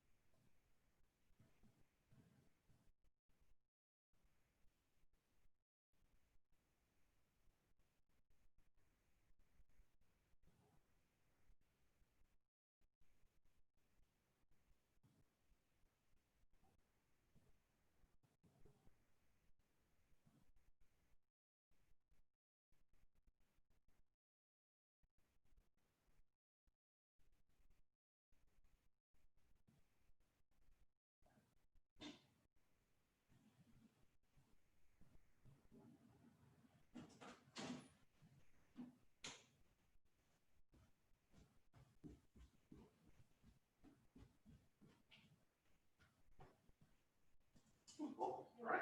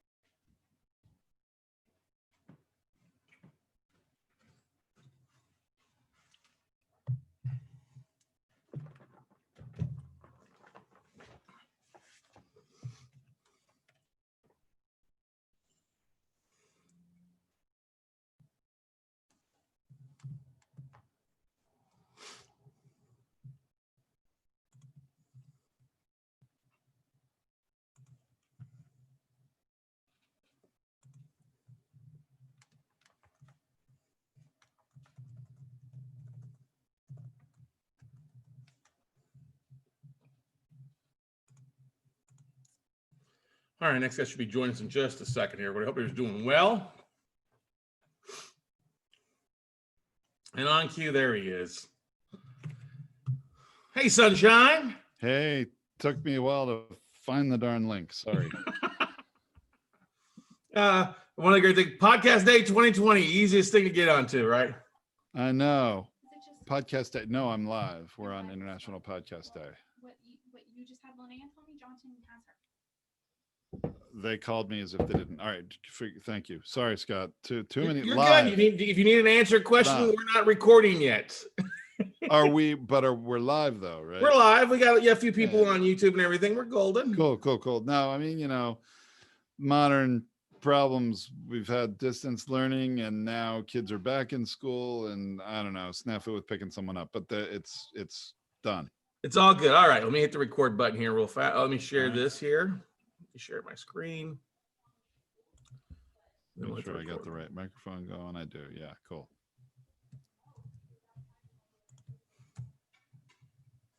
Oh, there we go. All right. All right, everybody. Well, hey, we are back with our next amazing special guest on International Podcast Day. And I'm going to tell you right now, I'm not worthy. Because without this guy convincing me and staying on my butt 3+ years ago about doing a podcast, I would not be where I'm at today because of his push, his gentle push a couple times. But then also what he and his amazing team, amazing family, Tracy, Alexander, everybody over there, Kim, the whole team at poditize.com and Feed Your Brand. Big kudos to, and always excited, the first guy I always invite to anything, because this guy just is a wealth of knowledge. He's got a passion for helping other podcasters succeed. And so you're going to enjoy our next 30+ minutes we've got with Mr. Tom Hazzard from Feed Your Brand Podcast. What's going on, Tommy boy? Dude, oh my gosh. It's crazy. Things are really kind of nuts. I don't know if you've experienced this, but the podcast world has really been exploding this year in many ways. I mean, unless you had a podcast that's like sports related, and back in the spring, everything was sort of shut down and there wasn't a lot to talk about, although I know that's been changing and there now is a lot of sports going on. But oh my gosh, there was so much interest, people saying, hey, well, now's the time for me to start my podcast since I'm home a lot now. And, I now need a way to reach people. And, gosh, I have two different things going on here. I didn't even realize. So I had like the cell phone thing in one ear and this in the other, and I don't want to hear my cell phone right now. Anyway, so it was, it's been quite a year. And I know there's a lot of people that have lost work, have lost business, are suffering. And I'm very sensitive to that. And I certainly, I don't like hearing when somebody's struggling. But what has been really exciting and heartening is to see so many people, new people, taking action and taking control of their own lives and their businesses and moving themselves forward in some way. We've all had to adapt, right? How many events did we travel to every year, Scott? I mean, tons, right? Yeah, when you think about Podfest and Podcast Movement and Traffic and Conversion Summit, and then the other things that we're going to, you guys at Sheep Podcasts, and right. Yeah, then your pop-up events that you were doing too as well. Oh my gosh, that was such a huge part of our business plan for 2020. And we did it in January and February. We would do these podcast pop-up events at any event. It didn't have to be a podcasting event, but it was a way to give attendees and speakers and event organizers a way to really get the word out, get more exposure for the event and value to all the participants, and just amplify their message. Fantastic. We loved it. We had so many resources allocated to that this year. And then you get to March and it's like, where's your sound effects with the car crash screeching, right? You got to just bring it. Yeah. You got to bring it to a screeching halt. It's like, all right, well, that plan's not happening this year. May not even happen some of next year. So, I mean, everybody had to pivot a little bit, at least. But I'm a big believer in not just hoping things are going to get better, waiting for circumstances to change. Well, we can't do what we plan to, so we're just going to sit back and wait and hope. No, I'm not that type. You need to take action, take control of your business or life. At least that's what I believe. And podcasting is a huge way to do that. It's certainly a safe haven of free speech. It's one of the things that I really love about it. And you can provide great value out there to who you're serving with your show, and you can get tremendous value out of it for yourself and your business or whatever your purpose in podcasting is. I know everybody doesn't podcast for business, although most of the people that I work with do. But yeah, there's some exciting stuff. You know, I should share with you, had a fun discussion yesterday with a new customer who's got a beer connoisseur type of a podcast, and they work with all these microbreweries all around the country, and we're putting this strategy in place where the podcast is going to shine a light on this week's, you know, craft beer, and there's limited supply, and you can, you know, participate and get it. Oh, there he is. And it was I think awesome. Doug's on here watching. Doug's Doug's on here. Yeah, and I loved it. And I'm like, you know, this is somebody who's already podcasting. That's why, I mean, I can talk a little bit about it, right? Can already talk about, you know, you got is already podcasting. And I think there's so many exciting ways that this business can grow, not just their podcast and their market. He's going to know I'm excited about it because he didn't know I was going to talk about this right now, right? I mean, I told him I was excited about it yesterday, but really it's been so much on my mind. So many opportunities using the podcast to serve people, to lead generate, and really help a company grow that, you know, maybe they wouldn't have been thinking about had they not had to kind of pivot maybe how they were reaching customers and how they were serving customers, how they were building community, you know, so many opportunities. And I already have another podcast that's in a different industry that I think this beer podcast is a great model for applying in another industry. So I just love helping people market and grow their business. And it's just podcasting and video casting is the fuel, right?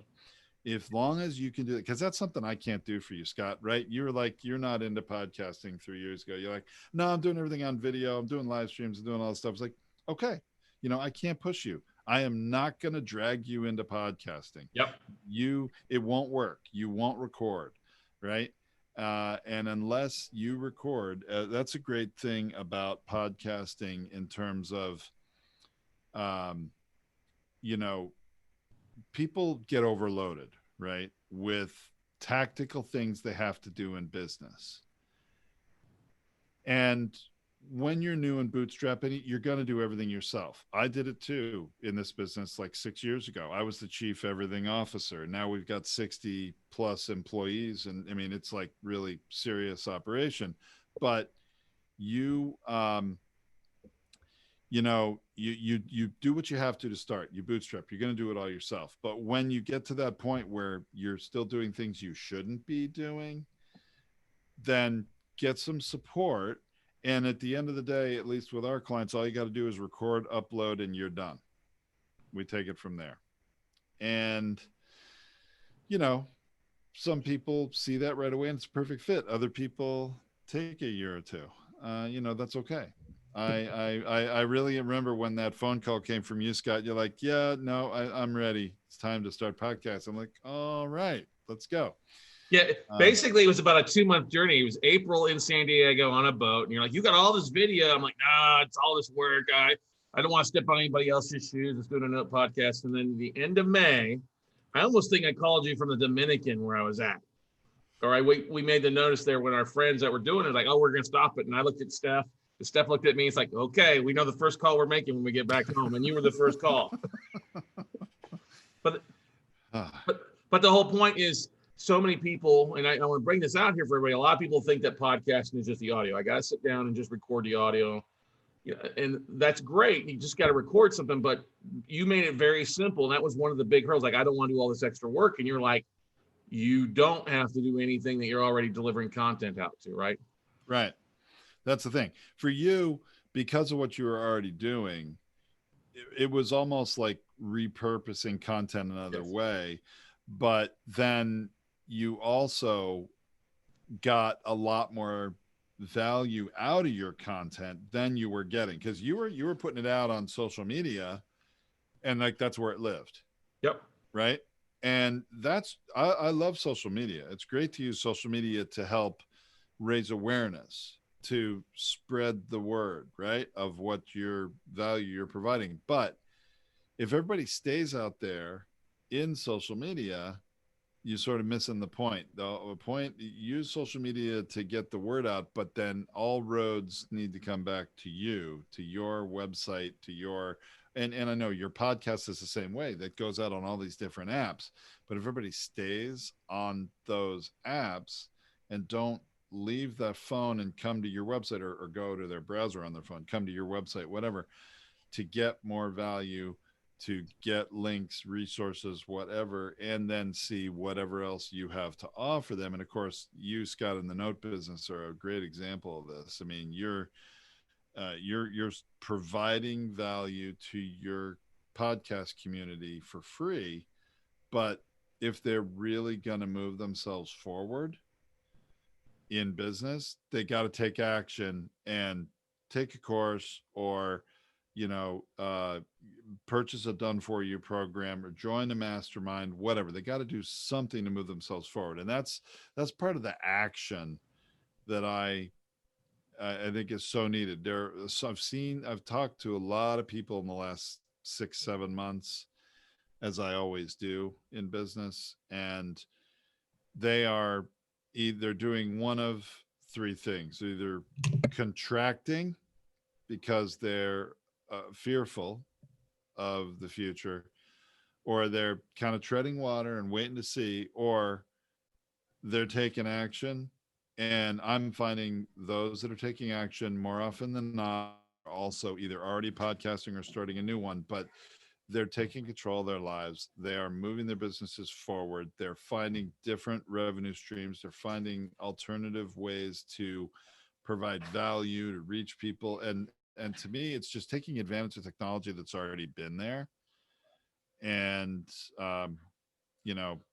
boy, if you were selling, webcams, you're loving life, because they've been like selling out on Amazon, everybody needing, external webcams and things like that. And Zoom, of course, is killing it. But to me, that's a sign that business is recovering. Mm-hmm. Obviously, the restaurant industry is really severely impacted. That's horrible what they're dealing with, among other things. So, I mean, I'm not trying to be like, hey, everything's all rosy. I mean, obviously it's an extraordinary year, but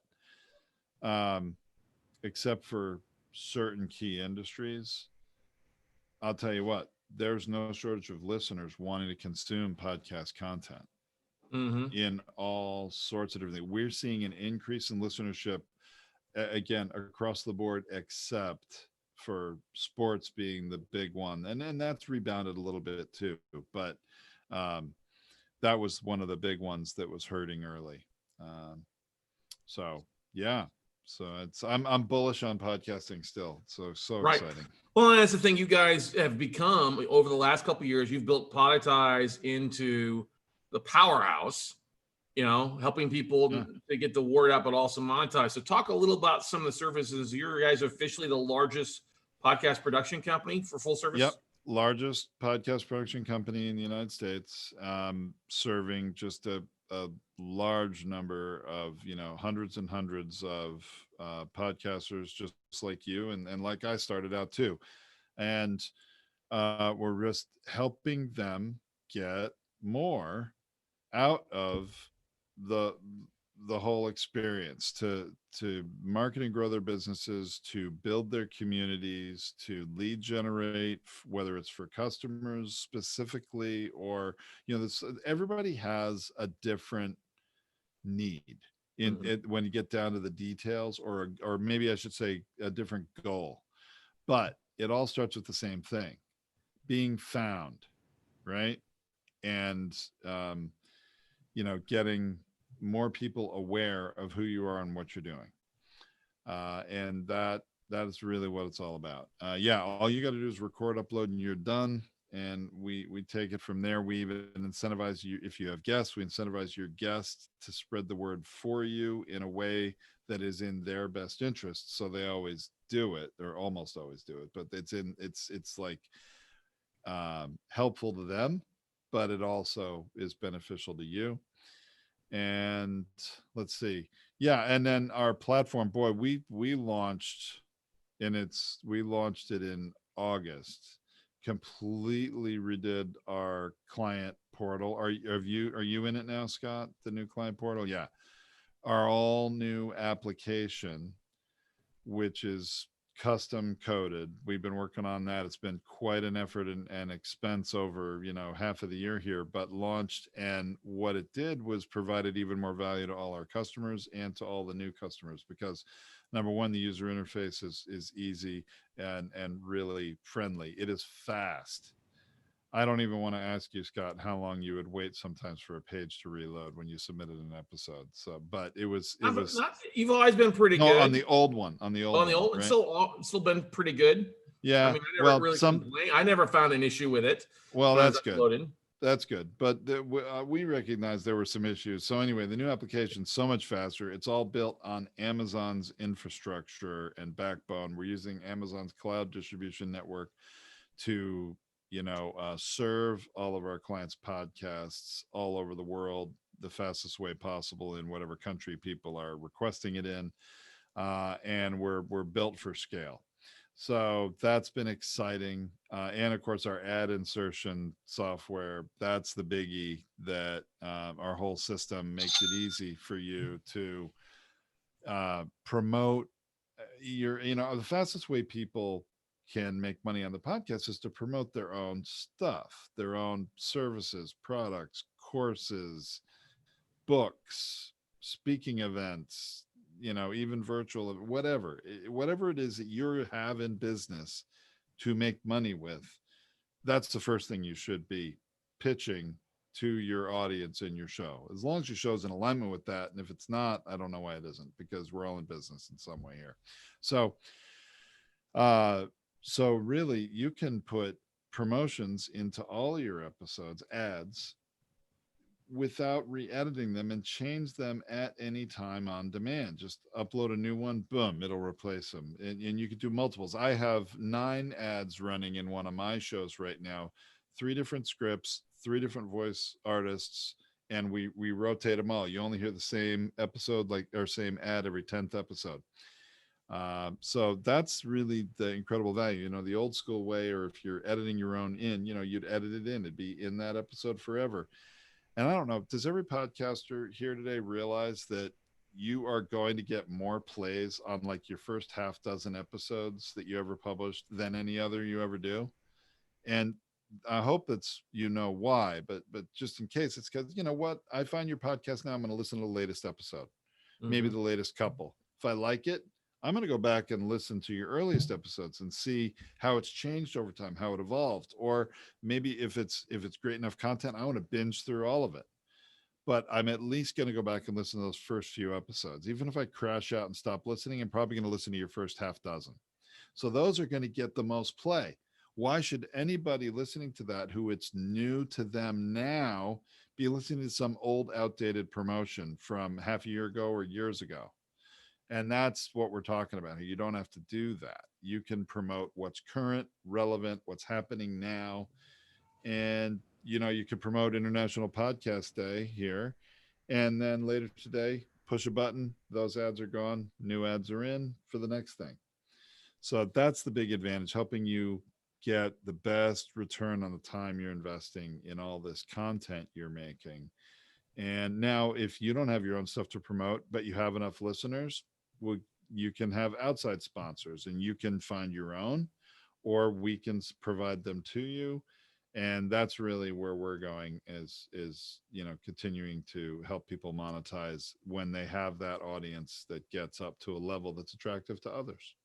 Where do you, and then let's talk about that. Where are you finding, I mean, you say you're helping people out with, what kind of levels are you looking at, or do people need to look at to attract those other outside sponsors that you've seen? So the way we're doing it, as long, others, in comparison to others, if others that want to monetize your podcast with sponsors will say, hey, you need to have at least 20,000 downloads per episode or something like that. But that's not us. I don't care about that. If you've got enough episodes published, enough content where you're getting at least 10,000 downloads per month across all your episodes, now we can start to monetize. And I mean, admittedly, it'll be small numbers initially, but as you grow your audience and get to the point where you start to get, 15,000 a month, 20,000 a month, you start to make some significant money that certainly offsets your cost of producing the podcast, if nothing else. But eventually you can actually turn a podcast into a very profitable endeavor. It just depends on the scale. So, because the way we're doing it, you don't need one sponsor to advertise only on one show. I could take a group of shows that have a similar audience that are going to be a good fit for the sponsor and advertise across all of them to create the kind of volume a sponsor's looking for. Mm-hmm. And it's not necessarily, the sponsor isn't going to waste their time making individual deals with a lot of lower volume listener podcasts, but that's what we could do, is bring that together and curate those shows, find the right ones, and then, but it's not like we're going to force a sponsor on any customer either. We're going to come to you with an offer saying, hey, we have this sponsor, probably a good fit for your audience, would like to advertise on your show among others. Are you interested? Here's what you would make. And they can say yes or no. When our platform, you have complete control over your show. You can either get your own sponsors and keep all the money and just put the ads into your own shows. You can advertise your own stuff, or you can participate in our ad marketplace and then make money with a group of other, valuable shows too. So that's exciting. That's the future. And really it previously, only like the top 2% of shows could really monetize with sponsors or get the attention of big sponsors. By doing this, we're really trying to make the 98% of podcasts out there that couldn't monetize effectively before actually monetize and become a profitable endeavor. So basically just focusing on the micro influencer side of business that is a lot of need, because we all know so many companies have stopped, didn't advertise because they didn't have any events to go to the last 9 months. Right. And they still have that revenue. They still have that need to advertise to try to attract clients. And they can find an audience that's already been curated and created and being served on a regular basis. It's an easy kind of plug and play kind of model, like your ads are plug and play for the most part, right? Right. Absolutely. It is. And it's really very simple. I mean, the thing that I always sort of cringe at when I, have a call with a new prospect, they've got this great show and they're producing great content. They've got all these products and services that they, are trying to sell, and they're not using their podcast effectively to do that.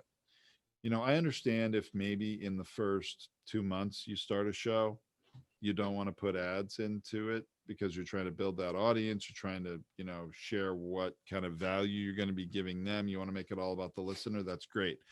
Once you establish that, you get into a rhythm, and then your audience, as long as you're going to keep providing them this content they're looking forward to every week, they're not going to mind if you need to run an ad in it, because they want you to keep giving them the content. And you can actually talk about that. When I first started taking ads in one of my shows, I addressed that elephant in the room and said, hey guys, I want to let you know we're, because we were doing like 5 episodes a week when we started our first podcast. It was not a small effort, right?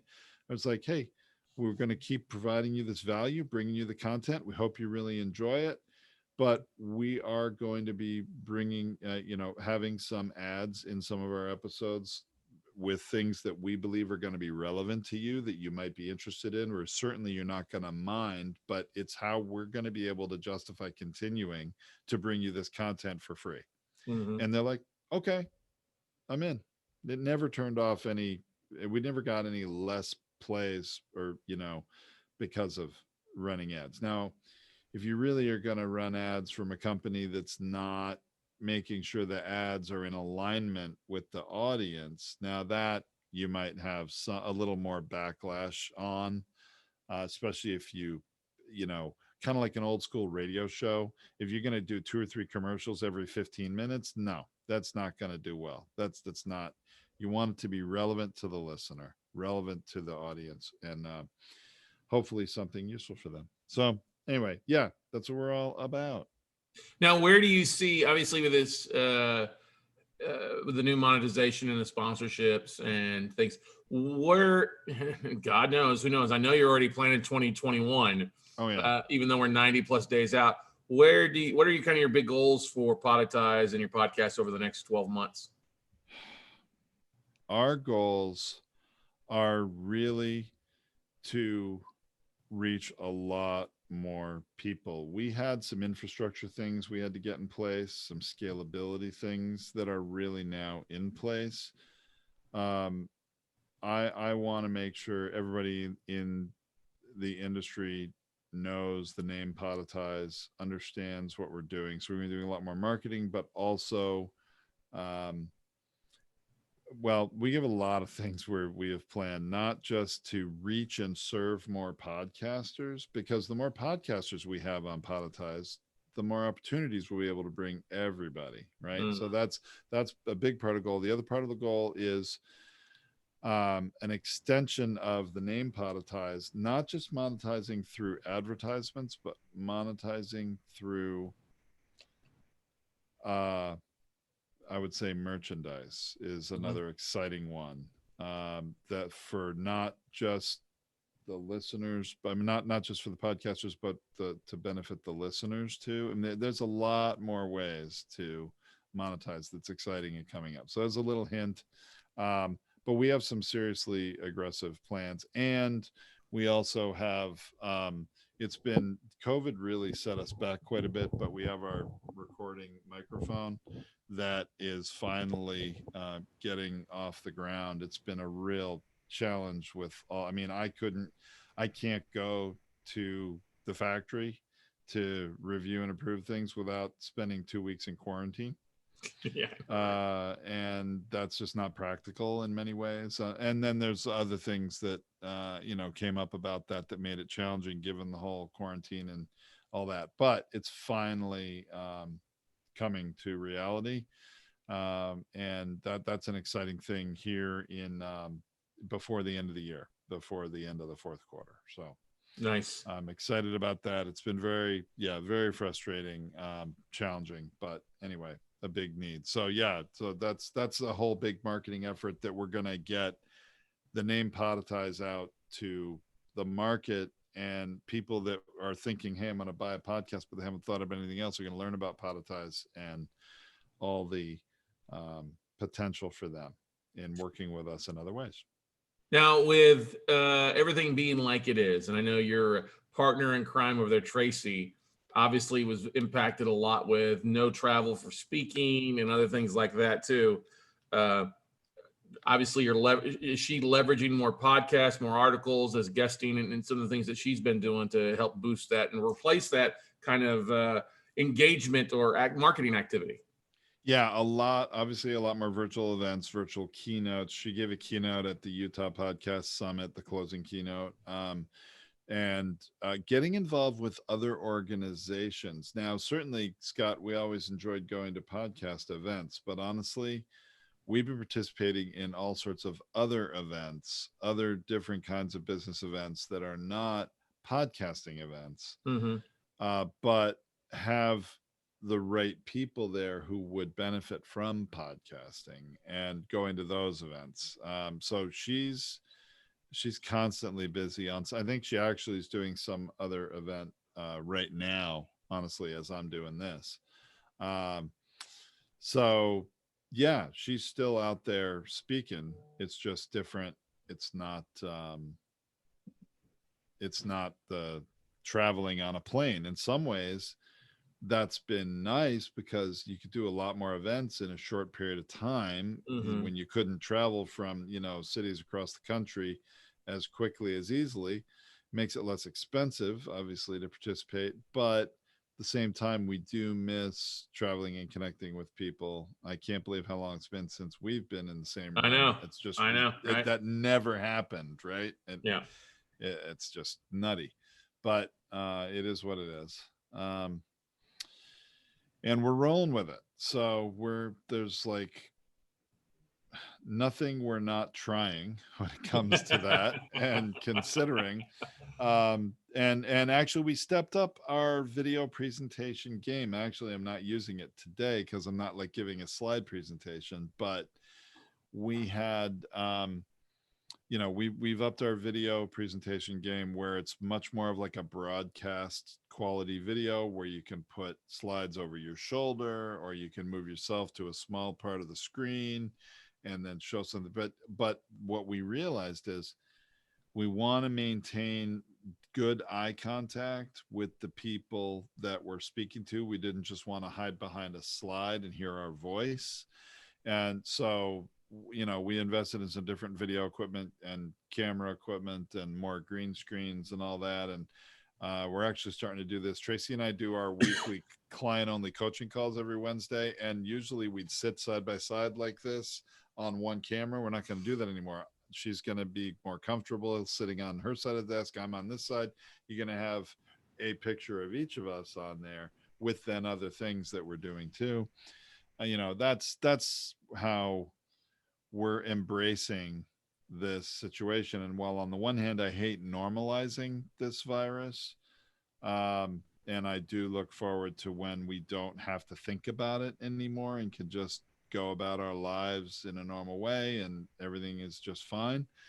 Until then, we're going to make the best of it and not look at it as an obstacle, but an opportunity. Well, and so I think that's the only way to approach it is you have to do that, look as an opportunity and get flexible. If you're if you're so stuck in the old way of doing business and you're sitting there wah, wah, crying what you should have been, got to get creative, Yeah, my mantra for years has been hope is not a strategy. It really is not. Now, I'm not saying we shouldn't hope for things. It's fine in human nature to hope for things, but you hope that the weather's not going to be, so hot that a fire's going to start, right? And that here in California, you have a lot of these fires. You're going to hope for something like that. Sure. In business, hope is not a strategy. And that's, I guess, one of my biggest messages. Anybody out there with a podcast, with a business who's not getting enough out of it, don't just hope it's going to get better and wait for things to happen. Take action. You're always going to be in better shape if you take action. Now, for those that are starting a podcast and you look back at all the different ones you've done, because you guys started off in 3D printing and have a variety of different shows. Do you want to share a little bit about some of those and first time podcasting tips for those that are looking to launch? Sure. And actually, I'd also like to invite anybody who is a first-time podcaster looking to launch, and maybe you are bootstrapping it. I totally respect that. I've been there. I have a free opportunity for you. Go to podetize.com/bootcamp, and you can take our free course. We made it free when all this COVID stuff started happening in March. It used to be something we charged $500 for. And we're like, what can we do to help people and help move along? We made it free. It's like 7 hours of content and downloads, real good value tools to help move you along. So go take it. We don't hold anything back. That you'll learn that about me and Tracy. It's not our style to hold something back and we're going to tell you enough and then not tell you everything unless you pay us. That's not us. We tell you everything, but you got to do it yourself. Our business is people paying us either for DIY hosting, and there's a lot of great features on our site for that, to support DIYers in better ways than other platforms do. But if you're when eventually you need to be working more on your business than in your business, you're going to come to us and spend a little money to save time. That's really our market at the end of the day. And we do it to an extent that no one else producing podcasts really does. So anyway, but as a new podcaster, I mean, we dove in, we immersed ourselves, and we did it the hard way. I mean, yeah, of course, we listened to Pat Flynn, we listened to John Lee Dumas, we listened to dozens of podcasts on podcasting. We watched a couple dozen videos on podcasting, read all these books. And what we found is everybody was holding something back. And we could see by, studying them all and realizing, where was the overlaps? Where were the holes? Where were the opportunities? And started experimenting and came up with our own understandings, beliefs, and then strategies for how to get more out of a podcast. And we went very quickly. We were written up in Forbes in 2015, I think, for having one of the fastest growing podcasts. Went from 0 to 30,000 listeners in a very quick period of time. And we were monetizing with sponsored ads. And yes, it was in 3D printing. It's a very geeky niche category. Part of my interest in life and past career involved 3D printing. So, we found out, hey, in a very, very niche category, you can build a massive audience, provide a lot of value, and start making money. And then we built a website, monetized the website. And we still have that podcast today. And our most recent sponsor this year, Hewlett Packard, sponsored 25 episode series. So, I mean, there are different ways to monetize and different levels of doing it.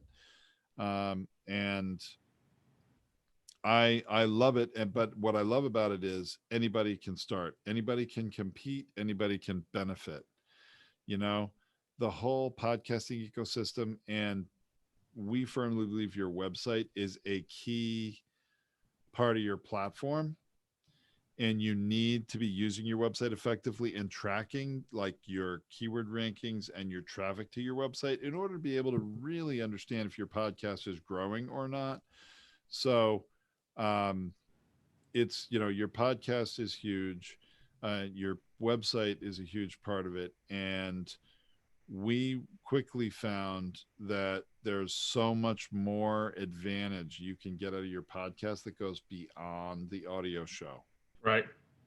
And that's really what we built our own team and our own systems to do it. And as we experimented and figured out what was working, and then, people we knew in business would come to us and say, hey, that's great what you're doing. Can you do that for me? And honestly, the business grew that way. And eventually it became its own entity as it grew so much and had its own dedicated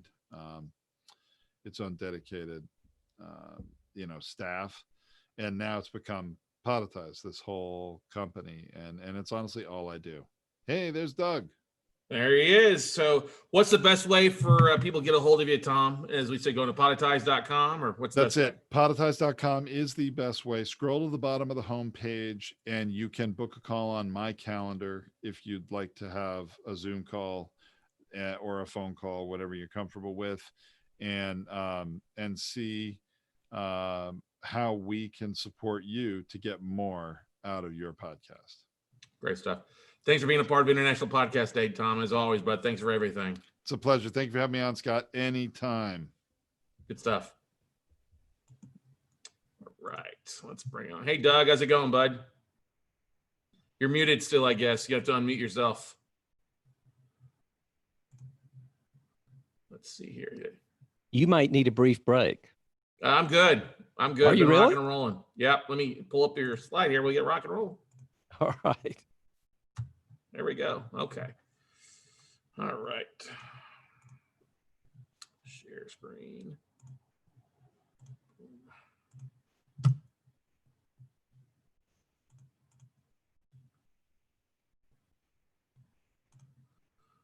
All right, everybody. We are back with our next guest on International Podcast Day. You got a little tease from our previous speaker about what this guy is doing, how he's doing some amazing things, and a whole path that this guy has laid out for him. in promoting his podcast and some other things out here. So we're honored to have the host of the Beer Connoisseur podcast and live stream out there. It's the one, the only, joining us from South Carolina, Mr. Doug Piper Sr. out here joining us today. What's going on, Doug? How you doing today? I am doing awesome, Scott. And it's a thrill to be able to talk to you again. And followed by Tom, who I spent some time with last night and was just really energized after talking to him. Yeah, you're going to be tired of Tom and me before too long. Never. You guys know so much. Well, but let's talk about your show. This is about what you're doing. And let's talk about, share with the audience a little bit about the Beer Connoisseur, how you kind of launched it, and we'll go from there. You know, Tom, after 40 years of manufacturing, I'm an electrical engineer. I decided there was more to life than building new things. And I wanted to enjoy life a little bit more. So I stepped away from that industry and decided to get into ultimately food and beverage. Mm-hmm. And the reason I kind of focused in on that area is I feel like, you know, life is a feast. Mm-hmm. We need to choose wisely where we spend our time and invest our time, because we can drink, or, you know, it might be water, or you could have some really fine beverages, and the cost difference between them, fine beverages, and is not that great, certainly between water and a lot of things. But water is being charged at right now. It was cheaper to drink beer or something else. It really is.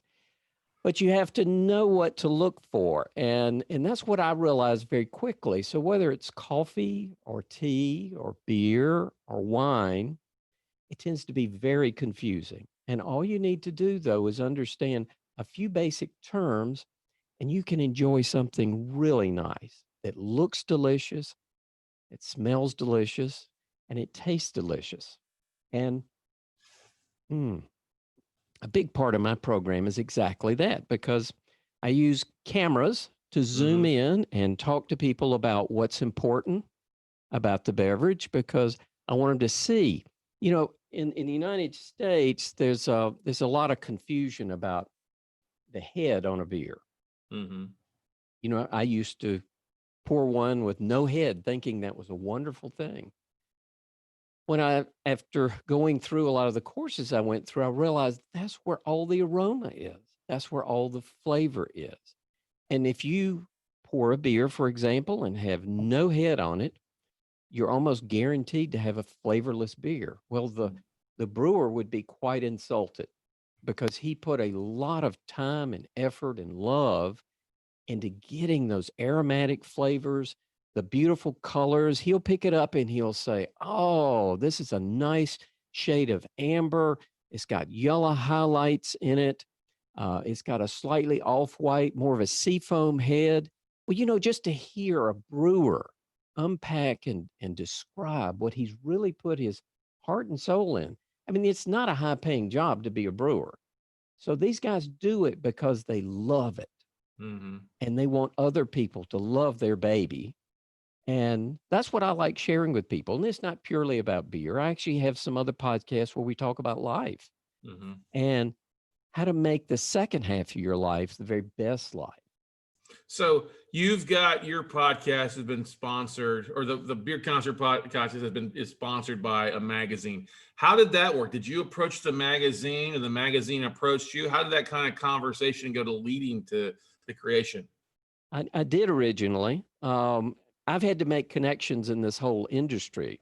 Being in aerospace manufacturing, the only people I knew in beer were at the Marriott hotels at the various places where I had to travel. So I knew no one.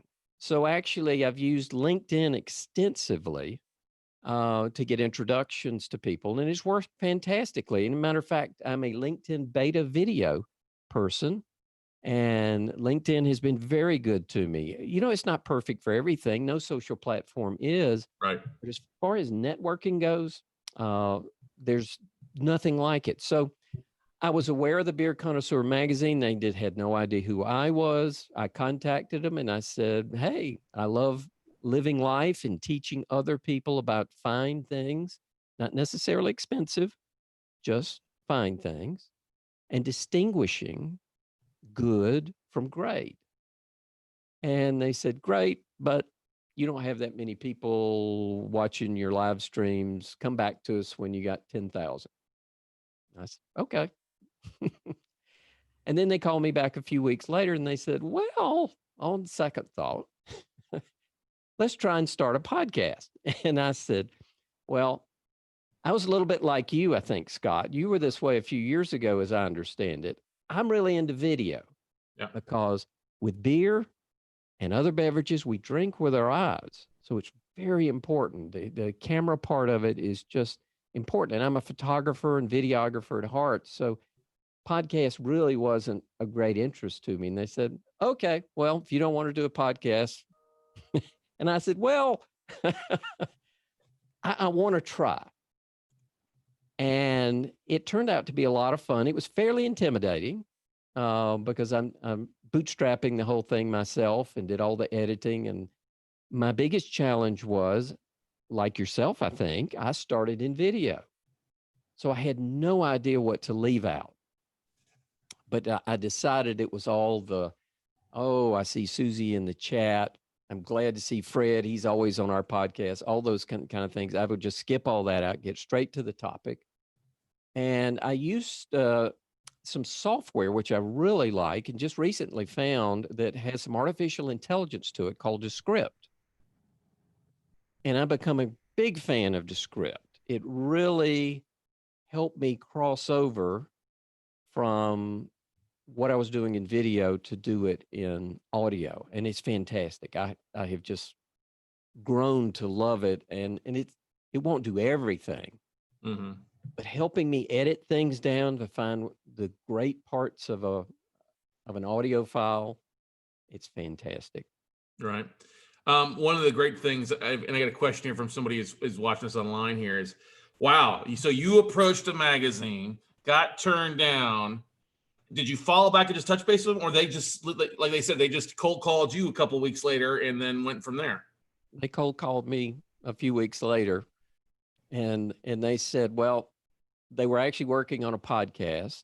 The podcaster wanted to make a living out of that podcast, and they weren't willing to pay that. And they had the impression I wasn't going to charge them that much.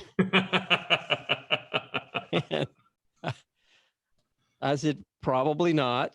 And we figured out how to take things from there. And so I encouraged him, I said, you don't know what you're doing and I don't know what I'm doing. Let's take this a step at a time. And I separated this from my efforts with Gourmet Brewing and Halftime Org. Those are the two other things that I had going on. And then we also said, let's do it in seasons. So, we're going to learn through each group of events that we do. And I said, I insist the podcast is going to come from a live stream.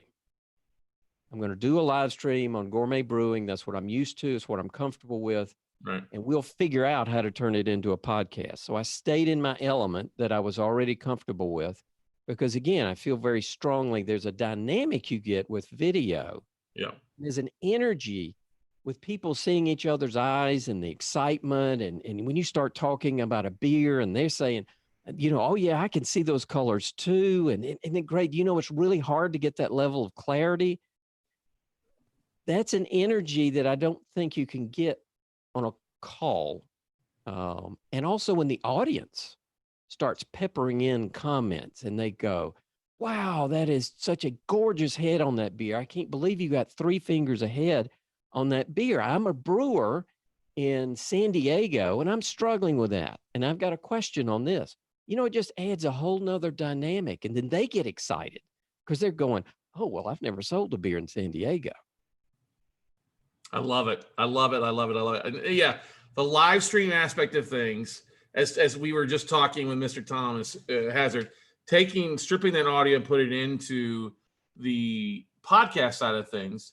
And now these days, with even Apple iTunes allowing you to upload video now versus just the audio side too, it is a good thing. I don't really think you're missing out on much. Now, you've done, based on knowing your podcast, you actually do basically four episodes in a one-time setting with other people, correct, Tom? I'm sorry, correct, Doug? That's exactly right. You remember well. So let's talk about that. Are they doing live stream when they're there with you, or are they remote? How's that kind of work out for you, Doug? Well, it's all remote, of course. The Beer Connoisseur started right in COVID. So it was actually a good time because all of a sudden all these brewers had time. Before that, they really didn't. So the way I set it up was I've got a live stream that's 2 hours long. That is a long time. I realize I'm not crazy about that. But I find doing it in 4 segments, people can jump into whichever brewer they're particularly interested in. And a lot of times, if they jump in early, they'll stay the whole time because they want to be able to ask questions. And I put questions at the end of each segment. So if I've got 4 brewers, we'll start out and do 20 minutes worth of program. We'll be tasting beers. We'll talk about the brewery, how fun it is, all the cool things going on. And then the last few minutes, we'll take questions. But I always bring on the other brewers because they have a dynamic, because they're interested. So last event I had, we were talking about hazy beers. One of the brewers had never brewed a hazy beer. So he was really interested in how this other brewer was doing it. And one of the other brewers was from Unibrew. And he's been working with Dave Mustaine on some beers. So I had a segment for that we played back during it. And that just got everybody all excited because now we started talking about how similar brewing is to music. And I loved what one of the brewers said, because I said, okay, Dave, you're a music person. You taught music and you're a brewer now. What are the similarities? And he said, Doug, when you brew a really nice beer, a really nice one has composition. It's balanced. And he said, that's the secret in music. And I found it's the secret in brewing. Well, you know, when somebody hears that, all of a sudden, beer takes on a different persona. They thought of a Budweiser after they cut the grass to be refreshing. But when all of a sudden you think, wow, there's composition to this, there's balance, there's the balance of the flavors, the aromas, the hops, the color, the clarity, the head, all these characteristics, when you start to unpack one like that and appreciate what that brewer, that musician in that case, and brewer put into it, you drink it a little more slow. You enjoy each sip and you think about it. It becomes less of a goal to finish and more of something to sip or savor. Now, are you doing your live streams at a specific time every night where it has become an event for your audience, or have you swapped up the times that you're doing? I find midweek, Wednesday or Thursday, about 7 p.m. East Coast time seems to work the best for my audience. But my audience is international. So only about 60% of my audience is in the U.S. because there's a real hunger, particularly in South America, in other countries, because the United States is beginning to really take the lead in craft beer. Maybe not even beginning, has taken the lead in craft beer. Right. So these other countries that want to do some of the American styles, I was talking to Sierra Nevada last night, and we were talking about hazy beers and how their hazy beer has really taken off. And, you know, the name that they have for their beer is not particularly impressive. It's a hazy little thing. But they were wrestling with the name. And I said, guys, you don't understand it. Hazy now is a profile. People know when you talk about a hazy beer, they have the expectation it's going to look like, I guess grapefruit juice. It's going to have a nice head on it. When you put your nose to it, you're going to get certain aromatics. You know, it's like if Coca-Cola put Coca-Cola on bottled water. You would expect, it's at Coca-Cola, you're going to expect this caramelly, dark, sweet beverage. And if you go Coke water, no. But they put what Dasani, isn't that what it is? Yeah, Dasani on it. Yeah. Okay. So that's how they distinguish it. So hazy actually works in their favor in that beer. They've tried other names like Sidecar and other things that made absolutely no sense or were not intuitive. And Sierra Nevada does this very well. Their beers set many of the standards. Yep. Their pale ale is the standard for the industry. Their stout is the standard for the industry. Their porter's the standard of the industry. And I bet their hazy's going to be the standard. And those are the names. Mm-hmm. What do they call their pale ale? Pale ale. What do they call their stout? Stout. Right. They didn't follow their own marketing plan. But I love what you're sharing here with everybody out there. Hopefully those who are listening right now are hearing that descriptive and this beautiful thing with live streams. You get a lot of that stuff, but you can hear Doug talking about the descriptive, how it tastes, the view of stuff, things like that. And the more descriptive, I think sometimes we get on audio, we don't think about that. We're just used to talking to ourselves or talking to the wall. But you've really taken the time, and I commend you not only on just the sipping there and having it on the video, but you have the microphone, the webcam there to show it. So it becomes a interactive podcast, an interactive video for a lot of people. And the more you can connect with your audience, everybody, ladies and gentlemen, through that sensory image, I could literally taste the beer. My mouth is watering, not only just seeing it, but hearing Doug talk about it. So I'm gonna go down, pop a top here in a minute at 5 o'clock. I meant to tell you to do that so we can share one. Exactly. But that's the beautiful thing that I think is driving your podcast and doing something. And you're adding some marketing. You've got multiple podcasts you're doing. You're getting ready to start a new one. But you've brought that videographer side to podcasting. Now we know that you're kind of like, okay, we got to get your sponsors to do a little bit more with the marketing to help push it out, because just recording it and they will come isn't the case. We've got your marketing and doing a variety of other things to get the word out, right? Yeah, very much so. I learned very quickly brewers and breweries, or at least most of the small ones, don't have much of a social media outreach. They're pretty limited. And I talked to you and both Tom, apparently what I need to do is prep some things they can share.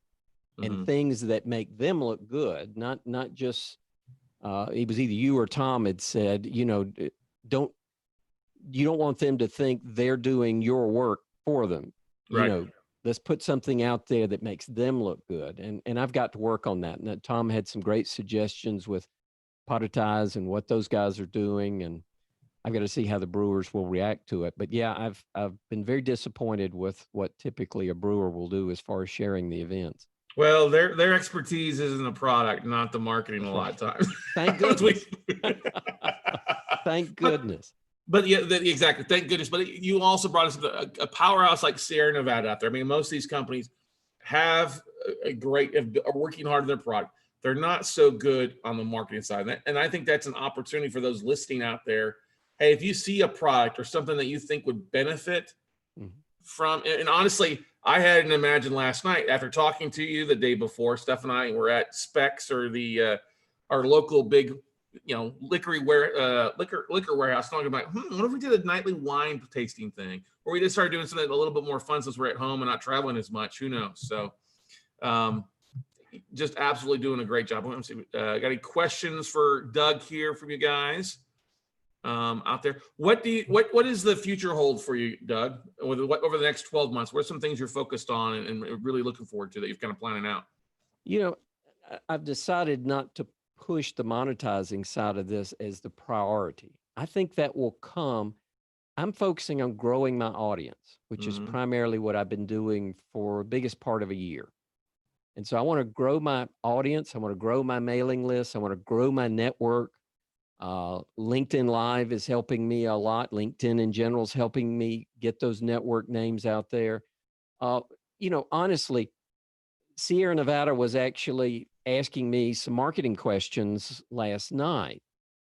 And 5 years ago, I went to their brewery for the very first time and had their beer for the very first time, as far as I know. So for them to even care what I think not coming from the industry. I'm an aerospace guy. What do I know about beer? You know? So I had to prove that. So I got my certified Cicerone. I'm a certified BJCP judge. I'm also a mead judge, and I'm continuing to. I want to get coffee, and I want to get a wine sommelier, and because all these complement each other. You know, when you can evaluate a coffee or a tea or a wine, you can do that much better when you evaluate a beer. And judging's a big help. If anybody's really interested in pursuing this, homebrew clubs are everywhere. And COVID has slowed down the competitions. I've only judged once in 2020, unfortunately. And COVID really complicated that. But normally I can judge at about one per month. And anybody can come. You don't have to come with a lot of experience, and you'll be seated across the table from somebody that's more experienced than you. And while the first time you go in there, you may say, oh, well, it's kind of dark yellow or gold, and the head's holding up nice, and I get some maltiness. He'll help you come through, he or she will go through it, and they'll break it down more, and they'll say, no, look at those colors, put them in more descriptive terms. This is more kind of a burnished gold, or maybe a dark amber. And look at that head. What does it remind you of? Oh, well, this kind of has sea foam with large bubbles and small bubbles. And they start to get very pictorial. And, you know, I think that's going to be valuable as I do more and more podcasts. I'm just 16 episodes in, but those descriptive terms, I think, are going to be very important there. I think so too. What's the best way for people to get a hold of you, to follow up with you, Doug, to see what you're doing, and to see what beers you're tasting this week? You know, I'm not as organized as you are, Scott. That's why we were talking, and I'm trying to prioritize. So probably the best place to go is The Gourmet Brewing on Facebook. Okay. Almost everything. I put almost all my live streams or multi-stream to that platform. I also use Crowdcast, and so you can find Gourmet Brewing on Crowdcast, and you can follow me there. And you can find me on LinkedIn. Just look me up. I'm Doug Piper in LinkedIn. So you can come right to me. I live stream there also. So all those places are places you can find me. And worst case, you know, would love to have an email if somebody's got a question. It's pretty easy. DougPiperSR@gmail.com. Most people can figure that one out. And I would love to talk to you, help you out, tell you what I've learned, and what I've learned the hard way, and what I've learned from brilliant people like Scott and Tom right before you. Well, I learned a lot from you on this episode, definitely. So thank you so much for coming on International Podcast Day and jumping on and filling a spot. We really appreciate it, and look forward to your continued growth and success, and actually sharing a beverage of some sort in the near future. All right, Doug? Absolutely. Cheers. Cheers, Scott. my friend. Cheers. Thank Cheers. you. Bye-bye. Bye. All right, let's do this real fast. Good stuff, Doug. Appreciate it. All right. Bye-bye. Bye. All right, guys. Our next guest, our next speaker, I see her popping in twice here, so she must be wrapping up something. She should be attending here in just a second. Hopefully you guys are all doing well this afternoon. That was interesting. I don't know. I'm thirsty with the description from that took place. Come on, Lau. Let's see. I think she's also here in Austin, Texas.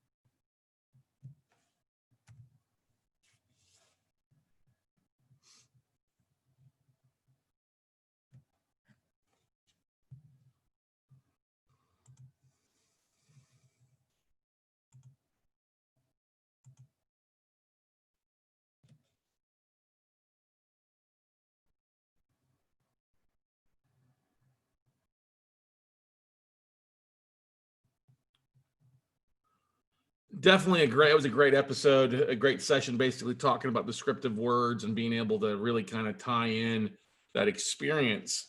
And while it doesn't replace the actual taste and sight, being able to script that can really add a lot at a whole extra different level if you take the time to really break down what's going on. I think a lot of times we get into conversations and we're sitting there face to face with the person we're interviewing.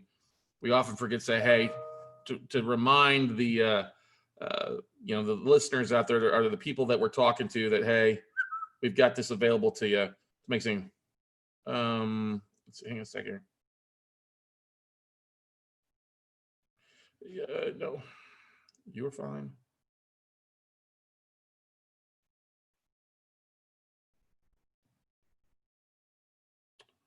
Hang on. She just realized she thought she was in the wrong time.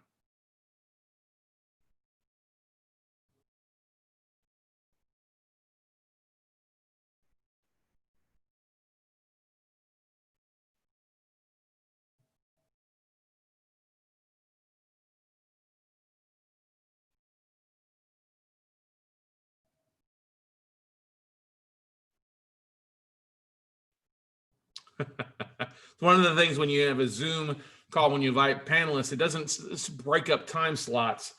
It literally shows basically from 8 to 6:30. So she thought oh my God, I looked at the link and it said 8 a.m.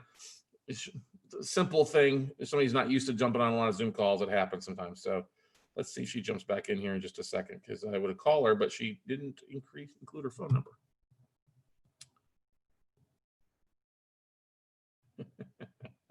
This is the biggest gaffe we have today. It's not that big a deal, right, everybody? So we're just waiting on her to get logged back in here.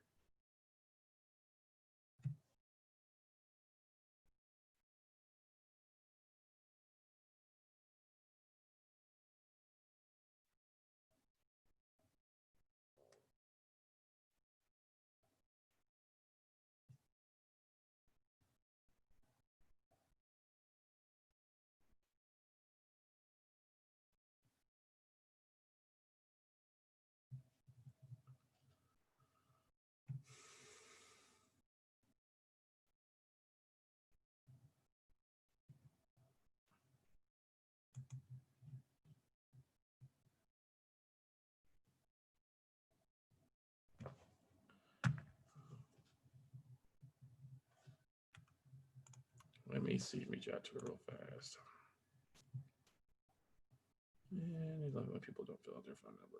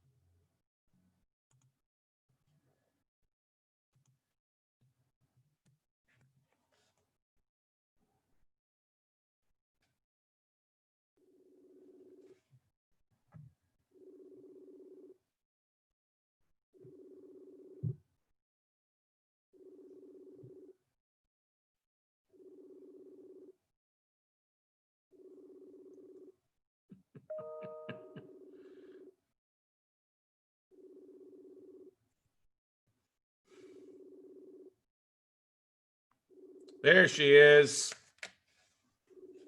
Whoops. Stop. Hey, Lav.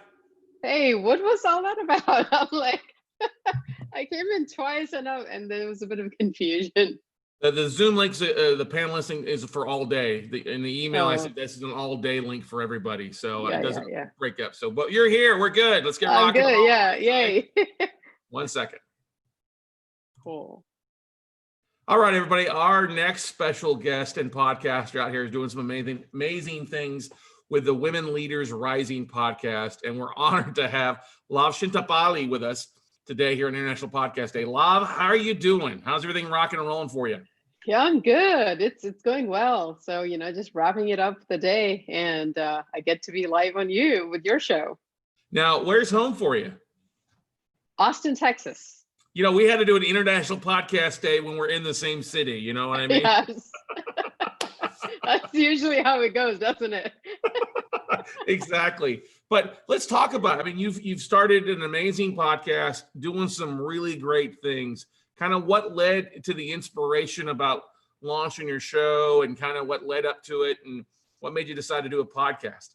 Right. I think podcast is usually in a sequence of things, right? You're like, hey, you've done this, and then you hear people telling you, you should do a podcast. And then I think too, because I'm in leadership development, right? I think there's always, especially for women, there was this thing, oh, I'm not ready. When will I be ready? I don't know if I'll ever be ready. Like, when do you know when the perfect time is, right? And sometimes you just got to bite the bullet and launch. And that's kind of what I did.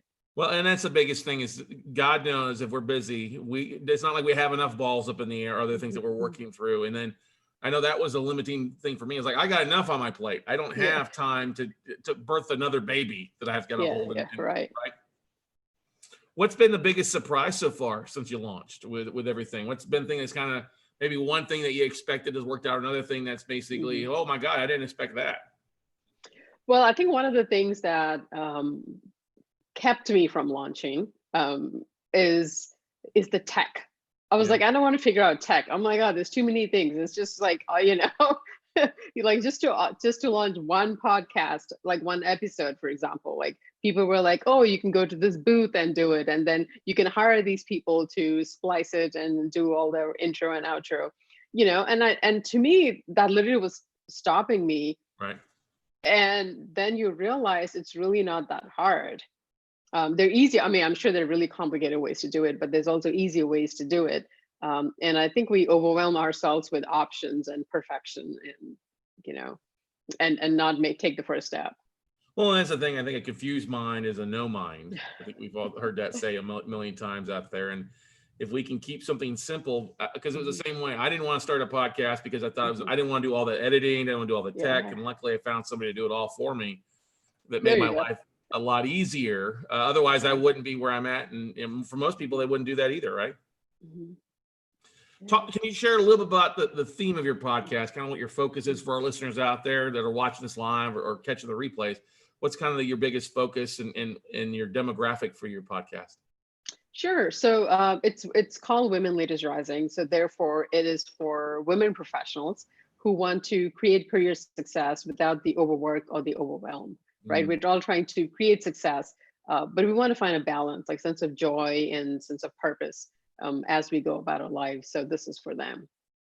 Do you often feel, or your guests feel, that they're having to kind of struggle with the pendulum of being professional or raising a family and finding a balance in life? And balance in everything. I think it would be not only just for men, but women as well in a variety of cases, right? Yeah. So when the thing about my podcast is it's usually me narrating, right? So my own so I don't have guests. So it's a solo thing where I talk about principles. Like I just started, for the next 5 days, it's going to be the 5 secrets for it's like a success framework, right? So I'll be talking about 1 secret per day, and I'll be getting guests soon, but it's mostly me.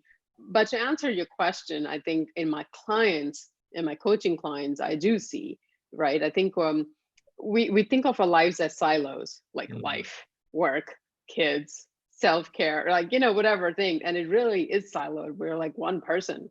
We're like, what's the thing? Wherever you go, there you are. Yeah. Right? You really can't escape. There is no escape from being you. So I think it's trying to understand, well, how do you bring all these pieces together and still kind of have a level of sanity? Yeah, that's definitely, and it gotten much more difficult over the last few months as we've dealt with everything going on in the world out here.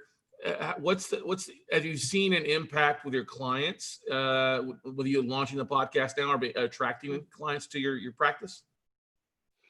Well, it's relatively new, Scott, because it's a few weeks old. But so I think if you think of any venture, really, so there's this aspect of doing, and then there's this aspect of letting people know you're doing it. Right. So I think the first week I was still in the mode of, oh my God, I'm doing it, and let me just get comfortable with doing it. So I just started posting it around everywhere, and I've already got my first review. which is great, right? Somebody is like, oh, maybe I should talk about it more. Right. And it's always a double, like do the work and you talk about the work. It seems like two different things. Well, and that's the thing. I think sometimes we feel like, okay, we're talking to the wall. Who's really listening, right? Yeah. And people are listening, right? And to my podcast, as I said, it's really new. And yet there are people from all over the world listening. It's just not the US. And it's like, wow, the people, I guess what that shows to me is like people are craving. Like there's a niche for everything. So I always like, to me, like if whoever's listening, and if you're ever on the edge of should I start, should I not, like whatever, I think there's always people are craving for information. And if you're that source, then yeah, for sure. Do you wish you'd had started sooner? Do I? No, I don't know. It's not a firm yes, because I think you always have to, somehow you yourself have to be in the right place and the right frame of mind to do it well, because I think I try to do it well, and that's part of my issue, so I don't know. I think now is a good time. Now is always a good time. Right. Now, being here in Austin, and we've got a pretty decent podcasting group and stuff like that. Have you tapped into the Austin podcast meetup group or any of the other podcasting groups out there? I'm just starting to. I've been in podcast group I've been noodling on this concept since 2018. Okay. So I've interviewed podcasters who have podcasts like, hey, how do you do it, the process? And it was so complicated that I've never really like dug into it. But I'm part of groups and I'm just starting to go, and it's amazing that Austin has such a good network of things. I haven't been to, I think we used to meet live as well, right? When we used to meet live. Yeah, we had January and February meetups before we kind of got shut everything down. And actually had a big one January celebrating the third year anniversary of the group here. So there's about 80 people at it. So yeah. See, of course I had to start once we shut down. Like, isn't that how it goes? It's like, great, now I'm going to start it. We can't meet anymore. Well, but look at two things here. And this is like, because you said you've got the next 5 days. Are you doing a daily podcast? Or are you kind of splitting it up? What's your plan of action for production? The intention is daily. Yes. There are days I've missed just because I'm putting together a leadership summit for women. And that's taking up a lot of my time. So I've missed a few days, but I'm coming back to it. Well, and that leads to the next point. You're using the podcast to help marketing, but then you've got a leadership summit. When are you planning on doing that? And I'm sure the podcast is kind of helping you put that together too a little bit, huh? Yeah, I think it's showing me like aspects of it, because I know some for podcast people, like you have guests, right? So for example, for my summit, I'm having guests and doing the interviews is showing me how to do an interview on a podcast as well. And so I'm learning new things and how hard it is to get commitment to people to follow through on commitments is another thing I'm learning. It's like, wow, it really actually takes a lot of work. And I have like a newfound appreciation for all podcasters who have guests, because it's really a work unto itself, right? So, and then coming back to your question, the summit itself airs November 4th to November 6th. And it's summit.womenleadersrising.com if anybody's interested. So I think they all feed into each other, and I think that's the beauty of it. Yeah, it totally is. Now, were you thinking back to admitting that you've been lurking for 2 years around the industry is a good term, lurking at everything. Now, obviously, you probably listen to a few podcasts. Is there somebody who's been a big inspiration, or somebody you're looking to model a little bit similar to what you're trying to do? Yeah, sure. I actually listened to Russell Brunson's Marketing Secrets podcast, and my own podcast is sort of set up on his way. I'm emulating him, so to speak. But he has got obviously a much more natural style. He's like, hey, I'm on a vacation. It's like, oh, okay, and that's an episode.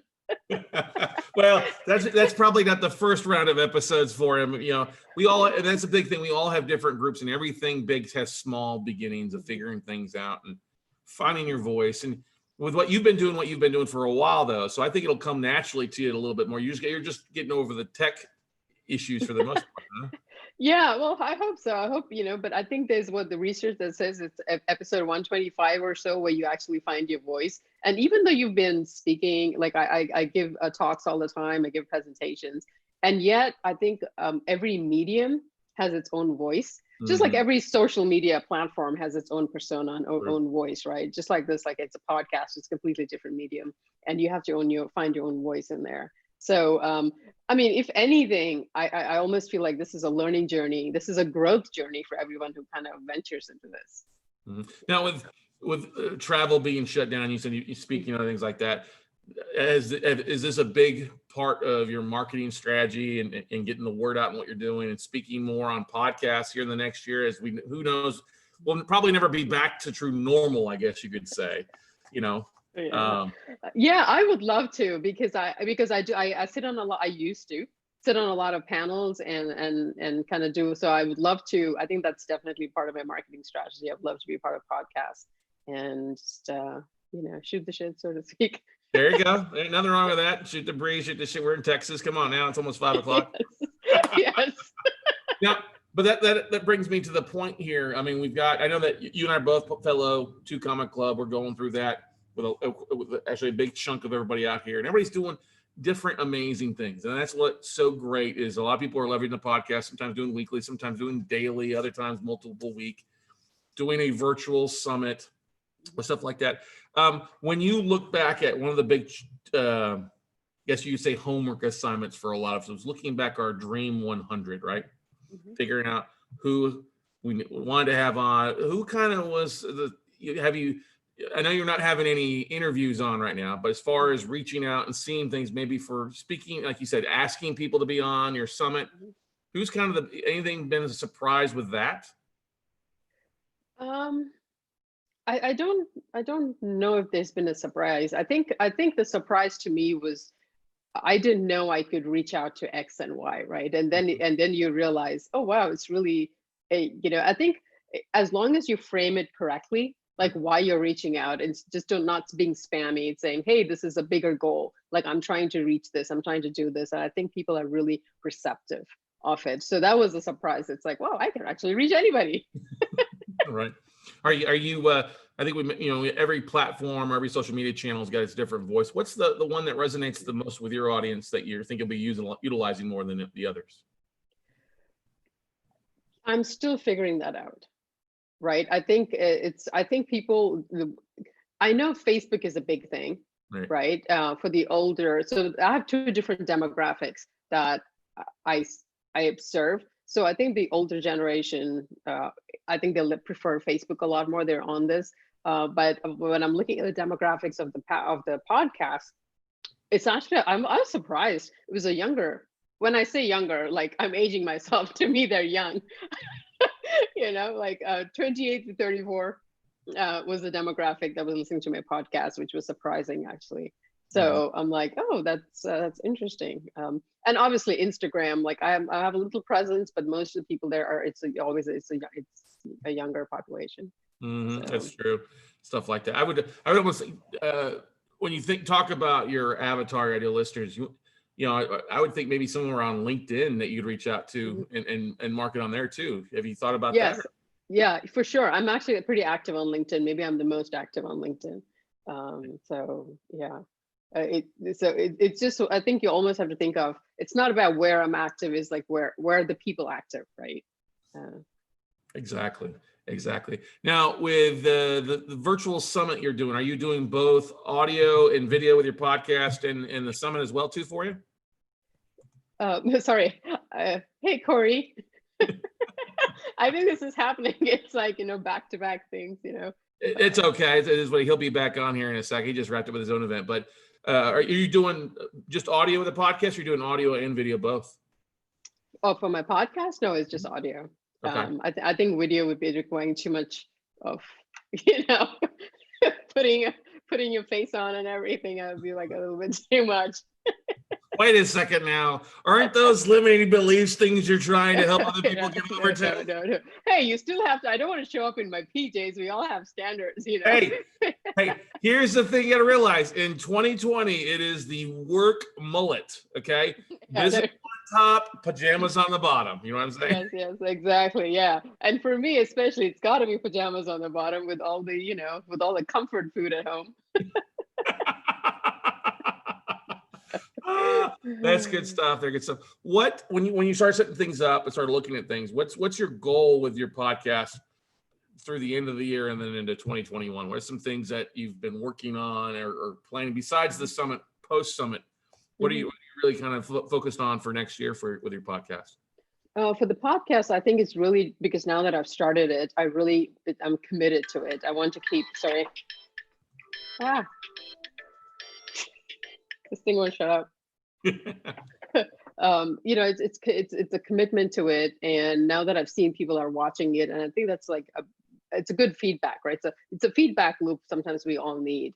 So I really want to now really put an effort in making sure the episodes come in, providing value, and just to reach people out with this. And also use it as a medium to talk about my services, what I do, what's coming up, just all the fun things as well. So let's talk about that. What are some of the your services that you're offering clients out there? What are you doing?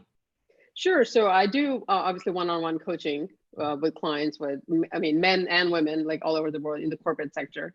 And the other thing is I offer group programs for women. So I currently have a program called Creating Career Success, which has people have had phenomenal success. They have had like a percent, they've gotten a raise, a 5% raise after completing the program and gotten promotions and stuff. So that's really dear to my heart. That's definitely, it pays for itself right there. People hey, come on, let's go. Yeah, and some of these women, they're pretty high earning. And when you take, I think not even a 5%, I think she got a 13%, that lady. Wow. And so that's a pretty, nice chunk. That is a sizable chunk, definitely. That pays for a lot of podcast editing. Yes, sure. What would you say your biggest need is right now with your podcast? What are you looking for the most amount of help with? I think to me, it's letting people know. That's always been my thing. Like, I'm really good at doing the work. It's like letting people aware that it's there, and sort of how do people access it, and where do I tell, right? I think that's always been, getting the word out and marketing it. And I mean, I think that's a common problem for a lot of people. We're so good at the nuts and bolts of what we do.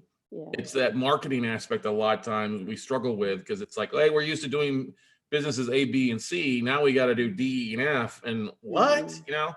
I'm a counselor. I'm a executive coach.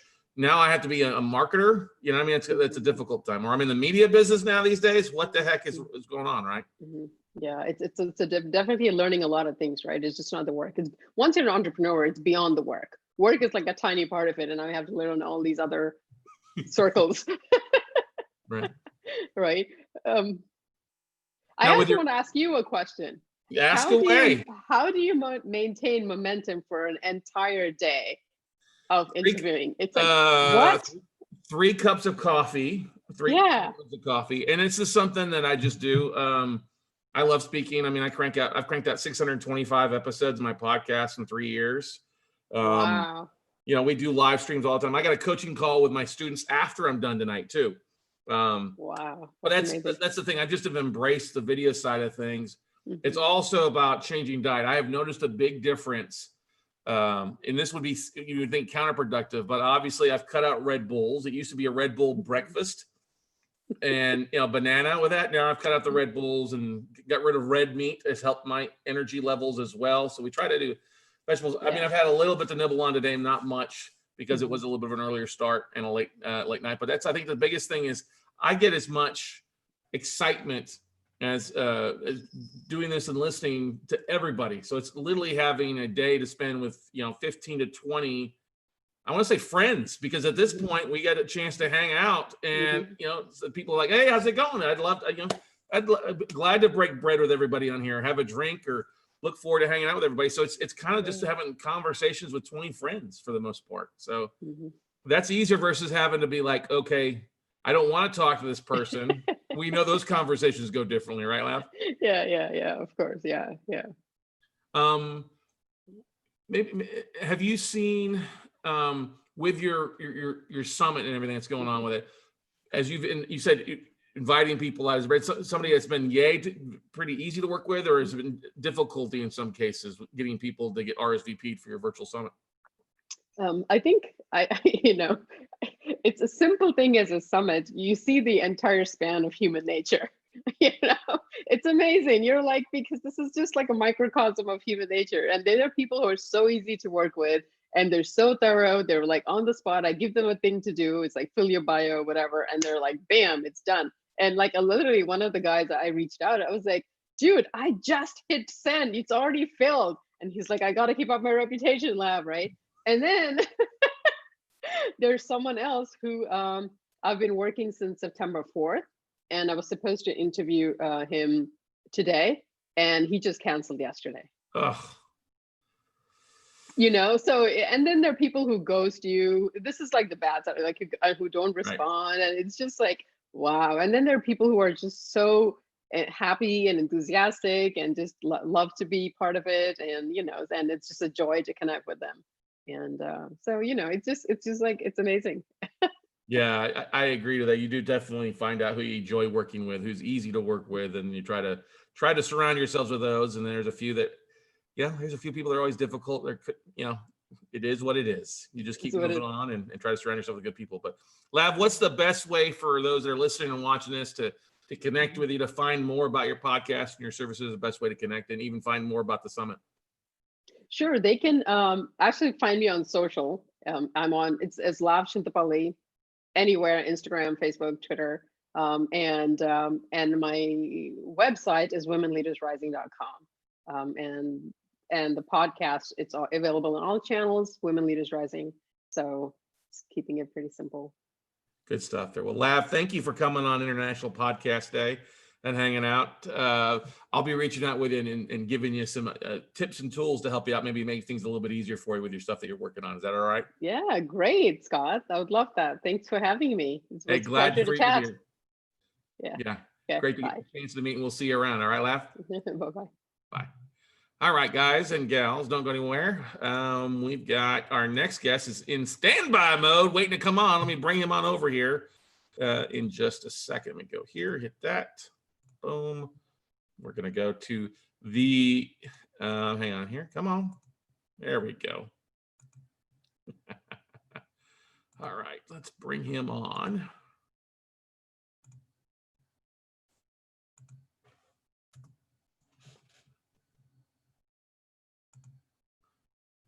Just got to unmute yourself. There you go. What is going on, Corey?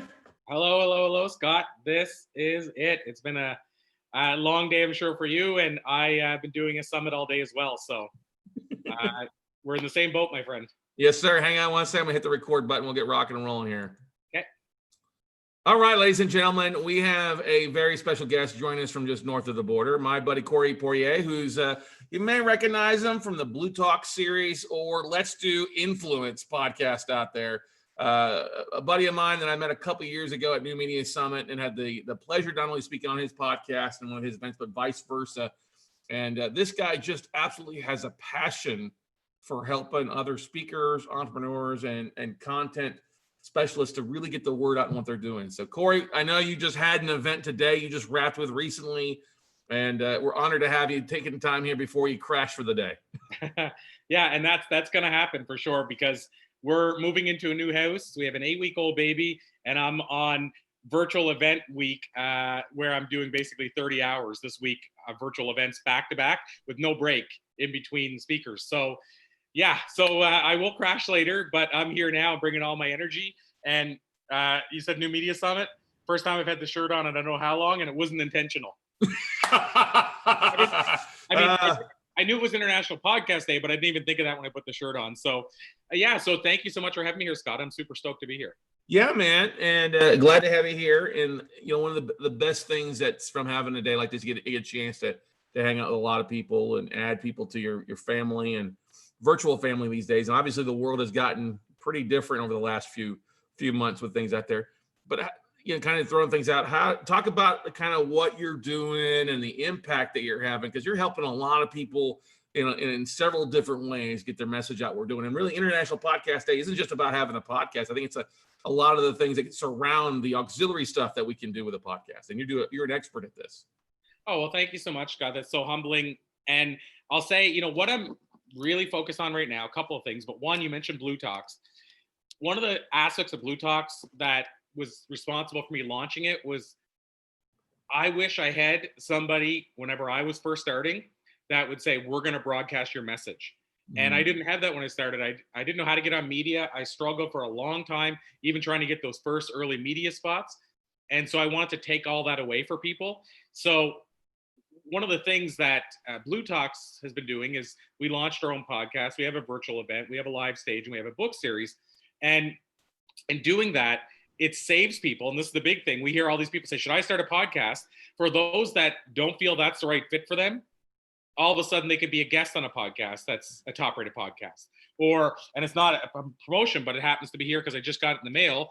But, you know, they can be in a book and be a co-author of a best-selling book and don't have to worry about learning how to write a whole book and market a whole book. And so, yeah, part of it, what I'm trying to do is take away the mystery for people and allow them to have a lot of those little accolades that give them the confidence to go next level right from day one. At the same time, of course, I have the other channels like my own podcast and that, where when I see somebody and I'm like, this person has the it factor, then I can bring them on to my other shows and give them more coverage. So, you know, I believe the as seen on banner is a powerful thing. When you go to somebody's website and you see as seen on list, you know, whatever that is here. Well, if it can say as seen on Blue Talks, as seen on Get Paid to Speak, as seen on Let's Do Influencing, all of a sudden now we're building their banner for them and they don't have to learn how to do that from scratch. So that's where I'm really excited to do, where I'm excited to spend my time right now is helping do the work for people. And then I also have a member site that's coming up behind Blue Talks, where the whole goal, it's called the Influencer Vault. So again, it's to help create future influencers more with a little bit of training behind it. Nice. Now for those that don't know what Blue Talks is, let's talk about what Blue Talks is individually on that a little bit. And what was the inspiration? Because you've really helped a lot of people on like not just the bigger stages, bigger speaking, but let's share about what Blue Talks is and how it's different from the another talks that we're familiar with, right? Yeah, well, and I'll say the name if I can, but basically I've said to people, if you want a description of it where you get a visual right away, if you think of Chicken Soup for the Soul and TEDx having a baby, that would be Blue Talks. That's so perfect. I think it summarizes well, right? Because TEDx openly says we're not looking for inspirational or motivational speakers. We're not looking for woo-woo type stuff or heavy spirituality type stuff. Well, at Blue Talks, we're saying we're looking for that, but we also marry it with business talks and life stories. And by the way, that's what Blue stands for, Business Life Universe. And so the catalyst for it was the universe side. So I don't ever want to discount the importance of us being able to have somebody come up on our stage and talk about energy and how important energy is, or talk about how they use Reiki to heal people. You know, I don't want to take that away from people because TED, I think the argument would be it's not scientifically proven, but you know, there's a lot of things that are scientifically proven that would question more than seeing somebody, let's say get chased out of the yard by a dog because they don't have good energy.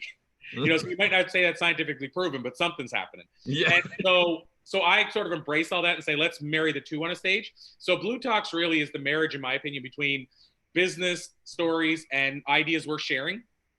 And that's a TED thing, so I don't want to try to act like I created that. But it's a mix between that and inspirational stories and articles and stories and messages and interviews about people that have had these amazing synchronicities. So it's kind of the mix between the two, if that explains it well. Totally makes sense. I mean, business is great, but if we all have different sides of faith and healing and things that we do individually for stuff that I agree, it totally has merit and can get the word out for it. And I love what you're doing, mixing the two together to really provide a space for those, because there's enough of those. We need those spaces out there, you know? Well, and to that point, Scott, I mean, you and I are both alumni of New Media Summit. And how many people did we see at the New Media Summit that are pitching the podcasters that are in that space of spirituality and what we might call woo-woo or new age or what have you? I mean, it was probably about 80% of the room, at least at one of the events I remember. Well, definitely anything in Southern California, I think you're going to have a lot of the woo. And no offense to woo-woo or anything like that, because we've all got part of it, but you're exactly right there in specific areas. And that's honestly, I think that's a big need for the most part. Yeah, people are like, I want to be on. Well, why not, instead of just being on one, once you start your own and then build your following and bring others on to help out leverage their audiences, right?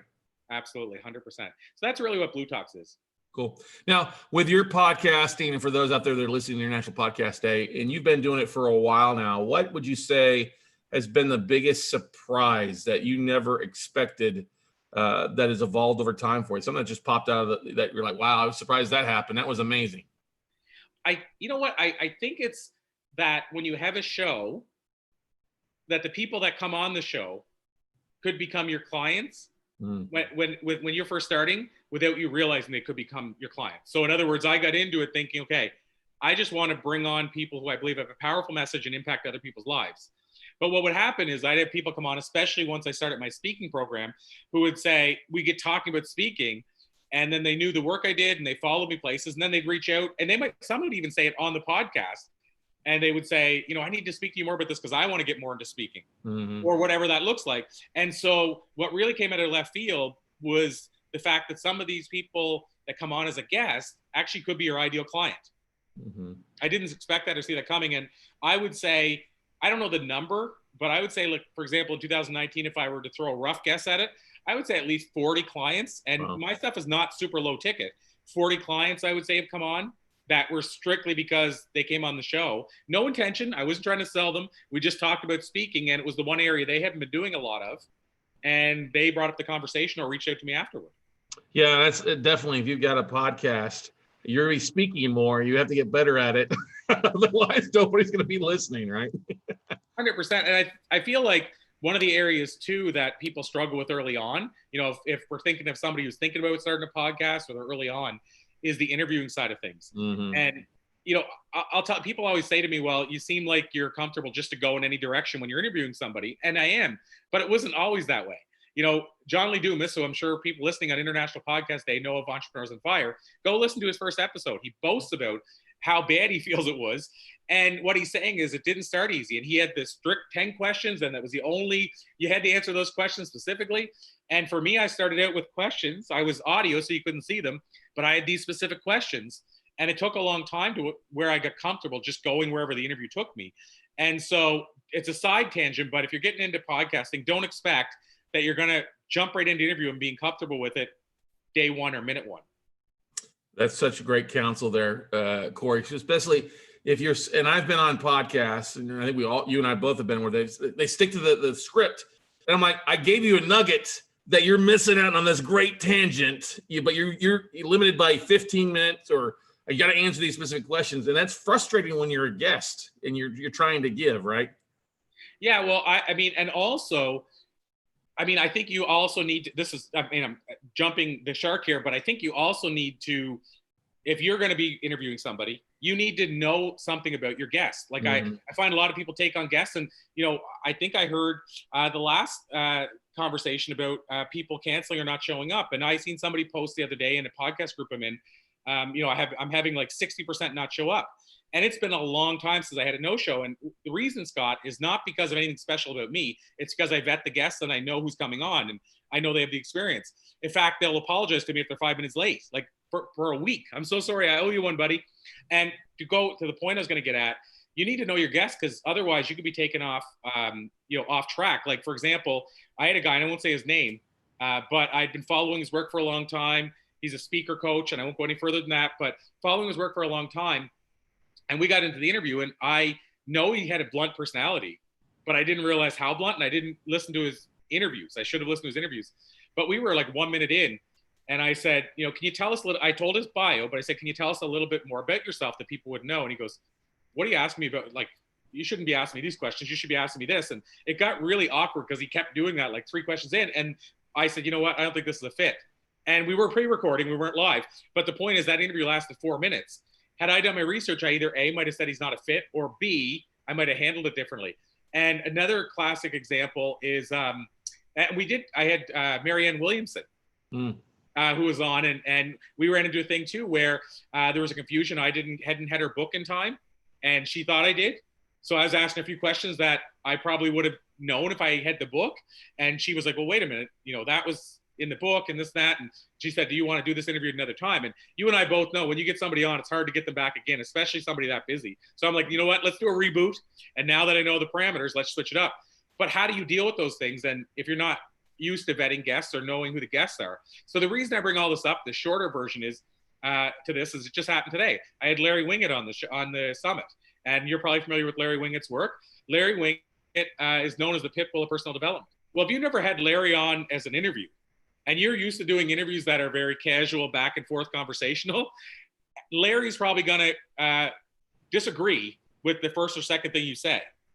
And if you're not comfortable with that, then you either need to switch it up or maybe say, maybe I shouldn't interview Larry. And so what I'm saying is, I think you need to know who the guest is before they come on. I think that's one of the areas where a lot of people miss. And it's so easy. You can even just listen to 10 minutes of an interview with them. Mm-hmm. But most people don't do it. And I think we all think we're too busy these days, but that 10 minutes could save you a lot of embarrassment, because you could be live and you could have an interview that there's no takebacks on. Yeah, I agree. Those tips totally. We all get bombarded. If you got a podcast, you're gonna be bombarded with people wanting to be on the show. So that's the thing. Well, what other podcasts have you been on? If I don't know your name, don't know who you are, haven't been referred by somebody that I know or like and trust, same thing. What's the show you've been on? Do you have a podcast I can listen to? Or who have you been on recently?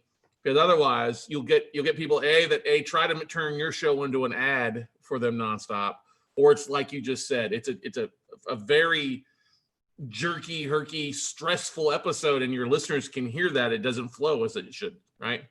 Well, and to that point, I mean, you probably heard John Lee Dumas' story about him interviewing Gene Simmons. I don't know if you heard that or not, but I mean, he openly said it, so it's not like I'm sharing something that's insider information.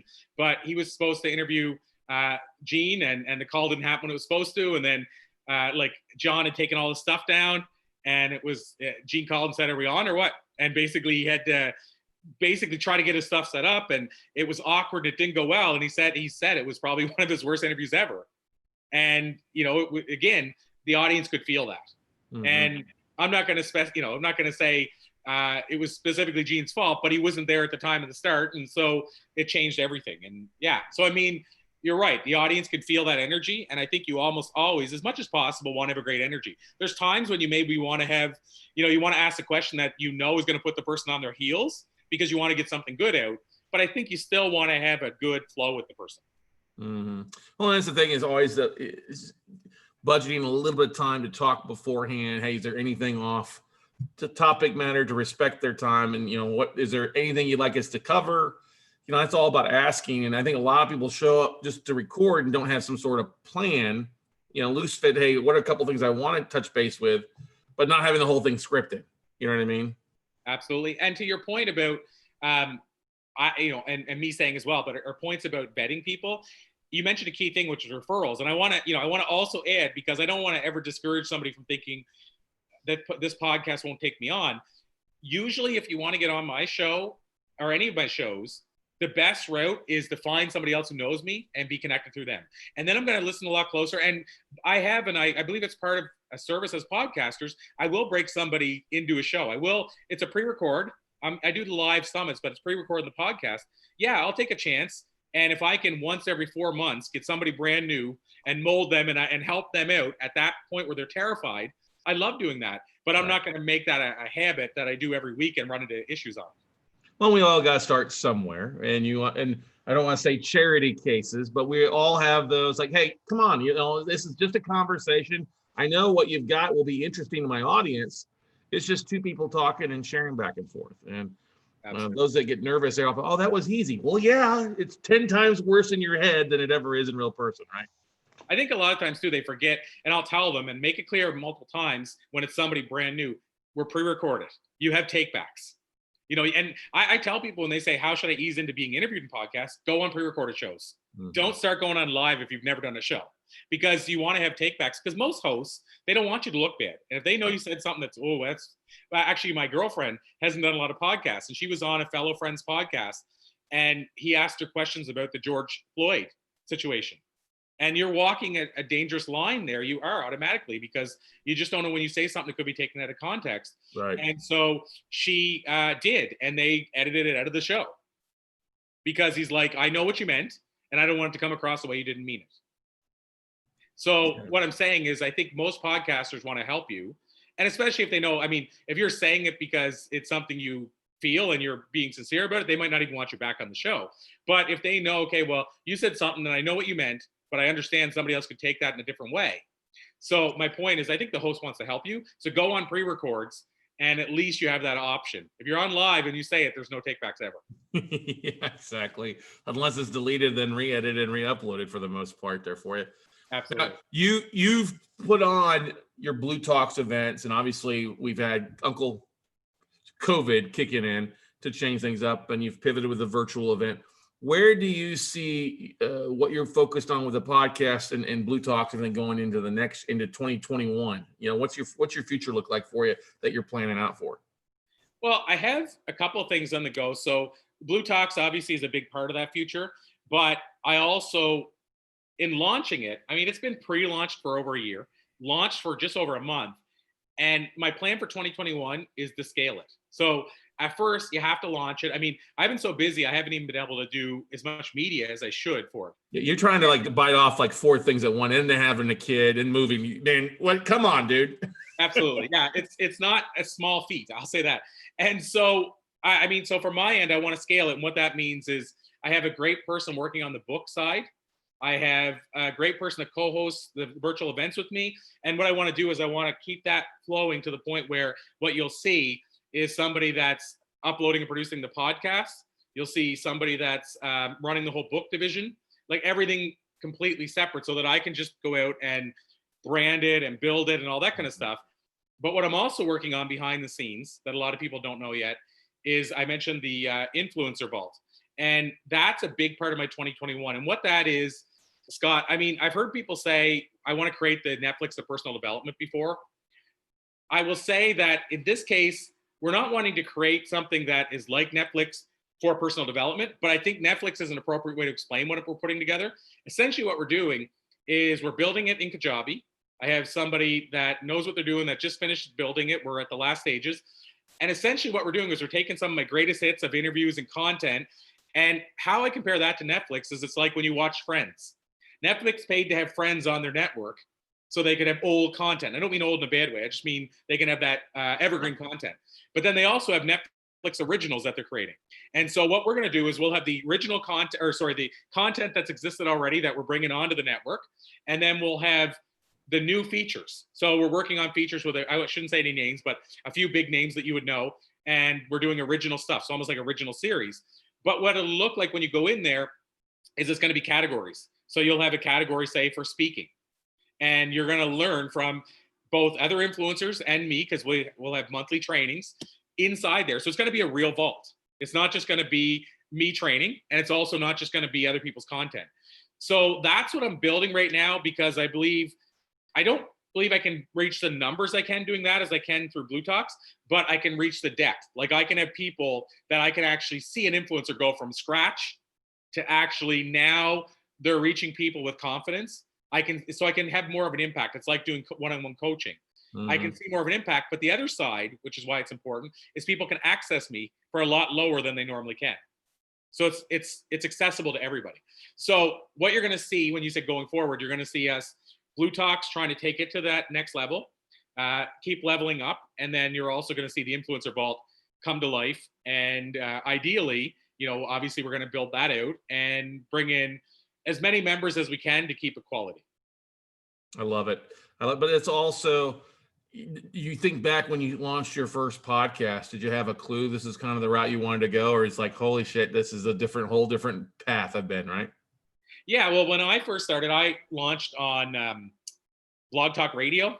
So, and you know, at the time we were calling it online radio only. I wasn't even using the term podcasting. And when I launched there, I remember still, like I had this friend of mine who was a chiropractic doctor, and she was on Blog Talk once every 2 weeks.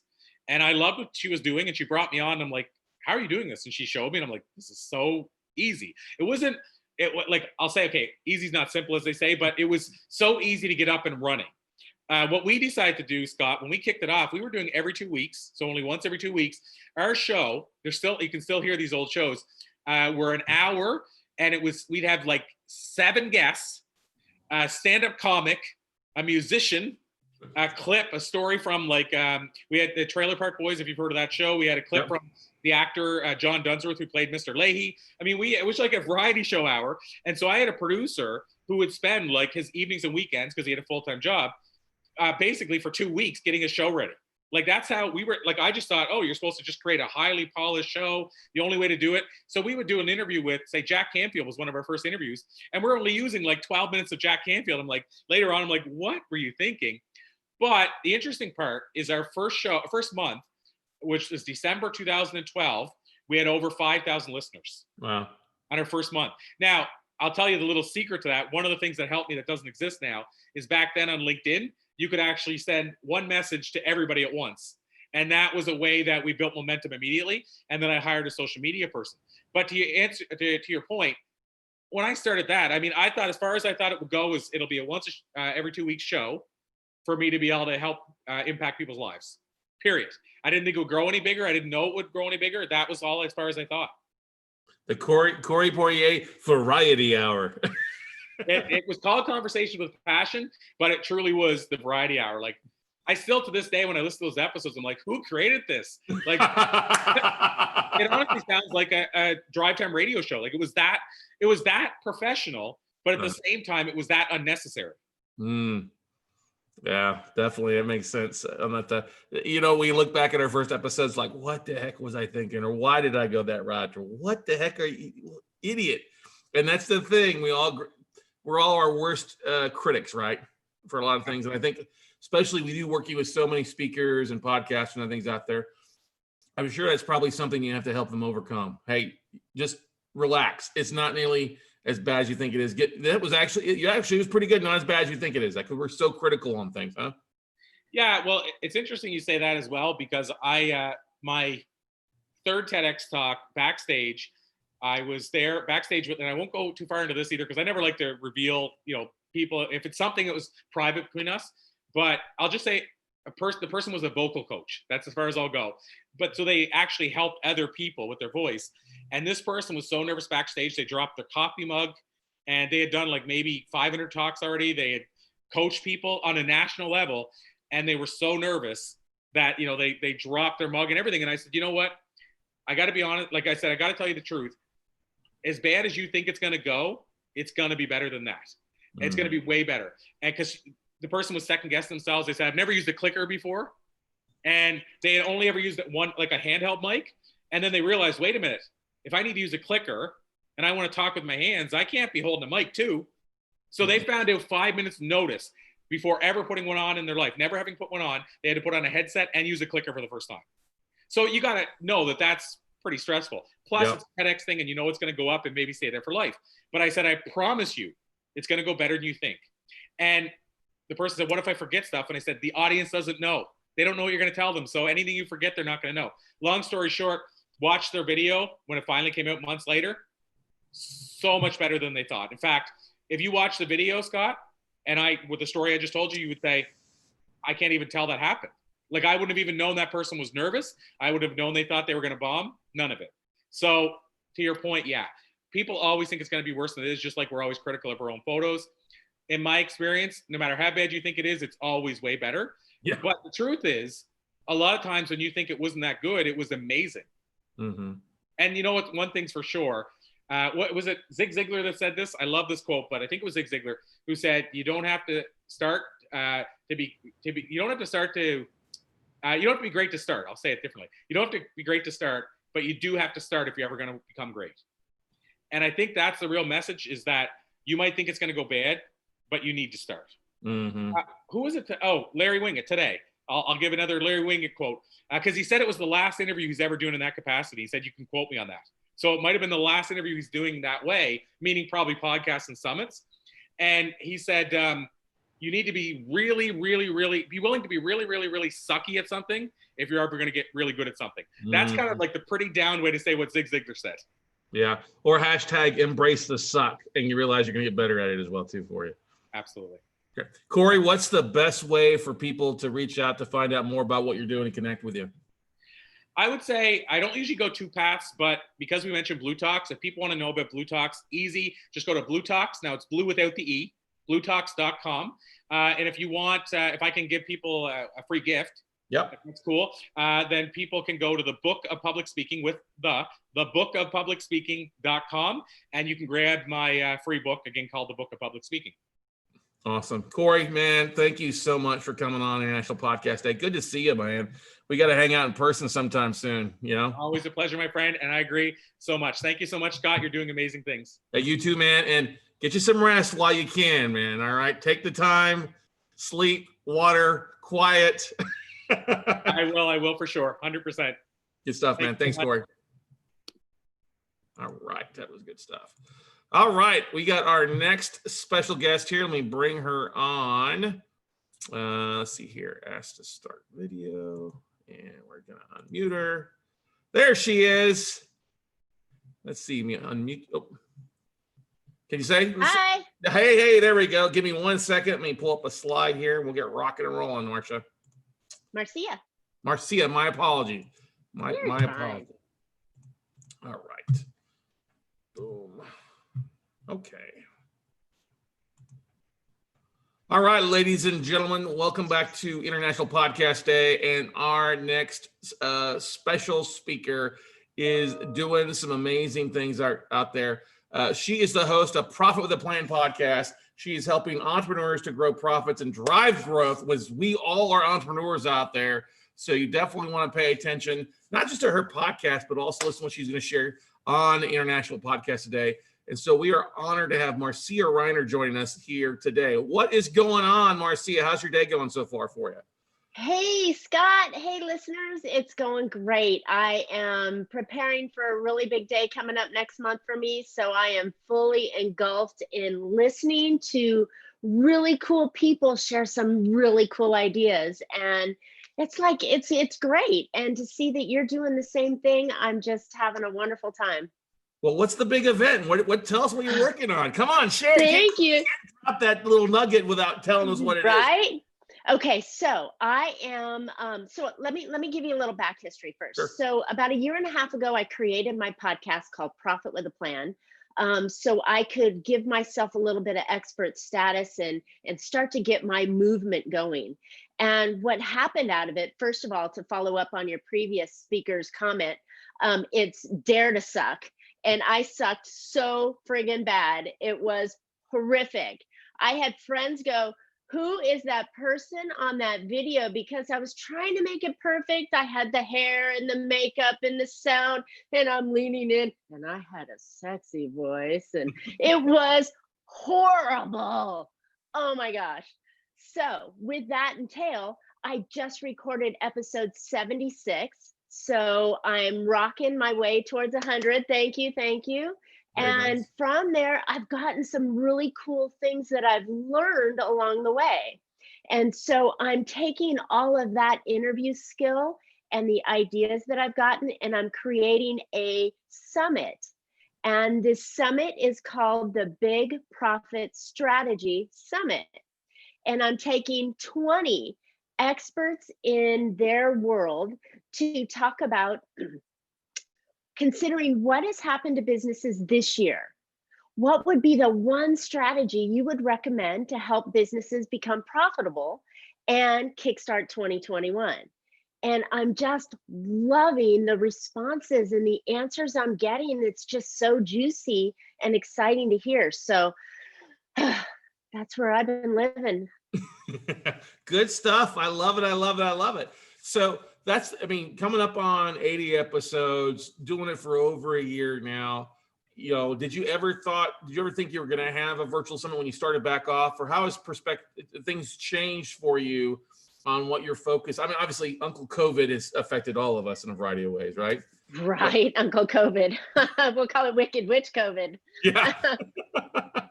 Yeah. But what would you say when you look back now? Where do you, what's been probably the most surprising thing that's come from having your podcast? It doesn't matter what I look like, you know, what it sounds like. It's all about the content. Mm-hmm. And if you're providing tremendous value to your listeners, they're going to like it and they're going to come back. And that's what they want. And it's not me throwing up on them. It's me sharing some ideas, but then bringing in some really cool people like you're doing. Bring in some really cool people to talk about some really great ideas and build off of that. And it's just been such a, like, I think I've found my lane. You know, it's gotten really comfortable and I just go with it. Yeah, that's a great point. I think you've hit that stride and figured out, okay, this is the game I want to play in.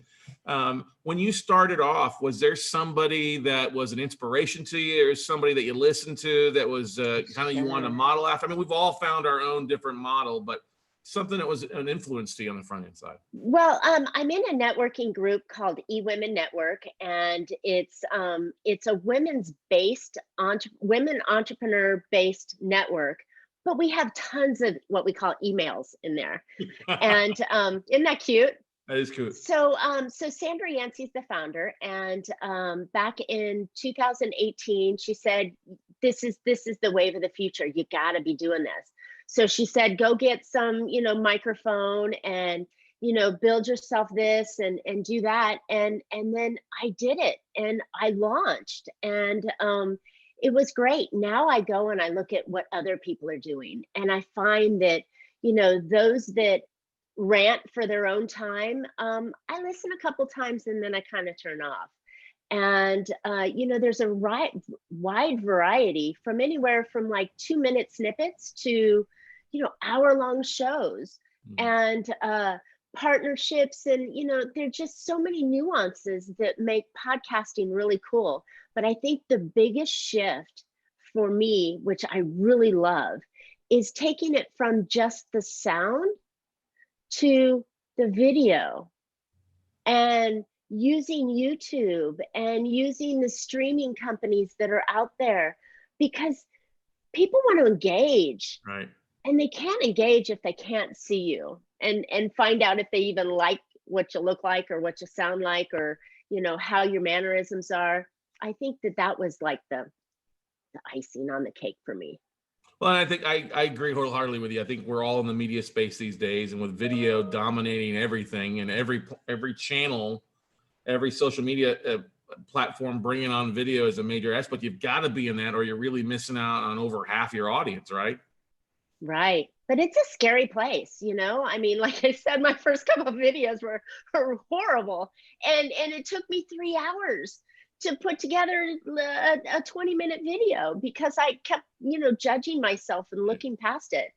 But to take your thought even further, video right now, I had a guest, I've actually had several of my guests on my summit right now, because I'm all pre-recording it, talking about putting emails or videos embedded in your emails, because folks don't want to read anymore. We text like crazy, but it's absolutely necessary that you're in front of a camera and you're comfortable enough to look at that little dot and say, hey, I'm Marcia, I'm vulnerable here, and I'm going to share some really cool ideas with you. And they love it. They do. Amen to that. And that's such a great counsel out to those that are struggling. Like, okay, we've had people on it, like, I'm just audio, I'm not comfortable with the video side. I'm like, well, at some point you got to get comfortable, because either you're getting on that train or it's going to run you over. And those that are comfortable with video are going to take away your listeners in a variety of fashion, right? Yeah. And it's a perfect platform. It really is, because like you mentioned, the Wicked Witch COVID is sitting here in our life right now. And we're trapped at home for the most part, and we're looking for inspiration. We're looking for ideas, and we've got an opportunity of listeners that are really wanting to hear what we have to say.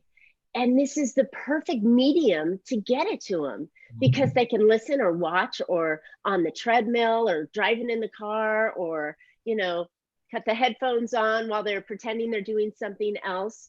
I mean, there's a commercial on TV that cracks me up right now.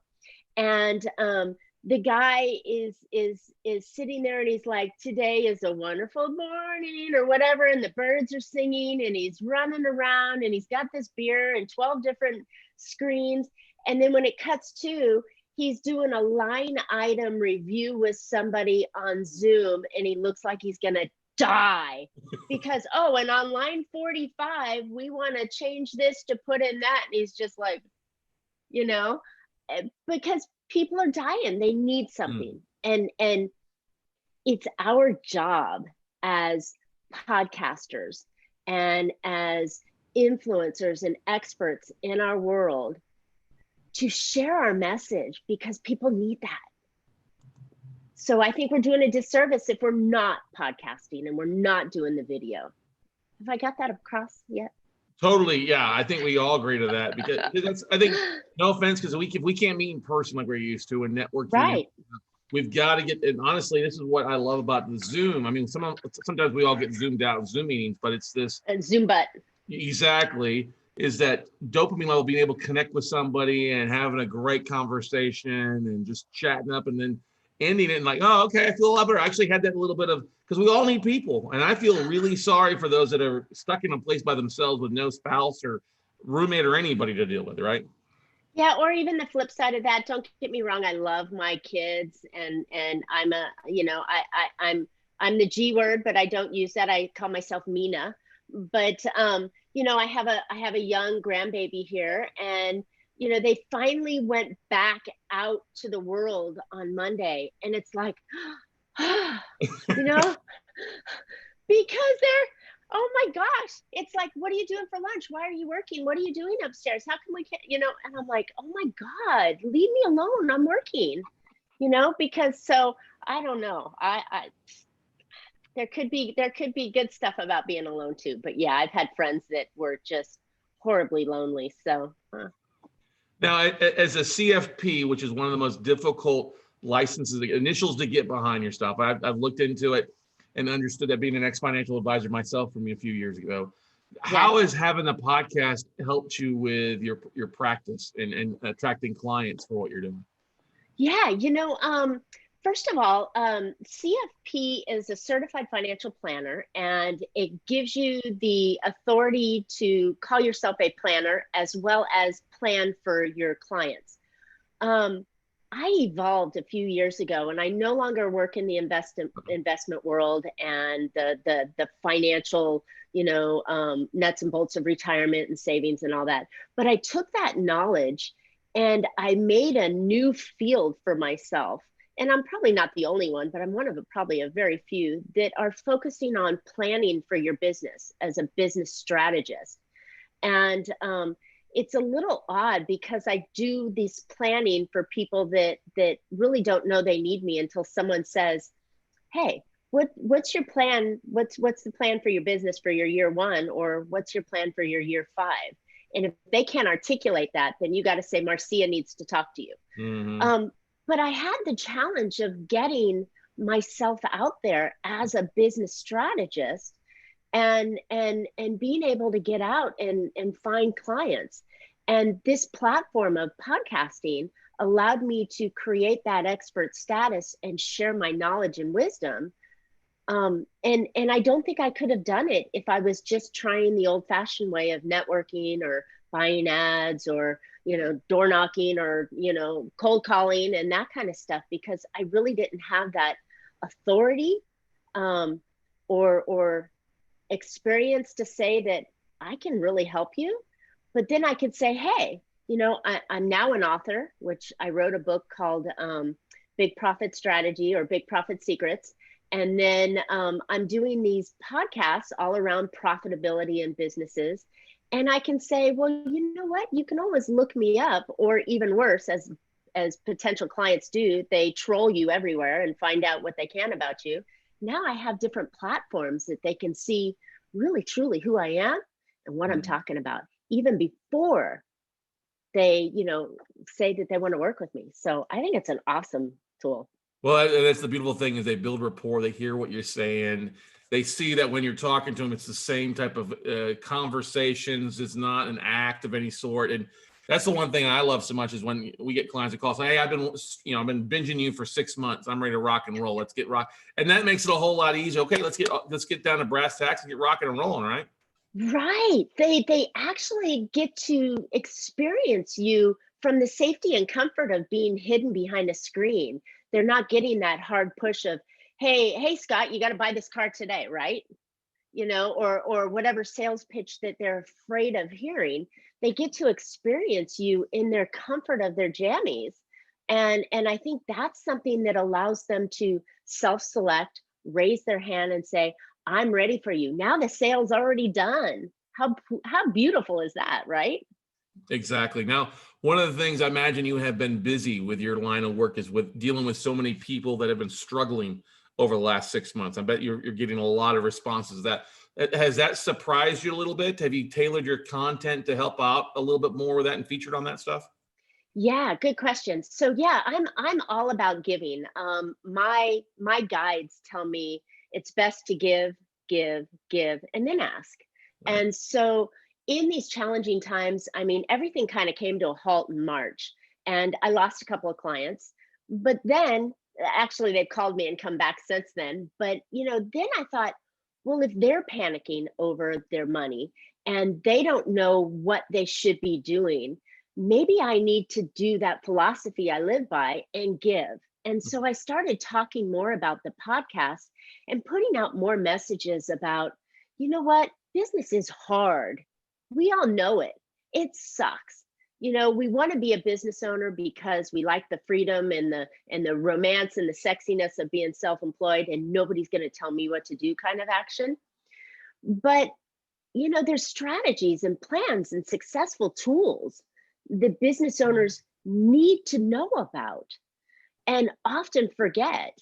And so I started talking about, hey, now's a perfect time while you're stuck at home worrying about everything to flip that around and enhance your business, not pivot, enhance your business and talk about or look at what is really the foundation of what you're doing. Mm-hmm. What is the organization I've got structured around my business? Meaning, who's going to deliver this product? Who am I looking to deliver it to? Answering those deep questions that you haven't had time to do as a business owner, but now you do. Figuring out who your ideal client is and what that product is that they're looking to throw their credit cards at you for. Figuring out what your true marketing message needs to be based on what your clients are asking for, and then creating a growth strategy around it. So my business stacks on basically five business plans: your financial plan, your organizational plan, your product, your marketing, and your growth. And it's just this like business plan on steroids that will guide the business owner's growth. And so when I started bringing that light out more, people are raising their hand and going, yeah, I really ought to work on my business. My business plan is so friggin' old, I don't even know where it is. And if it is, there's rats in it or pages are chewed off, because they thought of it as an idea to do when they had to start their business, right, and then parked it up on the shelf and never looked at it again. So I started educating them on thinking that, hey, have you thought of putting that plan in place and maybe building a strategy and tactics off of that, and then putting action to those plans, and then checking back and moving left or moving right as you need to? It was now a time to really just dig in and work on your business. Because often, in the early part of this COVID crap, we couldn't work in our business. We were stressing out at home over, what am I going to do with my employees? How am I going to get paid? And should I take that PPP? Or, what about unemployment? And, what they had so many questions, and all those questions could be answered with finding out who your business really is, who you serve, what you give them, how you tell them about it, and then how do you multiply the system? Yeah, that's definitely the truth. Most people have outdated plans. If one at all. Yeah, well, that's the point. Even having no plan is planning to fail. I mean, that's the thing, yes, more so than anything else. And I agree 100% with you. So many people didn't have anything. That's when the rug got pulled out from everybody over a matter of a month, roughly. Well, they weren't ready. Even those that did have a plan, it's time to change. Plans aren't one and done. Yep. Plans are something that are a living, breathing document that requires real estate on your desk. It needs to be reviewed and altered as the market shifts and ebbs and flows. And, business does not stand still. It's not here's my shingle, now it's perfect, everything's done. You're constantly, right? You're constantly moving left and right and up and down and back and forth. And it's a dance. you know, and when you can dance and shimmy and lean and do the right steps, then that's how business moves forward. What was what's your plans for 2020? I'm sorry, 2021. With I know we're still 90 days out from it, but based on what you're telling me, I can tell. You know, you know, I know we're planning. I know you're based on what you're telling. You're probably planning already. Hey, this is what I'm doing after I get through the summit and kind of leading into the new year. Great. Well, I'm launching, and it's something that I'm kicking myself in the butt for not doing earlier because it's been on my mind for a while, but I'm launching a new program. Most people don't want to deal with the planning and so on, so I make it super easy for them. And I'm launching immediately after my summit, my big profit strategy. And it's a do-it-yourself program that's, you can work on it a little here, a little there. You can sit down and bust through it in a couple of days. It's just got a lot of the content that will help you create and start thinking differently about your business and create that plan. So you have a strategy. You don't need to start planning on January 1 and have a plan be done, and that's the only thing you do for the year. It like I said, it's a living, breathing document. So you should be starting now and then working on it again in November and working on it again in December and changing it a little bit in January and getting ready for it in February. It's always moving.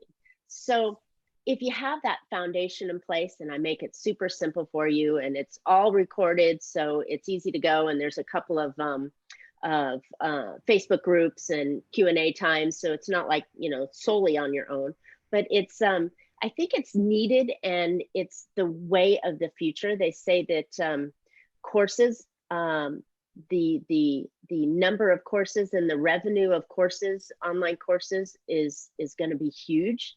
So it's an opportunity in a market, in a marketplace that is like clamoring for, you know, self-improvement, business improvement, do it on your own. So I feel like I'm late to the game, but I think I'm still very early in the game on building an online course. Well, and that's why I think it's a bit, you know, they expect to be $1 billion industry, huge $1 billion industry, and we're needing it because we're still stuck at home. Who knows how long we're going to be at home, and it won't, you know, everything back.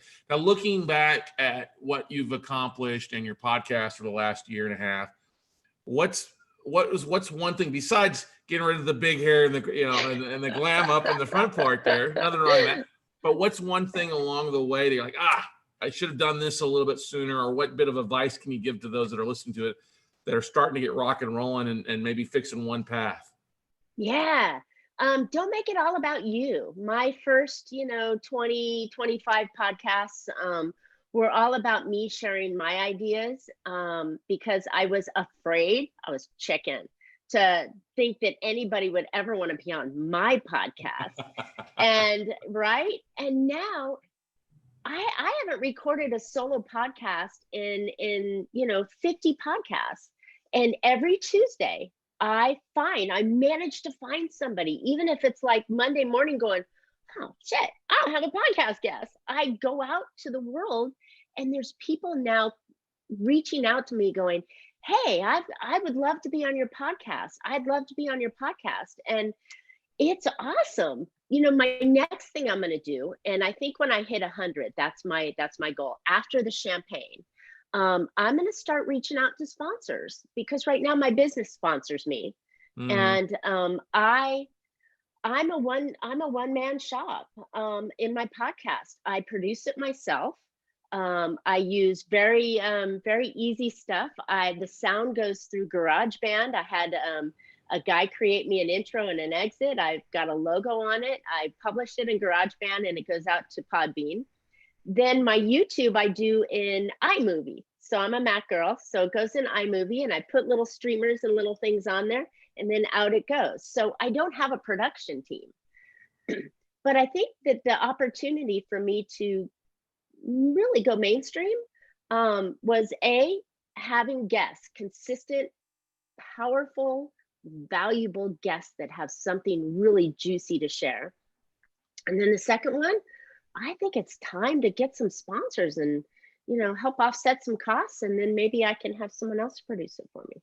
There you go. Yeah, I mean, it's definitely, I mean, you've got a valuable message. And I love the fact that you're like, hey, I'm the first sponsor of my show. My stuff is the first sponsor. I think a lot of people are afraid to sell something or offer their services, being like, oh, I don't want to come across as pitching. I'm like, listen, if you've got a loyal audience, they want to hear from you and want to devour more what you have to offer. And it's always easier to keep an existing client versus trying to find new ones, right? Heck yeah. That is, that is the biggest point that people forget about, is that they got to take care of the ones that they have. Mm-hmm. Yeah. So good stuff. Now, what's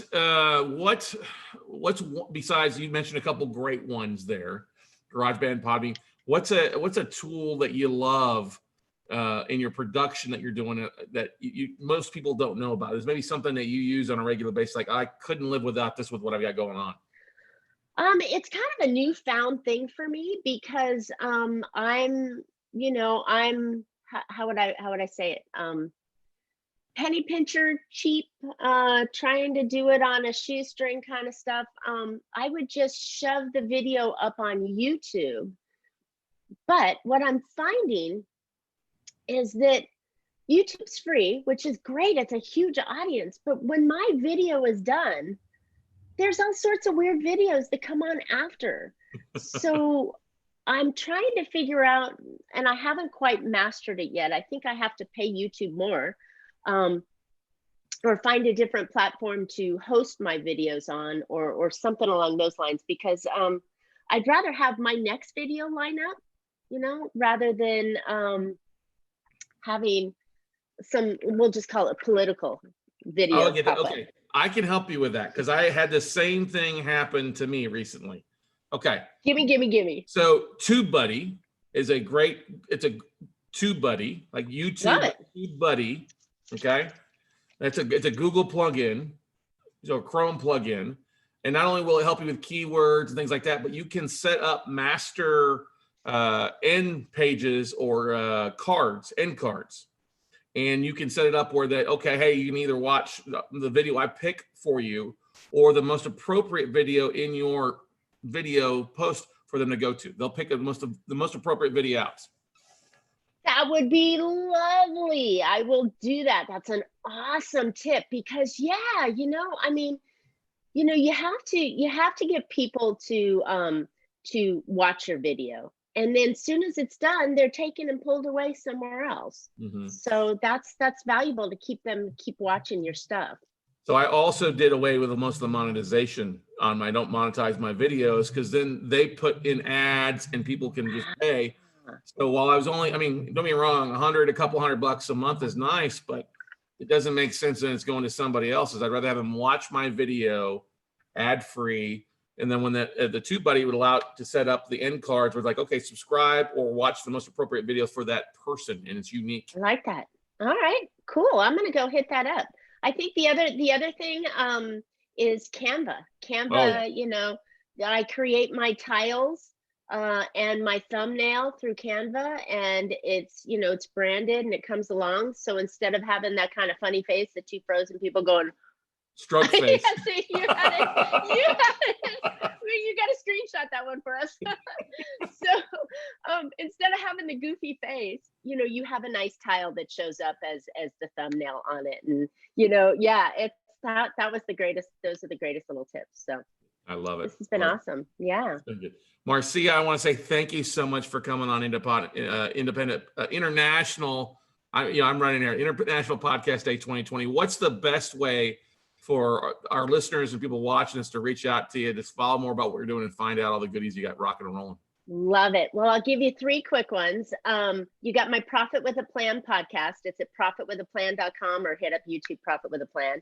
And then my Big Profit Strategy Summit, which is at bigprofitsummit.com. And I think those are the 2 best places to go grab me. My company is Trajectory Consulting, and I'm Marcia Reiner. I'm a business strategist on a mission. Awesome. Love it. We'll put those links also in the replay videos and stuff out there for everybody else out there for you. But once again, Marcia, thank you so much for coming on. It's been a pleasure. I look forward to connecting more, and then I'm going to reach out to you afterwards. I got some things I think you might be valuable, other little pointers for you that might be helpful for you. Love it. This is great. You know, we connected through Two Comma Club. I'm really proud of you for being in there with me. I know it's a struggle to make things rock, and we're doing it. And what you're doing for podcasters, and on International Podcast Day, doing an all-out podcast-a-thon. I think it's great. And I thank you for giving me a platform to share my stuff on. So well, thank you so much for showing up and playing full out with everybody out here and sharing the good, the bad, the ugly, because we all have moments out there. Nobody's perfect, but we look forward to it. And I'm so looking forward. I'm going to reach out to you to have you on my podcast as well later on. Would love it. We'll podcast swap, because I'm sure your value is going to help my listeners as well. So, all right, cool. Thanks, Marcia. See you later. All right. Good stuff there, everybody. And we're going to do this. We'll put her on attendee. I see our final speaker of International Podcast Day is lurking out there. Let me pull up and share my screen real fast so we can have Mario's getting ready to rock and roll here. Okay, let me bring him over. Let's see, we're good there. We're going to move him to...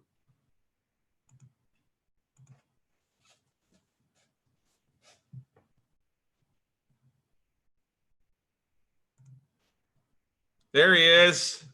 How is it going? It is a going. It is a going. And how's your day? But you've had a busy day too, huh?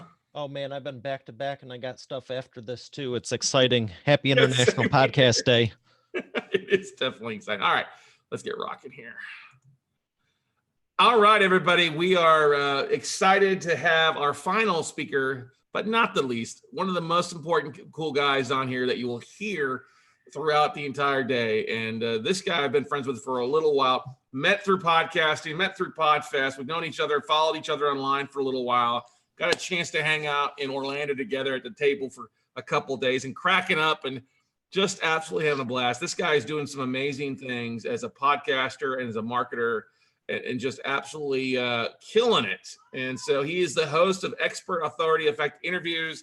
I believe it was at the 7 F's, the faith, the family, food, fun, health, whatever, a whole thing you'll see about him. But he's called the King of Smiles, a Smile Authority. Our buddy Mario Ficini joined us here. What is going on, Mario? Happy International Podcast Day, and welcome here, man. Happy International Podcast Day to you too, Scott. It's a great day to be alive, and I'm excited to share with your audience. Now, you are doing some amazing things. So share with the audience out here who's watching this and joining in here some of your what you're doing and all the things you got rocking and rolling right now that's come from the result of you podcasting on a regular basis. So primarily, I focus on business book publishing. I've been doing that nearly a decade, got 5 of my own books, 2 are international bestsellers, and that is a game changer. And especially when you couple that with podcasting, I mean, I was doing podcast guesting or guest interviews or whatever you want to call it prior to even having a show. And it's a very powerful thing. And if you have a show, there's no reason you shouldn't be doing it. And I took my expertise and created the Expert Authority Effect. And that's why the show is named what it is. That's my publishing method, the Expert Authority Effect publishing method, which is also my newest book. And podcasting is a great way to do it because you can be on camera, you can be on the microphone, you can be on any of this stuff, and you can literally, it's like jumping in a time machine. I feel like it's like traveling around the world. At one point, I had clocks from every different time zone on my one monitor, and I have 3 of them. And it's just like, what are you doing today? It's not what are you doing today? It's like, where in the world are you at? Carmen Sandiego. And it's like, okay, I remember jumping off the plane, speaking in real life at an event, and my client from Australia is calling. I'm at the airport. Little did I know it was the time change date, fall back and all that good stuff. And I'm like, give me 55 minutes. I'm almost home. I swear. She's like, no problem. She was going to breakfast. It's just like, if you have a heart and want to serve people, no matter what your background is, there's no reason you can't jump on the mic and do it. Yeah, that's so truthful, is that it's really, podcasting for me has really shrunken the world down. Like you just said, you've got people all across the world, not just domestically, but international flavor with what you're doing. And that's, you know, some of the best tips and best interviews I've had has been people not only here in the United States, but also like in Australia or Israel, England. I mean, we've had such a great flair today, India, Scotland, Australia, people being Canada, all across the world, that our audience isn't just local. It is so much further out there, and we have so much to learn from other people, right? Absolutely. It's interesting you say that, because I was speaking at the PodFest Masterclass, which is going on right now, you know, where we got connected to. And then it was like, I'm speaking here, I'm filming my own show. I had a partnership call. You know, it's like, what are you doing today? It's like something that's awesome. It's either for my show, about my show, or someone's interviewing me about it. So it's a lot of fun, and you can connect with people. And one of the biggest takeaways is just the people you meet, like at the event. You know, I can't wait till we're back in, get to see each other at the next event and everything. But it's just like the relationships. That's what it is for me. And yes, it's business, and yes, I monetize it and all that good stuff. But there's some of the most down to earth people just across the planet, and that's what I love. Yeah, I've coined a term in my business called co-opetition. And I think it's very prevalent in podcasting. We're all cooperating, but we're all very competitive in nature, wanting to do big things with our show and our audience, and go from there. So I want to bring up, you hinted a little bit about how that you're monetizing. For those that are listening out there, obviously it's always a big question. How are you monetizing in a variety of fashions? I know you're doing it different ways, but you want to share with the audience how you're kind of doing that? Yeah, I'd be happy to. And like you said, there's many different ways to do it. And I gotta be honest, when I started off, I was just like everyone else, is like, this is gonna be awesome. I'm gonna make the best one. I'm gonna launch like 946 episodes day one and just smoke everyone and all this stuff. I'm gonna have all these sponsors. And it's like, yeah, for the 8 people listening, yeah, I'm sure just everyone's jumping out of the woodwork to listen to you. And I had more than that. I say that in jest. But everyone has this, like, I need to monetize, I need to sponsor, I need to monetize, I need to sponsor. And there's so many ways to do it. And I'm happy to say I have sponsors. And I was actually looking at the calendar, because my very first paid sponsor was 30 days from now last year. And that was pretty exciting, because, I mean, who doesn't want a paid sponsor? And, you know, I've done those, but I've also self-sponsored the show. I've also incorporated it in my books. I've also incorporated it in speaking. You know, whatever the best thing I can say, you know, now being at over 200 episodes, the best thing I can say is self-sponsor and get your own products and services on there. And if everyone has something, but it's like, well, I don't have a course. Well, so what? What have you been selling the last 2 to 10 years that you're making money with? And if you're truly, truly, truly starting at ground zero and you really have nothing, it doesn't take that long. I made my free business book publishing course in under a week. I mean, there's so many different ways. So go after the sponsorships, but do realize you do need numbers to support it. And they're expecting a lot out of it. If you've got less than a few thousand, you know, your first week, relax. Get to your first 100 episodes, get to your first 200, 300, 500, 1,000. You know what I mean? It's a long-term thing. It's not, if you want to do 50 interviews and just put them out there and think it's the magical end all be all, then do a YouTube channel or something where you just have really great interviews. And that's a huge value add. And you can even monetize that. But if you really want to do a podcast, realize it's going to be long-term. Relax, have some, oh, no one missed that. But that's why it's on a boom arm. I can punch the thing if I want to. But, you know, just relax, have some fun. And then, you know, when the time comes, if you're doing the right things, people will come to you. Mm-hmm. You know, I was kind of freaking out. And after 30 days, I'm like, this is not what I teach. This is not what I love. I'm just going to do my thing and, you know, go stick to the vision God gave me and let it fall into place. And I've just enjoyed the journey, and it just keeps falling into place, you know. I've created the problems this year that I wanted last year. And it's, you know, I'd love to be on more shows and do different things. And now it's like, holy crap, 7 days passed. And it's like, what just happened? But it's a lot of fun. That's the kind of thing. God, thank you for making it rain, but can you close the window just a little bit? You know, careful what you wish for, because if you stick with it and you show up and professional and add really value and great content and focus on the craft of it, good things will come. Too many people, like you said, get into, well, I'm going to do 20 episodes and I need to have sponsors. or they get into it and they're expecting one thing and they don't realize, well, that's not the way this works. It's not like other things, right? Yeah, and I think that's people in business in general, and I can relate to it. You know, as an entrepreneur, I think we're all hardwired to be ambitious, and it's like, hey, I just climbed Everest, and it's like, yeah, but did you skydive off of it with a parachute? It's like, relax. You know what I mean? It's like, enjoy it.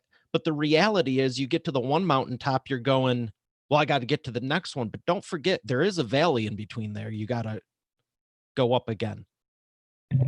Question for you, as you've hitting some numbers and doing some things, looking back, what has been the biggest surprise from all that you're doing that you just like, I never expected this to happen from me launching my show? Some of the guests, I'll say, because I've been public speaking for close to a decade or just over it. So the whole, hey, you're going to get more speaking. I'm like, absolutely, I'm going to. Absolutely. But it wasn't like, oh my gosh, I'm getting speaking engagements. You know, I had no idea. I did have an idea, but I just kept speaking. Yes, I am going to get more and more. The biggest thing was some of the guests, because my goal was to have 365 episodes ready to go for the first year. Now, I factored in the 92.5% rate of people that they weren't saying no, they were just not ready. And again, I had 10 episodes at the time. So I factored that in and built it up to 405 in my Pipedrive CRM. So I was like, I don't want to have to be wondering where I'm going to get guests from every week. But there's people I go, maybe next year, 2 years, 3 years, 5 years down the road, I'll reach out when, you know, the show's bigger, I have more people, I have whatever. And I kid you not, like a week after I launched, not even a week after I launched, like 5 days later, someone I know that's very well known in the movie. I'm looking at her Facebook and she's like, just dropped my new movie. Really? Already? I don't even have the new mic yet. Reached out and she's like, yeah, I'd love to come on the show and everything. So there's people that I had planned out, like they'll be on, but it'll be a year, 2, 3 or plus. And I've gotten a large portion of them, probably around half a dozen or maybe a full dozen now, that have been on under the first 100 episodes or under the first 200. And I really didn't think it would be under the first 3 years, low end. I love that. And that's just because the fact that you keep showing up. And you shared something out there about Pipedrive a second ago in your Pipedrive CRM. I being a real estate guy, that's where I'm familiar with Pipedrive from, as far as that. That's not your traditional CRM for a lot of times. You want to explain why you like using that versus something else? Full disclosure, I liked them so much I partnered with them. So that was someone I was promoting even before my show. And why I like them, there's 2 I recommend, but there's, for 99% of people, and unless it's some of my private clients that are large corporations, Pipedrive is a great thing to start with, and it's not overkill. There's a lot of good ones out there, and there's a lot of stuff you don't need. Just like with podcasting, it's like, well, what kind of padding should I get for the walls? It's like, what mic do you have? You want to build literally an insane asylum, but you don't want to spend over $100 on a microphone.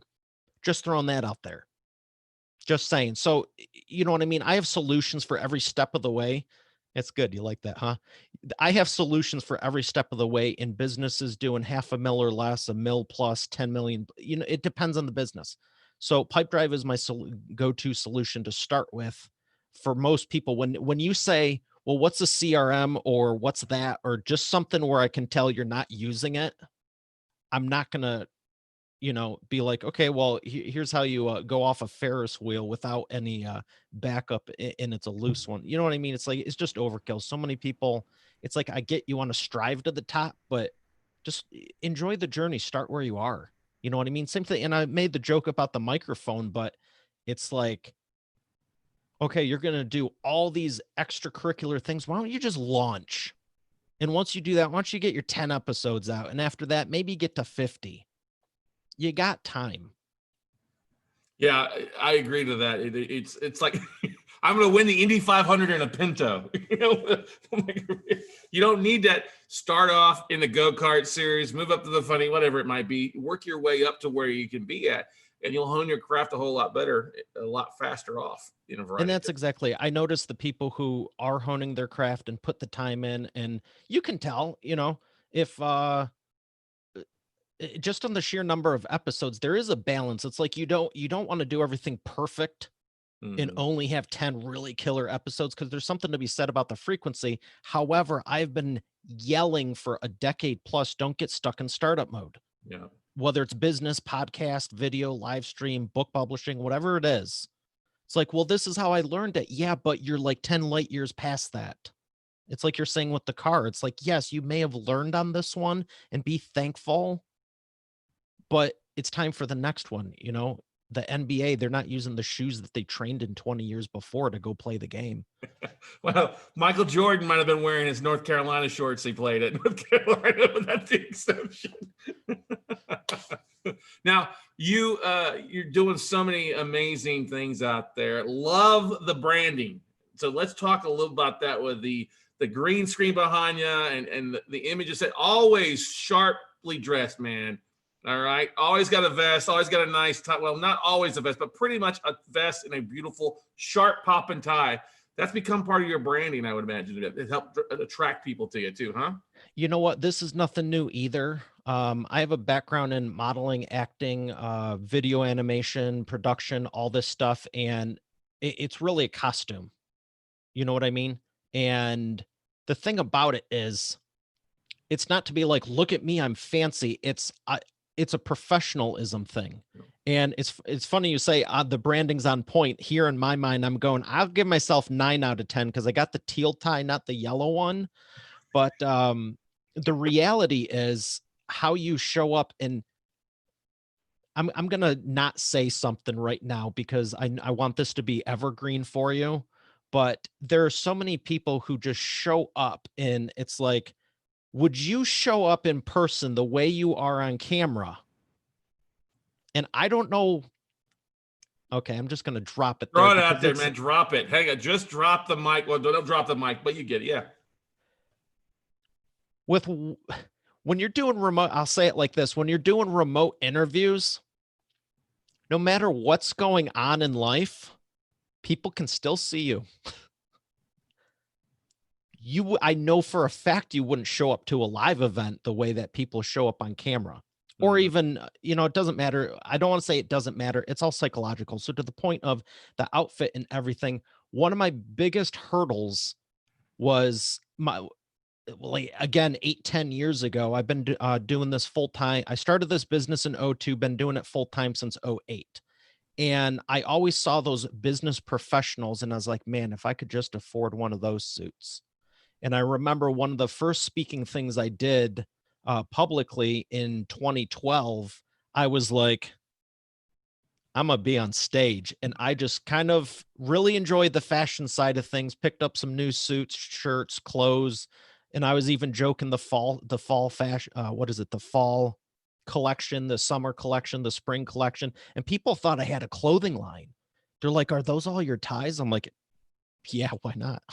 You know what I mean? So I play in the business space, and I know not all podcasters do, but when I'm when I'm interviewing the CEOs, but I got started young, and I was just looking for a way to go, hey, I'm serious without having to convince you for 6 months. Cause I always was, but maybe it takes 6 months to convince you, and then 4 months, then 3 months. It's like, how do you bridge that gap to just show up and say, I'm here, I'm ready to go.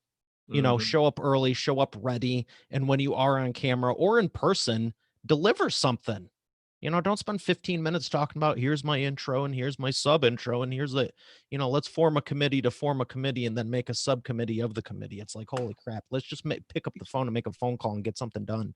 Right. Let's get to the meat and potatoes, get rocking and rolling, and deliver. Show up and play full out. Don't play half-ass. You're right about that, Mari. So many people. You're like, no, just first impressions still do matter more than anything else, don't they?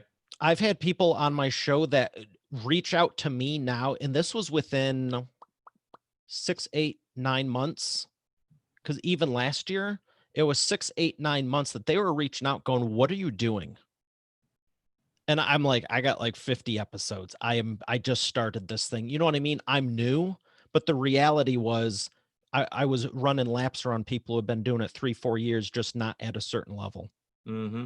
Well, and that's the thing. Some people, you mentioned something earlier before, people get stuck, and this is my big pet peeve about people who've been around podcasting forever, is they haven't evolved in a lot of the things. They haven't added the video side to what they're doing. And I'm a big believer that video doubles up your audience because everything is going video these days. You know what I mean? I get the craft. It's a fair amount of extra work though. Not necessarily. I honestly don't think if you have to evolve more than anything. I think it's more. I agree. To edit an hour or spend 2 hours editing a podcast versus, the 10-minute episode you end up having. I get a lot of overkill with that, but I think honestly, the way videos, I think people get a chance to see who you really are in the organic stage. Don't get me wrong. I understand editing some here, but a lot of people are over. Now, of course, if you're a history podcast or a audio drama or a fiction podcast, that's a different story. But I'm a big believer the video, do a little bit, blue screens, a little bit of what you're wearing, stuff like that, but get the message out instead of overly worrying about everything, I will tell you. So my background's in video production, animation, special effects, and all that. So I was actually more comfortable doing the video than the audio. I was freaking out when I heard like, you should edit your episodes because it'll make you a better host. I'm like, yeah, like I care. I want to do that. In the first 30, I was just like every day just going, it'll make you better. It'll make you better. It did get easier. It's easy for me now, but you do what you're comfortable with. Yeah. However, that's not how you grow. Yeah. So I love the video. I love the live streaming. I do this nearly every day. Or the days I don't, I do 4, 5, 6 in one day, and it just makes up for the rest of the week. But I do it enough. I've done 3,000 plus on Facebook alone, even before my show started. That was part of the reason I was like, maybe I do this a fair amount. There's more to it, and I get that's why people are hesitant. However, just your reactions, you know what I mean? It's like, even if you have no desire to put the video on YouTube or do anything with video, just turn on the camera and live stream it. Because at the very least, you can gauge the reactions and the timing. I had interviews before this and after, and there was some I was doing last week where they were just like, are you there still? And I'm thinking, now you need to edit that. Yes, I am. I didn't go anywhere. I didn't just like run away, but it occurred to me they couldn't see me, so they had no real idea. So even for the timing or the reaction, you know what I mean? You can read the facial expressions and body language infinitely easy, whether you use it for anything or not. It's just, I think it makes a way more compelling interview, and it's less editing. Cause I mean, the thing was going great, and it's like, are you still there? Are you still there? Yeah, I was there the last 3 times you asked, and I'm still here now. It's just called listening. I'm doing it. I know some people might talk over you, but 2 ears, I think one that's mouth. the one biggest thing I think we see with a lot of new podcasters is they're so busy worried about what to say versus just kind of being quiet and using what God gave us. Listen twice as much as you speak a little bit, huh?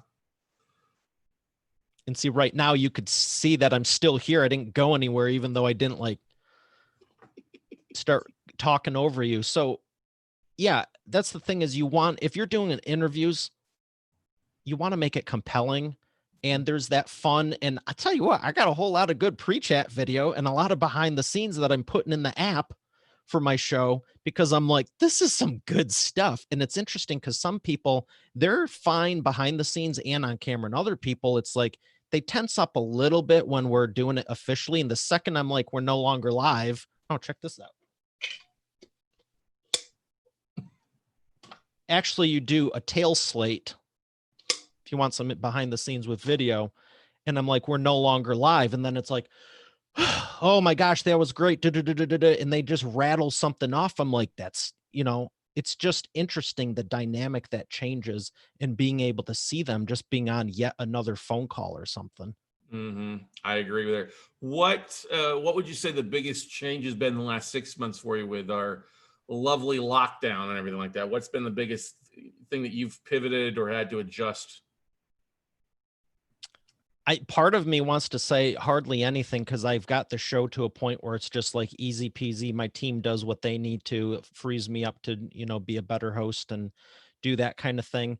The one thing I did add on to the schedule this year was I revamped my software that I don't generally talk about, but since you asked, I developed a software to build WordPress websites automatically about 8 years ago. And we switched the servers, enhanced it, switched a whole lot of stuff to make it stronger for the next decade.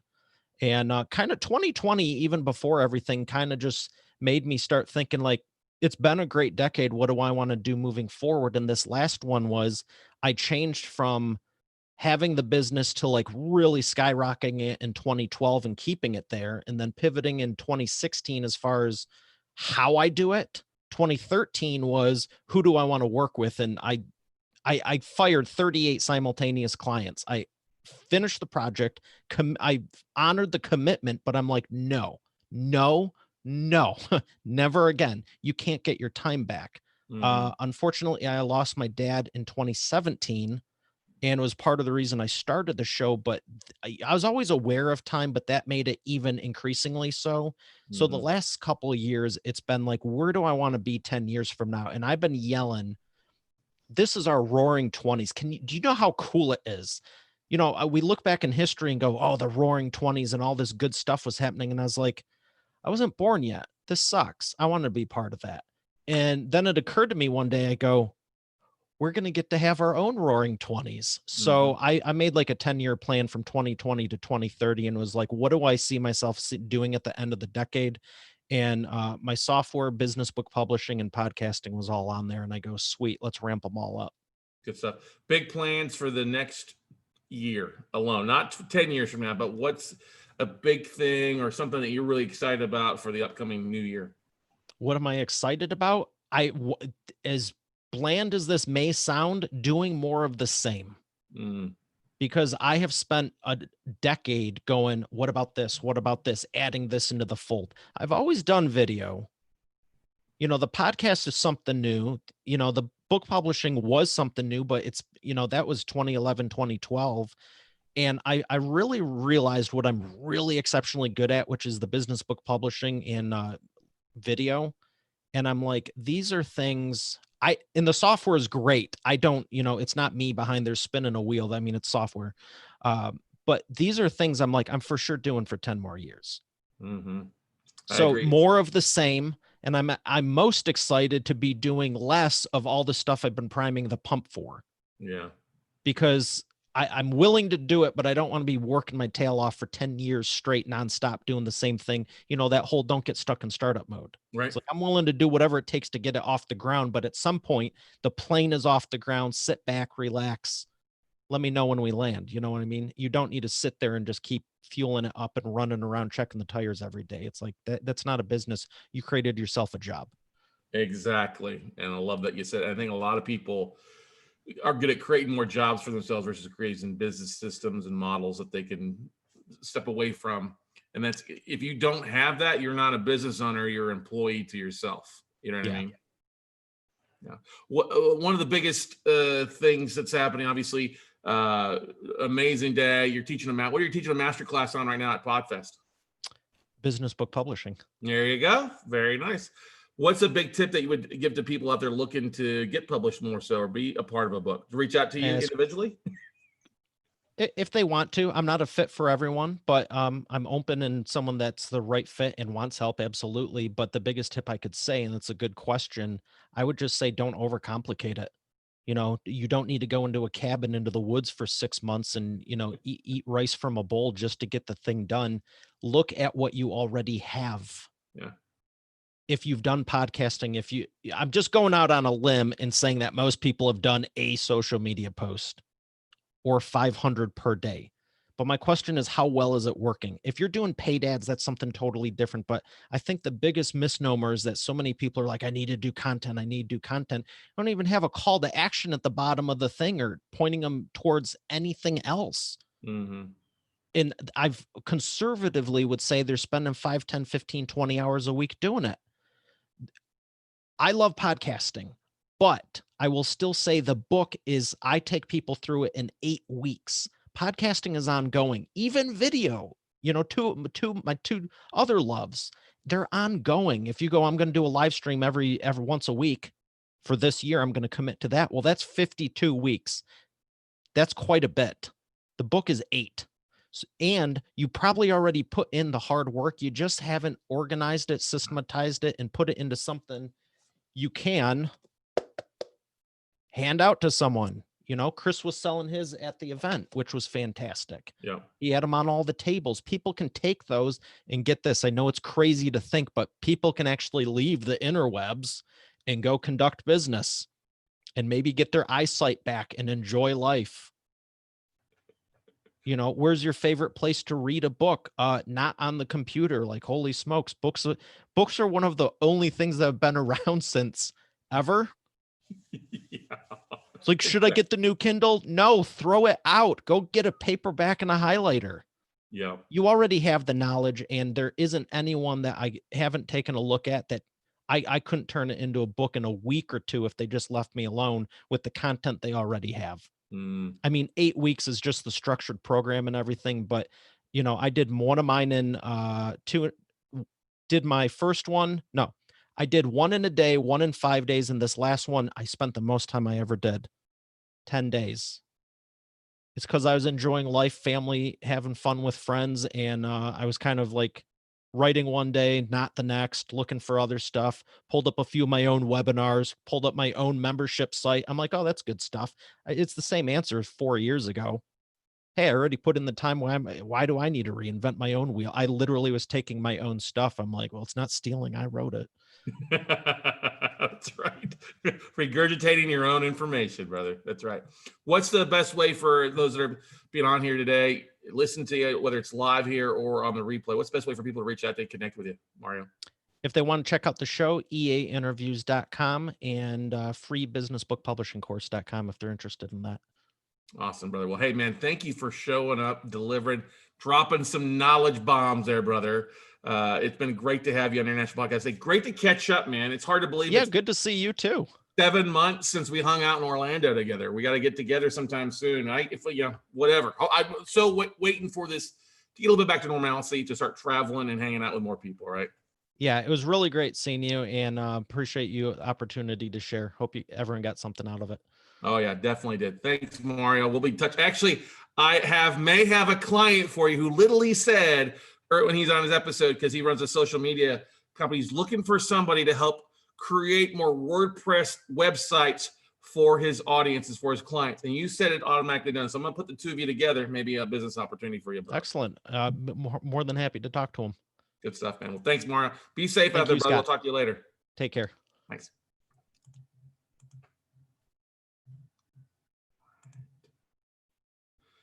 All right, everybody. That is going to wrap it up for International Podcast Day 2020. I want to thank all of our special guests, all of our people that have been on here.